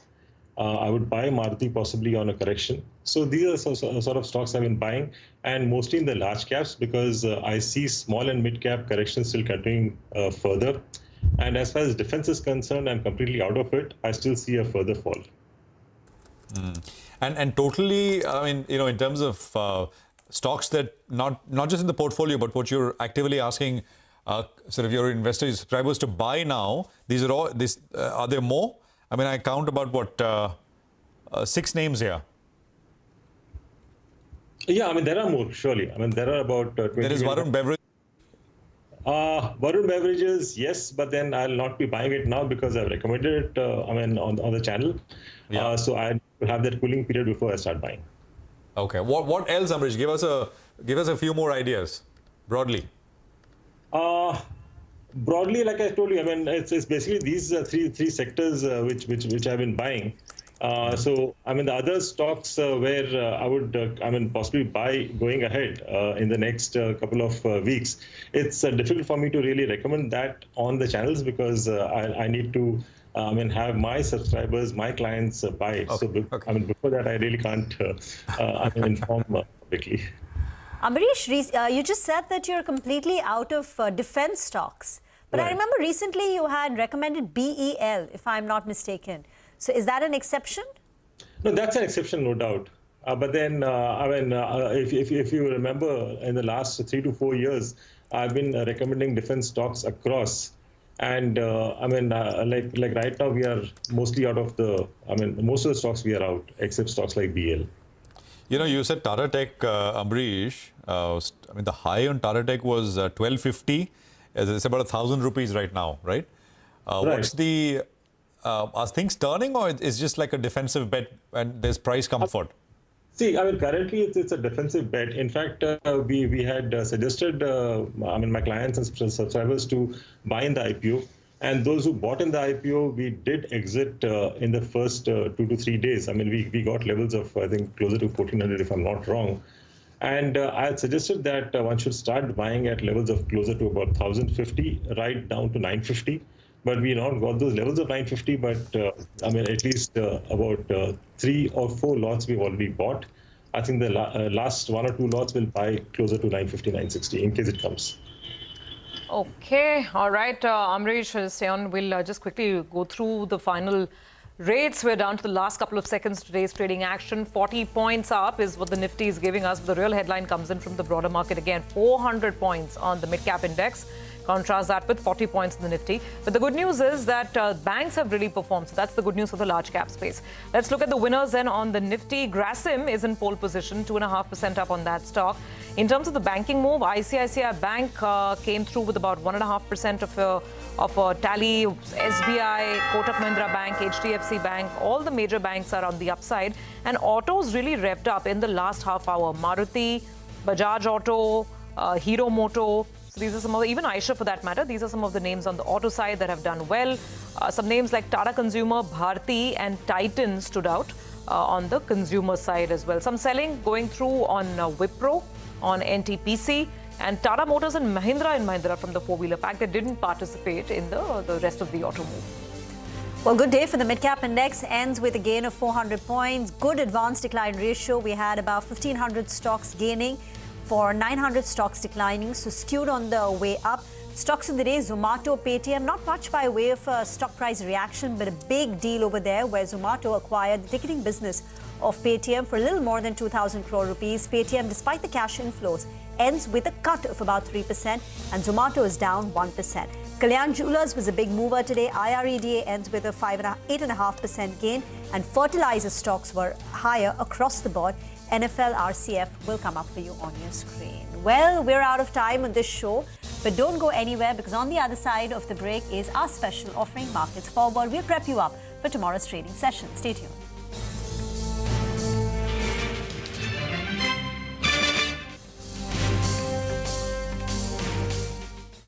Live on YouTube at CNBC TV18, weeknights at 7 p.m.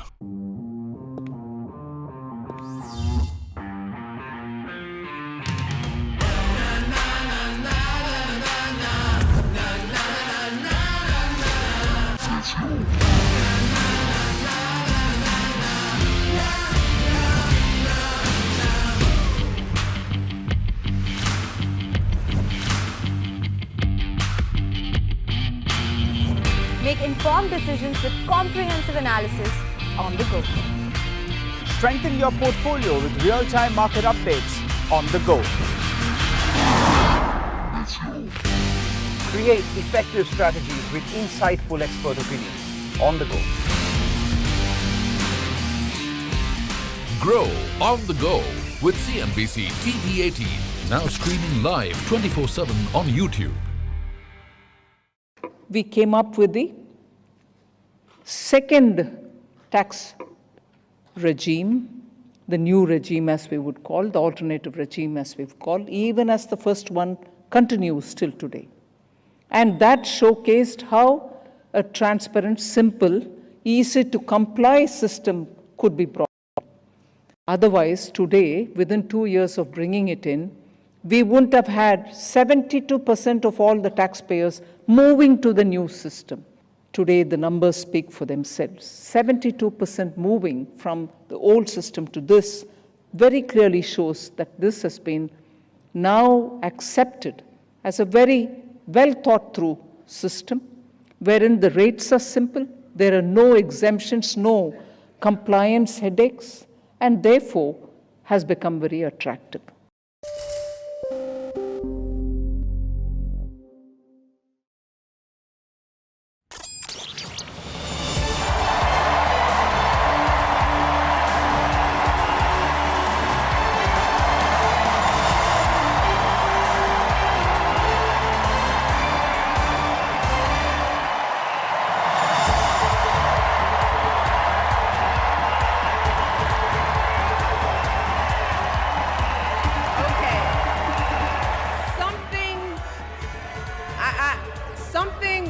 Wonderfully magical is in the air, isn't it? Yeah.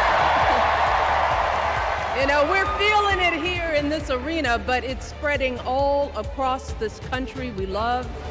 A familiar feeling that's been buried too deep for far too long. You know what I'm talking about. It's the contagious power of hope.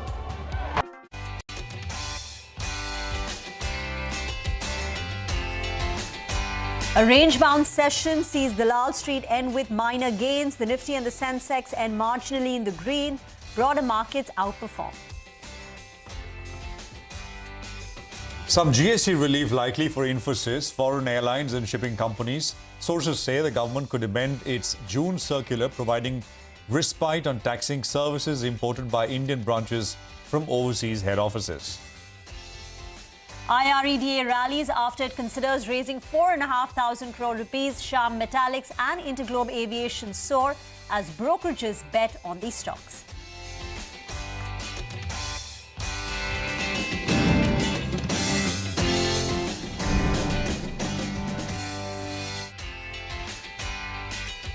Hello and welcome to Markets Forward. This is the show where we aim to get you all the key data points, what happened in today's trading session, and how to prep you up for tomorrow. I'm Reema. With me is Prashant. Hi, Prashant. Reema, hi, and a decent session once again. I mean, actually, it feels like a repeat of what we had yesterday with the gains, etc., that we saw. Let me just quickly run you through the market action straight up. So the Nifty ending with a 40-point gain.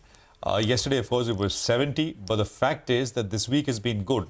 Slow and steady on the indices, and the market is creeping back higher and higher. So we left off above the 24,800 level, and you then had the Bank Nifty, which basically has been flip-flopping, one day up, one day down.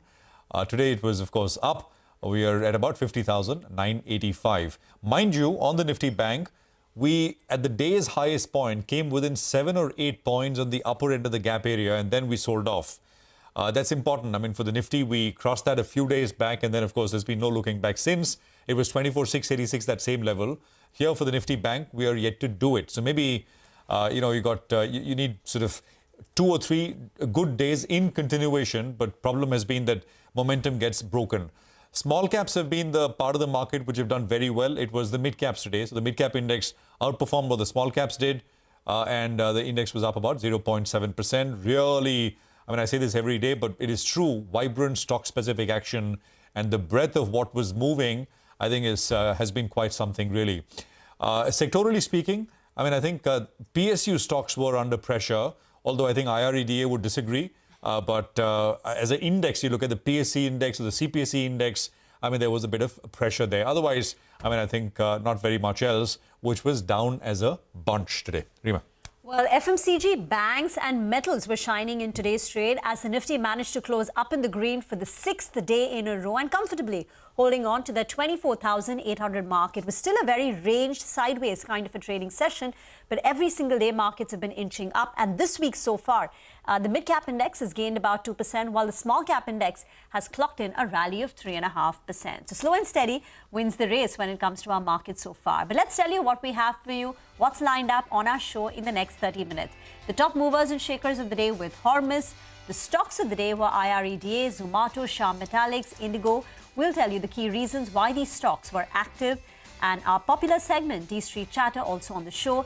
Nimesh will tell us why Ramco Cements was buzzing. And finally, we'll tell you the key events to watch for tomorrow's trading session. But first up, it's over to Hormuz now. He's at the big wall with the top stock movers of the day. Hormuz. Not one sector that you can say, oh yes, today it was a definite outperformer or a definite underperformer today. That kind of a sluggish day. But plenty of news flow coming in a lot of these names, and IREDA was one of them, as you just mentioned. You disagree with the otherwise pressure that you saw in the PSU space, 7.5% higher today. Transformers and rectifiers, the $16 million order, 5% upper circuit there. BEML signing an MOU, having a good day. Shyam Metallics, the positive brokerage commentary. And of course, Paytm with the deal that it had with Zomato. But the street seeing a bit of selling pressure today, ending near the lowest point of the day, 3.5% lower with Paytm. Some other plenty of block deals were seen in today's session in the block window. Post that as well, almost 8,000 crore worth of block deals. Kalyan Jewellers ending at the highest point of the day, 9.5% higher. PNB Housing, the only one that had a negative impact. Eureka Forbes saw a block deal towards the close, now ending almost 10% higher in today's session. Heidelberg and Eris also saw a block deal. A lot of companies have announced buybacks, and now the number of buybacks announced after the budget has exceeded the number of buybacks announced pre-budget, and you can see the impact there. Aarti Drugs and Transport Corporation were the latest ones. Nucleus Software, the premium was not something that the street liked, and the stock ending 6.5% lower. Symphony ending at the highest point of the day, but is now up 50% in the last 1 month. And Cera Sanitaryware buyback opened in today's session. Some stocks that did well on the back of heavy volumes, and Varroc Engineering was one of them, the top gainer on the Nifty 500. Raymond as well has been in the news. Natco Pharma, Jubilant, Ingravia is the one that I wanted to speak about. And Fact, of course, keep in mind, Fact has barely any float in the market. And lastly, some profit booking seen in some high-flying names in the recent past. KFintech, Angel One, the capital market linked names. First Source is seeing some bit of profit booking, as is CAMS, and Adani Wilmar, of course, on the CNBC Awaaz exclusive. Back to you guys. All right, Amrish Baliga is with us. Almost, thank you very much for that. Shilpa Raut is also with us to take us through what happened today. Thank you both for being here. Shilpa, price action first. I mean, can you see a path to new highs for the Nifty? Definitely, Prashant, it is on track, and this consolidation or a pause or a halt, you can say in a particular trading session, is actually good, and the move for 25,000 to 25,300 for Nifty is very well intact. I believe that our trailing stop loss till 24,600 is going to work fine, and you will see those levels coming up very soon. For Bank Nifty also, once a sustenance above 51,000, which we actually saw today also happening, and it was there for quite some time. Just a sustenance, maybe more, a little more out of closing or above 51,000, you will see 51,800 to 52,000 levels hitting very soon. Okay. Thank you very much for that. Let's get to the stock-specific action of the day. IREDA rallied 7% after the firm looks to raise 4,500 crore rupees. This will be considered by the board on the 29th of August. Abhishek joins in to tell us what this 4,500 crore of fundraise means for the company. Abhishek. Well, to begin with, IREDA will hold a board meet of 29th of August 2024.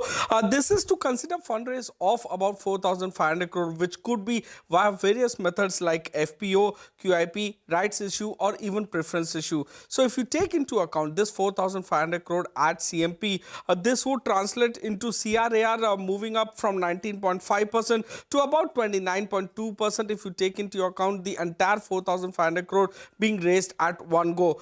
Equity dilution would be around 6.5%. Book value that can increase massively by more than 40% to about 47.6 per share. Now net worth will increase by 49.4% to about 13,610 crore. And if at all they go only via QIP, or if the government does not participate in their fundraise, government being the promoter itself, the government of India's holding can decline by about 4.5% to 70.5% from the current level of 75% if at all IREDA raise 4,500 crore at one go. Back to you. Well, thanks very much, Amrish. Abhishek, and that perhaps is the right time, right? I mean, why not to raise that kind of money with what the stock has done? Amrish, any thoughts? IREDA? Yeah, I think, this is the best time to raise fresh funds for them. I think it'll be good to average out because, the price at which they had raised money last year in that IPO, it's close to about 8 bagger at these levels. So I think no better time than now to raise further funds. By the way, Amrish, we had the management of REC with us today in the morning. I don't know if you heard the conversation. So just taking off from IREDA, the sort of growth expectations and disbursement, AUM target, nothing new in terms of targets. They kind of reiterated that. I think, any thoughts there? I think it's and of course with REC, it's not just power, right? Eventually they want to transform to an infrastructure lender. Well, that's true. Yeah, go on. Yeah, but then see, the way these stocks have moved up in the last 12 to 15 months, I think the best is already priced in.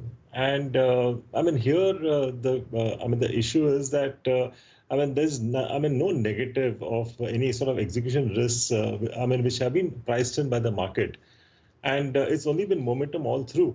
So I think the risks at these levels to enter these stocks at the current levels, I think the risks are decently high. What we have seen in the defense and railway stocks, I think we can see happening in these other stocks also. Okay, Sorry, no, I was just saying that execution risk, right? They're as someone said, they're sort of lending money, and the book is growing, but recovery, is something to be seen. But the point is, they're state backed in that sense, and They could be, but we don't know. I mean, I put that question to the REC management. What could go wrong? Could populism, free power, state discom problems once again creep up? So far, they're saying, well, things are actually getting better, not worse. But we'll see. That's REC for you. Shilpa, you want to weigh in quickly? REC, IREDA, these stocks? Definitely REC, of course, stock is just, consolidating again now below 600. It could be a little selling. It could witness some selling pressure on the near term. But if you look at the, longer term chart, I guess with a stop loss of 550, REC is very strong and it can again do 680 to 700 levels, the highs that we have been talking about, that can definitely be achieved. Let's get to the other big story of the day. The corporate story. CNBC Awaaz learns from sources that the Adani Group promoters may look to sell stake in order to reduce the group debt. Yatin is standing by with these exclusive details. Yatin. Well, we gather from sources that Adani Group has plans to deleverage at the promoter group level by paring down stake in Ambuja Cements as well as Adani Power. Sources close to the transaction have indicated that the promoters might look to sell up to 5% stake in both Ambuja Cement as well as Adani Power. And if you remember, Ambuja Cement was a leverage buyout, so probably the creditors would be repaid via the proceeds of the transaction, which is expected to be close to 15 to 20,000 crores, depending on the size of the block trade. Obviously, the bankers have indicated that offer for sale is also one window wherein the promoters could reduce stake in both of these, group entities. When we contacted Adani Group, they did not comment on this particular story. Okay, Yatin, thank you very much for that. Amrish, out of the Adani Group stocks, I mean, in any view, do you have any holding, any preference? The cement businesses, go on. Yeah, in fact, the cement businesses where I'm decently positive about. Ambuja clearly is one of those stocks which I'll possibly hold on for much longer. And the other stock, which is much smaller, is Adani Wilmar. That's one space I'm decently positive on. And if you look at the Q1 earnings, I think that was a decent surprise. And in the longer run, I clearly see either Wilmar, taking it over completely, or possibly a complete buyout, because this does not fall within the core competence of Adani's. So this is the odd man out. So I think, some sort of a takeover could be a big trigger for this going ahead.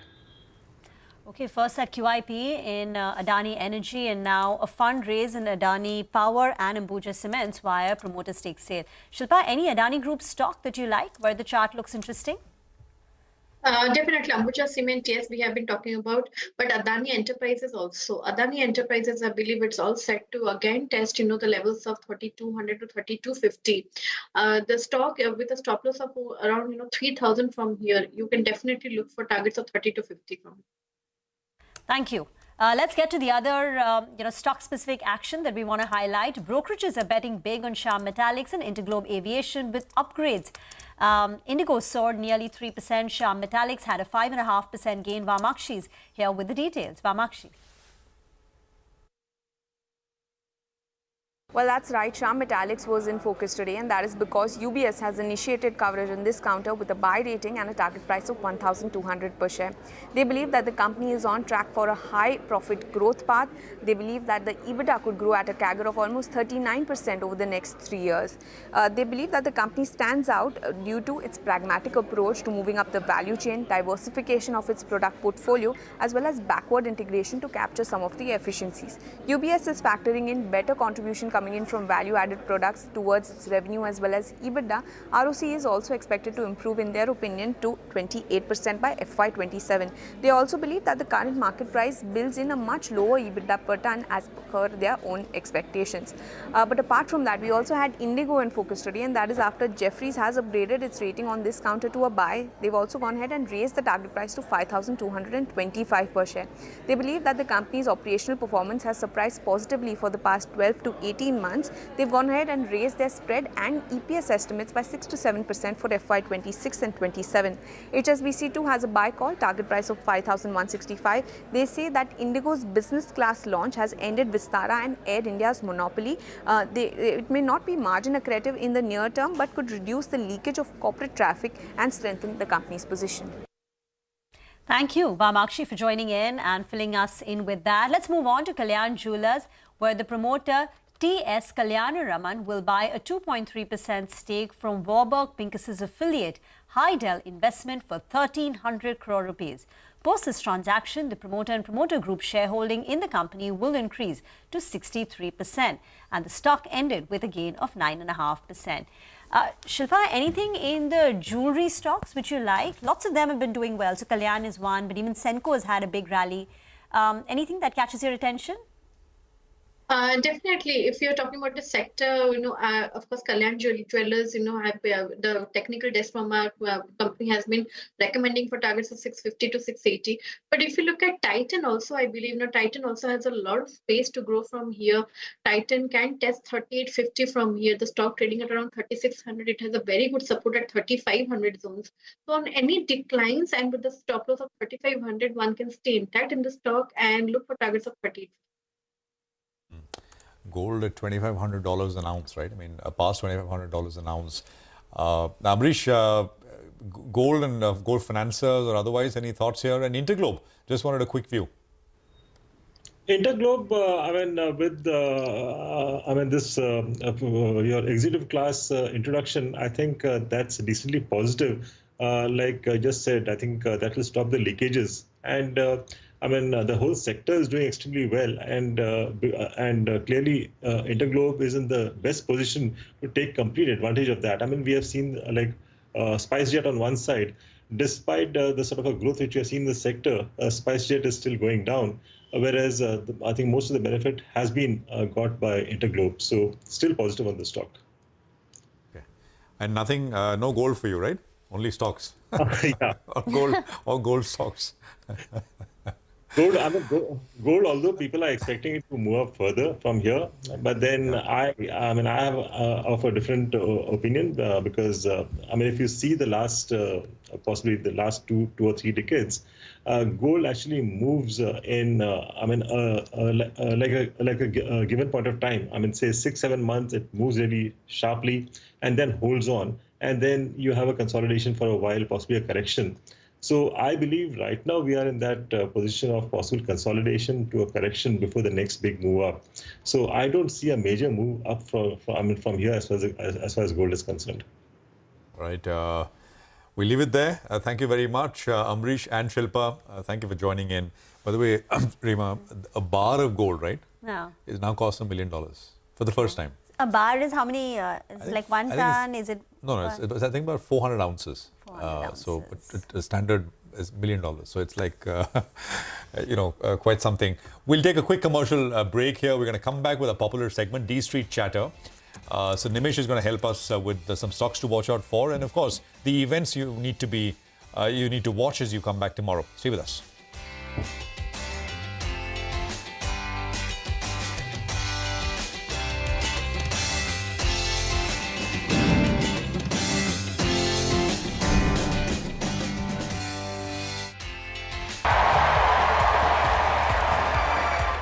America, hope is making a comeback.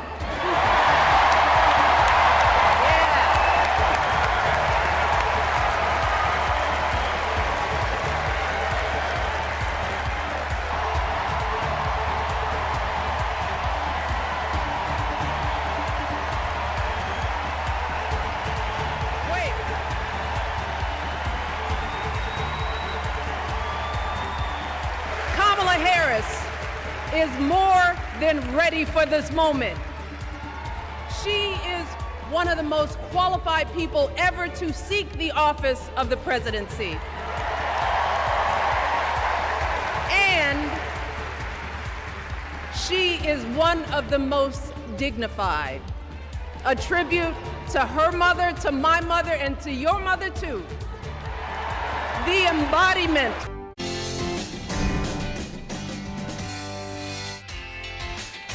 Welcome back. You're watching Markets Forward, and these are the top corporate voices of the day. Let's start with REC. The management says it's confident that growth in disbursements will be strong. It expects disbursements to touch 1.9 lakh crores in FY25. They anticipate the AUM to be at 6 lakh crore rupees. Further, the company expects its AUM to touch 10 lakh crore by FY30. They add that subsidy dues have fallen to 40,000 crores from 1.35 lakh crore rupees. But the next one that we're looking at is Cholamandalam Invest. Well, absolutely. And, we had them on the air in the morning and they told us that they're expecting disbursal growth to be between 15 and 18% this year, this financial year, FY25. They're also eyeing credit costs to be at the same level as it was last year. That is between 1.2 to 1.3%. The management anticipates its AUM growth to stabilize next year and expects AUM growth to be around 25% on a long-term basis. We also had the management of Star Health Insurance earlier today. The insurer expects to grow at 18 to 20% over the next 4 years. They're also targeting to triple the profit to 2,500 crore rupees by FY28.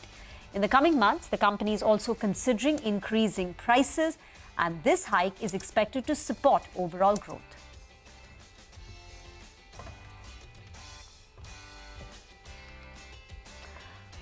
Okay, and staying with talking about TVS Motors, the company today has rolled out the new Jupiter 110cc scooter, which will replace the old model. The new scooter is priced at a little over 73,000 crore rupees ex-showroom and will be available in 4 variants. The scooter will be competing in the ICE category with the likes of Honda Activa and Hero Pleasure. Parikshit caught up with the CEO, Mr. Radhakrishnan, on the new launch and what TVS expects from this festive season. Listen in. This year, the rural for the first time is ahead of urban. Okay, and we are extremely happy that the industry is doing well. This festival season, I am of the view that you will see much better growth rate than whatever the 13% what you are seeing, because the sentiments are positive. We are expecting a normal monsoon this year, and we will do much better with especially this product launch. I'm expecting much better growth than the industry. If the industry is going to grow minimum more, see, so far we have seen 13%. I'm expecting much better growth rate, maybe 15%. Okay, well, that's some opinion coming through. It's time for our segment D Street Chatter. Nimish is here with all the stocks with Buzz. Nimish, over to you. Hi, Prashant. Quite a day, so to speak, but the big trend seems to be the large blocks. So even today we saw blocks worth 5,000 crores got changed hands, and there are more which are lined up. But in terms of individual names, the first stock is Ramco Cement. The entire cement pack was buzzing in trade, but Ramco stands out on back of very strong buy flows. I understand a leading domestic mutual fund is an active buyer in Ramco Cement at these levels. The second name is SpiceJet. Big move in today's market, backed by buying from larger HNI desks is what I understand. All eyes will be on the fundraising by the company very soon. Remember, the company is looking to raise funds via QIP, so that's a big trigger as far as SpiceJet is concerned. The third name is Crompton Consumers. Big move on that name as well, largely on back of buying interest. So off late, the stock has outperformed as well, and there is buying interest from larger FIs in Crompton Consumers. And the last is MOIL. There was selling pressure from larger FIs in MOIL today, so expect high delivery volumes, but on the sell side at these levels in MOIL. Thank you, Nimish, for that interesting list as always. And before we wrap the show, we get you some of the key market events to watch out for. Abhishek is here. Abhishek. Well, Rima, to begin with, in India, RBI will give out Forex reserve data tomorrow. Last time it was around $670 billion. So how that moves will be seen closely. RBI will also give out the deposits and advances momentum of the entire sector. So deposit will be the key number to watch out for. Last time it was around 10 to 11% on a YY basis. Also in USA, Fed Chair Powell speech will be given tomorrow. So watch out for that. In terms of dividends, watch out for ABB India, Astra Microwave, Godfrey Phillips, KFin Tech, as well as Vedant Fashion Limited. Continuing with the dividends, watch out for the stock prices which go ex-dividend tomorrow, which is ONGC, LIC, HF, as well as Venky's India. In terms of AGM, which will be held tomorrow at various entities, to begin with Indigo, Astral Limited, Yes Bank, CSB Bank, Mahanagar Gas Limited, Natco Pharma, Max Healthcare, SBI Life, as well as Home First Finance, they will be all holding their AGM tomorrow. Back to you. Right, lots to track. Abhishek, thank you very much for that. That's a quick sort of preview of what to watch out for. With that, it's a wrap on this edition of Markets Forward. From all of us here, it's goodbye. Thank you very much for staying with us. More news and updates follow on the other side.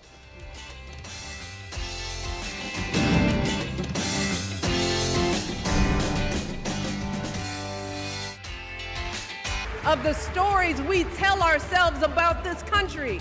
Her story is your story. It's my story. It's the story of the vast majority of Americans trying to build a better life.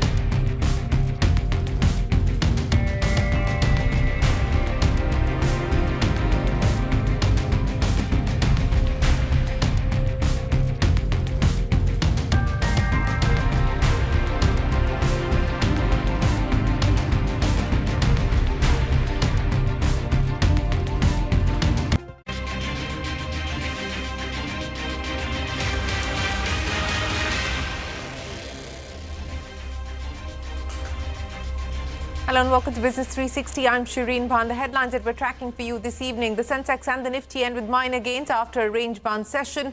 The Nifty back above 24,800. Mid-caps continue to outperform. Adani Group promoters are looking to sell stake to reduce the conglomerate's debt burden. Sources say promoters may look to sell up to 5% stake each in Adani Power and Ambuja Cements. That's CNBC Avaz exclusive. Crisis hit Bajaj faces insolvency proceedings once again as the Supreme Court refuses to provide any interim relief. The apex court upholds the formation of a committee of creditors and refuses to stay the proceedings under the IBC. The government is likely to rule out any further tranches of sovereign gold bonds. Sources say the bonds are expensive and complex. The CNBC TV18 analysis showed investors doubled their money in the first 4 tranches.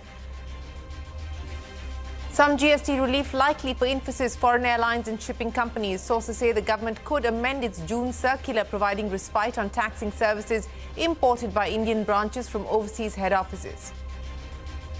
Brokerages wave a thumbs up to Zomato's 2,000 crore rupee acquisition of Paytm's ticketing business. The street expects an upside of over 25% in the Zomato stock price. At least 17 people are dead and 40 injured after an explosion at a pharma factory in Andhra Pradesh. Police say a solvent leak is likely to have triggered the fire, which led to the blast in a reactor. The Supreme Court says the RG car murder case should not be politicized, even as it questions the conduct of the Kolkata police over its handling of the case. The court urges doctors to return to work, says it will ensure the law takes its own course. The doctors at AIIMS call off their strike. After holding bilateral talks in Poland, Prime Minister Modi is set to visit Ukraine's capital Kyiv amidst the ongoing war with Russia. The trip to Ukraine comes just after a month after the Prime Minister's visit to Russia. US President Joe Biden presses Israel's Prime Minister Netanyahu to show urgency in sealing a ceasefire deal. 22 people reportedly killed in Gaza in the last 24 hours, taking the overall death toll beyond 40,200 since the war began. Tim Walz accepts the Democratic Party's vice presidential nomination at the Chicago Convention. Popular talk show host Oprah Winfrey makes a surprise appearance endorsing the Harris-Walz ticket.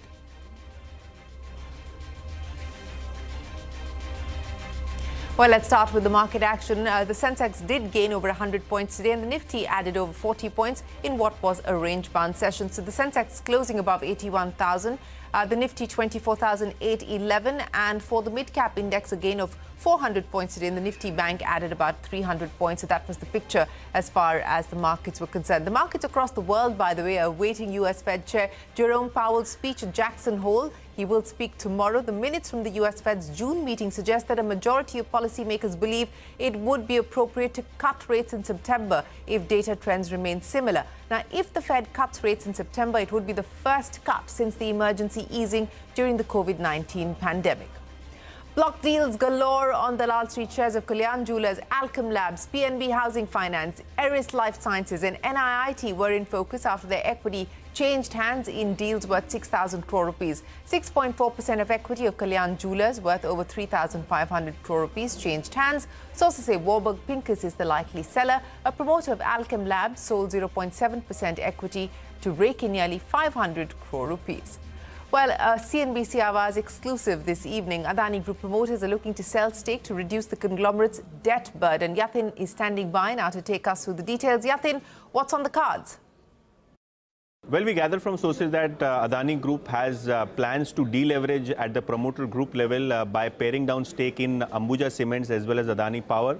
Sources close to the transaction have indicated that the promoters might look to sell up to 5% stake in both Ambuja Cement as well as Adani Power. And if you remember, Ambuja Cement was a leverage buyout, so probably the creditors would be repaid via the proceeds of the transaction, which is expected to be close to 15 to 20,000 crores, depending on the size of the block trade. Obviously, the bankers have indicated that offer for sale is also one window wherein the promoters could reduce stake in both of these, group entities. When we contacted Adani Group, they did not comment on this particular story.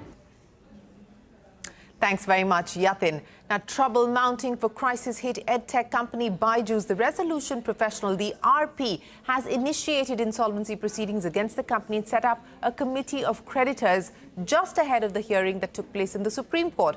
Bajaj complains that the US lenders comprise of 98% of the COC. However, the top court has refused to stay the formation of the COC and has allowed it to initiate insolvency proceedings against the company. Ashmit is standing by now to take us through the details. Ashmit, a big setback, a big blow there for Bajaj. Of course, the next date for the hearing is set for the 27th of August. Could there be any possibility of relief then? Well, that's the next date of hearing on Tuesday.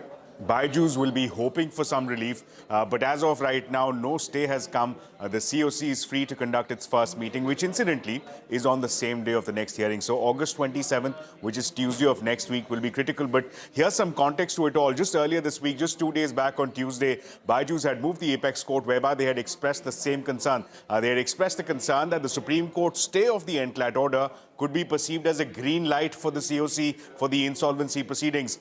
That, in fact, has materialized. Just hours before today's hearing, late last evening, is when we understand the RP had constituted the COC. The reason that's significant is because the COC being constituted marks the initiation of insolvency proceedings, marks for the very first time the company falling out of the hands of Baiju Ravindran as far as this entire insolvency saga is concerned. And as you correctly pointed out, there were concerns raised by Baiju's today before the apex court that is this really a fair practice given that 98% of the COC is made up by the US lenders, which in fact are the applicants in this case. This was also pointed out that the RP that has been, in fact, who formed the COC is the very RP that was sought by the US lenders themselves. However, the apex court not seeing it fit to stay the COC proceedings in any shape or form. There were fervent appeals that came not just from Baiju's, but also from the Solicitor General appearing for the BCCI, saying that at least there should be a stay on the first meeting of the COC.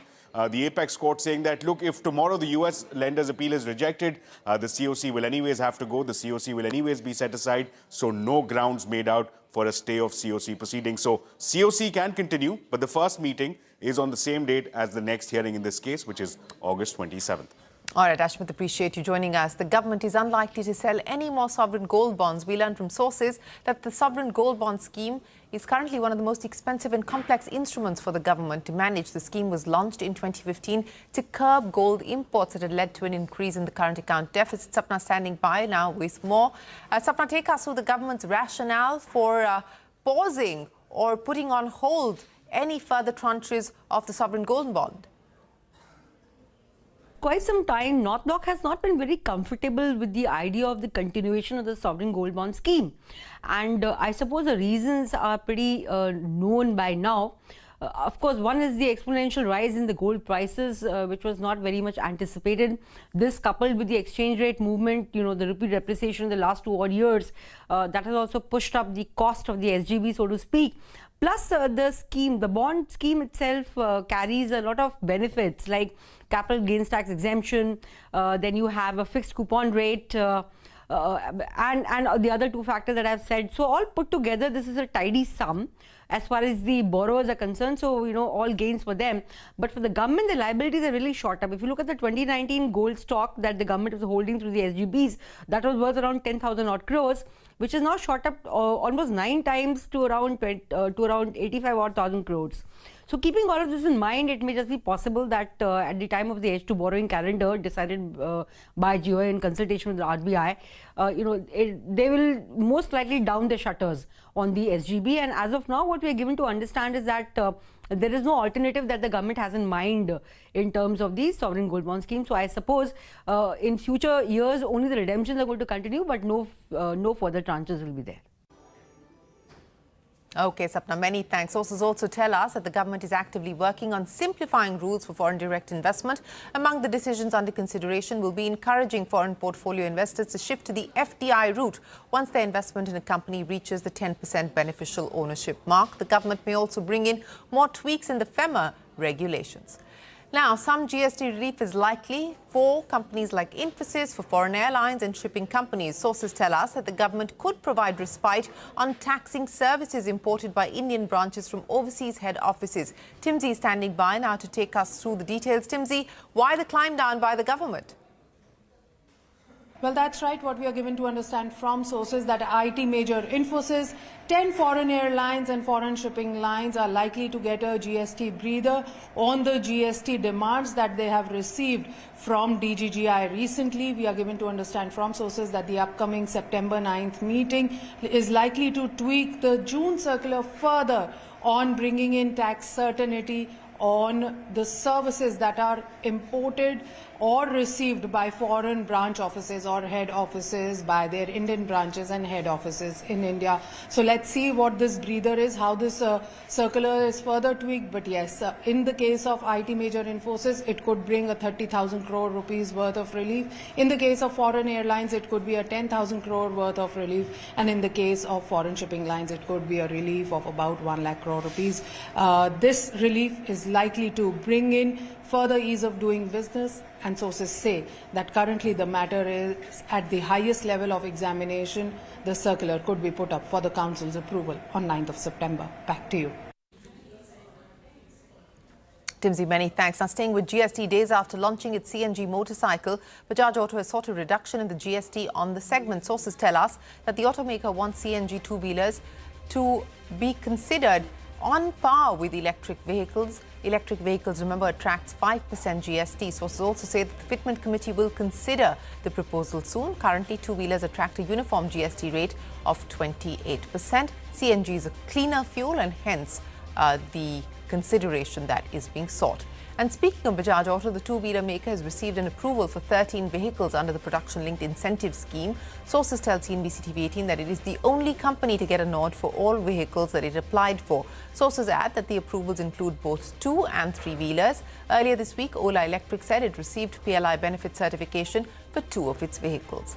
And staying with two-wheelers, TVS Motor Company has rolled out the new Jupiter 110cc scooter, which will replace its old model. The new scooter is priced at 73,000 rupees ex-showroom and will be available in 4 variants. It will be competing in the ICE category with the likes of Honda Activa and Hero Pleasure Plus. Parikshit caught up with the CEO, K.N. Radhakrishnan, on the new launch and what TVS expects from the festive season. This year, the rural for the first time is ahead of urban. Okay, and we are extremely happy that the industry is doing well. This festival season, I am of the view that you will see much better growth rate than whatever the 13% what you are seeing, because the sentiments are positive. We are expecting a normal monsoon this year, and we will do much better with especially this product launch. I'm expecting much better growth than the industry. If the industry is going to grow minimum more, say so far we have seen 13%.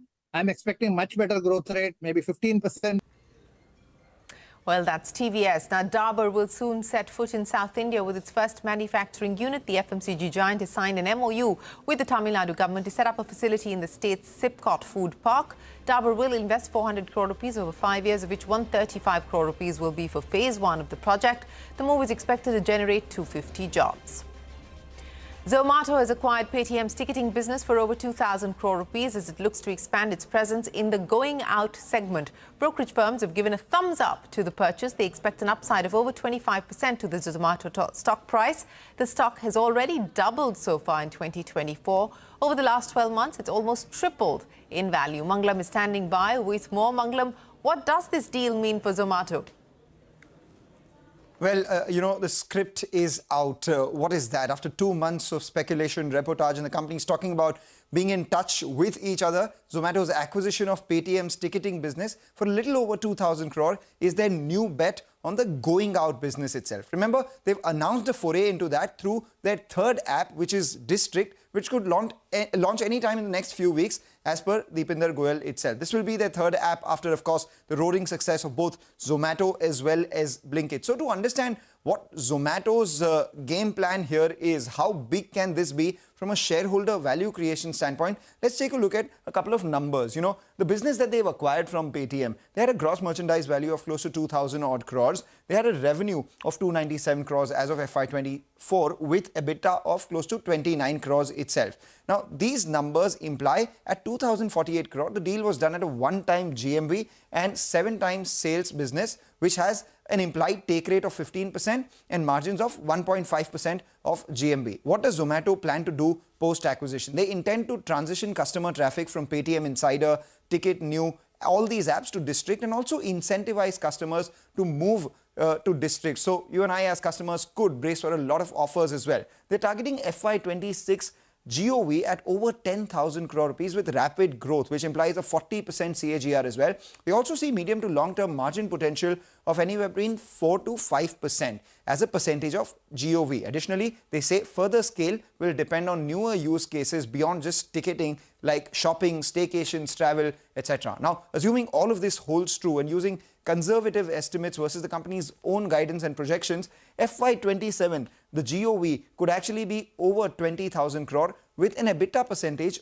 of 3% of GMV, telling you the absolute EBITDA could be close to around 600 crores. Now, if you just juxtapose the current deal multiples to that itself, which means the business could value itself by over 20,000 crores. That's a 10 to 12 times jump over the 2,000 crore that they've paid for this business. And this does not even account for newer use cases or further synergies and, live event IP valuations, etc. as well. Now, for normal, deals, a 10 to 12 times jump in 2 years seems extremely high. But for Zomato, it's par for course. We've seen that with Blinkit as well. From the price that Zomato paid for Blinkit in 2022, the valuation of Blinkit itself has rallied by over 20 times, with brokerages citing further upside for quick commerce as well. So the short point, the bottom line is that the street expects at least 10 to 12 times valuation extraction from District, which the management has earlier said will be their third major value driver in the B2C space.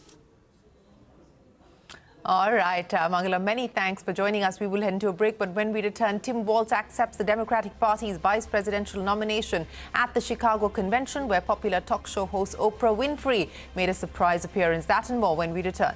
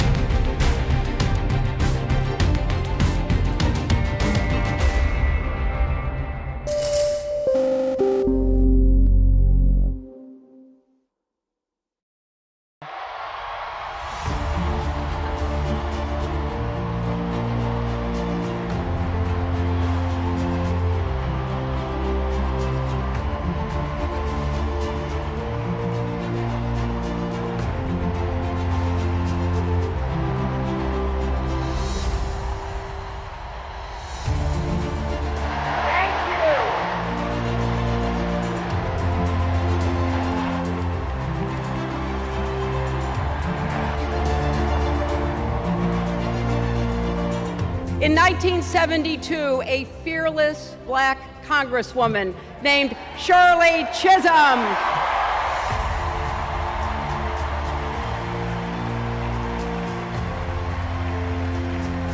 she ran for president. And her determination let me and millions of others dream bigger, not just because of who she was, but because of who she fought for. Working parents, poor children, the last, the least, and the lost. In 1984, I brought my daughter to see Geraldine Ferraro, the first woman nominated for vice president. If we can do this, Jerry said, we can do anything. And then there was 2016, when it was the honor of my life to accept our party's nomination for president.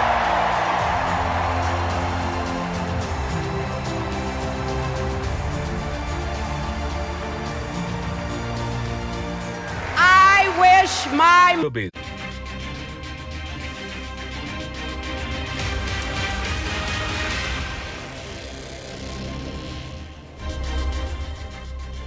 At least 17 people are dead and 40 have been injured after an explosion at a pharma factory in Andhra Pradesh. According to the police, a solvent leak is likely to have triggered the fire, which led to the blast in a reactor on Wednesday. Many employees who suffered severe burn injuries have been shifted to hospitals in Visakhapatnam. The state's Chief Minister Chandrababu Naidu has ordered a high-level probe into the incident. He announced a compensation of 1 crore rupees for the families of the victims. Naidu also met families of the deceased workers and those injured. We tried to ask them, but they are telling like they are searching something. They are telling they are not even giving a little information about my brother. Yeah, what is your brother name? Venkat Sai. What is he doing in this company? He is working as he's working in production department. Did you try to call him? I tried, but I called him more than 50 times, but he didn't pick up the call. He didn't respond at all. Did you ask any police officials? Just now I asked them, but they simply not giving any information and telling to stay away here. Every time such situation happens, we give an announce ex gratia, we announce, condolences will be conveyed. But the sad part is, I've been struggling to convey to the concerned industrialists and everything to make sure these things don't occur. The problem is, if we try to put more conditions there, in the name of ease of business, in the industrial circle, they say it is not, doesn't give a good approach for investment, a good atmosphere. It is going to disrupt the investment atmosphere. But we are deeply committed. I think in next 2-3 weeks, I think we have to come out with a very firm policy. The Kolkata Police and CBI have submitted their status reports on the probe in the RG Kar rape and murder case to the Supreme Court today. The court, while criticizing the police conduct in handling the case, said that the issue must not be politicized. That's not all. It also urged protesting doctors to resume duties, assuring them that the recently formed National Task Force will hear their concerns. The Resident Doctors Association at Delhi's AIIMS has called off its ongoing strike after assurances from the court. The court has also pulled up the West Bengal government over the police's alleged delay in registering the case. What is the reason why the FIR is lodged almost 14 hours after the discovery of... Because we asked the parents, he says, we'll give a formal complaint. That's all from the record. Second, he was the principal of the college. He should have come straight away to the college and directed the filing of the FIR. Who was he in touch with? And meanwhile, the Bombay High Court has come down heavily on the police and the state government in Maharashtra over the sexual assault of 2 4-year-old girls inside their school in the Thane district last week. The court has questioned the school authorities for not reporting the incident on time and also slammed the police machinery for not working unless there was a public outburst. The court asked, and I quote, if the school is not a safe place, then what is the use of speaking about the right to education? End of quote. The National Conference President Farooq Abdullah has said that his party would fight the upcoming Jammu and Kashmir polls in alliance with the Congress party. Congress President Mallikarjun Kharge and leader Rahul Gandhi met the Abdullahs at their Srinagar residence earlier today. While the seat-sharing agreement is yet to be disclosed, the National Conference chief said the alliance will contest in all 90 seats. Congress workers staging protests across India over the Adani Hindenburg controversy. The Congress party demands the resignation of SEBI chief Madhavi Puri Butch, who was named in the latest Hindenburg report. The parties also demanded a joint parliamentary committee probe into the accusations. Hindenburg had accused the SEBI chief and her husband of owning stakes in offshore accounts allegedly used for investments in the Adani Group companies. SEBI chief had denied those charges. Prime Minister Modi met his Polish counterpart Donald Tusk today, who welcomed him with a ceremonial red carpet. This is the first trip by an Indian Prime Minister to the country in 45 years. Modi and Tusk held bilateral talks in the hopes of giving a fresh momentum to the India-Poland partnership. The Prime Minister will also visit and meet with Polish President Duda, post which he's set to travel to Ukraine to meet with President Zelensky. The visit comes just a month after the Prime Minister's state visit to Russia. US President Joe Biden has pressed Israel's Prime Minister Netanyahu to show urgency in sealing a ceasefire deal in Gaza. Biden spoke to Netanyahu over the phone on a day when 22 people reportedly killed in Gaza. The overall death toll has now crossed 40,200 since the war began in October last year. Minnesota Governor Tim Walz has formally accepted the Democratic Party's nomination as Kamala Harris's running mate ahead of the November U.S. presidential elections. A military veteran and a former teacher who also coached a high school football team, Walz rallied support for Harris and said they are the right team. Television icon Oprah Winfrey addressed the crowd at the Democratic Party's convention, urging voters to choose common sense over nonsense. She also hit back at the Republican Vice President candidate J.D. Vance for calling Harris a childless cat lady. You know, you might not know it, but I haven't given a lot of big speeches like this. But I have given a lot of pep talks. So let me finish with this, team. It's the fourth quarter. We're down a field goal, but we're on offense and we've got the ball. We're driving down the field. And boy, do we have the right team. Kamala Harris is tough. Kamala Harris is experienced, and Kamala Harris is ready. Let us choose. Let us choose truth. Let us choose honor. And let us choose joy.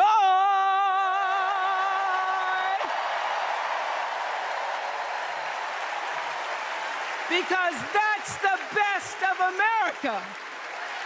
But more than anything else, let us choose freedom. Why? Because that's the best of America.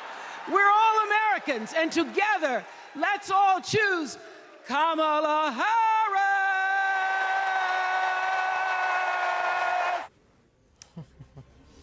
That's Oprah Winfrey then. With that, it is time for us to wrap up this edition of Business 360. More news and updates will continue right here on CNBC TV18. Stay tuned. We're back in a moment with more.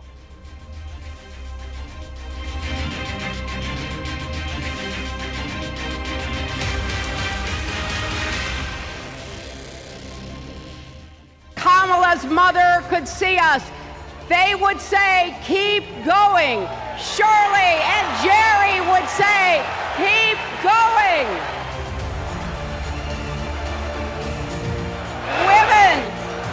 Women fighting for reproductive health care are saying, keep going.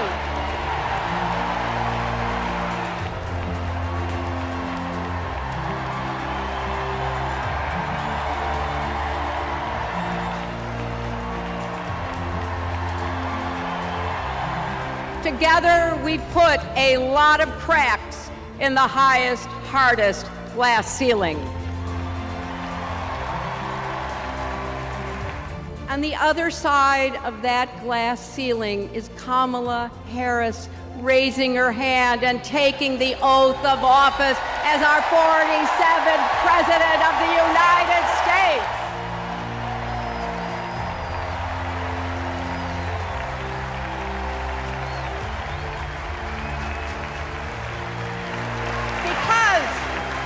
My friends, barrier falls for one of us, it falls.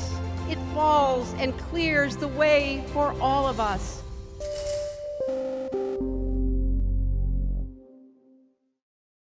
Dr. Deshpande, the crux of our problem is probably our diet. Statistics show that 51% of students eat junk food, 38% of adult Indians eat poorly. So what is wrong with our diet to that extent? Is it the lack of protein? Is it too much carbohydrates? Or is it the incremental amount of junk food that our diet has, turned towards in the past couple of years? Right. So yes, you're very right. The problem is calorie excess because of abundance of food. The other problem is carbohydrate excess. And the third is protein deficiency. So all these three put together are a recipe for disaster, because you are increasing your calories, which is going to make you fat and obese. And you are increasing your carbohydrate intake with all the junk food that is there.